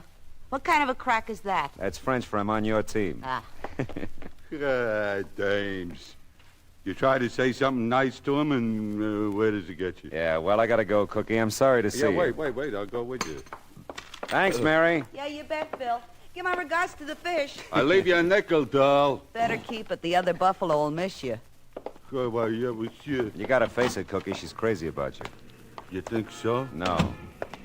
Well, my car's in the lot here. I'm in a hurry, Yeah, so well, mine's in the lot, too. Listen, Marlowe, I was just wondering. You get around. You got any idea where Cesano is? Cesano? Yeah. Don't you know any decent people? Hey, Cesano's my pal. He's as decent as I am. You made the point, Cookie. Seems to me there was talk he had something to do with you taking that rap in the first place, huh? Listen, you don't think I'm trying to find him to knock him off or anything like that? Could be. You're about that bright.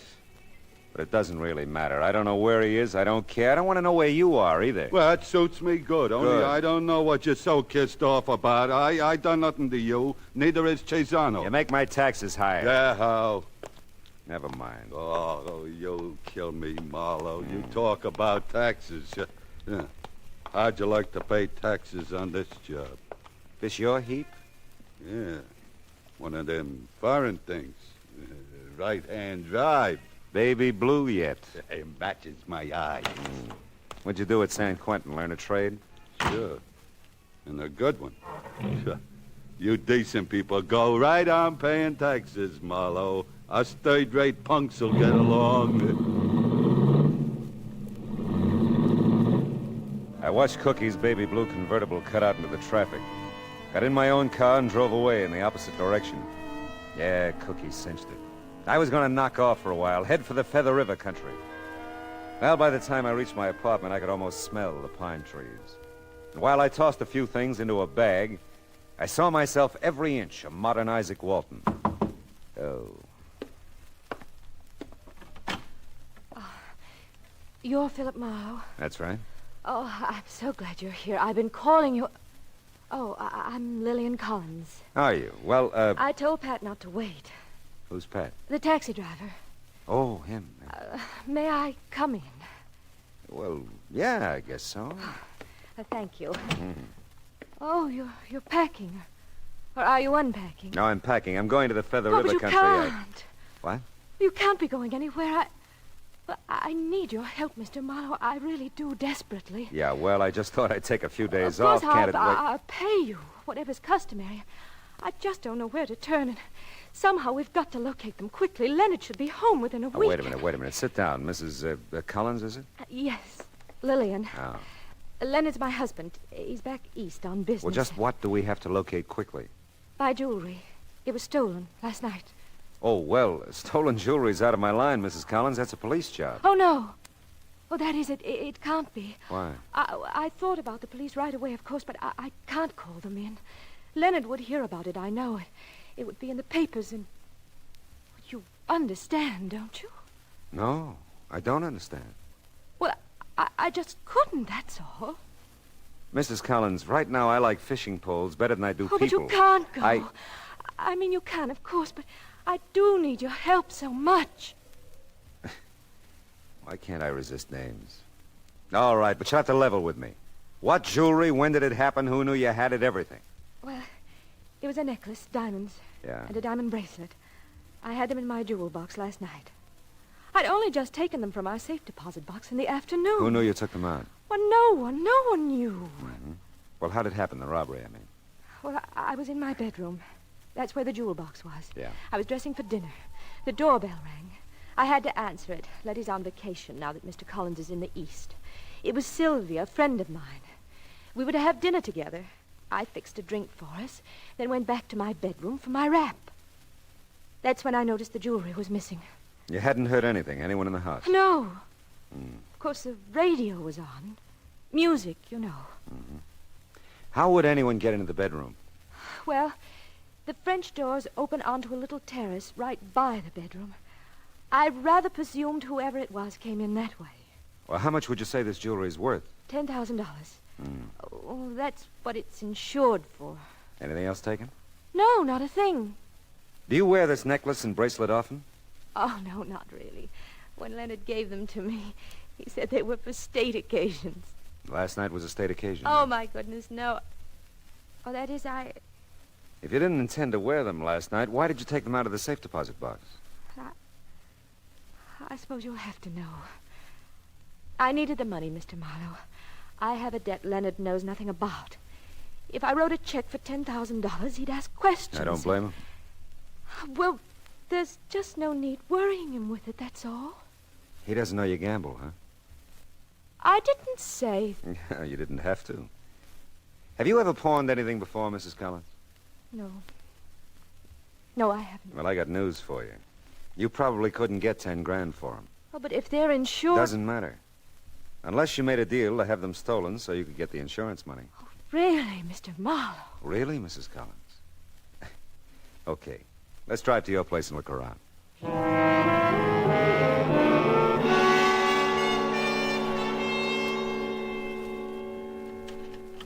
Yeah, these doors have been jimmied, all right.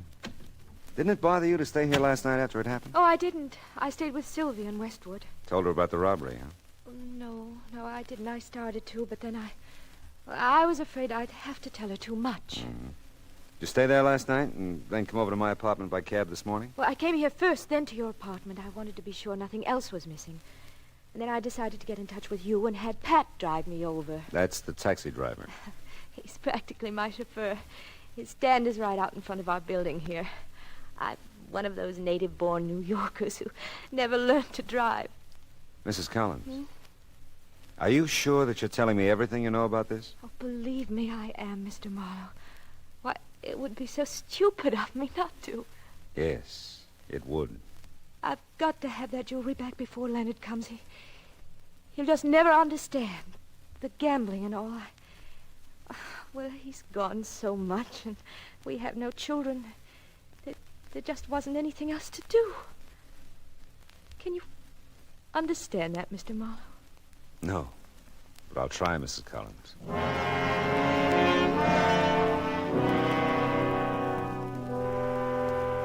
There was something tragic about her.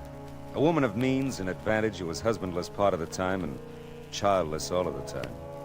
I suppose that isn't an easy life, but surely there must be other ways to fill the emptiness, huh?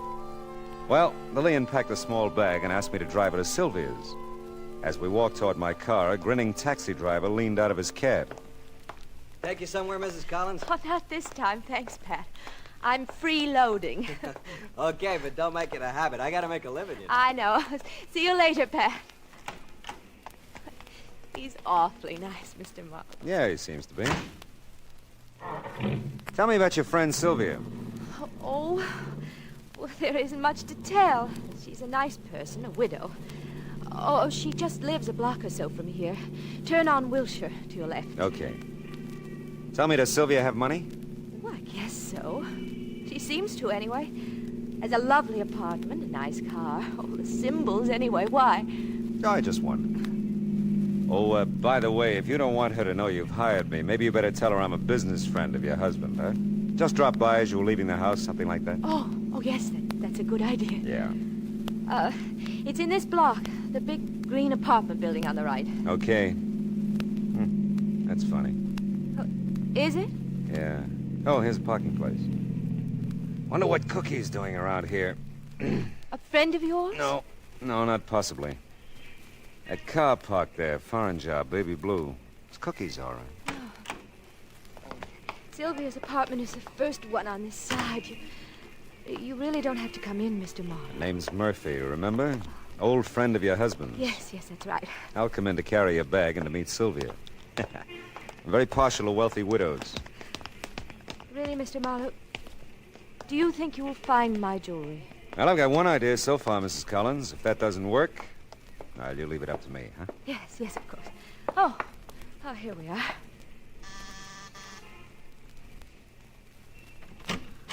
Oh, Lil, darling, I'm so glad you're back. Oh, hello. Hello. Sylvia, this is Mr. Murphy. Oh, yes, of course, Mr. Murphy. Sylvia Jennings. How do you do, How are you? Murphy? Well, come in, both of you. I was just getting ready for a swim. Oh, sounds wonderful. Maybe I could scare up a pair of trunks for you, Mr. Murphy. Oh, thanks. No, I've got to run along. I just stopped by Mrs. Collins looking for a husband. Mr. Murphy's from out of town. Known Leonard for years. I was all packed ready to come over here. So I brought her. Well, all right. You know, you two don't have to explain anything to me. As a matter of fact, I can go down to the pool alone, and you two can stay here and talk about old times. Why, Sylvia. Oh, relax, Bill. And forgive me, Mr. Murphy. I've told stories like that myself so many times, I know them by heart. I'll bet you do at that. You know I do. Now, I just won't have you thinking that, Sylvia. Oh, now, don't be silly, darling. It's not important. Oh, but it is. Hey, wait a minute. Hold it. Let's you both go down to the pool and talk it all over. I really have business to tend to. Oh, I'm sorry. I'm really sorry. Yeah, we'll just keep it that way. Huh? Will we be hearing from you about anything? You know. Oh, sure. Sure you will. About anything.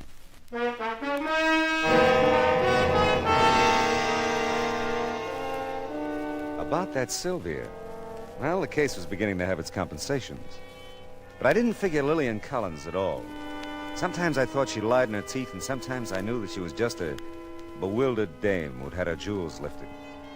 I passed Cookie's car again as I left, and still no sign of him. I had told Lillian I had one idea. He was still at the taxi stand in front of her apartment. You really Philip Marlowe? Yeah, I really am. Need proof? No, that's okay. Mrs. Collins wouldn't have been with you if you weren't the right guy. You say I can help? Yeah, maybe so. Now, look, you drive her almost everywhere she goes. Now, how about telling me just where she goes, huh? Regulation places, Saxes, Magnans, places for lunch, stuff like that. Mm-hmm. This morning I took her over to a Hollywood address. Oh, that was me. Oh, well, hey, there is one place she goes a couple of times a week for the last 3 or 4 weeks. A place on top of one of the hills up off of Coldwater Canyon. Friend of hers? Well, maybe. She usually asks me to wait, though, between 15 minutes and a half hour. That's all the longer she stays. When was the last time you took her there? Let me see. Day before yesterday, I think. Yeah, it was day before yesterday.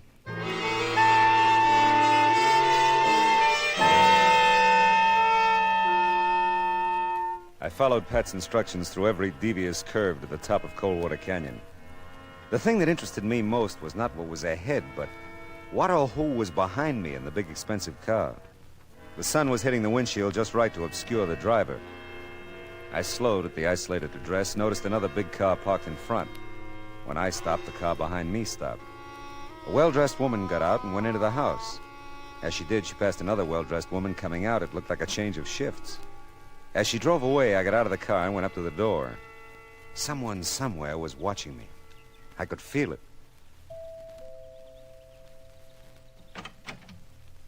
Yes? Oh, hello. I do not believe you have an appointment, sir. Oh, no, I didn't think to make one. Excuse me, please. One moment. What a creep. And what a joint. You, will come in, please. Yeah, thanks. May I inquire, sir, who referred you here? I have to have a reference? Madame must insist on references, sir. Oh, she insists, yeah, well... I'm a friend of Mrs. Collins. Lillian Collins? Oh, yes. Mrs. Collins, yeah. Yes. You will follow me, then. Madame will see you now. More to the point, I will see Madame. I followed the Peter Lorre character down a darkened hallway. As far as I could tell, there was no door ahead. It looked like a blind alley. Even in the darkness, I sensed that someone could see me. I didn't have long to think about it. Just when we reached what looked like an impasse, the little man ahead of me pulled some heavy drapes aside and nodded for me to enter. I walked into a room that was heavily draped on all sides, pungent with the smell of incense. And studying me from across the room, a Grecian-robed woman seated beside, so help me, a crystal ball. You will come in, please, and be seated. Yeah, I will. You see, Hush. You will remain silent. It is so necessary, your silence. Bruno, you will go. Yes, madame. Hey, they're very clever, those drapes. When they're closed, you can't tell where the door is. I must insist. Your silence is very important. Ah. You are in need of help, much help, or you would not be here. Yeah, well, you could say that. Yeah. You make it very difficult for me to see what is in store for you. The crystal is cloudy, very cloudy. I'll quit breathing on it. Please. Oh, excuse me. Now, you are seeking something, probing, searching out, and this is not a good thing. Some things one must not pursue. I regret to say, for you I see much trouble. Great trouble and danger. You are in need of rest, my friend. Rest and sleep. A long sleep. Bruno will help you. Bruno will help you to sleep.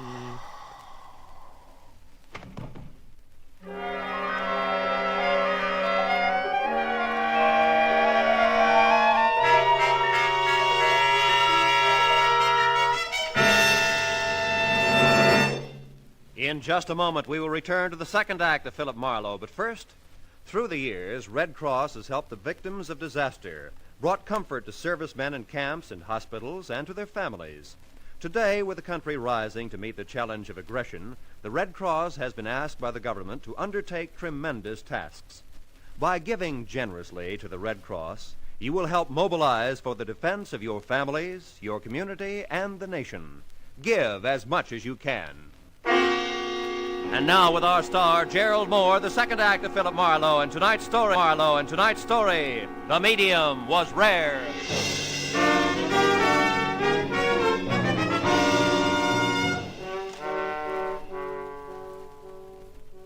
Madam's prediction was suffocatingly accurate. Bruno helped me sleep all right with a strong assist from a sponge full of ether. My watch said it was 2 hours later when I came out of the anesthetic a long way from the house on the top of Coldwater Canyon. I was in my own car parked on a strand of beach north of Santa Monica.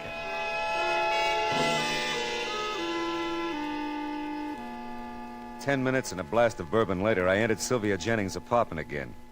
This time there was no sign of Cookie's baby blue car. I don't think Lillian will be long. She remembered some shopping she had to do. Did she? You don't look as if you felt very well, Mr. Marlowe. Oh, I feel just fine. I just woke up from a long sleep. And by the way, Mrs. Jennings, you really shouldn't call me Mr. Marlowe. Oh, yes. Now, where on earth do you suppose I got the name Marlowe? I really wouldn't know.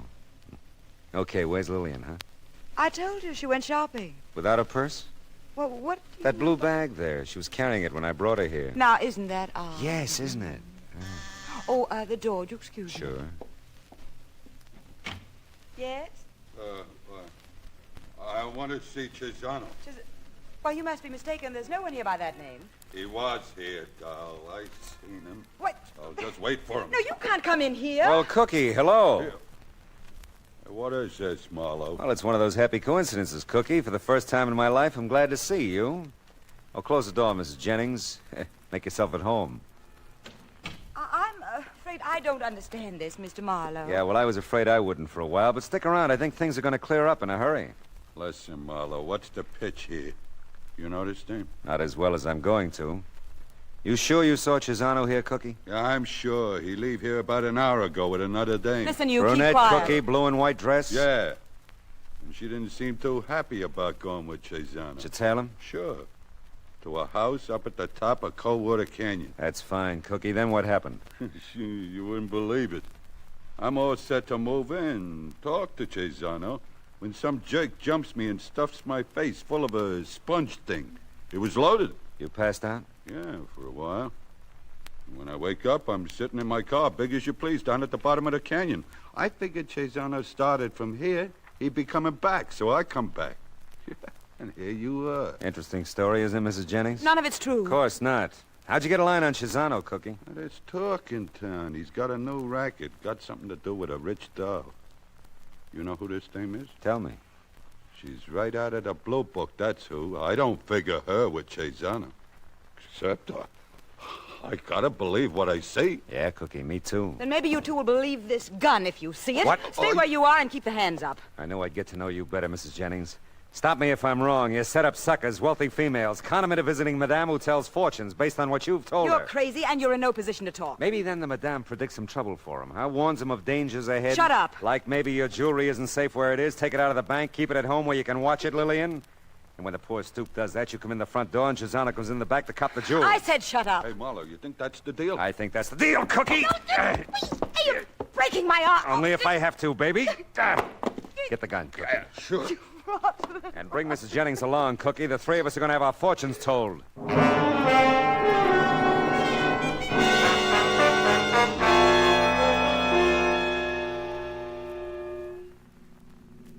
How about that Chisano? What a sweet deal he's got. I didn't figure him for so smart. He's a big brain, all right. And wait till he hears we're cutting in on him, sharing the take. Huh? This way, everybody makes dough. Me, you, Chisano, even the little doll here, huh? Oh, leave me alone. Easy does it, Cookie. You're pretty smart yourself. How'd you figure I was going to make a business deal with Chisano? Yeah, no chump, Marlowe. I got every Seamus figured. You're all looking for that one big, sweet deal like Chisano's got to move in on. It's a natural. Yeah, you're right. Chisano will never go for it. He's got no choice, doll. Oh, hey, watch it, Marlowe. There's a geek in a prowl car ahead of you. Yeah, I've been watching him. Where's Mrs. Jennings' gun, Cookie? Right here. Why? Give it to me a minute, huh? You ain't gonna plug it. Come on, give it to me. Okay, but I don't get you. Thanks. You hit him. Yeah, and that's not all. What are you doing? You ran right into that police car. That's the way I played it, honey. Hey, that wasn't very bright. Oh, Mr. Marlowe. Got a couple of customers for you, officer. I had to move quick. Why, sure, but... Oh, yes, we do. The lively one's got a great racket. I'll tell you about it later. Cookie over there wants to see his parole officer. You want me to take them in? I sure do. And tell your brethren to come to 6956 Canyon Rim, top of Coldwater Canyon, right away, with their muskets loaded.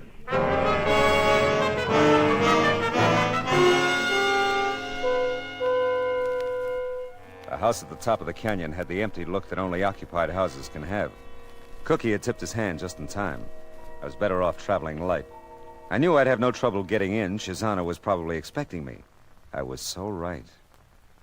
You're late, Marlowe. Well, some days it takes me longer to come out of ether than others. You must have done a good job, Bruno. I always try, Mr. Chisano. Oh, believe me, Chisano, he's earned a promotion. Get the business over with. Well, Madame, I didn't recognize you without your crystal ball. Never mind that, Marlowe. Okay, I won't. Where's Lillian? She's arresting. Ah. Look, Chisano, your nasty little racket here is one thing, but kidnapping is another, huh? Yeah. And murder is something else again. You forced us, Mr. Marlowe. I warned you not to probe. Chisano, listen. I'm not kidding. If you've done anything to Lillian, I'll take you... She's perfectly safe. She's not been harmed yet. That's right. Not yet. She better not be. Oh, there you are, Lillian. She can be. There's no one there. It's an old gag, Chisano. Gives me a chance at my gun. Now, the three of you stand over there by the windows. Now, look, Marlowe. No, you look. You and Bruno and Madame take a good look out the window and let me know when the law arrives. You know, Madame, even without your crystal ball, I can see trouble for you. Much trouble.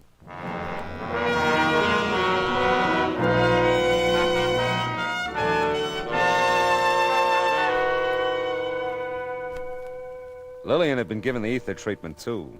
We found her when the police arrived. She was okay, just thoroughly frightened. She wasn't all we found when we searched the place. Chisano hadn't fenced the jewelry as fast as he stole it. And the parade of women who came to claim it all later read like the social register. Social register. The elite. The 400. Yeah, well, I know a place where the 400 give way to 4,000 luscious, lovely mountain trout. Oh, the forest primeval, the murmuring pines and the... Yeah. You know what? I don't think I'm going to make it.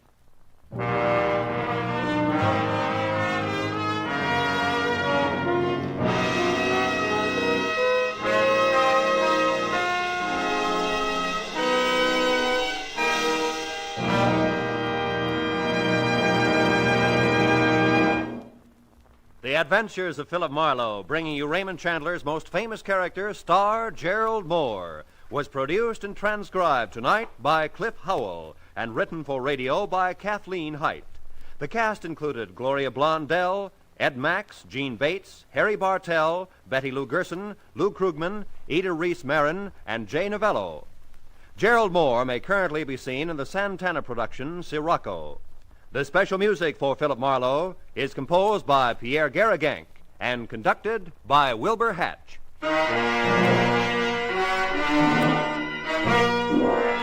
Be sure to listen again next week at the same time when Philip Marlowe says... This time, strange sounds came from a bungalow court. Or did they? An old woman thought so, but she had quite an imagination. A crack in the wall held the secret. A couple of guys held guns. And a nice guy held on. For dear life.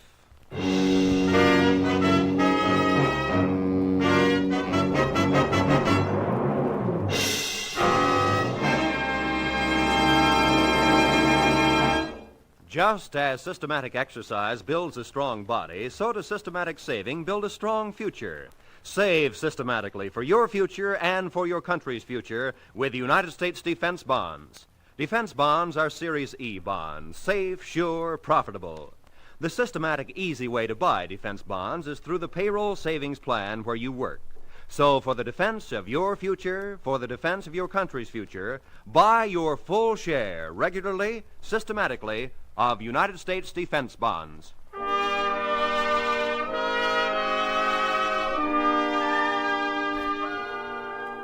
Roy Rowan speaking. This is the CBS Radio Network.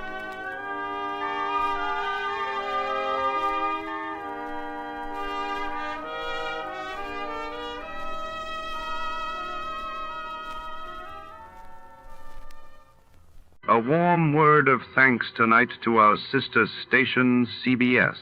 And before the next thrilling episode begins, let's see how much you know about your favorite radio heroes.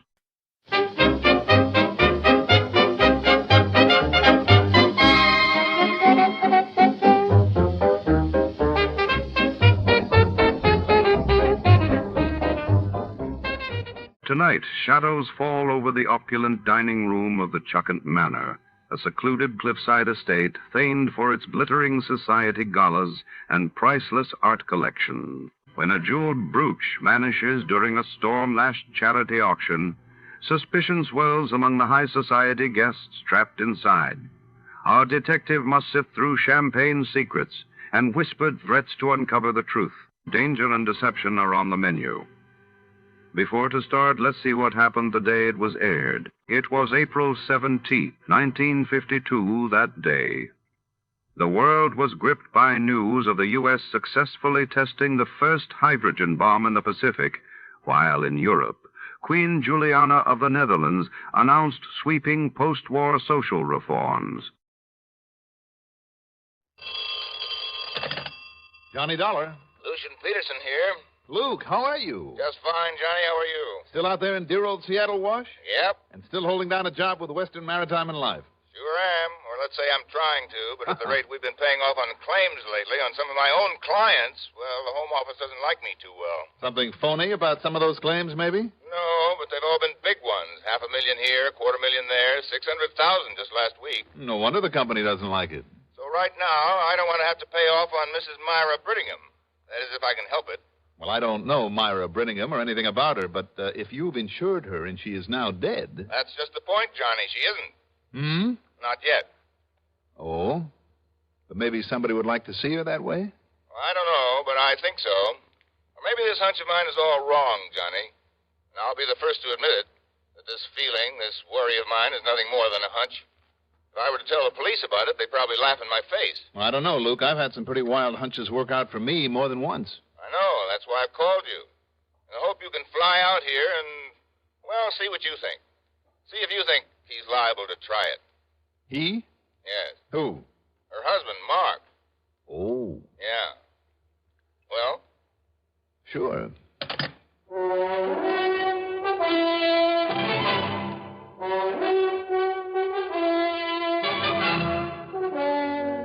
The CBS Radio Network brings you Mandel Kramer in the exciting adventures of the man with the action-packed expense account, America's fabulous freelance insurance investigator.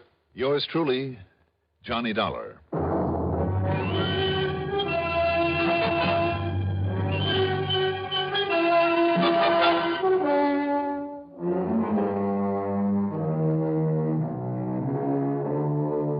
Expense account submitted by Special Investigator Johnny Dollar to the Western Maritime and Life Insurance Company, Seattle, Washington office. Following is an account of expenses incurred during my investigation of the Chuckanut Matter.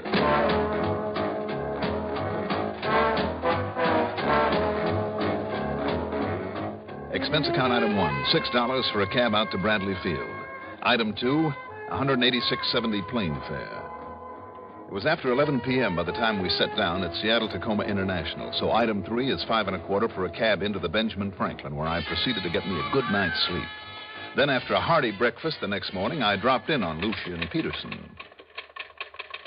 Now, Johnny, you're staying at the Ben Franklin? That's right. And that's where I'll have them deliver a rental car for you. You can repack your bags, toss them in, be on your way. Oh? To where, Luke? The little town of Chuckanut. Where is that? Well, you know where Bellingham is. Yeah, it's about 85 miles north of here. And Chuckanut's 5, 6, 7 miles this side of Bellingham. Oh. And that's where Mr. and Mrs. Brittingham live, hmm? Well, just this side of it, off Chuckanut Drive, is Paleoop Lane. A narrow, badly paved road that'll take you up into the mountains. Be real careful of that road, Johnny. And if it's wet when you get there, be doubly, triply careful. Why do you say that, Luke? That dinky little road has more twists and kinks and switchbacks than you ever saw in your life.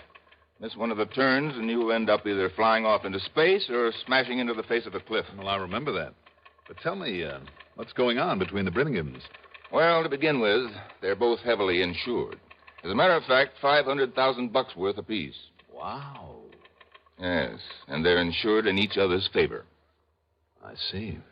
Mark Brittingham is about 35, Johnny, and all his life he's been nothing but a playboy and a sportsman. Mm-hmm. Living first on the money his father gave him, and now on the insurance left him by his last wife. Oh, then Myra's number 2. Hmm? Myra's number 4. Oh. And, Johnny, I'm as sure as I am that I'm sitting here, that the only reason Mark married her is because she had one of those incurable diseases, only a few months to live type of thing. I see. Yes. Then modern medical science, not long ago, suddenly, unexpectedly, found a complete cure for it. Mm-hmm. Tell me, Luke, did his former wife die of some incurable disease? Well, that's what the police and company investigator and the court decided. Johnny, I've always suspected that he somehow helped the old biddy on her way. Now you think he wants to do the same for Myra, so he can collect on her insurance, huh? I do. You have any concrete evidence, Luke? Well, it's no secret that Mark and Myra haven't been getting along lately. Things have been pretty tense between them. Why? Well, Myra's 5 or 6 years older than he is. Still a very attractive woman, Johnny, believe me. But she's older than he is. Mm-hmm. Also, that woman has more expensive taste than anyone I've ever known. In other words, instead of dying off like he thought she would and leaving him a lot of money, all she does is spend it for him. I see. So instead of having plenty of dough for the racetracks and nightclubs and parties and so on, he's having to reef in his sails. And the only way he can ever get together a sizable hunk again is by having her dead. Well, you think he'd go so far as to kill her? If he can get away with it, yes. Because evidence to the contrary notwithstanding, Johnny, I still think that's what happened to the last one. Well, if he should, I mean, he'd never collect the insurance. If we could prove it. Well, yes. Well, what am I supposed to do, Luke? Go up there and scare him out of it? Why not? That's a new one. I know. As I told you on the phone, this is really all just a hunch on my part. But I think it has a pretty solid basis. Look, suppose you go up there. Just see him on the pretense you're interested in buying that property. Oh, is it for sale? Well, he wants to sell it to raise some of that green stuff he loves so much and that he's rapidly running out of. To spend a couple of hours talking about their house and property. Now, listen, Johnny. And then just let it slip out who and what you really are. What? Sure. If that doesn't convince him he's under suspicion, make him change his mind about trying anything, I'll eat my hat. Will you do it? Okay, Luke. As long as you're paying the bill. Good. But I still don't think that you have any real... Well, we'll see.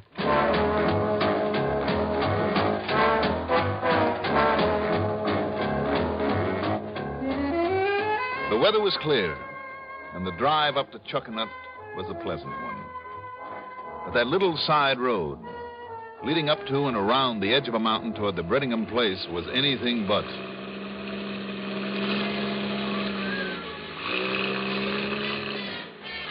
A couple of times on an outside turn on that tortuous, narrow asphalt, I could catch a glimpse of the house, far above and nestled in among the trees.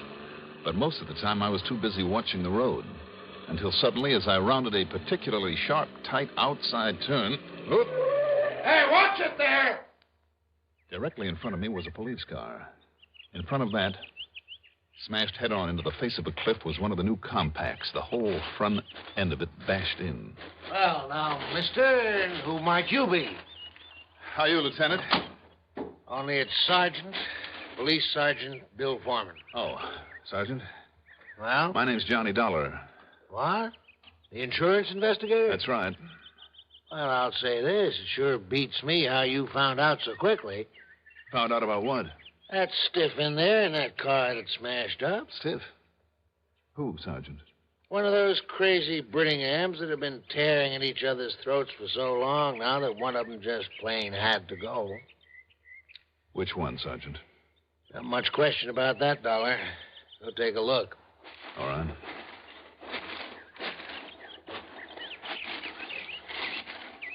Yeah, Dollar, that's Mr. Mark Brittingham. What's left of him. Mr. Brittingham? Hey, you sound surprised. Yeah, I am. You know him? No. Oh, his wife, then? No, Sergeant. I never met either of them. How did you find out about the accident? I got a call from his wife, Myra. Said Mark's been away for a while. He wouldn't be back until sometime early in the week, so she was all alone. Yeah? Said she was sitting up there on the porch. You notice the porch that sticks out the side of their house up there, Dollar? No, it's so far away, and I was so busy driving. Go on. Well, when you walk back to your car, there on that outside curve, maybe you can see it. Anyhow, she caught glimpses of a car coming up the road. Whose it was, she didn't know. And, well, her being alone, she didn't want any prowlers around, so would I come take a look? So? Well, I told her I was busy. Maybe it was just a special delivery or something, but then she hollered, "Oh, my goodness, it sounds like there's been an explosion down there on the road." So I came on up here. She didn't recognize the car? This morning sun right in her face, and the car only showing itself now and then on those outside curves. But just take a look at that sun. Ah, I see what you mean. So it wasn't the sun in Brittingham's eyes that caused this wreck? No. The sun was directly at his back as he came around that last hairpin. But, Dollar, I always warned him about the way he'd come tearing up this twisty little stretch. That is, until he made me ride with him one day to prove his point. What do you mean by that? Well, he used to be a racing driver. Sure. He had me hanging on for dear life a couple of times. But I'll tell you this, Dollar. He could really handle that wheel. Anything made him crack up this way, wasn't himself. Must have been something gone wrong with his car. Well, if that's so, it's going to be pretty hard to prove, Sergeant. Considering the way it's smashed up. Don't be too sure about that. You ever hear of Mr. Hartford Homer Ransom, the sudden death detective, they call him? Hartford? Oh, yes. Yes, sir. Greatest reconstructor of traffic accidents that ever lived. So I understand. Yeah. Well, he lives just the other side of town. You give him maybe an hour or so with this wreck, and he'll tell you just exactly how it happened and why. Just as though he'd been standing right here watching it. Well, then maybe you Talk about Sherlock Holmes. Oh, why, Mr. Ransom can look at a set of tire tracks or even a couple of pieces off an accident, and he'll reconstruct the whole thing. Just like that. I tell you, sir, it's uncanny. Well, Sergeant, you better get him up here to look at this. I'll do that. Also, I think you better have your coroner look at Mr. Brittingham's body. And, Yeah? Well, what is it, Dollar? the way that he apparently threw his right arm up in front of his eyes just before the crash. You notice? Yeah. Well, sure, in the hopes of patting himself when he hit the windshield. Former racing driver? Instead of slumping down, relaxing? Anybody would. I wonder. Well, now tell me this. Wouldn't you put up an arm? I mean, seeing that wall of rock coming straight at you? I don't know. Well, I do. I know I would. Wouldn't you have had both hands tight on the wheel, going around that turn at the speed he must have been going? Well, maybe so. But he put his arm up. And that's what puzzles me. Because he must have done it while he was taking the curve. That outside curve. Yeah, well, I don't know. But now we better get up there to the house and give Myra Brittingham the bad news. I'll tell you what, Sergeant. Yeah? Let me go up there and tell her. Meantime, you get this man Ransom on the job and have a medico do an examination of the body. And I mean a thorough one. Now. Wait a minute. You think maybe this wasn't just an accident, Dollar? I didn't say that. But that's what you meant, isn't it? Let's wait and see.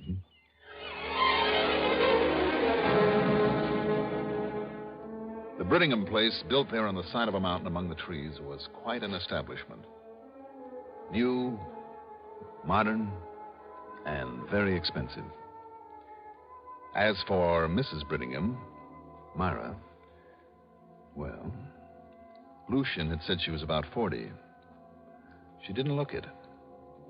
She was 5'3" or 4", brunette, with an almost olive complexion, very dark eyes, and the kind of natural beauty that you seldom see, and a figure to go with it. I introduced myself and made no bones about my connection with the insurance company. Before I could tell her why I was there, she led me out onto the little porch where, looking out against the sun, I could see occasional spots on the road I'd just driven up. And then, calmly and with a self-control that I hadn't expected. Was it Mark, Mr. Dollar? I'm afraid so. He's dead, isn't he? Yes. Well, I knew it would happen sometime. I warned him over and over about the way he drove so madly up and down that crooked little road, in spite of the fact he'd driven expensive racing cars when he was younger. I knew he'd kill himself sooner or later, and now he has. I'm sorry, Mrs. Brittingham. Are you? I'm not. What did you say? It rather settles things, doesn't it? Does it? We hadn't been getting along, Mark and I, for quite some time. And I know it was partly my fault. Why do you say that? Because of money, Mr. Dollar. You see, I married him for his money because I thought that for the rest of my life he'd be able to give me all the things I'd always wanted. Yes? Oh, it was all great fun with him while he still had it. The big parties night after night, the racetracks all over the country, theaters, nightclubs. I even put up with his silly hunting and fishing up here. But when the money began to run out and we had to sell the big home in Bellingham and the cars and get rid of the servants and settle down in this little place, I've hated this place, Mr. Dollar. And I hated him. And we fought like spoiled, hysterical children. But you see, when he knew the money was getting low, well, if he had any gumption, he'd have got himself a job of some kind. For once, he'd have had to work for a living. But instead, he only got moody. He drank a lot, acted very strangely. Began looking at me in a peculiar, frightening kind of a way. Oh? And then, because of something he said one night, I began to fear him, what he might do. Go on, Mrs. Brittingham. Oh, I know, Mr. Dollar. He was upset that night because we'd had another argument, a terrible argument. And he'd had too much to drink. But he started laughing to himself, quietly chuckling to himself. And then he tried to say it lightly, as though he might be joking, but he said... Yes? He said, wouldn't it be nice for him if I should die, like his wife before me had? Then he could get a little fun out of life again, on my insurance money. It frightened me, Mr. Dollar, terribly. I can't say I blame you. And then these long trips and leaving me alone like this. Trips to where, do you know? No. Oh, I've wondered if he hasn't been out looking for someone to take my place. Or just planning some way to, Well, it's all over now. Well, I'd lie to you if I said I was sorry. You know, of course, that you stand to collect some $500,000 of insurance. Yes, I know. And I'll use it to get as far away from here as I can. Can you blame me? I want to talk further with you, Mrs. Brittingham. Of course. First, though, I'd better check out the police report on this accident, purely as a formality. Of course. So, if you don't mind. I'll be here, Mr. Dollar.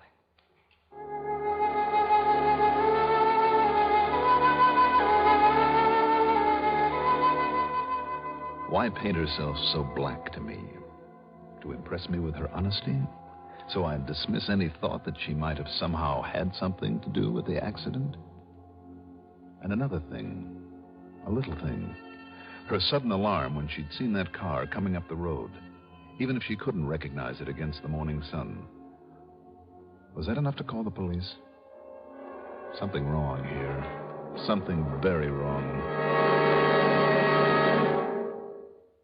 In the United States today, there are more than 6 million children under the age of 18 who live in homes where there is no father. Among them are hundreds of thousands of boys who need the guidance and interest that large-hearted men can give them. They can be set on the path toward fine citizenship through the Big Brother movement. Now, at the beginning of Big Brother Week, find out what you can do to help expand this valuable program in your community. Contact your local Big Brother organization or write Big Brothers of America, Philadelphia 3, Pennsylvania. It was early the next morning at police headquarters that I met with Sergeant Foreman, Dr. Hugo Bascom, the coroner, and with Mr. Hartford Homer Ransom, who knows more about the basic laws of inertia, matter, and motion than anyone I've ever seen. He can read a set of tire marks like an expert tracker reads a trail, and more important, he's an expert on human reaction times. But the one thing I don't understand, Mr. Dollar, is his right arm up over his eyes that way. Hey, that's funny. That's what Dollar said, too, Mr. Ransom. Seemed to me, though, he was trying to protect himself against the windshield frame. Have time to take one hand off the wheel after pulling around that turn at that speed? No, Sergeant. So he must have raised his arm to that position. While he was on the outside of that curve, which simply doesn't make sense. Not at the speed he was traveling. And like I said, he wasn't shading against the sun because the sun was at his back. Do you suppose a good-sized bird or some kind of animal had dashed across in front of him and Might he have done that involuntarily? A man with racing... Might he have done that involuntarily? A man with racing experience on a turn like that? No, Mr. Dollar. It would have to have been something like... Like what, Mr. Ransom? I don't know. I don't know. And there was certainly nothing wrong with his car. You're sure of that? I'd stake my reputation on it. Well, there was certainly nothing wrong with him, Mr. Dollar. You did a complete autopsy, Dr. Bascom? I did as thorough an autopsy on Mark Brittingham's body as I've ever done. There was absolutely no physical reason for that accident. Mm-hmm. You checked for alcohol in his bloodstream? I checked everything. And what's more, incidentally, I know that Mark's general condition was perfect. I myself gave him a complete physical less than 2 weeks ago. So if you're thinking about a temporary blackout or something like that, well, there's no reason for it. Well, I wasn't, Doctor, but can you be absolutely certain that that isn't a possibility? In my job, Dollar, and I mean as coroner, I would have to find actual evidence of such a thing before I could put it on record. No, there's only one conclusion that we can reach here. Suicide, Dr. Bascom? Suicide, Mr. Ransom. Well, I'm sorry, but I can't agree with you. No, you can't, eh? Why not? Well, for one thing, the tire tracks. Had he crashed into that rock wall deliberately, the tracks would have gone straight to it. As it was, they were quite erratic for the last 81 feet. I'm putting it down as suicide. Also, that position of his arm, as though he'd brought it up to shield his vision against the sun. And the sun being at his back. That doesn't make sense, and you know it. I say it was suicide, and that's the way that I... Wait a minute. Maybe it was the sun. That's impossible, Dollar. Of course it is. Ridiculous. Is it? Ridiculous. Dr. Bascom, before you file your report, I'd like time to play a little hunch. A hunch? Yes, maybe it's a pretty wild one, but there's one thing that could possibly have made him take his hand off the wheel on that curve and made him raise up his arm that way. Are you still harping on that, young man? I'm still harping on that because if this hunch of mine is right, Mark Brittingham was murdered. Murdered? Sergeant. Yes, sir? I want you to drive up to the house and bring Myra Brittingham down here. But why? Any excuse you can think of to look over these gentlemen's reports or something, but make it good because she's smart. Then when I call you on the phone... Where'll you be? When I call you, drive her on back to the house. And listen, when you get to that curve, take it slowly. Just crawl around it and with one foot on the brake. Well, now, look... Unless you want to end up the way Mark Brittingham did.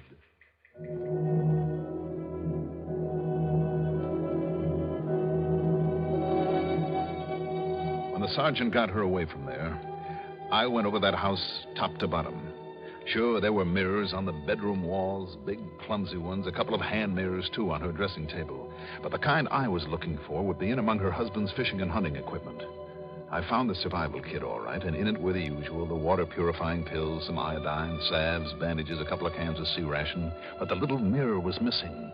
I mean the kind that's used for signaling. A small, clear, oblong mirror with a hole in the center. By facing the sun and peering through that hole, you can aim it. You can focus the full rays of the sun on anything up to a mile away. And then I found it, tucked between the pages of a book on a table out on the porch, where she practiced with it and then used it as a murder weapon. I called Sergeant Foreman and told him to drive on up the hill, but slowly. And then as he poked his car around that crucial curve, as I aimed the mirror to reflect the blinding rays of the sun full into his windshield, well, fortunately, he was able to stop before losing control. He waited there until I drove down to meet them. Then... No, she hasn't said a word, Dollar, since I jammed on the brakes and raised up my arm to cut off that glare you shot down here. I see. Well, Myra? How did you know? How did you know that's the way I killed him? I didn't. It was purely a hunch, I guess, but it looks like it paid off, doesn't it? $500,000? That's a nice round figure. A lot of money. But don't they ever learn that even millions aren't enough to murder for? Expense account total? Oh, call it a nice round figure, like, say, $391.18. Yours truly, Johnny Dollar.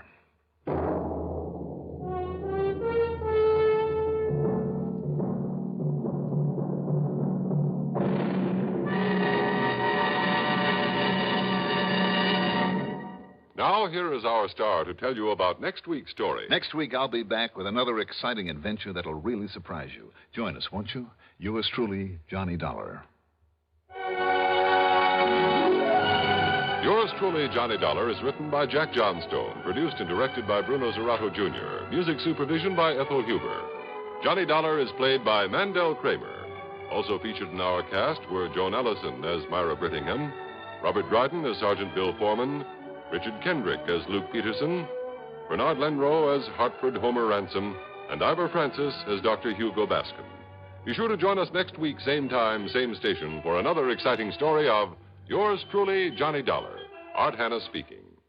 Get the news firsthand and in full from expanded CBS News on the CBS Radio Network. Hello there. This is Kelly Maddox, Executive Secretary of the Citizens Traffic Commission. And here is our safe driving tip for today. You know, there's a lot of confusion on the part of motorists and pedestrians as to what a flashing red light means. A flashing red light, when used as a traffic signal, means that the motorist must come to a complete stop before entering an intersection, and after stopping, proceed only when it is determined that the coast is clear. This same rule applies to pedestrians. The Citizens Traffic Commission would like to impress on all motorists that they must stop their car when the traffic signal shows a flashing red light. A flashing yellow light means that you are to slow your car to a safe and reasonable speed and proceed with caution. All traffic signal lights have a meaning, and the motorist must remember that traffic signals are placed at intersections to control conflicting movements of traffic. Our sincere thanks go out to the wonderful network at CBS. And now, dear listeners, let's put your knowledge of the airwaves to the test.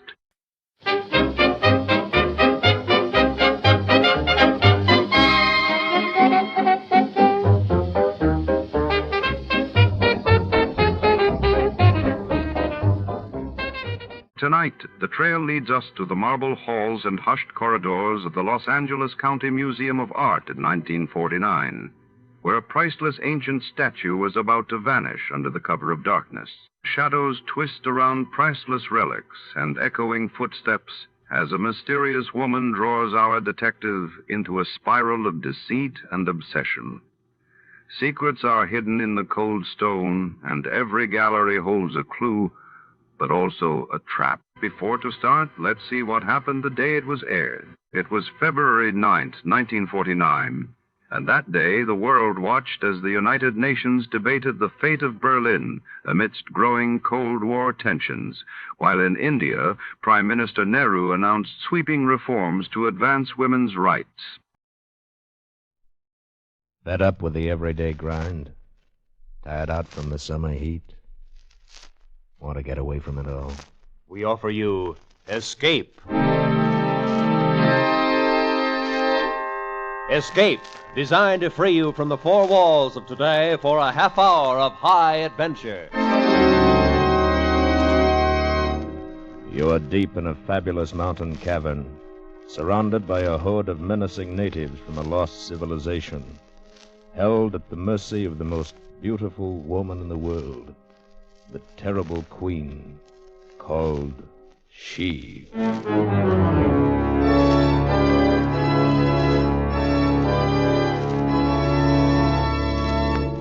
Tonight, we escape to uncharted Africa and to an incredible adventure, as H. Rider Haggard described it in his fantastic story, She.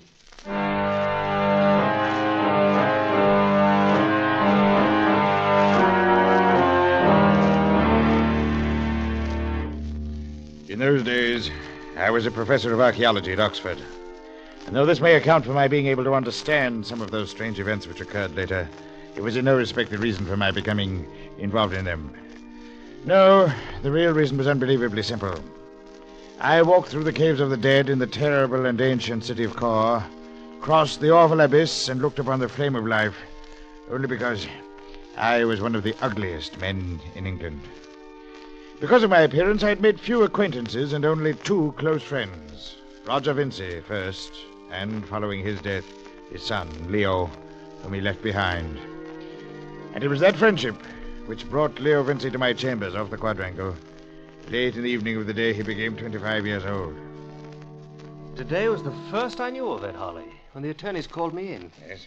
They said Father instructed them the week before he died to give me the letter and this little bronze chest on my 25th birthday. It's strange. I mean, the chest. Designs on the lid show Egyptian influence. It must be very old. Well, according to Father's letter, it contains something over 2,000 years old. Really? Must have considered it rather important. So he's closed the cover with a lead seal. Yes, so I see. At any rate, Holly, the letter doesn't tell us much. Suppose we see what's inside. All right. I have a geology hammer here somewhere, my boy. Here we are. And a chisel. Now, you hold it in place on the table here. Uh-huh. Go ahead. Ah, there, it's pulling loose. Yes. I did it. Well, here goes. What the devil is that? Why, it's a clay tile, an old Egyptian writing tablet. Yes, it's the kind used about the time of Nectanebes, around 340 B.C. But the writing on it, it's not Egyptian, it's Greek. Yes, and parts of it are broken away. Oh, it'll take some time to translate this, Leo. Well, Father apparently did it, Holly, according to this paper. Listen, here's his translation. Read it. I, Amenartes, wife of Callicrates, say this to you, my son. Forced to escape the wrath of the great Nectanebes. I thought so. Your father and I fled southward across the waters and wandered for twice 12 moons upon the coast of Libya. That's the old name for Africa, you know. That faces the rising sun. And there by the mouth of a river where stands facing the sea a great mountain carved like the head of an Ethiopian. What is it? Nothing, Holly. Huh? It goes on. Following the river, we soon fell among... There's a row of asterisks That here. must be one of the places where the tile's broken. Go on, my boy. To a hollow mountain where a great city once stood, and to the terrible caves of which no man had seen the end, and to she who must be obeyed. She who must be... What's wrong, Leo? I don't know, Holly. There's something familiar about that name, but I've never heard it before. Strange. Well, come on, get on with it. She who must be obeyed, who did lead us by awesome ways to the place where the great pit is, whose voice is like thunder.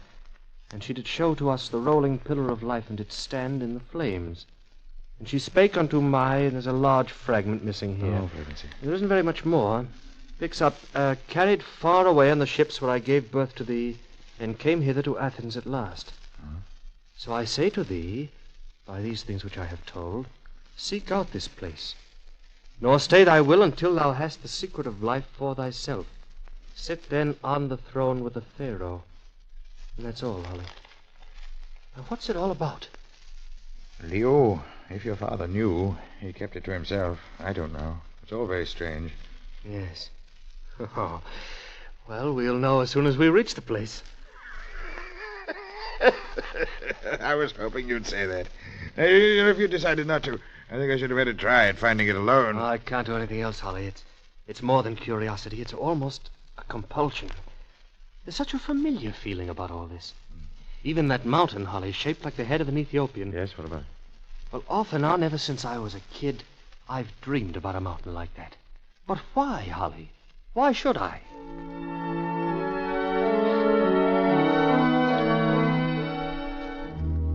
That was the beginning. And some 3 months later, we drifted down the east coast of Africa, south of Zanzibar, searching the miles of jungled shores for the mountain carved like a head. There were 4 of us in the tiny sailing dhow. Leo and I, of course, along with Abdullah, the Arab boatman we'd hired in Aden, and finally a solid North countryman named Job, my servant for many years. We'd caught no sight of our landmarkers yet, but a native had told us of seeing it once years before, somewhere to the south. So our hopes held high, and we were confident luck was with us. And so it was, until one evening, just at dark. That's a pretty stiff wind, Holly. Yes. You think Abdullah knows what he's doing? We're rather close inshore, all right, Leo. I doubt if there's any danger, unless a squall hits. By gauzy, we're strangers here in an heathen land and all. Anything could happen. It could, Joe, but let's assume that it won't, huh? How's the dory making out back there? Oh, trailing along all right behind us. Be in a bad spot if we lost it with our guns, food, equipment, and everything in it. Yes, I know, Joe. Leo, perhaps we shouldn't have packed the stuff that way, Leo. I should have kept it on board with us. No, Holly. We want to be ready to shove off up the river as soon as we sight that head. It would be a tough job loading that boat at sea. Well, we may not have had to, Leo. We've certainly found no reason to so far. But we will. I've dreamed of it. Huh? Hey, Master Holly, look! It's the wind, wind's Holly. driving the water ahead of it. Abdullah! Lay onto that tiller and head her into it. I'll give him a hand, Holly. Cut Right. the sail loose. Yeah, we've not a chance. Hold onto the mast, Joe. We shall all be Watch drowned. out, Leo! The great wave plunged over us, tore away the dory, swamped the dhow beneath our feet, and hurled us headlong into the foaming sea. Half smothered, fighting to stay afloat, borne shoreward by the drive of the tempest, we were tossed at last, one by one, up onto the rain-swept beach.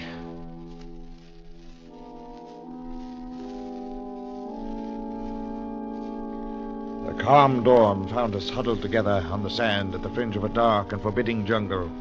At the south lay the mouth of a small river, and to the north, the beach ended at the slope of a rocky headland. Leo and Job went to look at the wrecked dory, lying at the water's edge 100 yards away, while I searched the shoreline for some sign of our boatman. I found none, and we never saw Abdullah again. Oh, Holly. Find any trace of him, Holly? No sign, Leo. The bridge is gone for good. Oh, it's too bad. What shapes the dory in, Job? Wrecked. Not a chance of fixing it. But the equipment seems to be all right, sir. Oh, good. It's all there, is Yes, it? most of it. The lashings held and the waterproof cases stood up very well. Only trouble is we're afoot. Yes, we're going to have a lot of trouble following the coastline. We won't follow any coastline, Holly. What? We're going up that river. Take a look at that headland there to the north. It shows up better from the wreck, Holly, but with the sun coming up now, you can see it from here, too. Why, gum, it's shaped like a human head. That's it! That's the landmark! Right, Holly. And that's the river Callicrates followed with his wife, the same one we're going to follow. Oh, but Leo, with the boat gone, we shall have to break trail through that jungle and follow that riverbank. Yes, we'd better get started.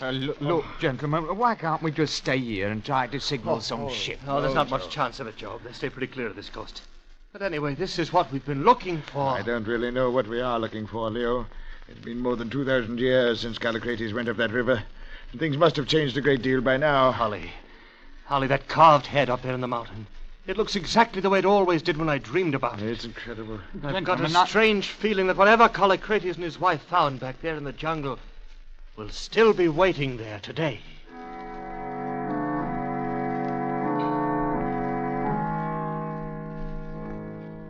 For 5 hot, steaming days, we pushed inland through the jungle, following the banks of the muddy river.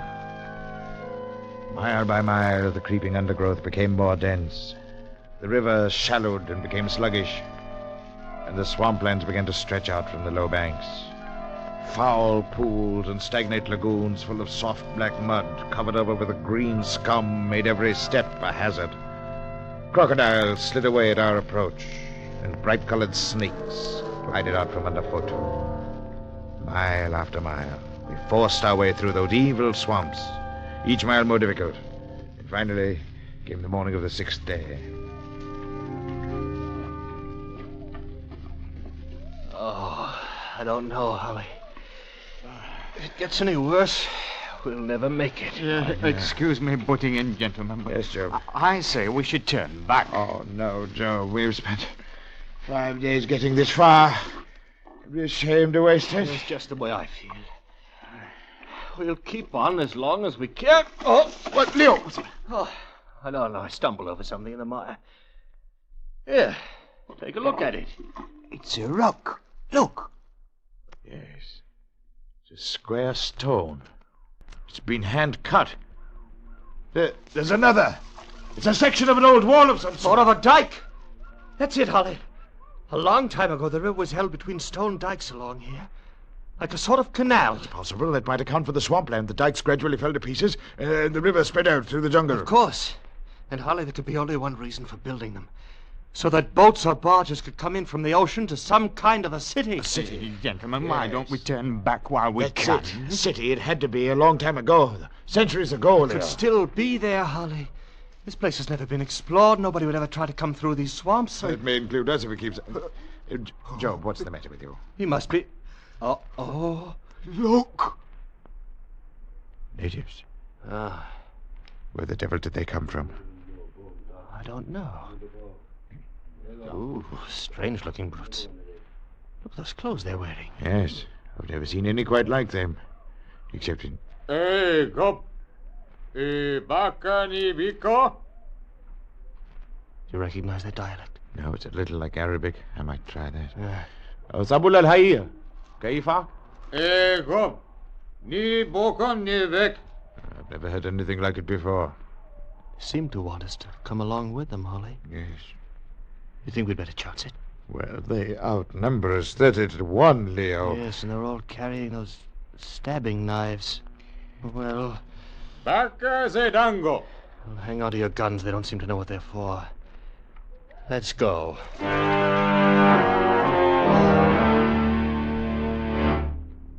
Our strange escort moved rapidly ahead, twisting and turning as they followed some well-remembered trail of their own. We rested during the night on a hummock of dry ground and then struck out again at dawn. It was late afternoon when we left the swamp and climbed up a long slope to the foot of the rock-walled mountain. Reaching its base, we entered the mouth of a great cavern, and a short way inside were led into a small side chamber, carved from the living rock and lighted by a reed wick floating in a jug of oil. And then the strange natives went away and left us, and we sat about on the floor, trying to plan some course of action.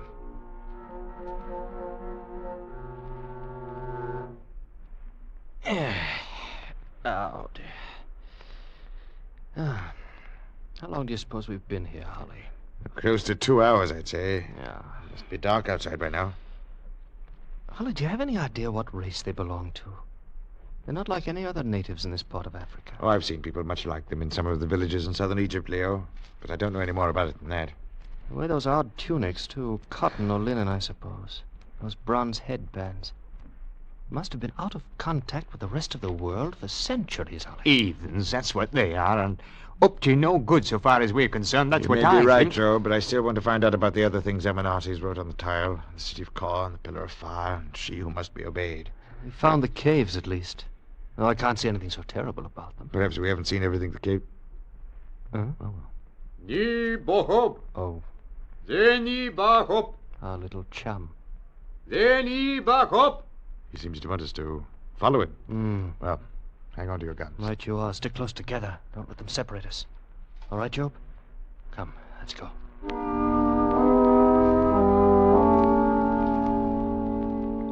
Our strange guide led us along the twisting, branching passageways, lighting our way with a flaming torch that threw weird shadows on the walls of solid rock. Now and then we passed side chambers lined with long rows of stone slabs. And then I saw that each slab held the sheeted figure of a human body. And I realized these caves were one vast crypt filled with the mummified bodies of some vanished race.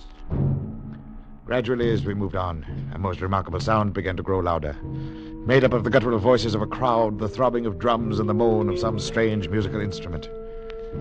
Suddenly, the narrow passage opened out into a great hollowed cavern where natives danced and postured in the eerie glare from 100 huge torches placed about the walls. I stared in amazement, for the torches were flaming mummies tied upright to the posts, and the guide had lighted our way through the passages with a human arm. Nebok. Org Jane. I think he means for us to walk toward that platform in the center. Yes. There's a pit of coals burning in the top of it. Nebok. Yes, come on. Watch it, Holly. I don't like the looks of this. All right. Keep your gun handy, Leo. Stay right with us, Joe. Yes, they look anything but friendly. If anything starts, try to get on the platform. They've got no weapons except those stabbing knives, remember. Well, here we are. Now what? The ban nivet. It's quite some fire they've got built up. I can't understand what they need to do. Job! Job! Look out, Holly! They've killed Job! The devil's back against the wall, Leo. Pick up. Watch it. Here they come. All right, you. Stab Job without a chance there. What are you left? Holly, let's try for the free.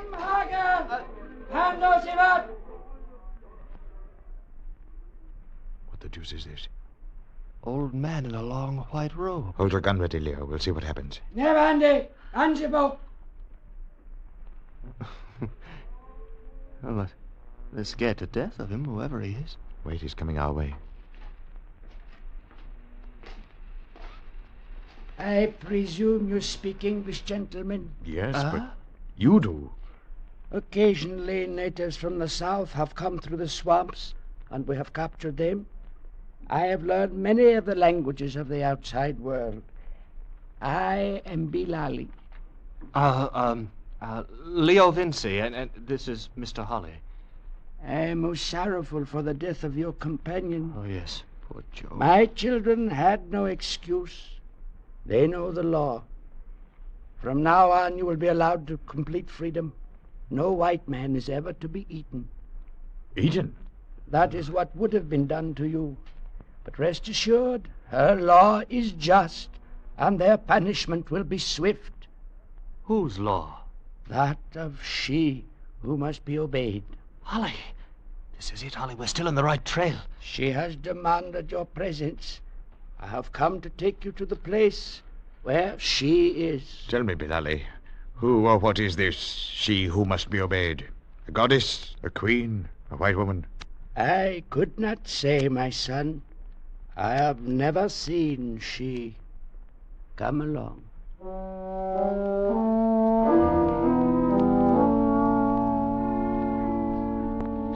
Again through those tortuous passages, two of us now, with kindly old Bilali leading the way, until he left us alone at last in a large chamber hung with brilliant-colored silks, fitted with soft divans, and lighted by crystal lamps. We stood there several minutes, not speaking, wondering, when suddenly the curtains across the doorway parted, and a most amazing figure stood before us. It was swathed in folds of filmy white draperies, with soft, gauzy veils covering even the face and hands.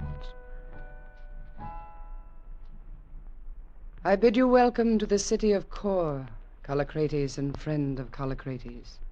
I'm not Callicrates. I'm Leo Vinci, and this is my friend, Mr. Holly. Leo Vinci. Vengeance. No matter, you will understand. Are you? I am... Matter, you will understand. Are you? I am she. You must forgive us if we find it difficult to understand this. What is all this? These caves, the natives. What is Carr? Carr is a great city that rose up and then died many thousand years ago. These are the caves of Carr. The city itself stands farther on, in a huge crater at the heart of the mountain. Are you a descendant of Carr? I came from another place, far away, and Carr was dead long before I found it. The natives know me as a fearsome figure in white, and they obey me. They have never seen you? No, Holly. Not one of them has ever seen behind these veils. It's amazing to think that Callicrates must have been here in this same place over 2,000 years ago. 2,287 years ago. Callicrates died in this very chamber. You speak as though you saw it happen. I did see it happen. I killed him. But you couldn't. That was over 2,000 years ago. Yes. And at that time, I had been here in Carr for more than 500 years. Impossible. How do you know? You haven't seen me. But then you claim to be immortal. Yes. As he could have been had he stepped with me into the flames of life. As you can be, my Callicrates, if you so choose. I hope you'll forgive me, but I can't believe anything so fantastic. Is it proof you need? Proof that I once did an evil act in anger and paid for it by waiting alone through all these centuries? Proof that my waiting is ended now? Then look upon it behind this curtain. A mummy. A mummy like those out in the caves. But look at the face. Leo, it's you. That's you lying there. That is the body of Callicrates, whom I loved, and whom I killed in anger when he refused to leave her and stay with me to become immortal. His wife Amenites fled across the mountains and later gave birth to his son, your ancestor. Then, Leo, that clay tile has been handed down in your family for over 20 centuries. I have paid for my sin, and I have waited. knowing that someday my Callicrates would be born to me again, would come back to Carr and find me. It was as though I had to. I dreamed of that carved mountain before I'd ever seen it. And your name, she who must be obeyed. It struck some chord in my memory the first time I heard it. It is your heart that must be obeyed now, my beloved. The decision is yours whether to leave me once again now that you have found me, or to walk with me into the pillar of life, to love me and to become immortal. Yes. I feel somehow that this is the ending of something I've been moving toward all my life. Leo! Oh, but it isn't possible. Immortality. And how can you love someone you've never seen? Then you shall see, my beloved.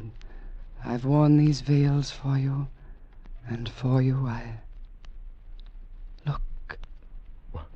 Oh. The soft veil slid off from her shoulders, and she stood revealed before us, the most beautiful woman the world has ever seen. Will you leave me now, my Callicrates, or come with me to the flame of life? I'll go with you anywhere. Anywhere.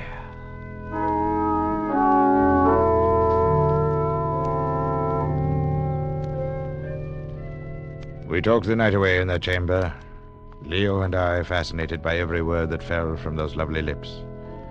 She talked of the hidden knowledge of ancient lands, sang softly of her thoughts in rhyme, and spoke once again the words of long-dead poets, forgotten by the world. She made us believe in her own immortality, and in ours to come. And before dawn, Bilali with us, we followed her madly and joyously through the dim and dusty passage that led to the flame of life. We came to a great abyss, with a narrow ledge crossing over it like a rainbow of rock. There Bilali waited, and we three went on alone. At the sight of the awful depths beneath us, Leo and I shuddered, in spite of ourselves, and moved carefully, step by step. She never hesitated, but swayed along gaily before us like a feather borne on a breeze. Finally, we stood in a vast circular chamber, a great bubble in the earth's crust, whose walls were shining black basalt. Ollie. Yes? I see there by the wall. It looks like the body of a man. An old philosopher, my beloved, who came here many centuries ago. He sat and watched the flame and could not decide whether he should become immortal. Finally, he died. And you? Have you never regretted becoming immortal? I could not have waited for Callicrates, Holly, had I not been immortal. But you, Leo, perhaps you have doubts. Immortality will not even be long enough with you. Where is the flame? Listen. Even now it approaches. It advances and then retreats, a never-ending cycle of life. It has moved along its path through this cavern since the beginning of time. Holly, look! Do not fear it, beloved. See, this time I will step into the flame alone. And when it comes again, you may join me. It's like the fire of the sun and the dust of 1,000,000 diamonds. As the great and terrible pillar of flame approached, she threw off her veils and opened her arms to it, and the eternal fire flowed over her.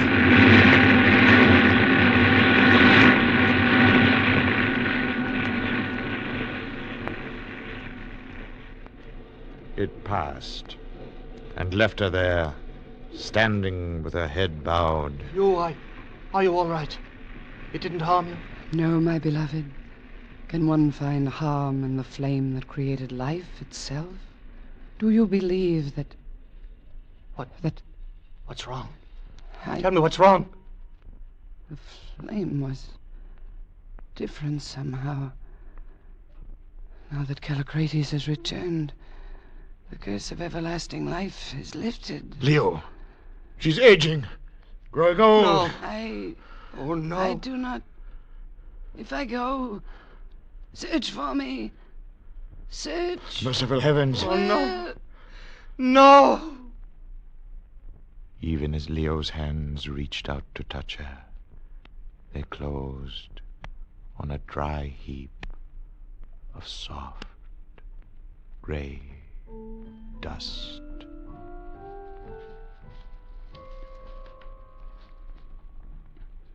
I knew now that neither of us would step into the flame, and I knew we would spend our lives searching through the world for she. I seemed to hear in my mind once again words she had spoken in those glorious hours the night before. I knew that Leo was hearing them too, and that neither of us, so long as we lived, could ever forget that lovely voice. Nay, not in Carr, but in whatever spot, in town or field, or by the insatiate sea, men brood on buried loves, or unforgot, or break themselves on some divine decree, or would o'erleap the limits of their lot. There, in the tombs and deathless, dwelleth she.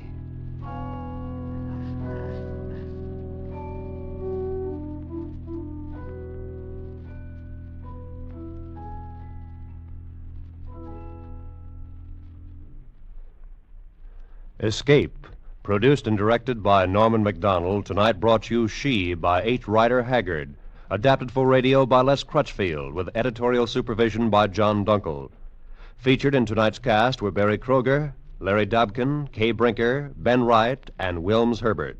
Special music by Ivan Ditmars. Next week. You are clinging precariously to a diving, pitching longboat, lashed by mountainous seas in the center of a hurricane. And at the helm, driving you on, is a man bent on revenge and willing to kill for it.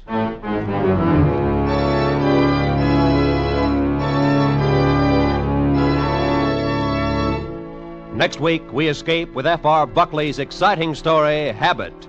Good night, then, until this same time next week, when once again we offer you Escape.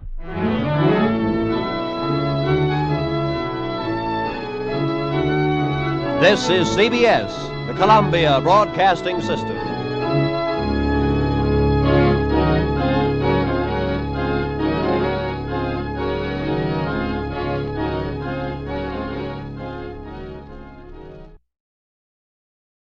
Here at Escape Radio, we proudly thank our partners at CBS. And now, folks, a quick challenge before the next thrilling chapter.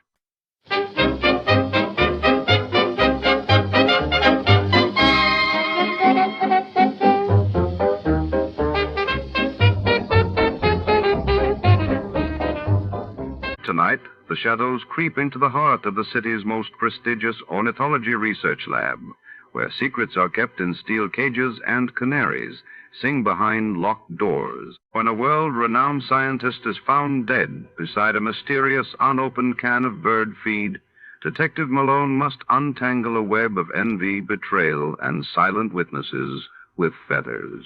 The sterile glow of laboratory lights hides more than test tubes and specimens. It hides the truth. Before to start, let's see what happened the day it was aired. It was April 12, 1951, and that day General Douglas MacArthur was relieved of his command by President Truman, shaking the course of the Korean War. While in London, the Festival of Britain was officially opened with great fanfare, signaling hope and renewal across post-war Europe. Johnny Dollar. This is Jack Price, Johnny. Corpus Christi, Texas? That's right. Try Western Life Insurance Company. No. No? No, Johnny.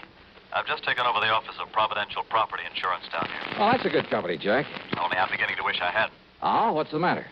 Less than a week heading up this operation, and I get presented with a claim for $465,000. Wowee. But maybe, I hope, you could keep us from having to pay it. Well, I don't know about So, that. Johnny, if you'd like to earn yourself a nice big commission in addition to your expense account, of course. Now, let me see. My commission on $465,000. Tell me all, Jackson. You fly on down here, and I'll be glad to. Right. I'll grab the first plane I can.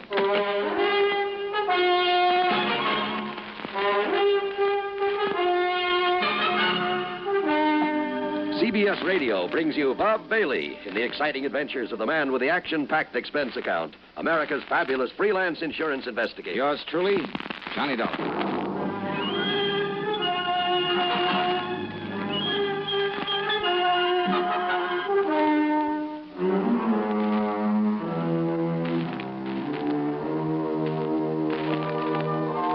Expense account submitted by Special Investigator Johnny Dollar to the Providential Property Insurance Company, Corpus Christi, Texas office. Following is an account of expenses incurred during my investigation of the Canary matter. After hanging up on him, I realized that Jack Price hadn't told me a single thing about the case he wanted me to handle. But who cares when it means a commission on nearly $500,000? So item one on the expense account is $128, plain fare and incidentals, Hartford to Corpus Christi, Texas. Price met me at the Cliff Mouse Airport. We piled into his car and headed for town. Johnny, I've made a reservation for you at the Driscoll Hotel on North Broadway. Oh? You'll get yourself a good night's sleep, and you can start on this matter first thing in the morning. Well, what's the matter with right now? At least you can tell me what it's all about. Well? The Canary diamonds. Canary? Yeah. You mean they're for the bird? Oh, now, wait. I'm sorry. Matter of fact, Johnny, they happen to be the most perfectly matched set of yellow diamonds in the world. A necklace, a brooch, and a solitaire and a ring. Called the Canary diamonds because of their color. No. They were stolen from Mrs. Clara Barnes Smithwick Tyson Brownfield. Oh, brother, that's a mouthful. Now, who is she? The reason she's so loaded with jewels, and about everything else an old lady could want, is that Tyson made a few $1 million in oil, and when he died about 4 years ago, he left her a considerable fortune, mostly in the stock market. Tyson? J.R. Tyson. I thought you said her string of names ended in Brownfield. About a year ago, she married young Augustus Brownfield. Oh, I see. Brownfield loaded, too? He's been up and down over the years. Mostly down, I'm afraid. Until he married the rich widow Tyson. Well, yes. How old is he? 10 or 15 years younger than she is. About 45, I'd say. So that's it. Now, Johnny, you and that suspicious mind of yours. What, Jackson? You'd make a suspect out of your own mother. Oh, look, where there's nearly $500,000 involved. But you're wrong if you think he had anything to do with the loss of these jewels. I'm sure of it, Johnny. Yeah, we'll see. I've known Gus Brownfield for years. I'm sure he's on the level. That's why, in spite of all his wife's money, he's trying so hard to make a go of his little cannery business. Cannery? It's just a small operation for the luxury trade. What do you mean? Oh, kumquats, guavas, lychee nuts, things like that. For the fancy restaurants. Real expensive stuff. Oh, I see. His customers are mostly places like Antoine's in New Orleans, Romanoff's in Beverly Hills, the Chambord in New York. Even some of the fancy cafes in London, Paris, and Rome. But now, how and when and where did these Canary diamonds disappear? Well, it was several weeks ago. They'd gone out for the evening. No servants? Only the deaf old cook in her little room in the basement. The others were all off duty out of the house. And? Well, when they got home, she went to the wall safe to put back a pair of earrings she'd worn. When she opened it, she found the Canary diamonds were gone. Anything else taken? No. In spite of the fact there were other valuable things in the safe. They called in the police, I hope. Oh, of course. Well, what did they find? Nothing. Fingerprints? Whatever prints may have been on the dial of the safe have been carefully wiped off. The only thing the police are sure of is that it was a professional job. Hey, Jack, who knows the combination of that wall safe? Only the two of them, Mr. and Mrs. Brownfield. You're sure of that? That's what she told me when she reported the loss. Oh, she reported it? Yes. And he was the only other person who knew that combination? Johnny, they were out together that evening. Where did they live? Let's go over and see him. At this hour? Sure, why not? Well, besides, I told them I'd bring you over in the morning. So what? And if they don't expect us, well, who knows? Maybe we'll learn more than when they do. Johnny, if this is because you suspect Gus Brownfield... Now, did I say that? It's what you mean, isn't it? Come on, Jackson, let's go see him. Well? All right, Johnny. Whatever you say. The Brownfield home was a mansion, a beautiful place, worth plenty of money. Mrs. Clara Barnes Smithwick Tyson Brownfield was about 60, I'd say. She was a lady in every sense of the word, with the sort of quiet dignity that goes with wealth and good breeding. Her husband, Gus, was at least 10 years younger, and, well, he seemed like just an ordinary, hardworking, nice, good-looking guy, sincerely devoted to his wife. Yeah, I must admit I liked him immediately, but then sometimes that's a danger sign. Anyhow, he pretty much repeated what Jack Price had told me, including the fact the police had gotten nowhere. So, if there's any way I can possibly be of help to you, Mr. Dollar? Not so much the money, Mr. Dollar. Though heaven knows the diamonds do have monetary value. That is the understatement of the week. Well, yes, I suppose it is. But when I think of some thief taking those beautiful stones out of their lovely mountings to dispose of them... Mr. Brownfield, you and your wife were together all the time the night they were stolen? Yes, we were attending a party at the home of... Oh, no, wait. Yeah? Why, yes, dear. You left us for a few minutes to go over to the Canary. Yes. Why? Well, when we'd passed it on the way to the party... Yes? Well, I'd noticed that someone had left the lights on. Probably someone who'd worked late. Who? Well, frankly, I don't know. Well, go on, please. Well, the party'd been rather dull, so I used that as an excuse to leave for a while. Yeah? I drove on over to the Canary, took care of a few odds and ends at my desk, turned out the lights, and then drove back to the party. Then we came home and found that the diamonds... Mr. Dollar. Yes? If you're thinking what I think you are... That your husband had plenty of time to come here during his absence from the party? Well, now, look here... Plus the fact that he knows the combination to the safe? Young man. No. What? No, Mrs. Brownfield. I was thinking of something you said a minute ago. About the thief disposing of those jewels. But, Dollar, if you think for 1 minute... Just hold your horses, please, Mr. Brownfield. Young man, this is outrageous. I refuse to listen to anything more from you. Yeah? Yes. Well, I think you'd better, Mrs. Brownfield. If you want the Canary diamonds back.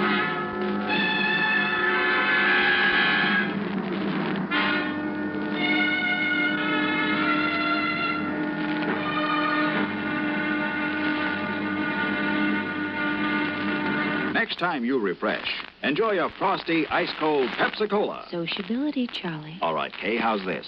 Pepsi is light, refreshes without filling. You like to refresh? Have a Pepsi right now. Well, offer it to everybody, Charlie. I will. Enjoy Pepsi at the fountain. It's delicious at home, too. Have one at lunch or with a snack. Charlie. At the beach or at dinner. Wherever you go, wherever you're thirsty, Pepsi is there. It's here, too, in our Be Sociable song. Be sociable, look smart, keep up to date with Pepsi. Drink light, refreshing Pepsi.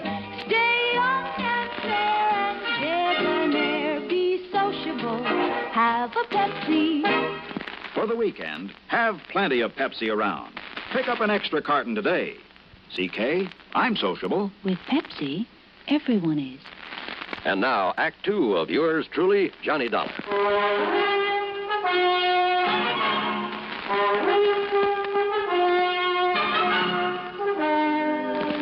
Dollar, this is ridiculous. Is it, Mr. Brownfield? And I suppose the fact that my cannery business is not particularly profitable. Oh, I didn't know about that. I suppose you've decided that that's a motive for the theft of the diamonds. Well, I suppose it could be, couldn't it? Now, listen, Johnny, this is ridiculous. Take it easy, Jack. This is not only ridiculous, it's insulting.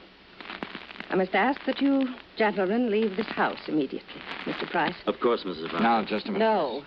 I've had enough of this. Did I say I suspected your husband, Mrs. Brownfield? Did you need to? No, because I didn't mean to. What? That's right. But I did say that your talk about how a thief might dispose of the stones gave me an idea. You mean about how someone else might have taken them and will try to get rid of them? Something like that, Jackson. But who, Johnny? Yes, Dollar. Young man, I still resent your implication, deliberate or otherwise. On the other hand, Mrs. Brownfield, since your husband might seem to be the one logical suspect... Young man. Perhaps I'd better play a little hunch I have before talking any further with you folks. Young man. Come on, Jack. Take me over to my hotel. My snide suggestion that Gus Brownfield at least could have taken the stones had got a reaction, all right. But it only convinced me that he was in the clear. The police had decided the whole thing was a professional job, and it would have taken a pro to crack that wall safe. And a pro would have sense enough not to try disposing of such distinctive stones in this country, in or out of the original settings. A pro would have some way of getting them out of the United States. But to where? And heavens knows he'd had plenty of time to get them almost anywhere. So there in my hotel room, still acting on a hunch, I was about to make a transatlantic phone call, but I didn't. Not then. Yeah? Johnny? Who's that? Doc. Doug Johnstone? That's right. Well, Hiya, Johnny. Come in, Doug. Come on in. Ah, so you couldn't stay away from our fair city, huh? Yeah, how'd you know I was here? Hey, sit down. Oh, I just happened to run into Jack.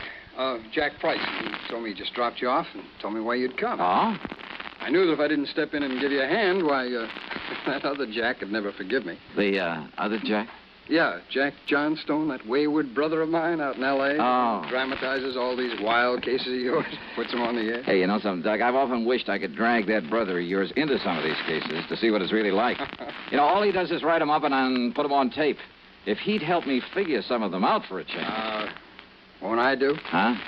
Matter of fact, I have figured this one out. Oh, so now I have competition. Hey, you're serious? That's right, Johnny. The man who stole the Canary diamonds is now resting comfortably in a local Who Scout. You're kidding. Then I'll keep this clean. Oh, sure. Look, Johnny, Gus Brownfield's an old friend of mine. So when the stones were stolen and looked as though Brownie might be suspect, well, I decided to play detective. Yeah, well, keep talking, Doug. And I hope you haven't put me out of business. I've tried. Who knows? Maybe I have. Anyhow, I'm pretty familiar with Gus's cannery and the people who work in it. Yeah? And there was one man in his shipping department. Well, when I heard about the robbery, I started digging through old newspaper files down at the library. Took me weeks, Johnny, but I knew I'd seen that guy's face before. And sure enough, I found his picture alongside the story of a jewel heist that took place 15 years ago. Who is he? Les Murdoch. That means something to you, huh? Fingers Murdoch. Sure. Safe man for that international gems gang back in 45. That's the guy. Yeah, but I thought he got 20 years. Well, good behavior got him off nearly 2 years ago. And he was working in Brownfield's cannery? In the shipping department. Oh. Well, I told the police about it. We descended on him a couple of hours ago, gave him a cock and bull story about having found some of his fingerprints around, and he confessed. Well, good. Good work. Well, now that I've solved the case for you, you can buy me a drink and be on your merry way back to Hartford. Sure. And the jewels? The jewels. Well? Well, Johnny, the police have tried every trick in the book on him. And he won't say what he's done with them. In other words, my end of this case is only beginning. What do you mean? Bring the dirty criminal to justice? That's for the police, not me. What I'm hired to do is get those diamonds back. Johnny, if Murdoch won't say what he's done with them, and believe me, there's nothing in the world that's going to make him. You got any bright ideas? What'll you do? Well, you want to know something, Doug? You got a good question.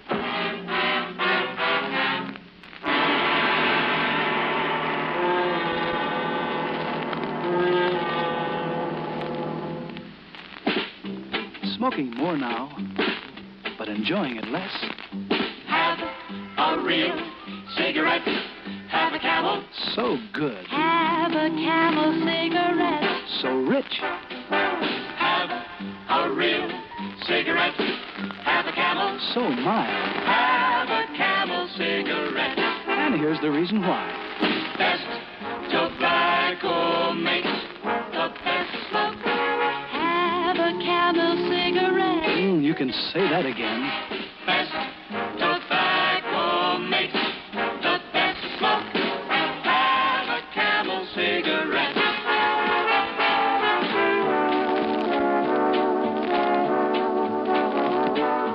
If you're smoking more these days, but enjoying it less, then change to Camels, the best-tasting cigarette of all. Start to really enjoy smoking again. Now back to yours truly, Johnny Dollar, and the canned Canary matter.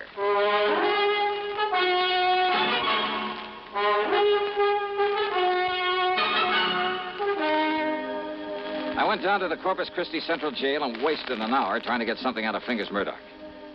Go on, Dollar. Get out of here and let me sleep. Murdoch. And don't give me this bull again about going easy with me if I tell you where the rocks are, because I don't better. Look, listen to me, will you? Instead, I'll just serve another stretch, and then when I get out... If you live that long. Then I'll pick up the dough for him and live on Easy Street. Then you passed them onto a fence, huh? Did I say that, Dollar? Now, go on. Get out of here. You bother me. Then I remembered about some of Murdoch's earlier activities, about his international connections, about the impossibility of successfully disposing of the Canary diamonds anywhere in the United States. Item 2, 10 cents for a phone call to Mr. Brownfield. Yes, there had been a shipment of canned goods the day after the robbery to an outfit in Paris called Imperial Import Company. The shipment was supposed to arrive there late today.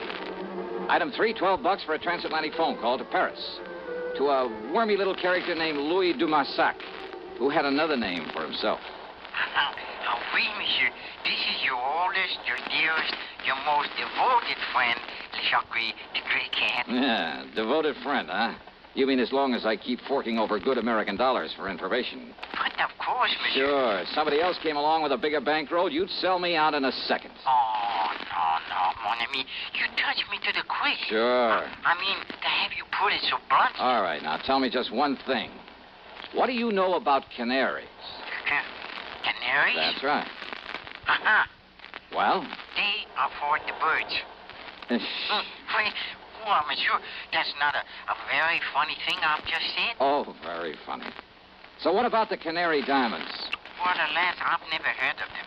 But I'm sure that for a slight consideration, if I can find out all about them for you, say for $500. Now listen, your old pal, Francois Dubuisson, the fence. Yeah, Dubuisson. What? Oh, that miserable, that no good, that double-crossing. I love him dearly. Now what's that mean? Millions he's made smuggling jewelry and paintings into this country from your United States. Now, with your help at times. But of course, monsieur. But now what has he done? What has he done? Closed up the antique shop that he used as a front for his operations. You mean he skipped the country? Oh, no. He's still here in Paris. Doing what? Is it not unthinkable that so clever a crook should turn to a legitimate business? Under another name? What kind of business? Produce. Produce? Oui. Caviar from Russia, cheese from Holland, fine sausages from Germany. And canned tropical fruit from here in the States. Oui. Yeah, but how did you know? And he calls it the Imperial Import Company. That's so. Then tell me where I can find him and I'll cable you $100. But of course.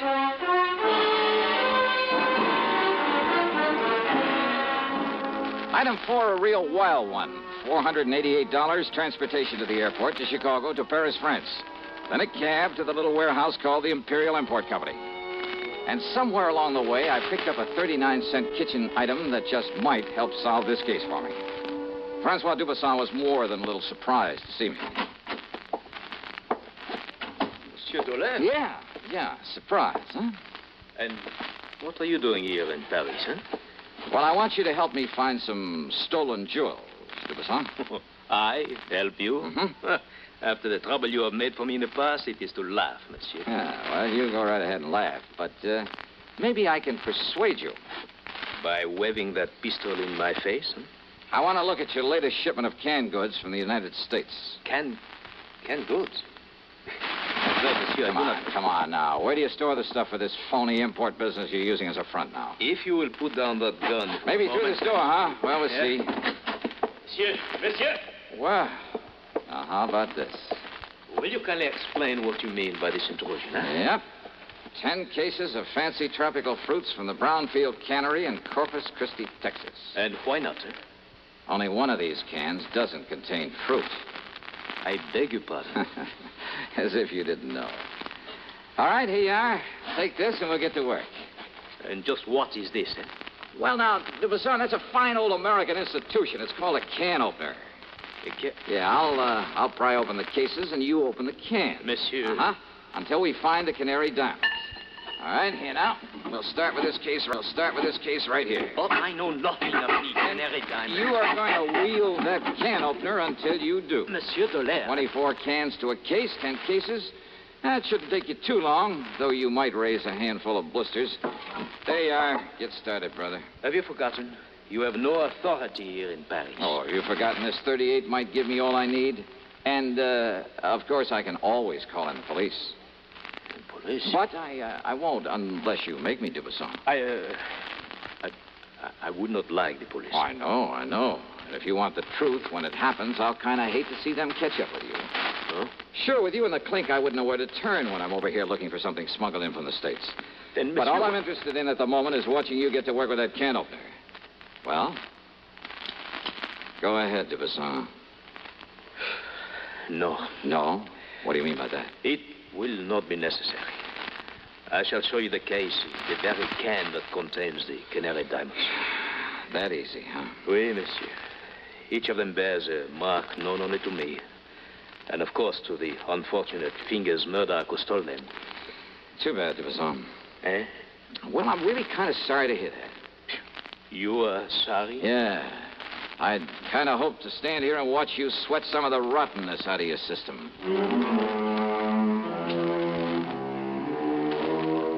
Thanks to its Paris representative, the company was able to arrange for getting the stones back to the U.S. As for Dubuisson, well, I suspect he was long gone when the police arrived at his place. Expense account total, including the trip home, $1,121 even. And, don't forget my commission on this one. Yours truly, Johnny Dollar.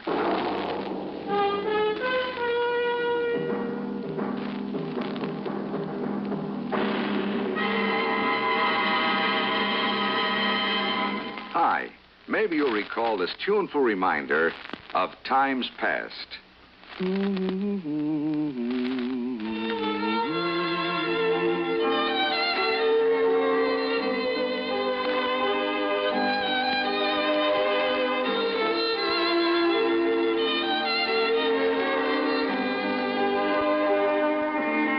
This is Dennis James with something else worth remembering. It's this. You're so right to stay regular with Kellogg's All Bran. See, it's the normal, natural way to youthful regularity. The whole brand content of Kellogg's All Bran supplies your system with all the bulk-forming food that you need every day. There's only one All Bran. It's Kellogg's All Bran. So relieve irregularity from lack of bulk, as millions do, with a bowl full of Kellogg's All Bran each morning. ALL-BRAN. It's Kellogg's All Bran. Now, here's our star to tell us about next week's story. Next week, a wild flight across the country after a beautiful girl, and possibly a murder. Join us, won't you? Yours truly, Johnny Dollar.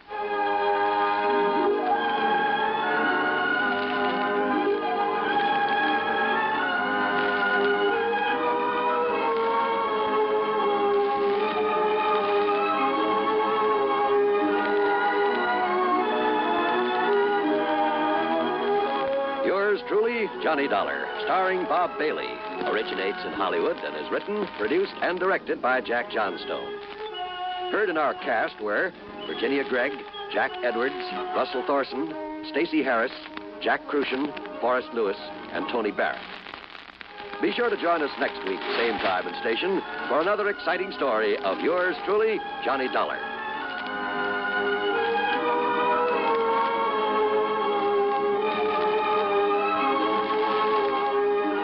This is John Wall speaking. Greed for gold promises doom from Suspense on the CBS radio network. You know, Dooley, I've been reading up on hypnosis. Come here and let me try it on you. I'm an officer of the law and don't approve of making a man divulge his secrets. However, I'll stand by in case there's criminology involved. I just want to clear up some of his problems, Officer Suggs. But I haven't got any problems. I'm the soul of contentment. Maybe that's your trouble. You're too contented. Lie down, Dooley. You're going to sleep. I feel so good. He's under my influence. Now, little tyke, get up. Go straight to the beer of your choice. Astounding. He's heading for Utica Club. 'Cause Utica Club will still take the trouble to age beer the natural way. Utica Club, you see. He's got no problem. He's a happy, well-adjusted beer mug. Brewed by the West End Brewing Company of Utica, New York. You're tuned to 590 WROW in Albany. 5:30. Good evening, friends. With a special word of thanks to our sister network, CBS, we invite you now to test your memory of the great radio adventures.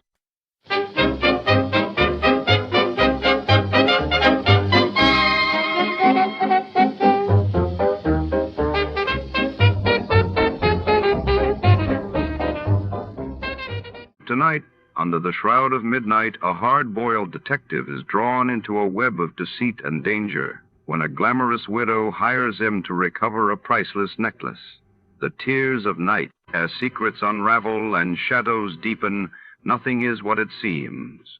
Who can be trusted, and who holds the key to the mysterious caper? Stay tuned for a tale where every clue could be your last. Before we begin, let's see what happened on the day it aired. It was January 7, 1971. On that day, the world woke to news that the United States and Soviet Union had entered talks to limit nuclear arms, signaling a new chapter in the Cold War, while in Uganda, President Milton Obote survived an assassination attempt that shook the nation.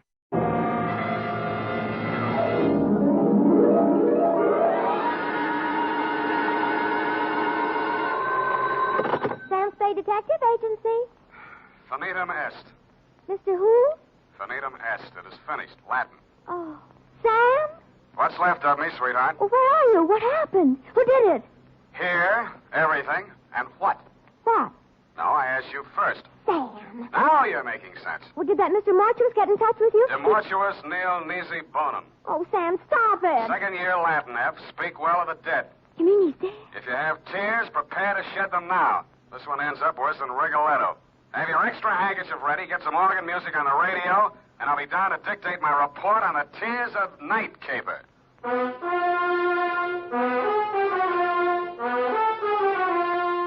Dashiell Hammett, America's leading detective fiction writer and creator of Sam Spade, the hard-boiled private eye, and William Spear, radio's outstanding producer-director of mystery and crime drama, join their talents to make your hair stand on end with the adventures of Sam Spade.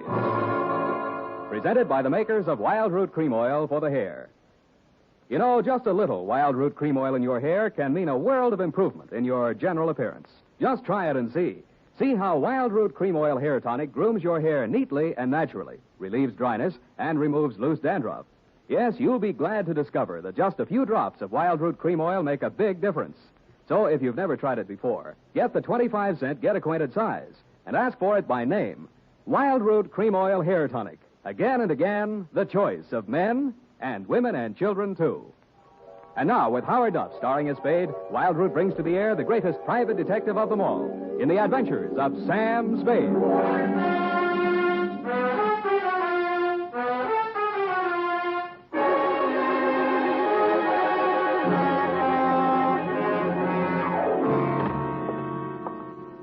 Sam, Sam, your face. What happened to it? Many things, Eph. But it's also kind of raw. Oh, Sam. In time, Effie, my wounds will heal. Oh, I'll bet that Mamie Gagan had something to do with it. I could tell when she came in here that she was going to be... Demortuus nil nisi bonum. Huh? Latin. Speak well of the dead, remember? Oh, One thing at a time, sweetheart. Let's get this over with. I want to find a doctor. oh, you're so brave, Sam. Carrying on in the face of your face. Sure. You won't be satisfied until you just die for your profession. Yeah, well, if I do, nil nisi bonum, Effie. Nil nisi bonum. That means... Latin means, bony knees. Oh. Date, July 24, 1949, to Miss Daphne Arlington from Samuel Spade, San Francisco, license number 137596. Subject, the Tears of Night. Dear Daphne, I hope this will clear up a few things in your mind. I hope it'll let you know how you got where you are and what happened to put you there. It all has an illogical beginning, middle, and end. At 3, yesterday afternoon, my loyal secretary and confidant, Miss Effie Perrine, a doll, who has been rehearsing a Cockney play for television, flung open my office door and said, Miss Mamie Gagan to see Mr. Spade. I said, cooey. Miss Mamie Gagan looked everything the name implied, from her lately blonded hair to her genuine alligator shoes. I might add, she weighed in at approximately 160 and was in very good condition. You, Spade. I am he. Sit down, please. Ah, Don't you believe me? I hate gumshoes. They all stink. Something in your background. Perhaps as a girl. I'm just assuming that you were one. All gumshoes are nosy. They talk too much. That's why I don't like them. Here. For me? Who else, stupid? Oh, and it says, pay to the order of Samuel Spade, $100, signed Mamie Gagan, co-signed Johnny McCall. All right, is it good? You wise guy or something? Sure, it's good. I'm the treasurer. Get your hat. In this weather? We gonna go see Johnny. McCall? Yeah. Why are we going to see Johnny? Johnny wants you should do something for him. What does Johnny want I should do for him? Come on, Spade, what's the matter with you? He'll tell you. I just love to hear you talk, Mame, that's all. All this gassing ain't getting us nowhere. The boss is waiting. Gumshoes talk too much. Yes, ma'am. Well, maybe we do, but ours is a lonely profession. Mamie led me to a large Cadillac parked in a no-parking zone. She tore the ticket up and ate it. We got in and charged through traffic towards Burlingame. About a half a mile this side of the main highway, we turned off to the left, and pretty soon we were winding up a private road to a fine old colonial mansion. 2 or 3 private patrolmen were guarding the entrance. They all needed shaves. They kind of nodded as we went up to the front door.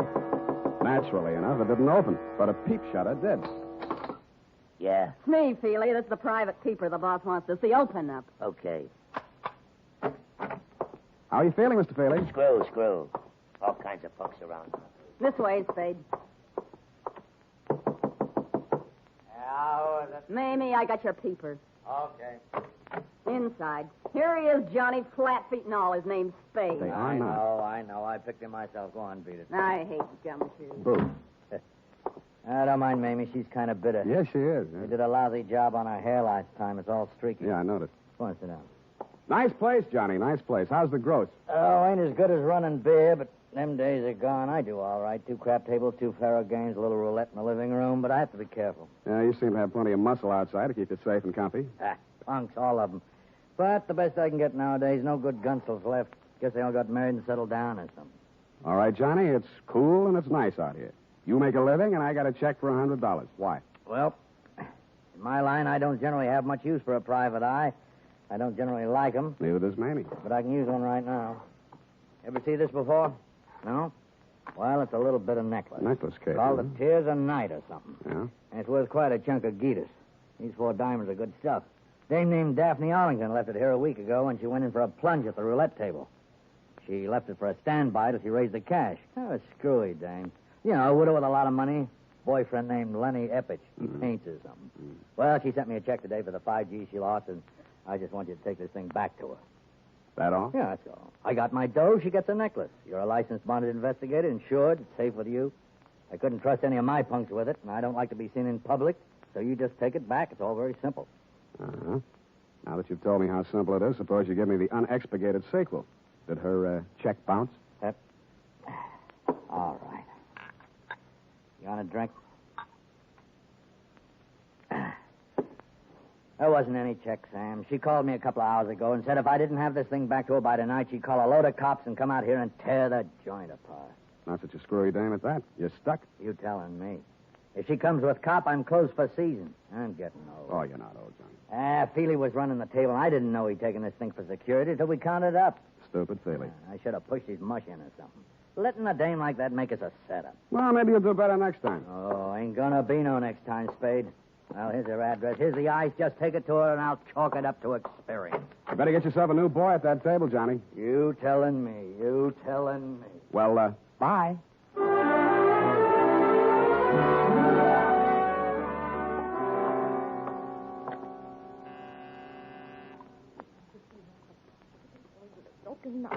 Lenny, I thought you'd never get here. The performance begins at 8:30, and you know how the traffic is, and if we're going to have a bite to eat...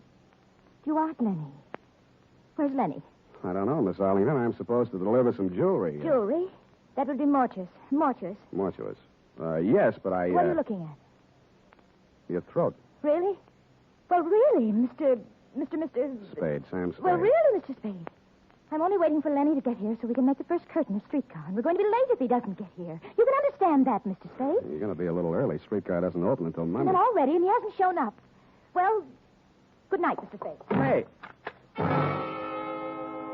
The white ermine cape you were wearing and the black strapless thing needed a touch, but you had it. A diamond necklace. In fact, the Tears of Night, the same one I had in my pocket, Daphne, was hanging around your lovely neck. I rebuzzed your buzzer and knocked on your door for quite a while until it was quite evident that you were not going to open up.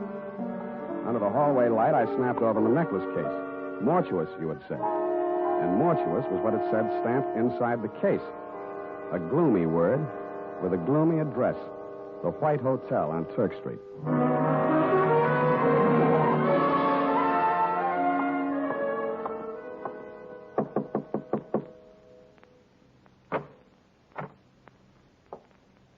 Hannibal Mortuous.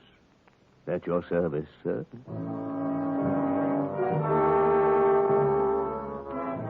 If ever a man had the look of death, it was this one who had its name. He was older than old, cadaverous, and in his skull-like head, his eyes were white. He was wearing a flannel nightshirt.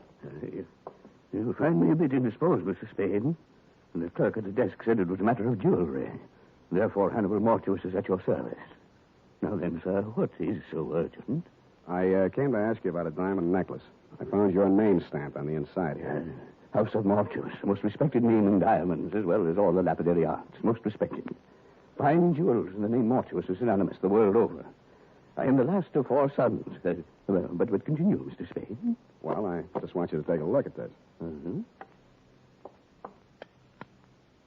And how do you come in possession of the Tears of Night, sir?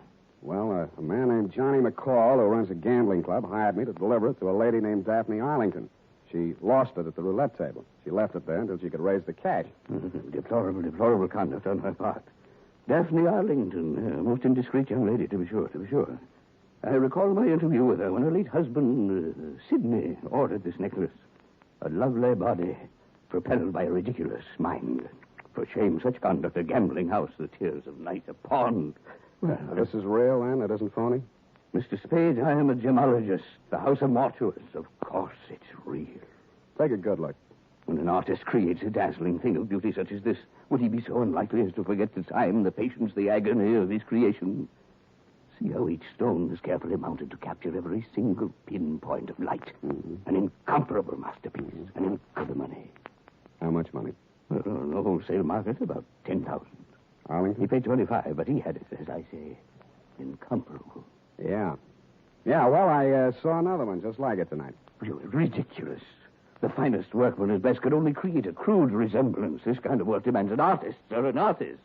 But tell me, Latin in Anguis Herba? Huh? My second year Latin escapes me. Snake in the grass. Something wrong? Something wrong, yeah. You are concerned for the safety of this piece. I have a small safe in my room. You may have the key if you care. I'll take it with me. Thank you, Mr. Mortuus. My pleasure, Mr. Spade. Omnia mortuus bonum vocat est. All speak well of Mortuus, of Panzer. Good evening. In the dismal lobby of the White Hotel, I asked the night clerk for some wrapping paper and 20 cents worth of stamps. It was a hunch, plus the fact that outside in the street I spotted two of Johnny McCall's unshaved gorillas. They were looking up at the front of the building. Mr. Mortuus must have switched off his light or something because their eyes suddenly dropped and I saw them separate, one on each side of the front door. With shoulders carefully hunched, I stepped out into the lonesome night. I hoped they would think I was carrying my .38, which I was not. They didn't. Here's the paper, Candy. You want to ask him for a match? Candy's nearsighted. That's too bad. This him, Ernest? Got a match, Spade? Yeah, not so close. Candy asked if you got a match. He's a dummy, Candy. He don't answer. Got a match, Spade? What'd I tell you? He's a dummy. He don't look like no dummy. Take your hands off. He's a dummy, all right, ain't you, Spade? See, he's a dummy, Candy. I told him about you being nearsighted and he wouldn't answer. He don't talk. Go on, smart boy. Tell Candy how sorry you are about him being nearsighted. I told you he was a dummy, Candy. All private eyes like you. Candy asked you a question. He wants to know if all private eyes is like you. I don't like no dummy. We ask questions and he ain't told us nothing. That makes him a dummy. Maybe we find out something if we went through his pockets. Yeah, even a dummy's got pockets. Ain't that right, dummy? Hold him, Candy. All right, boys. You played the scene real good, and I'll see what I can do for you. Hey, he talks. Yeah. Make him talk again, Candy. Make him talk bigger, Candy. Bigger. He talks real nice, but he don't say much. Think maybe he's tough, Ernest? Yeah, maybe. Hold him up. See? He ain't so tough.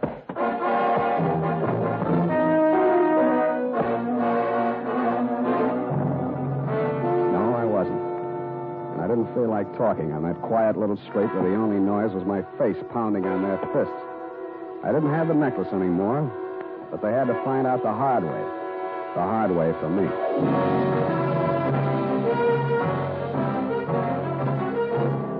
The makers of Wild Root Cream Oil are presenting the weekly Sunday adventure of Dashiell Hammett's famous private detective, Sam Spade.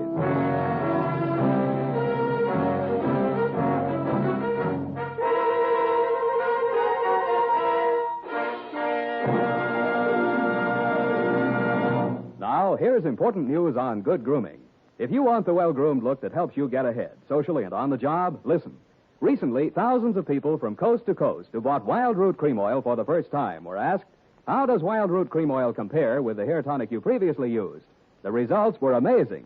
Better than 4 out of 5 who replied said they preferred Wild Root Cream Oil. Remember, non-alcoholic Wild Root Cream Oil contains lanolin. It grooms the hair naturally, relieves dryness, and removes loose, ugly dandruff.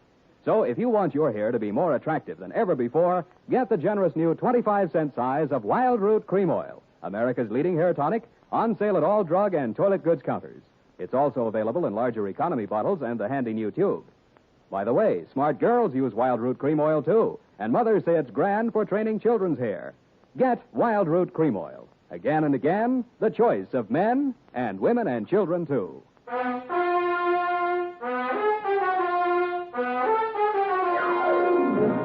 And now, back to the Tears of Night caper. Tonight's adventure with Sam Spade.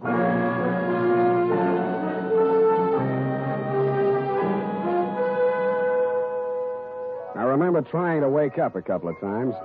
I was dreaming that we were driving along in a giant Cadillac. Big Mamie was sitting on my lap. She was eating a diamond necklace and spitting out cherry pits, which Mr. Mortuus grabbed, looked at through his jeweler's glass, and then tossed into a roulette wheel. Then we had a blowout, and the whole car vanished with everybody screaming, "Demortuus, Demortuus." Somewhere around 7 in the a.m., I began to get a feeling. Several feelings, and all of them hurt. I had been dumped in the grass in a fairly nice neighborhood. In your neighborhood, as a matter of fact, Daphne. And 5 minutes later, I was climbing the steps to your apartment. I thought maybe you'd let me wash my face in your bathroom. Also, you seemed the logical one to question since nothing else made sense. You were sitting in a large chair. The drapes were drawn, the door was slightly open, and only the light from the hall seeped in. You had the phone on your lap. The receiver was off. My guess was right. You were looking at nothing. Oh, Mr. Spade. It's you. You came back. You've been in an accident. I don't think you'll need this. Oh, yes. Well then, Mr. Spade. Well then, I suppose you've met some people tonight who know a great deal about me. A gambler, a jeweler. Did they tell you about Lenny Effich? No. He's really a dear, Mr. Spade. Quite the nicest boy I've met since Sidney was killed in that horrible automobile accident. Sidney and I had so many things together. I do think he enjoyed being alive with me. I mean, I cried when Sidney was killed. I really did. I cried. Miss Arlington, I didn't know what to do. I cried. That was 3 years ago, but now I have Lenny. He's really a dear. I do think that Lenny will be a very prominent artist someday. I do. Lenny asked me to marry him tonight. He did? I've been very lonely since Sidney died. Lenny isn't interested in my money. Lenny has some money of his own. What didn't what? I can't seem to get my tongue adjusted to my mouth. Did that ever happen to you, Mr. Spade? Sometimes, yes. But perhaps I should see a correctionist. I'm glad you came by again. I didn't know you were a detective the first time. Who told you? Why, Mr. McCall. I really can't understand money. Please, Miss Arlington. I know it must be strange to you, but look at them. But some people live for it. Some people die. Please, Miss Arlington. We can't get anything done. Look, they do look so funny. So very funny. I've seen them count money. So much money. And I really believe that is all they live for. Oh, look. You were pointing at something across the darkened room. It took me 10 seconds to find the light switch. Stretched out on your floor, they looked funny, all right. Candy and Ernest. Both of them as dead as you can get.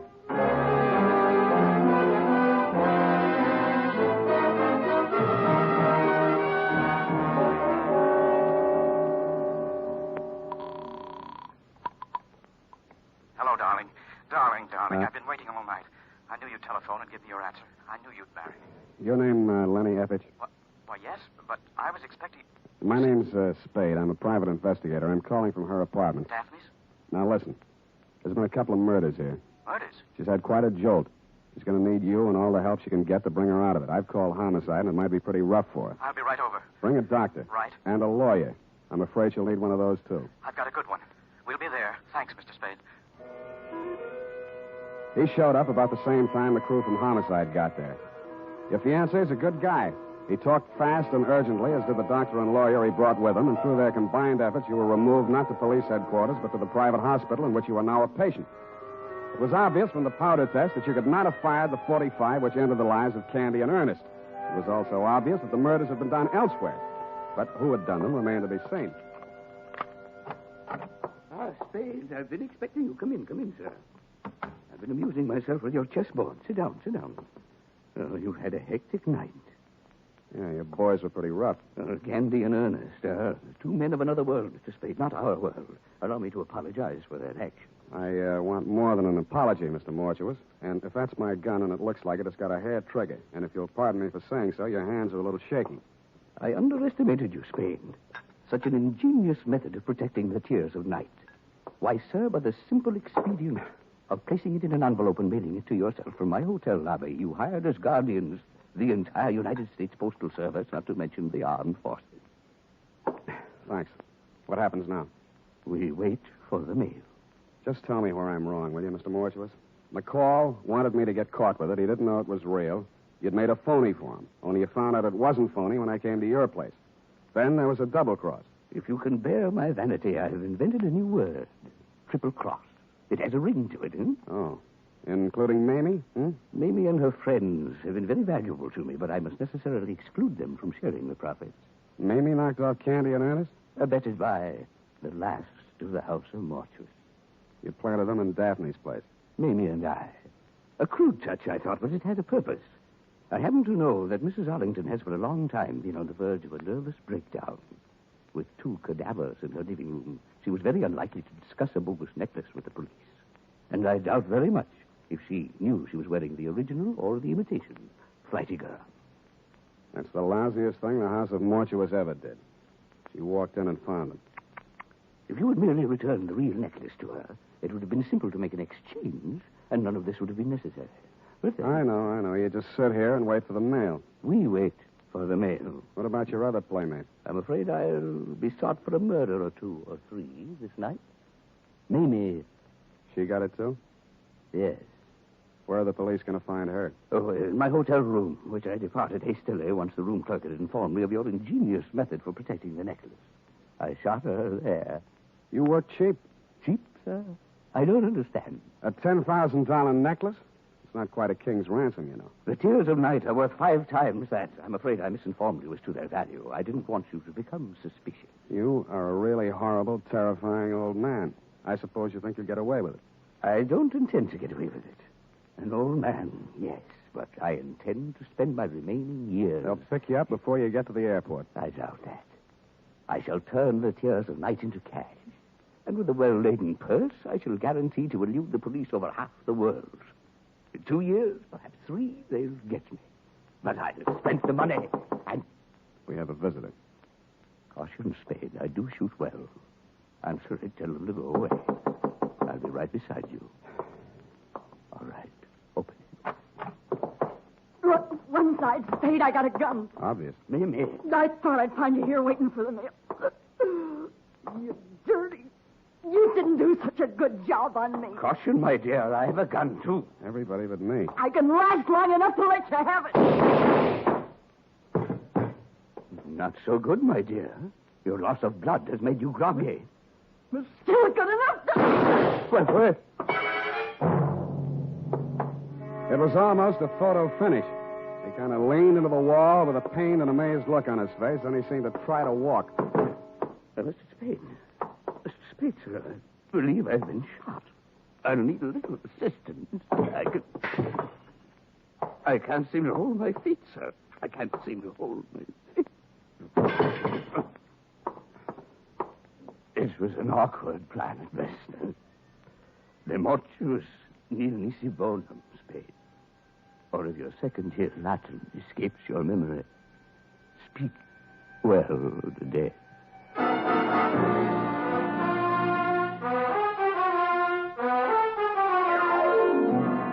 Period. date and a report. Oh, Sam. All those people. 4 in all. And that poor girl, Daphne. How she must have felt when she saw it. Oh, Sam. Yeah, it was pretty bad. You poor darling. Well, it's about time. Now, you go right home. In fact, I'm going to take you home. Yeah? Then what? Well, You are a registered nurse, maybe? Hmm? I... Go type that up. I am completely well, and when you return, we shall Indian wrestle.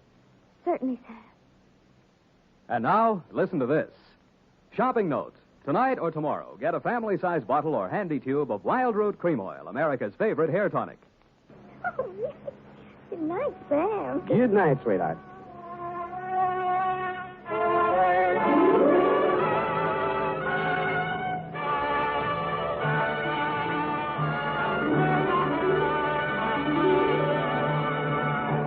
The Adventures of Sam Spade, Dashiell Hammett's famous private detective, are produced and directed by William Spear.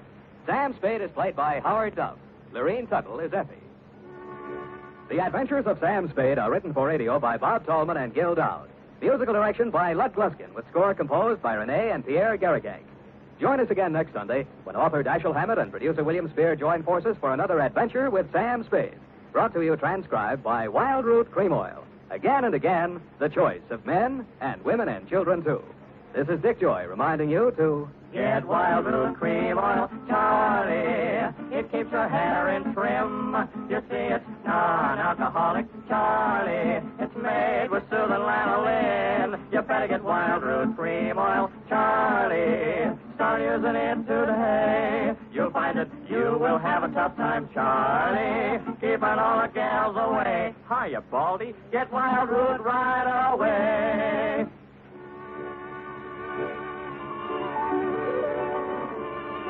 Ladies and gentlemen, we begin tonight by thanking our good neighbors at CBS.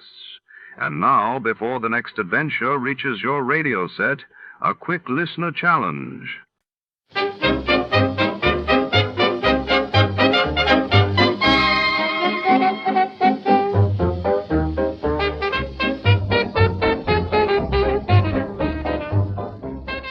Tonight, mystery ignites at the edge of the city's industrial quarter. A luxury convertible erupts in flames inside the cavernous underground parking garage of the prestigious LeClaire Hotel.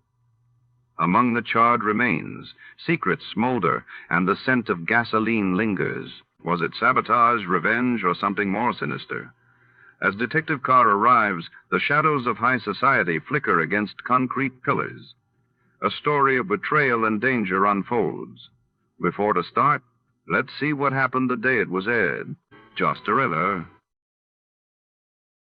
It was March 29, 1957, and that day the world watched as the Treaty of Rome was signed, establishing the European Economic Community, while in the United States headlines reported the tragic crash of a TWA superconstellation near Cincinnati, claiming 15 lives. From Hollywood, it's time now for...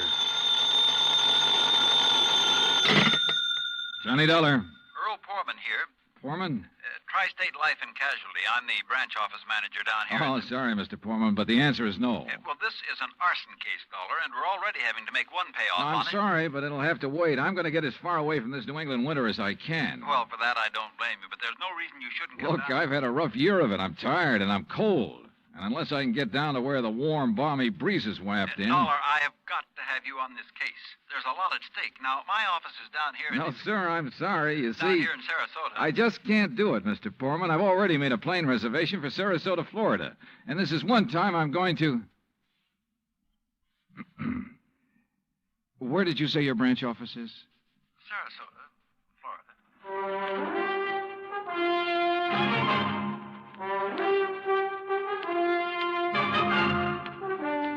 Bob Bailey in the exciting adventures of the man with the action-packed expense account.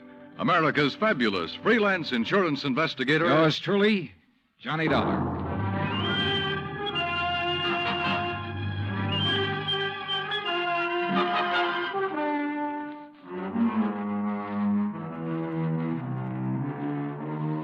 Expense account submitted by Special Investigator Johnny Dollar to the Tri-State Life and Casualty Insurance Company, Home Office, Hartford, Connecticut.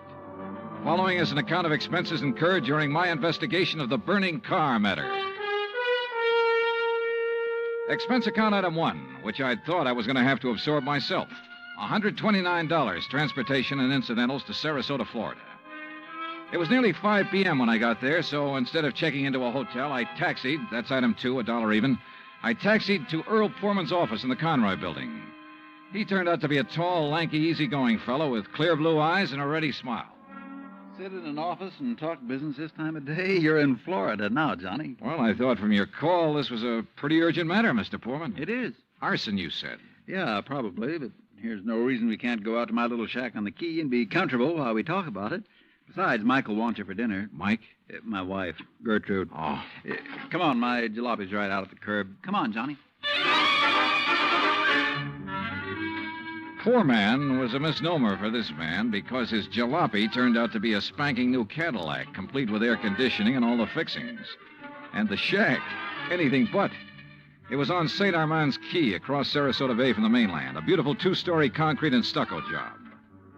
The big yard backed on a quiet bayou, and there, tied up at a private dock, was a 24-foot lap strake speedboat, ideal for fishing the Gulf of Mexico. After all, as long as you're down here on expense account. Yeah, but it's charged to your company, remember? Oh. Hey, there she is at the door. Huh? The big, fat, overbearing broad I'm married to. This was another switch. For Earl's wife, standing in the doorway, was the cutest little trick I'd seen in a long time. Petite, pretty, and blonde, and with eyes that you noticed right away because they were almost green. Eyes that suddenly narrowed as she looked at me. And I wondered why. Johnny? Dollar, did you say? That's right. Insurance investigator down here to look into those fires. Oh. Any objections? No. No, of course not. Just set your bags here in the hall, Johnny. All right, thanks. And wouldn't you like a drink after your long trip? Yeah, and you can get me one, too. Scotch, Johnny? Martin's VVO. Oh, great. Well, soda, please. Sit down, sit down. Thanks. I take it Mike isn't too interested in the insurance business, huh? You know, she used to be a singer, dancer. Oh, well, this is a little different. But now, tell me all. Well, actually, I guess we ought to wait until Arnold Carr gets back. Carr? Carr Brothers, Lumber Enterprises. Arnold runs the business, and his brother Edward, well, Ed just shares the profits. Real black sheep of the family, from what I've been able to learn. Oh? Anyway, they have yards all over the state. There's one here in Sarasota, one up the coast a ways at Fort Pierce, and still another at Arcadia. That's about 40 miles inland, just east of here. And there was one up in Orlando. Was? Completely destroyed by fire a couple of weeks ago. And a $120,000 claim has been filed. Wow. That's where Arnold Carr is then, in Orlando, trying to clear things up. Here's your drink. Oh, thanks. Here, Earl. Yeah. Well, to the gods and goddesses and us. But shouldn't I be up in Orlando, then? Arnold's on his way back here now. He lives here. He just went up there to arrange for clearing off and selling the property. You mean he's planning to just pocket the money? If Tri-State pays off, I mean. Looks like it. But I take it you suspect arson. Yes, Earl suspects arson, Johnny, and so does Arnold Carr. At least he says he does, but they have no reason. No? How about the other fires? Or attempted fires? Oh, where?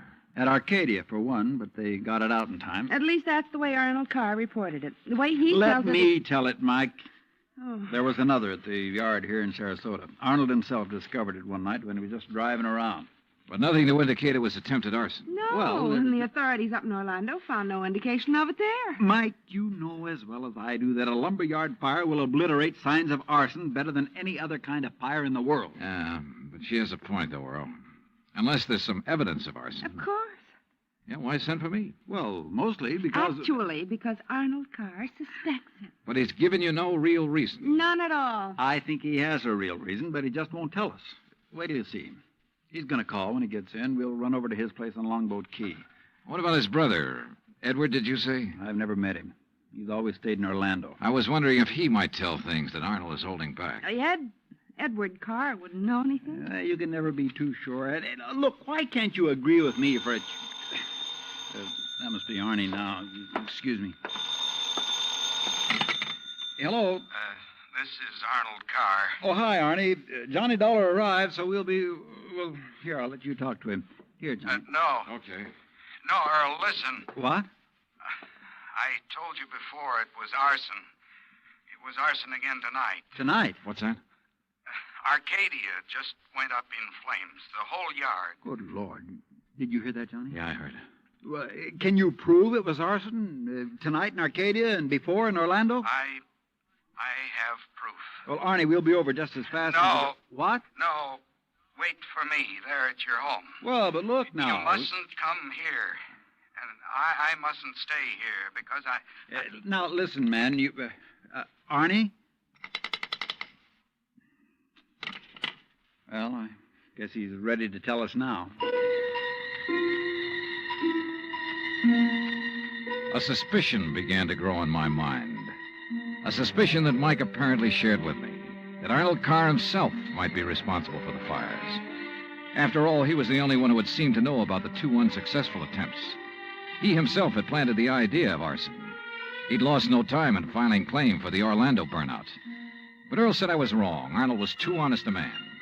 Earl had also said we were only 15 minutes from Carr's home. So when half an hour passed, we called him back. Got a busy signal. After the 4th try, the 3 of us took off in Earl's cab. As we pulled into Carr's driveway, we could see him through the picture window, sitting at his desk, telephone in hand, apparently engrossed in a call. Then, as we walked up to the door, I noticed something else. Arnold Carr looked enough like me to be my brother. Maybe that explained Mike's reaction when she first saw me. Hey, Arnie. Can't you see? He's on the phone in there. Well, the least he can do is hear his own doorbell. Earl, wait.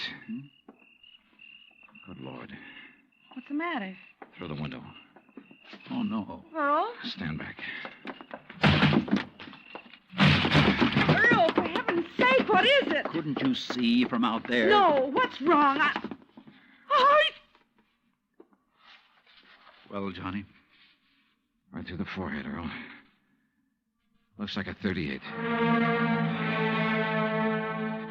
Before I could stop him, Earl took the phone out of the dead man's hand and called headquarters.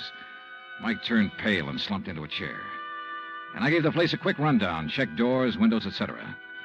A few minutes later, an officious young sergeant named Larkin arrived and took over. 38 caliber straight through the middle of the forehead. Were all 3 of you here when it happened? Mr. Foreman, Mrs. Foreman, and who are you? The answer to your first question, Sergeant, no, none of us was here. And this is Johnny Dollar, insurance investigator. Hiya. You insurance guys work pretty fast. You related to Mr. Carr? No, why? Look a little like him. Who busted in the front door? The killer? I did. When we drove up, we saw Mr. Carr sitting there at his desk. We rang the doorbell and knocked, but... And when he didn't move, you took things in your own hands and busted in, huh? That's right. You haven't moved anything, have you? No. Except I took the phone out of his hand to call you. Dollar, if you're any kind of investigator, you should have known better than let him touch anything. Now, let's see. The shot must have come from somewhere near this window by the fire. Ah, sure, here we are. Bullet hole right through the pane. Bullet was fired from outside. You're sure, Sergeant? Sure, I'm sure. Look for yourself. You call yourself an investigator? Hey, Cummings, Woolway, check the area around that window beside the chimney out there for footprints. Maybe an empty cartridge case. Now, you folks get out of here so I can call Doc Hanley over and get on with my investigation. And no, Dollar, I don't need any of your help. Well, thank you, Sergeant. Your job is fires, not... Hey, where did Mrs. Foreman go? Out to the car. Why? Who told her she could leave? Who told her she had to sit here looking at a corpse? All right, Dollar, all right. Just be sure the 3 of you stick around town in case I decide to question you further. Oh, of course, Sergeant. Yeah.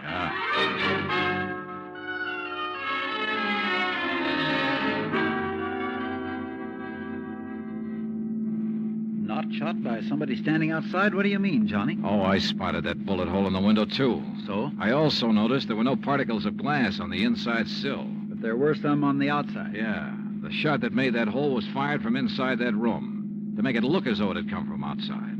Then somebody was in there with Arnold Carr. Yeah. Either somebody he let in or who had normal access to the house.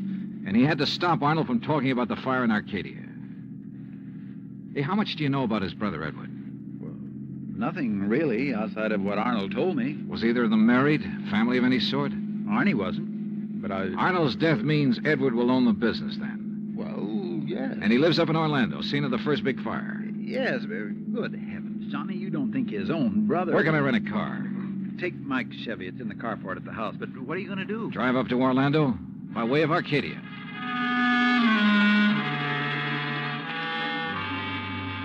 When I got to Arcadia, only a few people were standing around the remains of the fire.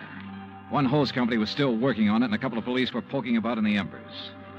Walking toward it, I almost stumbled over a little old man sitting alone in the darkness beside a palm tree, hunched over, his head in his hands, sobbing. He didn't even look up when I stopped beside him. It's like losing part of my own life, it is. You lost someone in the fire, sir? No, son. Only part of my life. I helped build up that yard. Me and Mr. Arnie. Arnold Carr. All along, he's been worried about it. And last week, when him and me smelled smoke and come over here and put out the barrel of trash that was smoldering, he knew. Knew what? That somebody was trying to burn him out? That's why he stopped by tonight on his way home. That's why we drove over here, him and me. And I brought my gun just in case. Yeah. Well, we got here too late. It was already blazing. And when he seen the automobile pulling away... What auto? Yes, Frank, he said to me. I knowed he was the one trying to burn me out, he said. Who, old-timer? Who do you mean? He didn't say. Then he called the fire department. That car that pulled away, what was it? Just a auto, big white Buick. But he tied it in with whoever set the fire. All he said was, I knowed he was the one. Do you know who it was he meant? Well, he told me even if I did know, I should never tell. Even the police. Well, who do you think it was? Break my word to Mr. Arnie? Never, son. All right, look, old man, I'm sorry to have to tell you this. Mr. Arnie's dead. What? But he can't be. He was... You. Huh? Maybe you thought in the darkness I would know you. But I do know you. Oh, now, just a minute, old-timer. If Mr. Arnie's dead, it's because you killed him. What? Just like you set the fires. No, I'm not who you think I am. And I'll kill you. That's what I'll do. Put down that gun. I'll kill you.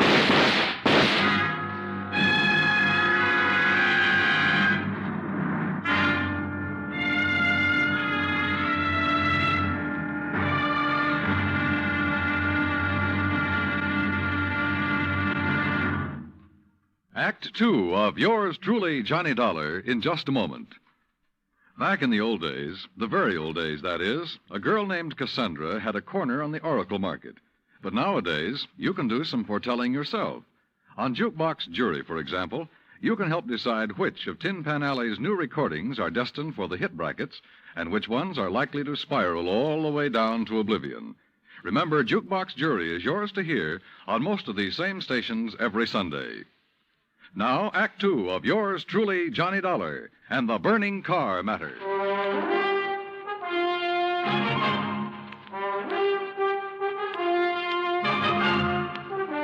Expense account, item 3, $5.15, gas for the borrowed Chevy to keep me going to Orlando. Either the old man's eyesight was bad or he was just a lousy shot. Either way, it was okay by me. I hated to slap him down, but there was no point hanging around Arcadia trying to explain things to the local authorities. So after making sure I hadn't really hurt him, I appropriated his gun and took off fast. He'd thought I was someone else. Even I had noticed a family-type resemblance to myself and Arnold Carr. Sergeant Larkin had asked me if I was related to him. And now the old man at the fire had apparently thought I was the one who... Oh, well, I'm afraid I made the rest of the trip to Orlando in somewhat less than legal time. And at police headquarters, I barged into the office of Lieutenant Cal Hudson without bothering to be announced. Early in the morning? Sit down while I finish up a report, Mr. Carr. Thanks. I was trying to reach you, but we got no answer to the phone at your house. Well, that's very interesting, Lieutenant. I'm afraid I have the painful duty of notifying you that your brother Arnold down in Sarasota last night... Why did you say very interesting, Mr. Carr? Or had you already learned... I'll be doggone. Yeah. You're not the first one. Who are you? Johnny Dollar, insurance investigator. I can't believe it. Dollar, you look enough like Edward Carr to be his twin. You even sound a lot like him. I take it you haven't located Edward yet? Well, no. Lieutenant, I think Edward Carr is the firebug we're after. And the killer. Wait a minute. Briefly as possible, I told him of Arnold Carr's phone call to Earl Poorman, his emotional upset just before he was killed. I told him Arnold had been murdered by someone inside the house, someone close to him, and that everything indicated that someone could very well be Edward Carr. That's still all just theory, Dollar, without any proof. Well, I will admit that Edward is a pretty worthless playboy living off the profits of the lumberyard. In any event, the lieutenant promised to put out an APB on Edward Carr. That was at breakfast for the two of us. Item 4, $3.25. Before I left him, he gave me Ed Carr's address, 1726 Allen Place. As I expected, there was no answer to the doorbell at 1726, so I tried visiting up the street. It quickly became clear that Ed Carr wasn't very popular in this otherwise quiet, well-ordered neighborhood. Those big, noisy parties at all hours of the night, cars parked up and down the street, blocking respectable people's driveways. Yes, ma'am. You know, well, once in a while you expect a person to have callers and such. Me, I have the ladies' bridge club every third Wednesday, for instance. Well, that's nice. But these are all ladies, not like some of the trash that man and his friends have, dancing and drinking and carrying on at all hours. yes, you mentioned cars, Mrs. You Harper. know, people like Mrs. Hereford Robbins. She's awfully nice. And Janet Osterworthy. Now, she's a widow. Well- And, you know, she could have her pick of anybody she liked. But does she ever look at another man? No, sir. And then there's Mrs. Harper, Yes. you mentioned cars. Do you know what kind Mr. Carr drove? Why, yes. It was a big white one. And the make? Well, no. My husband, when he was alive, always drove a Maxwell, and I guess that's the only kind I ever got to know by name. But Mr. Carr's is white. Only I guess that isn't much help to you, is it? All the white cars here in Florida, I mean. Look. Now, even that blonde hussy who's around him all the time drives a white car. Oh, I really shouldn't use a word like that, though, should I? But it fits. Wait a minute. What blonde, Mrs. Harper? Mr. Dollar, I don't pay any attention to people like that. Why, you'd think she owned that house of his, the way she keeps popping in and out all hours as if she belonged there. Mrs. Harper. And drives all the way up from Sarasota, too. Do you know who she is? I do not. I refuse to pay any attention to people like... And the way she dresses, too, like a newly rich chorus girl with all her fancy clothes and furs and things. How do you know she comes from Sarasota? By the license on her car, of course. Every city has its own number. You know that very well. And hers is 12WW something. And you don't know her name? Of course not. Flaunting all those expensive furs as though she bought and paid for them herself. And if there's anything I hate to see, it's a little shrimp loaded down with furs. Now, a tall person I like see. me... And Well, her thanks. Eyes, if there's anyone I don't trust, it's a person with green eyes. Why, Thank you, Mrs. Harper. Her description of Carr's girlfriend stopped me in my tracks. That description could fit Mike Poorman to the letter. Petite, blonde, green eyes, and she came from Sarasota. And then I remembered Mike's reaction when she first saw me. Her dismissal of Edward as a possible suspect. There was obvious friction between Earl and Mike, too. I figured it was just normal in a couple who'd been married for a while. But now... Item 5, $1.30 phone call from the nearest booth I could find to Earl Poorman at his office in Sarasota. No, she isn't, Johnny. Why? Well, do you know where Mike is? When I woke up this morning, I could hear her talking to her girlfriend, Betty, on the phone downstairs. Betty? Betty lives here in Sarasota. They used to be on the stage together, sister act, you know. Yeah, well, Well, then when I went down for breakfast, she was gone. Took my car, too. I had to come here to the office in a taxi. Yeah, well, okay, Earl. Thanks a lot. Hey, now, wait a minute. How are you doing? You found out anything I ought to know about this arson and murder business? No, Earl. Nothing that you need to worry about. Liar. I sat down at a corner drugstore. That's item 5, 80 cents, over a sandwich and a Coke to try to think things out. But I'm afraid I didn't like anything that I thought. Finally, I drove over to Allen Place again. I parked a couple of blocks away and walked to 1726. I rang the front doorbell, knocked a couple of times. Then I slipped around to the back door, finagled a lock on it with a little celluloid pocket calendar, finally got it open. I left it open for the sake of a quick exit if such became necessary. But I guess that was a mistake. For a couple of minutes later, as I rounded a corner from the den into the living room, I felt the barrel of a gun poked into my back. Out of town, huh? Now, wait a minute. Don't move, Eddie boy. Trying to stall off pay me the $5,000 by saying you're going to be out of town, huh? Okay, so you think I'm Edward Carr? You kidding? Don't you know what happens when somebody tries to stall me? I don't know exactly how long I was out, but when I came to, it was dark. Except for the glow from a streetlight outside. And what roused me was the sound of footsteps, feminine steps, cautiously entering the back door. Then, briefly, silhouetted against a window, I saw a trim, petite figure that was all too familiar coming toward me. Then she saw me, too. Darling, you're hurt. What happened? What do you think? Who did this? Who struck you? You don't know? Yes, of course. It was Tony. Because you didn't pay him soon enough for the Arcadia job. Here, Eddie, let me help you. No, just let me rest for a minute. I thought that was Tony I passed on the road in from Sarasota. Why'd you come over from Sarasota? To see you. I knew you'd be here. Oh, why?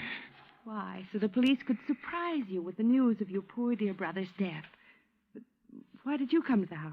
Because I hoped you'd come here, I guess. Eddie, you should have waited until I could raise the money to pay off Tony. You mean for killing Arnold, too? Of course. No. Are you trying to say you didn't kill Arnold? But I saw you from outside in the Buick. You'd swear to that, wouldn't you? I don't know what you... Eddie, you sound like you don't trust me. We're in this thing together. Yeah, you sure of that? What are you talking about? Whose idea was it to knock off Arnold? But you had to. When he saw you at Arcadia, he knew that you were having the yards burned up. That's the way you figured it from the beginning, wasn't it? Now, look, baby. First burn up the lumber yards and collect the insurance on them. Then convince me that you and I should have it all by putting Arnold out of the way. But you had to kill Arnold. I don't understand you, Eddie. Yeah. And I wish I didn't understand you, Mike. Mike? Come on. Let's turn on a light. No. No, if somebody sees us. Eddie, you... Who are you? Are you kidding, Mike? Wait a minute. Who are you? You're that insurance investigator, Johnny Dollar, that Mike told me. Let me out of here. Oh, no, you don't.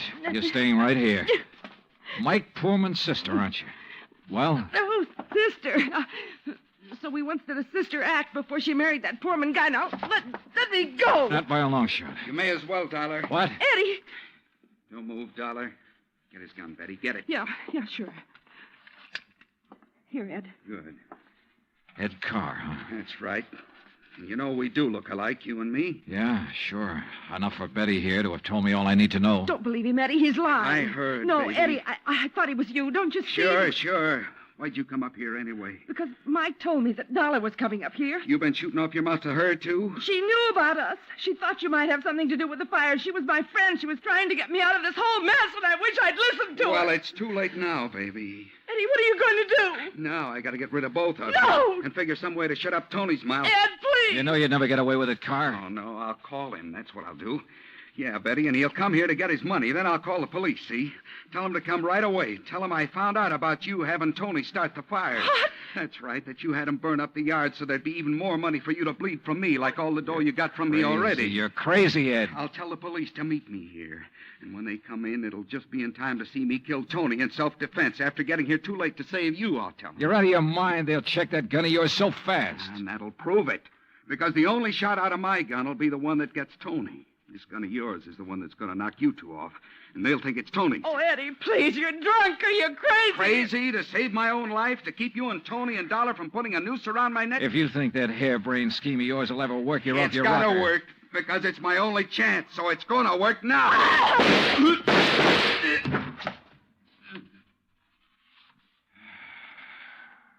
Thanks, Lieutenant. I'm afraid I was too late to save her, Johnny. Mm-hmm. Yeah. But Eddie Carr will live to face a jury. What brought you here, anyhow? I did, Johnny. Mike, stay there.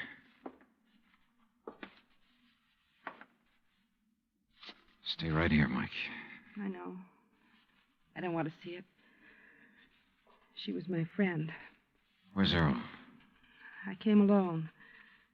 When I talked to Betty this morning, I knew your suspicions about Ed were right because, you see, I knew Betty and Ed were going together. Earl didn't know. Yeah. Maybe you better call him.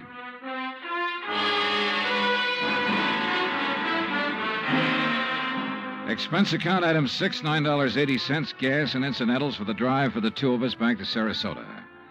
Remarks? Betty, of course, has already paid for her part in the deal, and I guess it's pretty obvious what'll happen to Ed Carr and Tony Ricardo. The insurance money in the Carr estates will be distributed according to Florida law. Further remarks? The apparent friction between Earl and Mike was only part of a normal married life. They're a pretty nice pair. Oh, and I thoroughly enjoyed 3 days of fishing in the Gulf, thanks to Earl. Expense account total, including all the incidentals I could think of, $385.26. Yours truly, Johnny Dollar.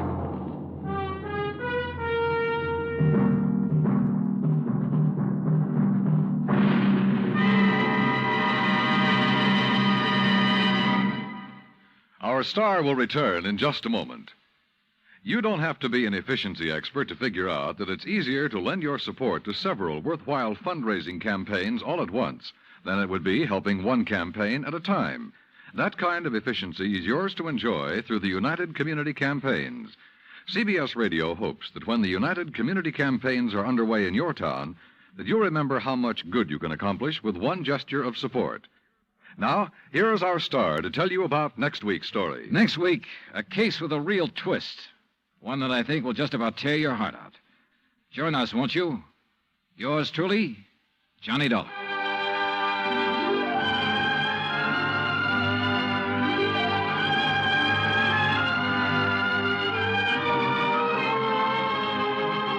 Yours truly, Johnny Dollar, starring Bob Bailey, originates in Hollywood. It is produced and directed by Jack Johnstone, who also wrote tonight's story. Heard in our cast were Virginia Gregg, Harley Bear, Victor Perrin, Bob Bruce, Harry Bartell, Vivi Janis, Tony Barrett, and Junius Matthews. Musical supervision is by Amerigo Marino. Be sure to join us next week, same time and station, for another exciting story of yours truly, Johnny Dollar. Dan Cubberly speaking.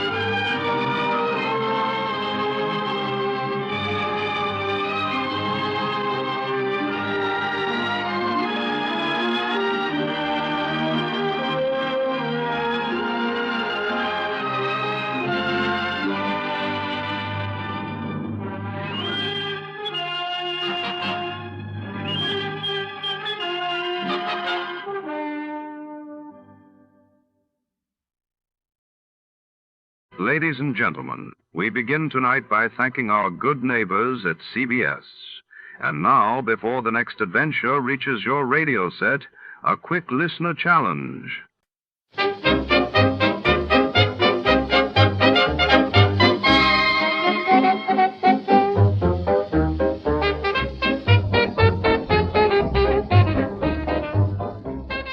Tonight, under the flickering neon lights and the ever-watchful gaze of the city, a secret unravels behind the velvet curtains of daytime television. When the leading lady of a beloved soap opera vanishes during a live broadcast, our hard-boiled detective is plunged into a world of scripted passions and unscripted danger. Who's pulling the strings, and can he solve the case before the final curtain falls?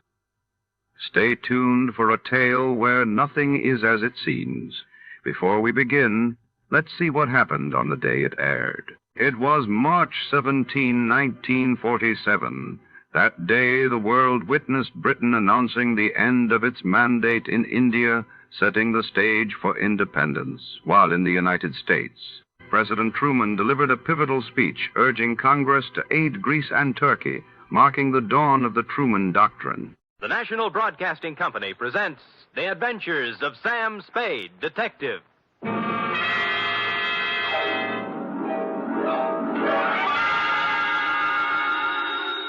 Sam Spade Detective Agency. Me, sweetheart. Was it awful, Sam? Excruciating, F. I suffered, girl. How I suffered. But there's no other way, Sam. When fate turns against a man. True, dear one, true. But from somewhere I must find strength. You must. To pick up the shattered fragments of my life, to raise my eyes once again to the horizon and piece by piece put them together again. And the two of us, dear one, hand in hand, shall go marching down the years together. Oh, yes. Brace yourself, sweetheart. I'll try, Sam. Gather together the homely, humble tools of your trade. Find 6 dry handkerchiefs and prepare to greet me with a smile behind the tears. I'll be down before you can change stations with a report entitled The Soap Opera Caper.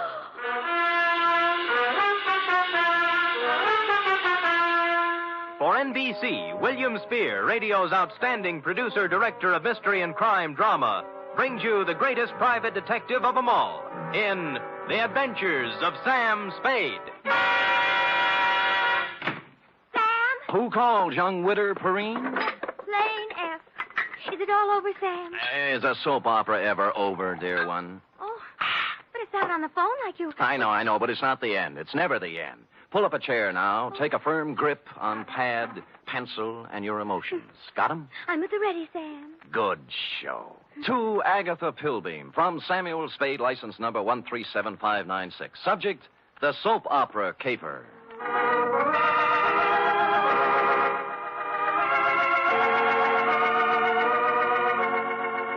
How was I to know what was on her mind? This strange woman, this mysterious Agatha Pilbeam, this voice on the telephone, directing me to the big, sprawling house in Hillsborough. Is that clear, Mr. Spade? How urgent is it, Miss Pilbeam? Very, very urgent, Mr. Spade. I don't know which way to turn. So I went to the big, sprawling house in Hillsborough, pulled up behind an ancient Model A parked at the curb, and was walking past it toward the gate when... Spade. Huh? Oh, Croc Morton, isn't it? Good old Sammy, you remember. Yeah. When'd you get out? Last month. But I'm a good boy now. Here, take one of my cards. If you know anyone who needs a first-class private eye, Croc's available. What are you doing here, Sam? A lady wants to see me. The soap opera queen? Is that what she is? Sure, 6 or 8 of them, she writes. Behind the Clouds, The Heart of Julia Jukes. That must be Life, I forget the rest. Yeah. Beats gumshoeing, Sammy. Yeah, well, right if you get work, Croc. I'm on a job right now. You mean you got your license already? Oh, me? Well, Well, you can always run off a photostat of someone else's. Oh, Sam, that's mean.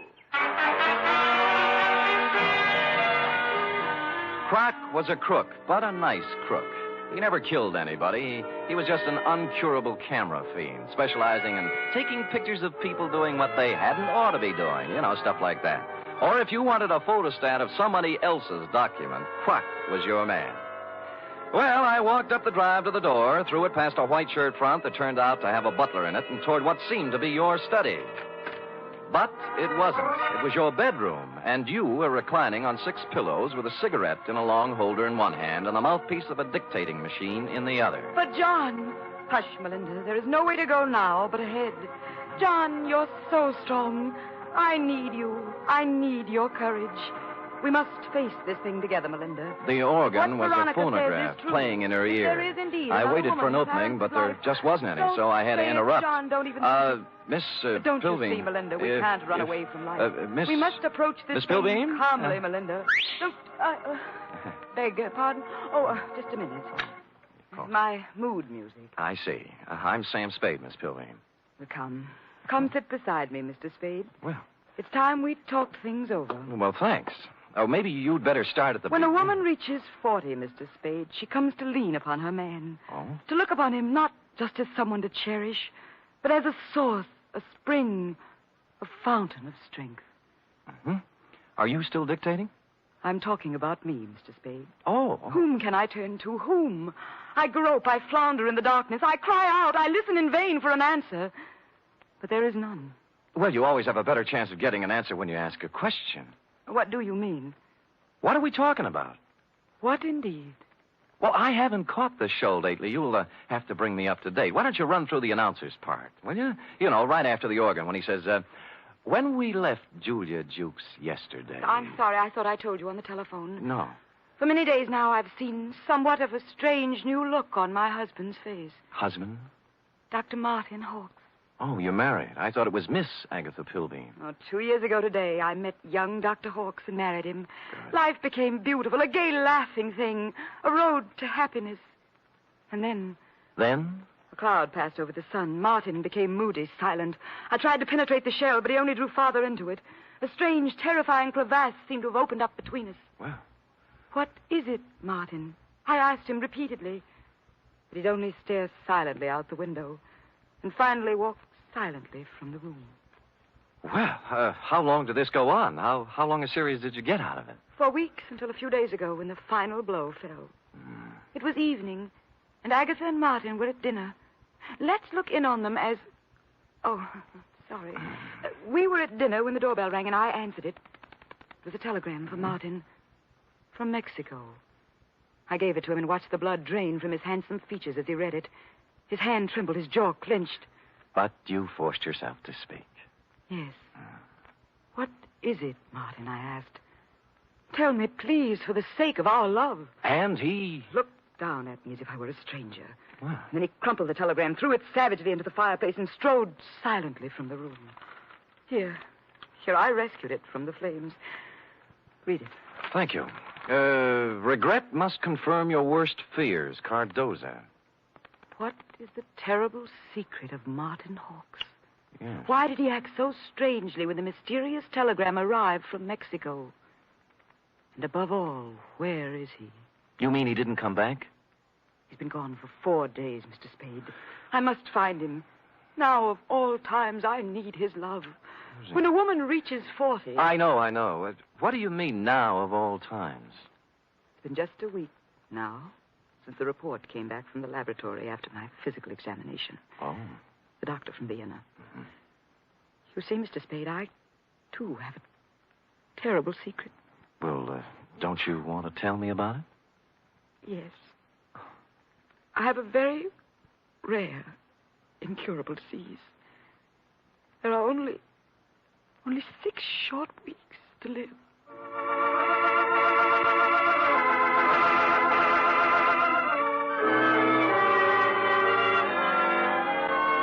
Well, less than an hour after his distressing interview with Agatha, our boy Sammy walked into the beautifully appointed office of young Dr. Hawkes at 450 Sutter to find his nurse, pretty young Nora Sheldrake, a new character, working at her desk in the reception room. In response to a question from Sammy, we hear Nora saying... I have no idea where Martin has gone, Mr. Spade, but I can tell you why. Tell me, Nora. Please feel free to tell me everything. It's that woman, Mr. Spade. Agatha? Yes, Agatha. Mm-hmm. She never understood Martin. She doesn't understand Martin. She never has tried to understand Martin. Do you hear me? She never has tried. I take it you don't care for Agatha Pilbeam. I hate her. Nora? I do. I hate her. She thinks her money can buy everything, even Martin. Well, it won't. She knows that now. Well, calm yourself, Nora. Try and think back now to the last time you saw Martin Hawkes. It was Monday. 4 days ago? Yes. The call came from some legal firm named Bennett and Hatch. Now, let me write that down.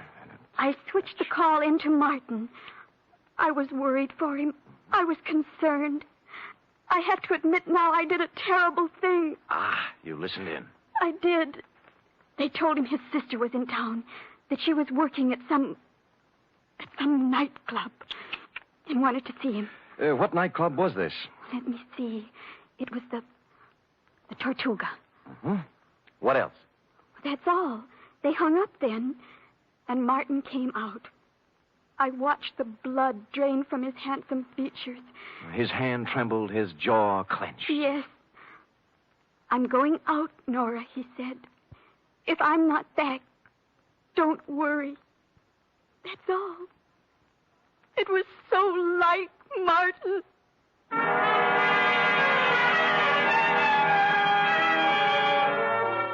The Tortuga was only a few blocks away on Post Street, so I walked there. They were just tooling up for the dinner trade when I arrived, sailed around backstage like Billy Rose on an inspection tour, found the doorman and showed him the snapshot you'd given me of young Dr. Hawks. Or tried to. Look, young feller, I told you we don't have no dancer here named Hawks. I ain't got time Look, Dorman, please, take a look at the picture. No, I ain't got to... Picture? Yeah. Yeah. Yeah. Hmm? That fellow was here at that. Tuesday, Monday night it was. Well, who'd he come to see? Well, wasn't nobody named Hawks, mister. It was Beth Jardine. Well, bless you, Dorman, bless you. Bless you, too. Thank you.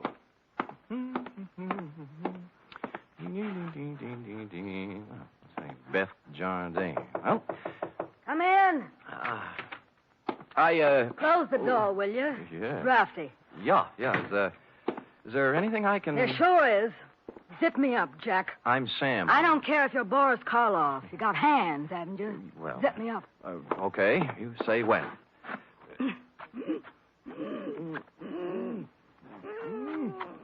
When? Can you breathe? Oh, no. You can't have everything. Ouch. What's on your mind, Jack? Martin Hawks.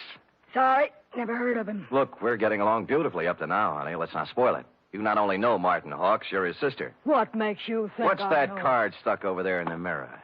Bennett and Hatch, attorneys at law. Aha! The same Bennett and or Hatch who called Martin Monday afternoon and told him his sister wanted to see him here.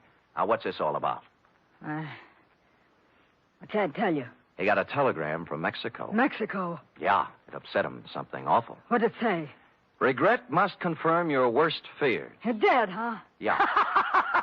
Oh, that's great. Great. Pretty hilarious, huh? Jack, you just ain't got no idea. I got a piece of advice for you, Jack. Oh? Forget about Monty Hawks and live a long and useful life. Mm-hmm. I got a tip for you, too. You're in a tight spot. Watch that zipper, Jack.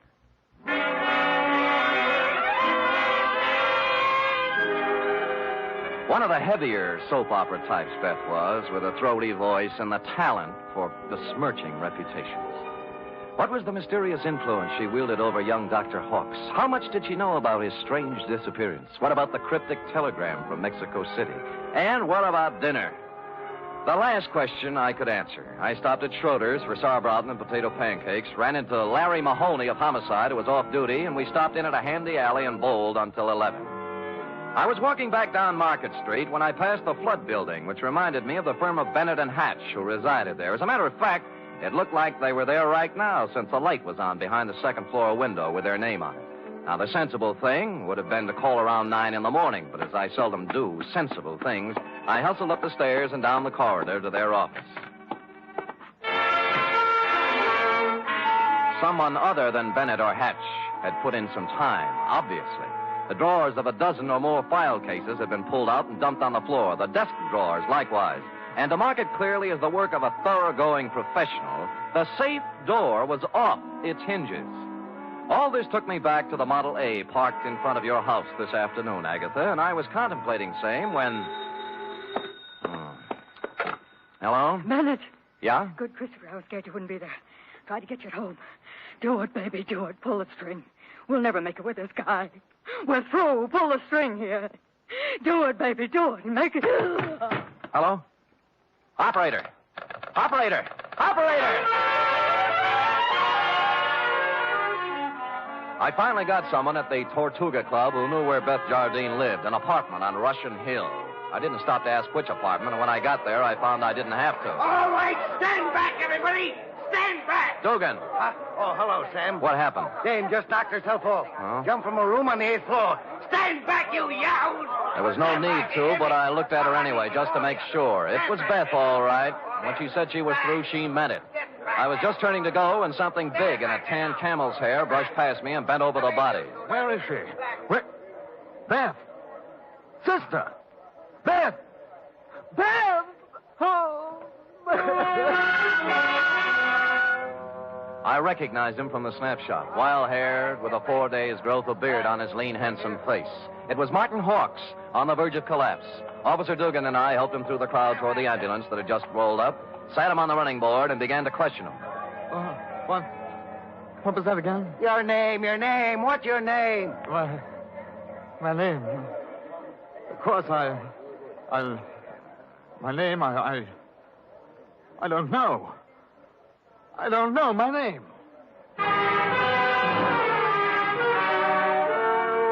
It happens to everyone in soap operas, sooner or later. When he filled out the forms on poor Beth Jardine, old Doc Peterson gave Martin a double O, blew his nose, and announced with a twinkle in his eye, Appears to me like young Dr. Hawks has got himself a case of amnesia.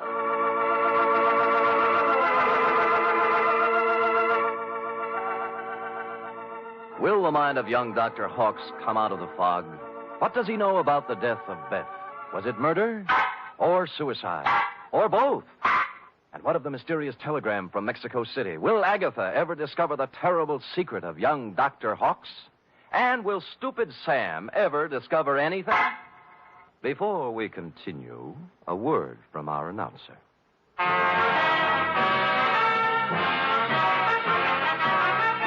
You are listening to the weekly adventure of radio's most famous detective, Sam Spade.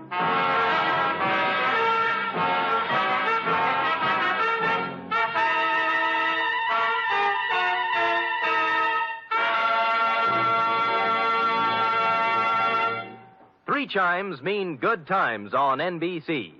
Saturday night is date night, but tomorrow poor Dennis Day has trouble with his girlfriend Gloria. However, Dennis manages to sing his way out of trouble in his charming, boyish fashion. And say, why not let Dennis help your Saturday evening along, too? And for more music and fun tomorrow, there's the Judy Canova Show, starring Judy in a melodic and carefree half hour of laughs. And Grand Ole Opry with singing MC Red Foley and his special guest, cowboy troubadour Ernie Tubb.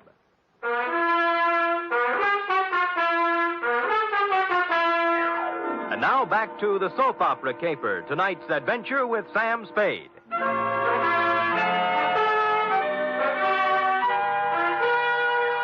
It's a half hour later now, in the sterile whiteness of a hospital room, that the three of us, you, Agatha, I, and old Doc Peterson, gather around the pale, quiet form of young Dr. Hawks.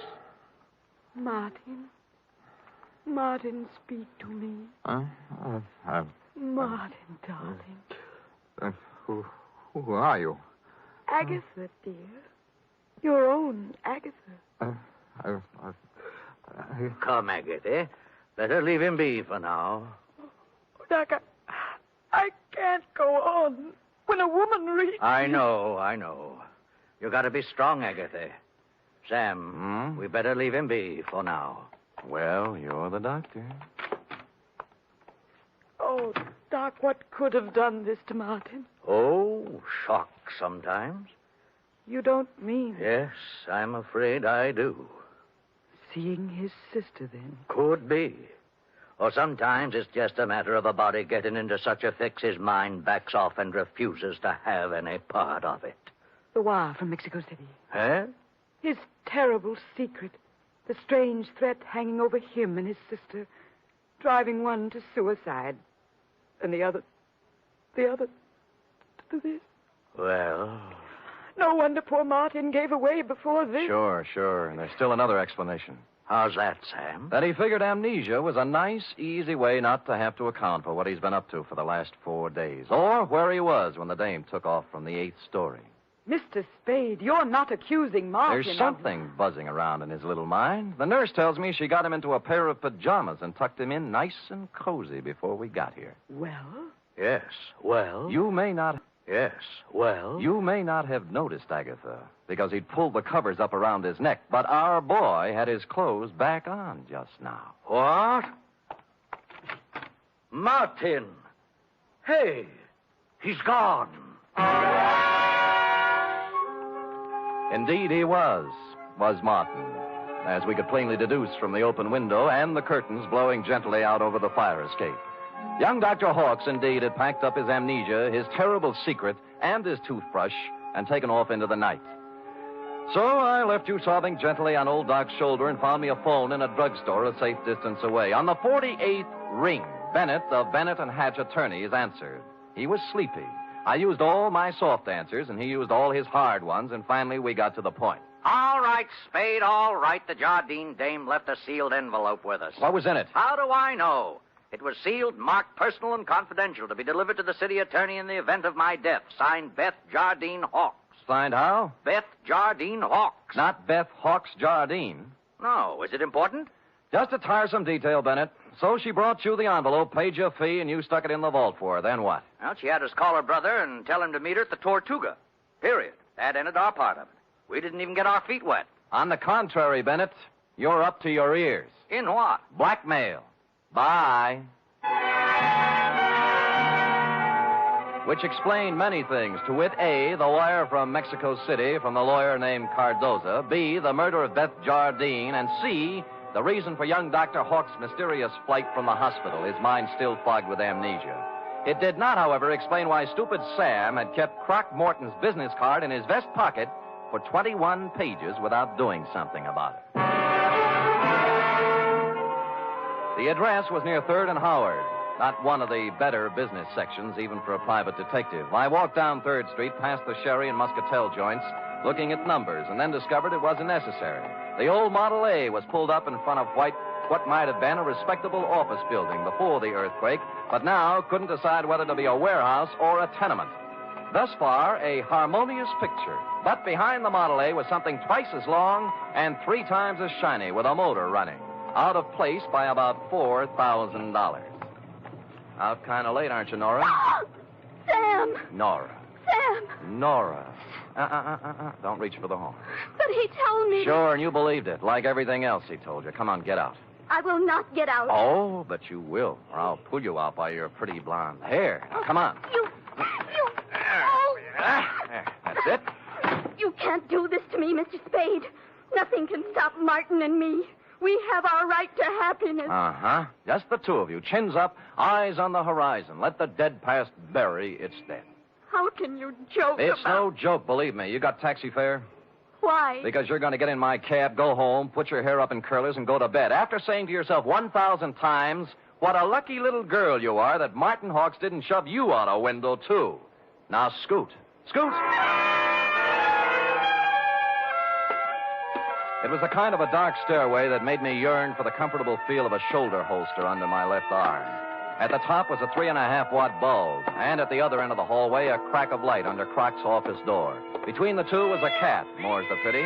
So abandoning my stealthy approach, I walked up to the door, turned the knob, stuck my hand in my side coat pocket like Edward G. Robinson, and kicked the door open. Croc was sitting at his desk behind a stack of bills. The closet door was just closing softly. Who was in the closet?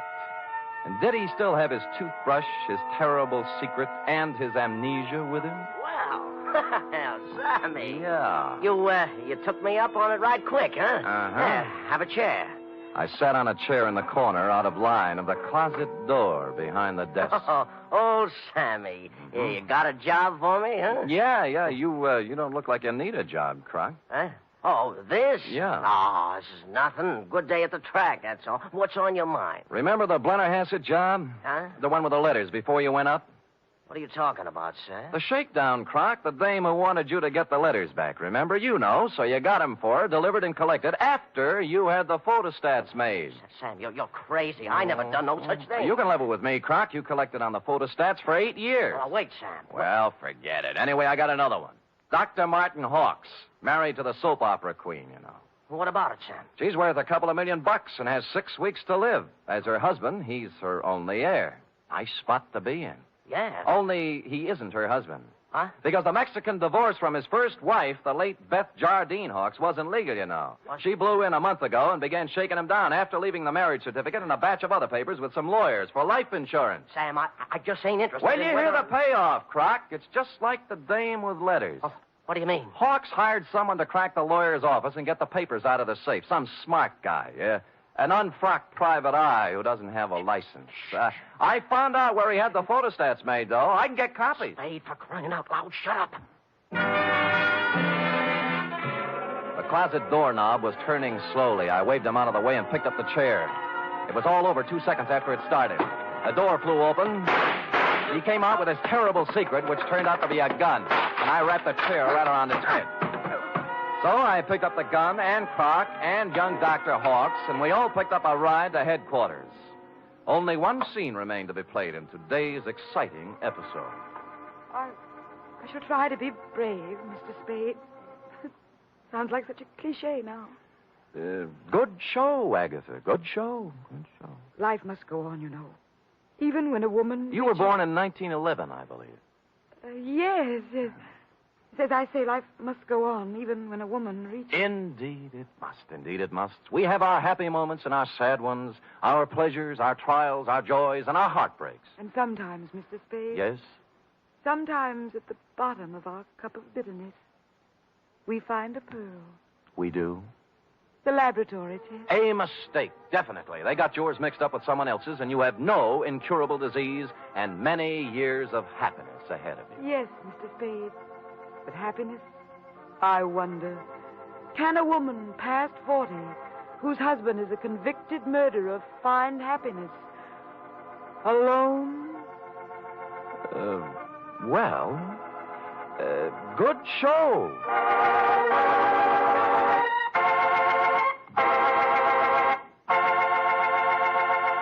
Period. End of opera. Oh, Sam. Uh-huh.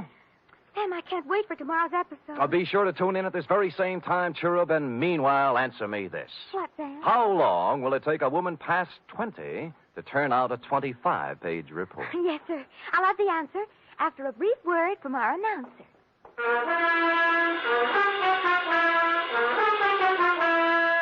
Three chimes mean good times on NBC. Tomorrow, Arturo Toscanini will conduct the renowned NBC Symphony in the fourth of a Saturday concert series. For tomorrow's one-hour performance, celebrated Maestro Toscanini has chosen works by Debussy, Respighi, and Edward Elgar. You're invited tomorrow to the NBC Symphony and Toscanini.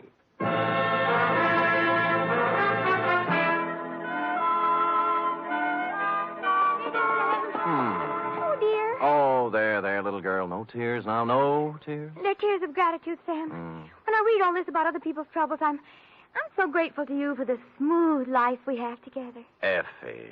Sam. Effie. Sam. Effie. Sam. That takes about 10 seconds. Go ahead. I'm only merely a secretary, but... It's over now.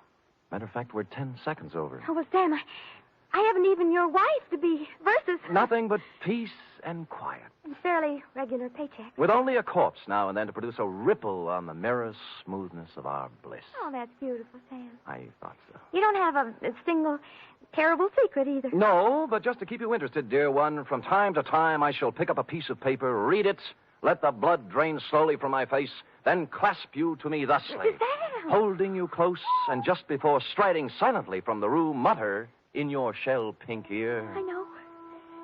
Good night, Sam. Good night, sweetheart.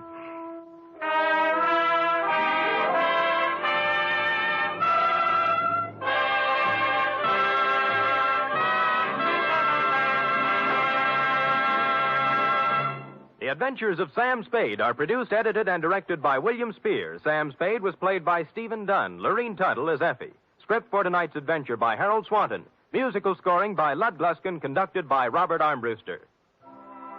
Here at Escape Radio, we proudly thank our partners at CBS. And now, folks, a quick challenge before the next thrilling chapter.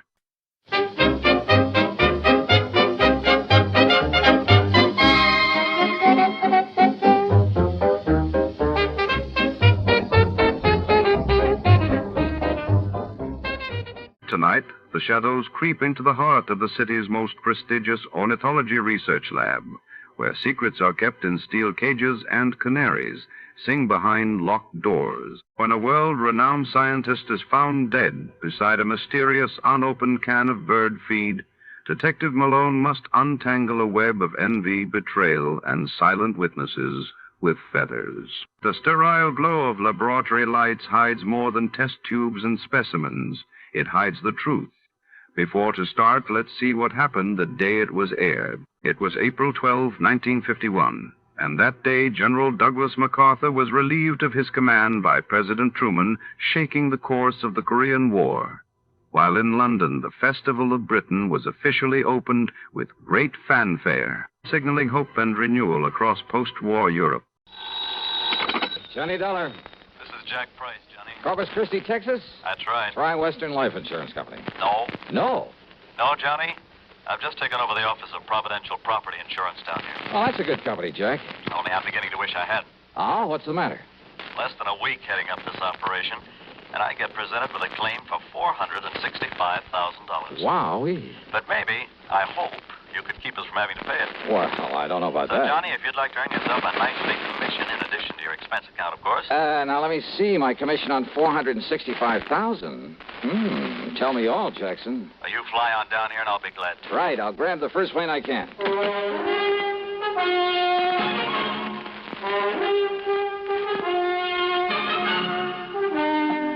CBS Radio brings you Bob Bailey in the exciting adventures of the man with the action-packed expense account, America's fabulous freelance insurance investigator. Yours truly, Johnny Dollar.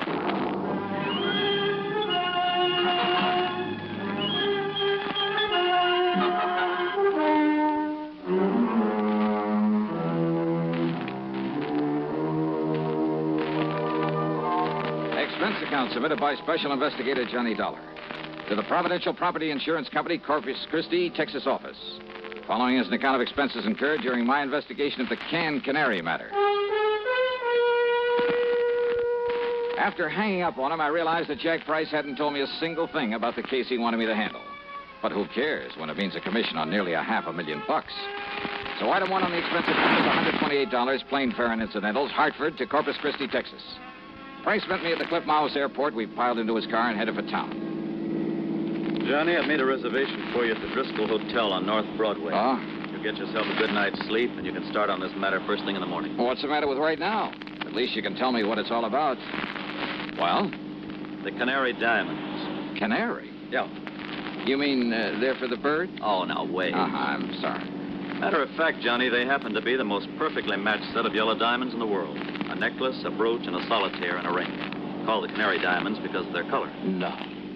They were stolen from Mrs. Clara Barnes Smithwick Tyson Brownfield. Oh, brother, that's a mouthful. Now, who is she? The reason she's so loaded with jewels, and about everything else an old lady could want, is that Tyson made a few $1 million in oil, and when he died about 4 years ago, he left her a considerable fortune, mostly in the stock market. Tyson? J.R. Tyson. I thought you said her string of names ended in Brownfield. About a year ago, she married young Augustus Brownfield. Oh, I see. Brownfield loaded, too? He's been up and down over the years. Mostly down, I'm afraid. Until he married the rich widow Tyson. Well, yes. How old is he? 10 or 15 years younger than she is. About 45, I'd say. So that's it. Now, Johnny, you and that suspicious mind of yours. What, Jackson? You'd make a suspect out of your own mother. Oh, look, where there's nearly $500,000 involved. But you're wrong if you think he had anything to do with the loss of these jewels. I'm sure of it, Johnny. Yeah, we'll see. I've known Gus Brownfield for years. I'm sure he's on the level. That's why, in spite of all his wife's money, he's trying so hard to make a go of his little cannery business. Cannery? It's just a small operation for the luxury trade. What do you mean? Oh, kumquats, guavas, lychee nuts, things like that. For the fancy restaurants. Real expensive stuff. Oh, I see. His customers are mostly places like Antoine's in New Orleans, Romanoff's in Beverly Hills, the Chambord in New York. Even some of the fancy cafes in London, Paris, and Rome. But now, how and when and where did these Canary diamonds disappear? Well, it was several weeks ago. They'd gone out for the evening. No servants? Only the deaf old cook in her little room in the basement. The others were all off duty out of the house. And? Well, when they got home, she went to the wall safe to put back a pair of earrings she'd worn. When she opened it, she found the Canary diamonds were gone. Anything else taken? No. In spite of the fact there were other valuable things in the safe. They called in the police, I hope. Oh, of course. Well, what did they find? Nothing. Fingerprints? Whatever prints may have been on the dial of the safe have been carefully wiped off. The only thing the police are sure of is that it was a professional job. Hey, Jack, who knows the combination of that wall safe? Only the two of them, Mr. and Mrs. Brownfield. You're sure of that? That's what she told me when she reported the loss. Oh, she reported it? Yes. And he was the only other person who knew that combination? Johnny, they were out together that evening. Where do they live? Let's go over and see them. At this hour? Sure, why not? Well, besides, I told them I'd bring you over in the morning. So what? And if they don't expect us, well, who knows? Maybe we'll learn more than when they do. Johnny, if this is because you suspect Gus Brownfield... Now, did I say that? It's what you mean, isn't it? Come on, Jackson, let's go see him. Well? All right, Johnny. Whatever you say. The Brownfield home was a mansion, a beautiful place, worth plenty of money. Mrs. Clara Barnes Smithwick Tyson Brownfield was about 60, I'd say. She was a lady in every sense of the word, with a sort of quiet dignity that goes with wealth and good breeding. Her husband, Gus, was at least 10 years younger, and, well, he seemed like just an ordinary, hard-working, nice, good-looking guy, sincerely devoted to his wife. Yeah, I must admit I liked him immediately, but then sometimes that's a danger sign. Anyhow, he pretty much repeated what Jack Price had told me, including the fact the police had gotten nowhere. So, if there's any way I can possibly be of help to you, Mr. Dollar? Not so much the money, Mr. Dollar. Though heaven knows the diamonds do have monetary value. That is the understatement of the week. Well, yes, I suppose it is. But when I think of some thief taking those beautiful stones out of their lovely mountings to dispose of them... Mr. Brownfield, you and your wife were together all the time, the night they were stolen? Yes, we were attending a party at the home of... Oh, no, wait. Yeah? Why, yes, dear. You left us for a few minutes to go over to the Canary. Yes. Why? Well, when we'd passed it on the way to the party... Yes? Well, I'd noticed that someone had left the lights on. Probably someone who'd worked late. Who? Well, frankly, I don't know. Well, go on, please. Well, the party'd been rather dull, so I used that as an excuse to leave for a while. Yeah? I drove on over to the Canary, took care of a few odds and ends at my desk, turned out the lights, and then drove back to the party. Then we came home and found that the diamonds... Mr. Dollar. Yes? If you're thinking what I think you are... That your husband had plenty of time to come here during his absence from the party? Well, now, look here... Plus the fact that he knows the combination to the safe? Young man. No. What? No, Mrs. Brownfield. I was thinking of something you said a minute ago. About the thief disposing of those jewels. But, Dollar, if you think for 1 minute... Just hold your horses, please, Mr. Brownfield. Young man, this is outrageous. I refuse to listen to anything more from you. Yeah? Yes. Well, I think you'd better, Mrs. Brownfield. If you want the Canary diamonds back.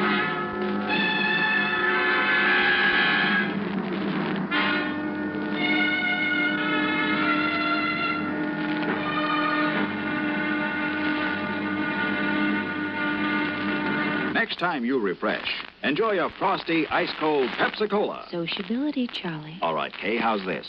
Pepsi is light, refreshes without filling. You like to refresh? Have a Pepsi right now. Well, offer it to everybody, Charlie. I will. Enjoy Pepsi at the fountain. It's delicious at home, too. Have one at lunch or with a snack.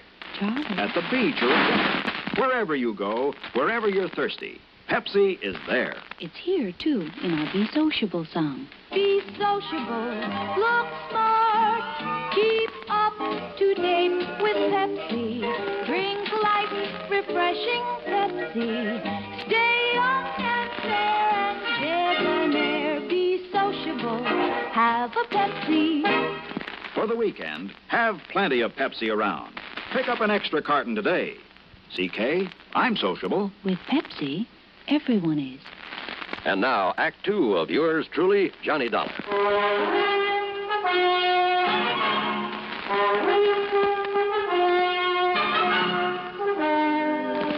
Dollar, this is ridiculous. Is it, Mr. Brownfield? And I suppose the fact that my cannery business is not particularly profitable. Oh, I didn't know about that. I suppose you've decided that that's a motive for the theft of the diamonds. Well, I suppose it could be, couldn't it? Now, listen, Johnny, this is ridiculous. Take it easy, Jack. This is not only ridiculous, it's insulting. I must ask that you gentlemen leave this house immediately. Mr. Price? Of course, Mrs. Brown. Now, just a minute. No. I've had enough of this. Did I say I suspected your husband, Mrs. Brownfield? Did you need to? No, because I didn't mean to. What? That's right. But I did say that your talk about how a thief might dispose of the stones gave me an idea. You mean about how someone else might have taken them and will try to get rid of them? Something like that, Jackson. But who, Johnny? Yes, Dollar. Young man, I still resent your implication, deliberate or otherwise. On the other hand, Mrs. Brownfield, since your husband might seem to be the one logical suspect... Young man. Perhaps I'd better play a little hunch I have before talking any further with you folks. Young man. Come on, Jack. Take me over to my hotel. My snide suggestion that Gus Brownfield at least could have taken the stones had got a reaction, all right. But it only convinced me that he was in the clear. The police had decided the whole thing was a professional job, and it would have taken a pro to crack that wall safe. And a pro would have sense enough not to try disposing of such distinctive stones in this country, in or out of the original settings. A pro would have some way of getting them out of the United States. But to where? And heavens knows he'd had plenty of time to get them almost anywhere. So there in my hotel room, still acting on a hunch, I was about to make a transatlantic phone call, but I didn't. Not then. Yeah? Johnny? Who's that? Doc. Doug Johnstone? That's right. Well, Hey, Johnny. come in, Doug. Come on in. Ah, so you couldn't stay away from our fair city, huh? Yeah, how'd you know I was here? Hey, sit down. Oh, I just happened to run into Jack. Jack Price. He told me he just dropped you off and told me why you'd come. Oh? I knew that if I didn't step in and give you a hand, why, that other Jack would never forgive me. The, other Jack? Yeah, Jack Johnstone, that wayward brother of mine out in L.A. Oh. Dramatizes all these wild cases of yours, puts them on the air. Hey, you know something, Doug? I've often wished I could drag that brother of yours into some of these cases to see what it's really like. You know, all he does is write them up and put them on tape. If he'd help me figure some of them out for a change. Won't I do? Huh? Matter of fact, I have figured this one out. Oh, so now I have competition. Hey, you're serious? That's right, Johnny. The man who stole the Canary diamonds is now resting comfortably in a local Who Scout. You're kidding. Then I'll keep this clean. Oh, sure. Look, Johnny, Gus Brownfield's an old friend of mine. So when the stones were stolen and looked as though Brownie might be suspect, well, I decided to play detective. Yeah, well, keep talking, Doug. And I hope you haven't put me out of business. I've tried. Who knows? Maybe I have. Anyhow, I'm pretty familiar with Gus's cannery and the people who work in it. Yeah? And there was one man in his shipping department. Well, when I heard about the robbery, I started digging through old newspaper files down at the library. It took me weeks, Johnny, but I knew I'd seen that guy's face before. And sure enough, I found his picture alongside the story of a jewel heist that took place 15 years ago. Who is he? Les Murdoch. That means something to you, huh? Fingers Murdoch. Sure. Safe man for that International Gems gang back in 45. That's the guy. Yeah, but I thought he got 20 years. Well, good behavior got him off nearly 2 years ago. And he was working in Brownfield's cannery? In the shipping department. Oh, well, I told the police about it. We descended on him a couple of hours ago, gave him a cock and bull story about having found some of his fingerprints around, and he confessed. Well, good. Good work. Well, now that I've solved the case for you, you can buy me a drink and be on your merry way back to Hartford. Sure. And the jewels? The jewels. Well? Well, Johnny, the police have tried every trick in the book on him. And he won't say what he's done with them. In other words, my end of this case is only beginning. What do you mean? Bring the dirty criminal to justice? That's for the police, not me. What I'm hired to do is get those diamonds back. Johnny, if Murdoch won't say what he's done with them, and believe me, there's nothing in the world that's going to make him. You got any bright ideas? What'll you do? Well, you want to know something, Doug? You got a good question.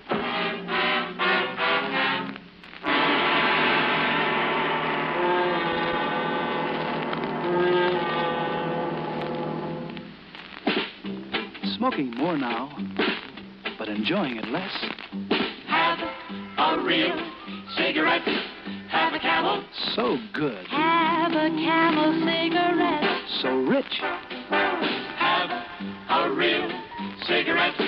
Have a Camel. So mild. Have a Camel cigarette. And here's the reason why.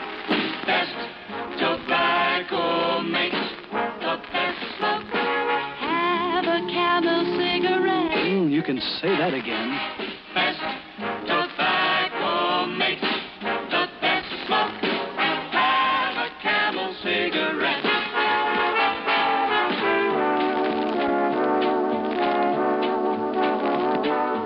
If you're smoking more these days, but enjoying it less, then change to Camels, the best tasting cigarette of all. Start to really enjoy smoking again. Now back to yours truly, Johnny Dollar, and the canned Canary matter.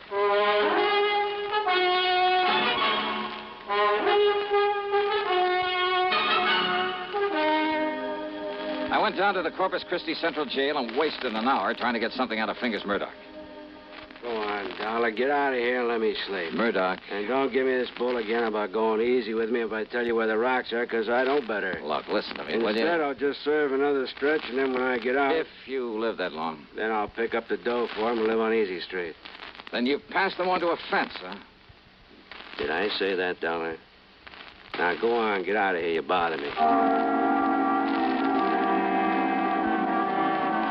Then I remembered about some of Murdoch's earlier activities, about his international connections, about the impossibility of successfully disposing of the Canary diamonds anywhere in the United States.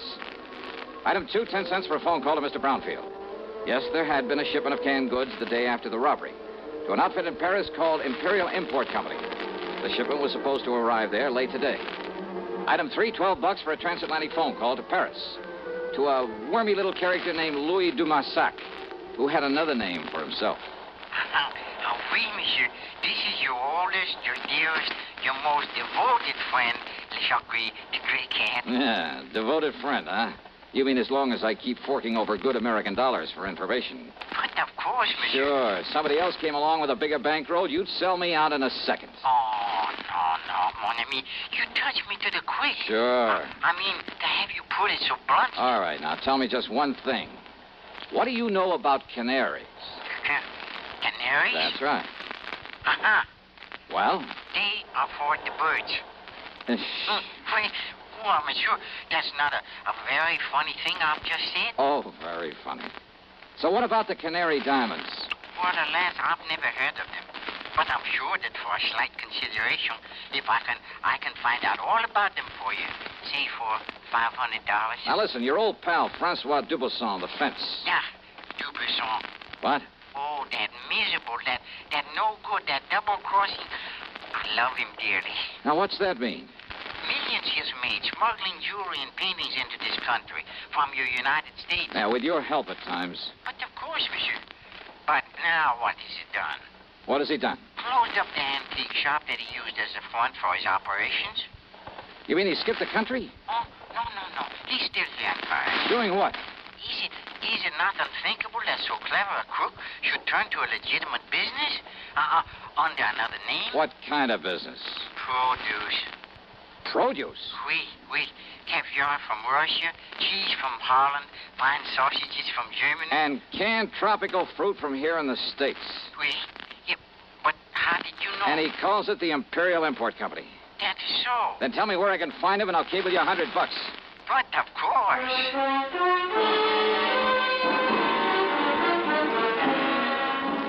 Item 4, a real wild one.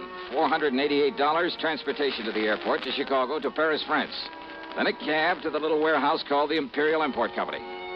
And somewhere along the way, I picked up a 39-cent kitchen item that just might help solve this case for me. Francois Dubuisson was more than a little surprised to see me. Monsieur Dollar? Yeah, surprise, huh? And what are you doing here in Paris, huh?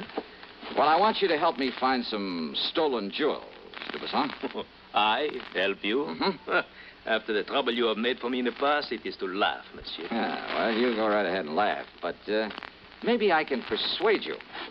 By waving that pistol in my face, huh? I want to look at your latest shipment of canned goods from the United States. Canned goods? No, monsieur, Come on now. Where do you store the stuff for this phony import business you're using as a front now? If you will put down that gun... Maybe through this door, huh? Well, we'll see. Monsieur! Well, now, how about this? Will you kindly explain what you mean by this intrusion, huh? Yep. 10 cases of fancy tropical fruits from the Brownfield Canary in Corpus Christi, Texas. And why not, sir? Only one of these cans doesn't contain fruit. I beg your pardon. As if you didn't know. All right, here you are. Take this and we'll get to work. And just what is this, eh? Well, now, Dubuisson, that's a fine old American institution. It's called a can opener. Yeah, I'll pry open the cases and you open the can. Monsieur. Uh-huh. Until we find the Canary diamonds. All right, here now. We'll start with this case right here. Oh, I know nothing of the Canary diamonds. You are going to wield that can opener until you do. Monsieur Dollar. 24 cans to a case, 10 cases. That shouldn't take you too long, though you might raise a handful of blisters. There you are. Get started, brother. Have you forgotten? You have no authority here in Paris. Oh, have you forgotten this 38 might give me all I need? And, of course, I can always call in the police. Police? But I won't unless you make me, Dubuisson. I would not like the police. Oh, I know. And if you want the truth when it happens, I'll kind of hate to see them catch up with you. Huh? Sure, with you in the clink, I wouldn't know where to turn when I'm over here looking for something smuggled in from the States. Then, but all I'm interested in at the moment is watching you get to work with that can opener. Well, Go ahead, Dubuisson. No. No? What do you mean by that? It will not be necessary. I shall show you the case, the very can that contains the Canary diamonds. That easy, huh? Oui, monsieur. Each of them bears a mark known only to me. And, of course, to the unfortunate Fingers murderer who stole them. Too bad, Dubuisson. Eh? Well, I'm really kind of sorry to hear that. You are sorry? Yeah. I'd kind of hoped to stand here and watch you sweat some of the rottenness out of your system.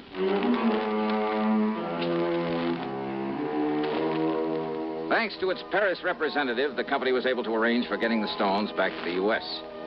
As for Dubuisson, well, I suspect he was long gone when the police arrived at his place. Expense account total, including the trip home, $1,121 even. And, don't forget my commission on this one. Yours truly, Johnny Dollar.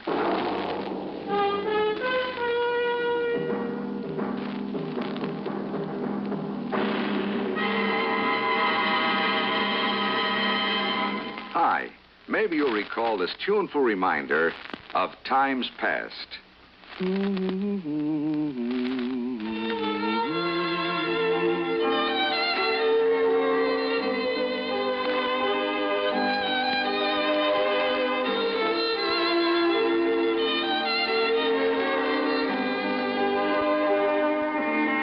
This is Dennis James with something else worth remembering.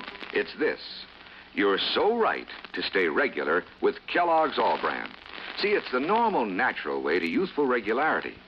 The whole brand content of Kellogg's All-Bran supplies your system with all the bulk-forming food that you need every day. There's only one All-Bran. It's Kellogg's All-Bran. So relieve irregularity from lack of bulk, as millions do, with a bowl full of Kellogg's All-Bran each morning. ALL-BRAN. It's Kellogg's All-Bran. Now, here's our star to tell us about next week's story. Next week, a wild flight across the country after a beautiful girl, and possibly a murder. Join us, won't you? Yours truly, Johnny Dollar.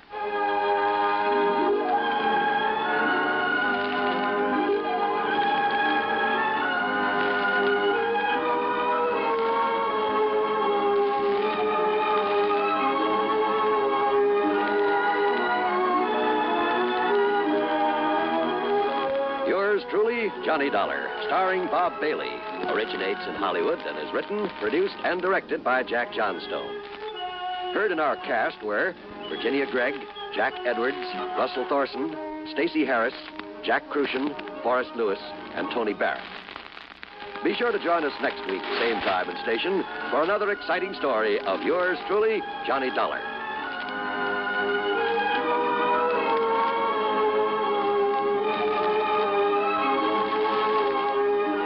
This is John Wall speaking. Greed for gold promises doom from Suspense on the CBS radio network.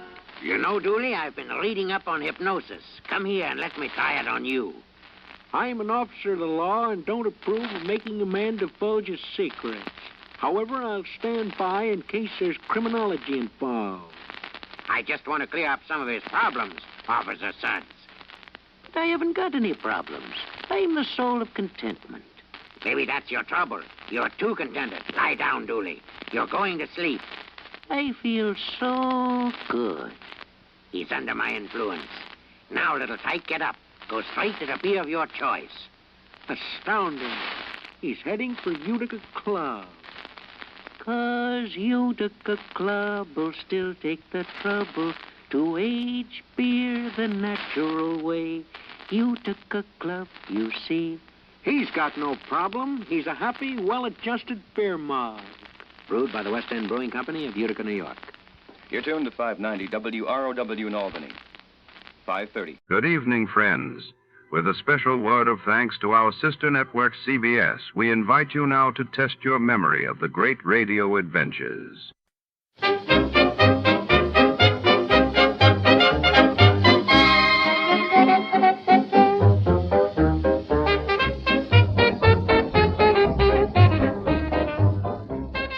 Tonight, we follow the trail of betrayal and justice deep into the heart of the crippled Deer Casino, nestled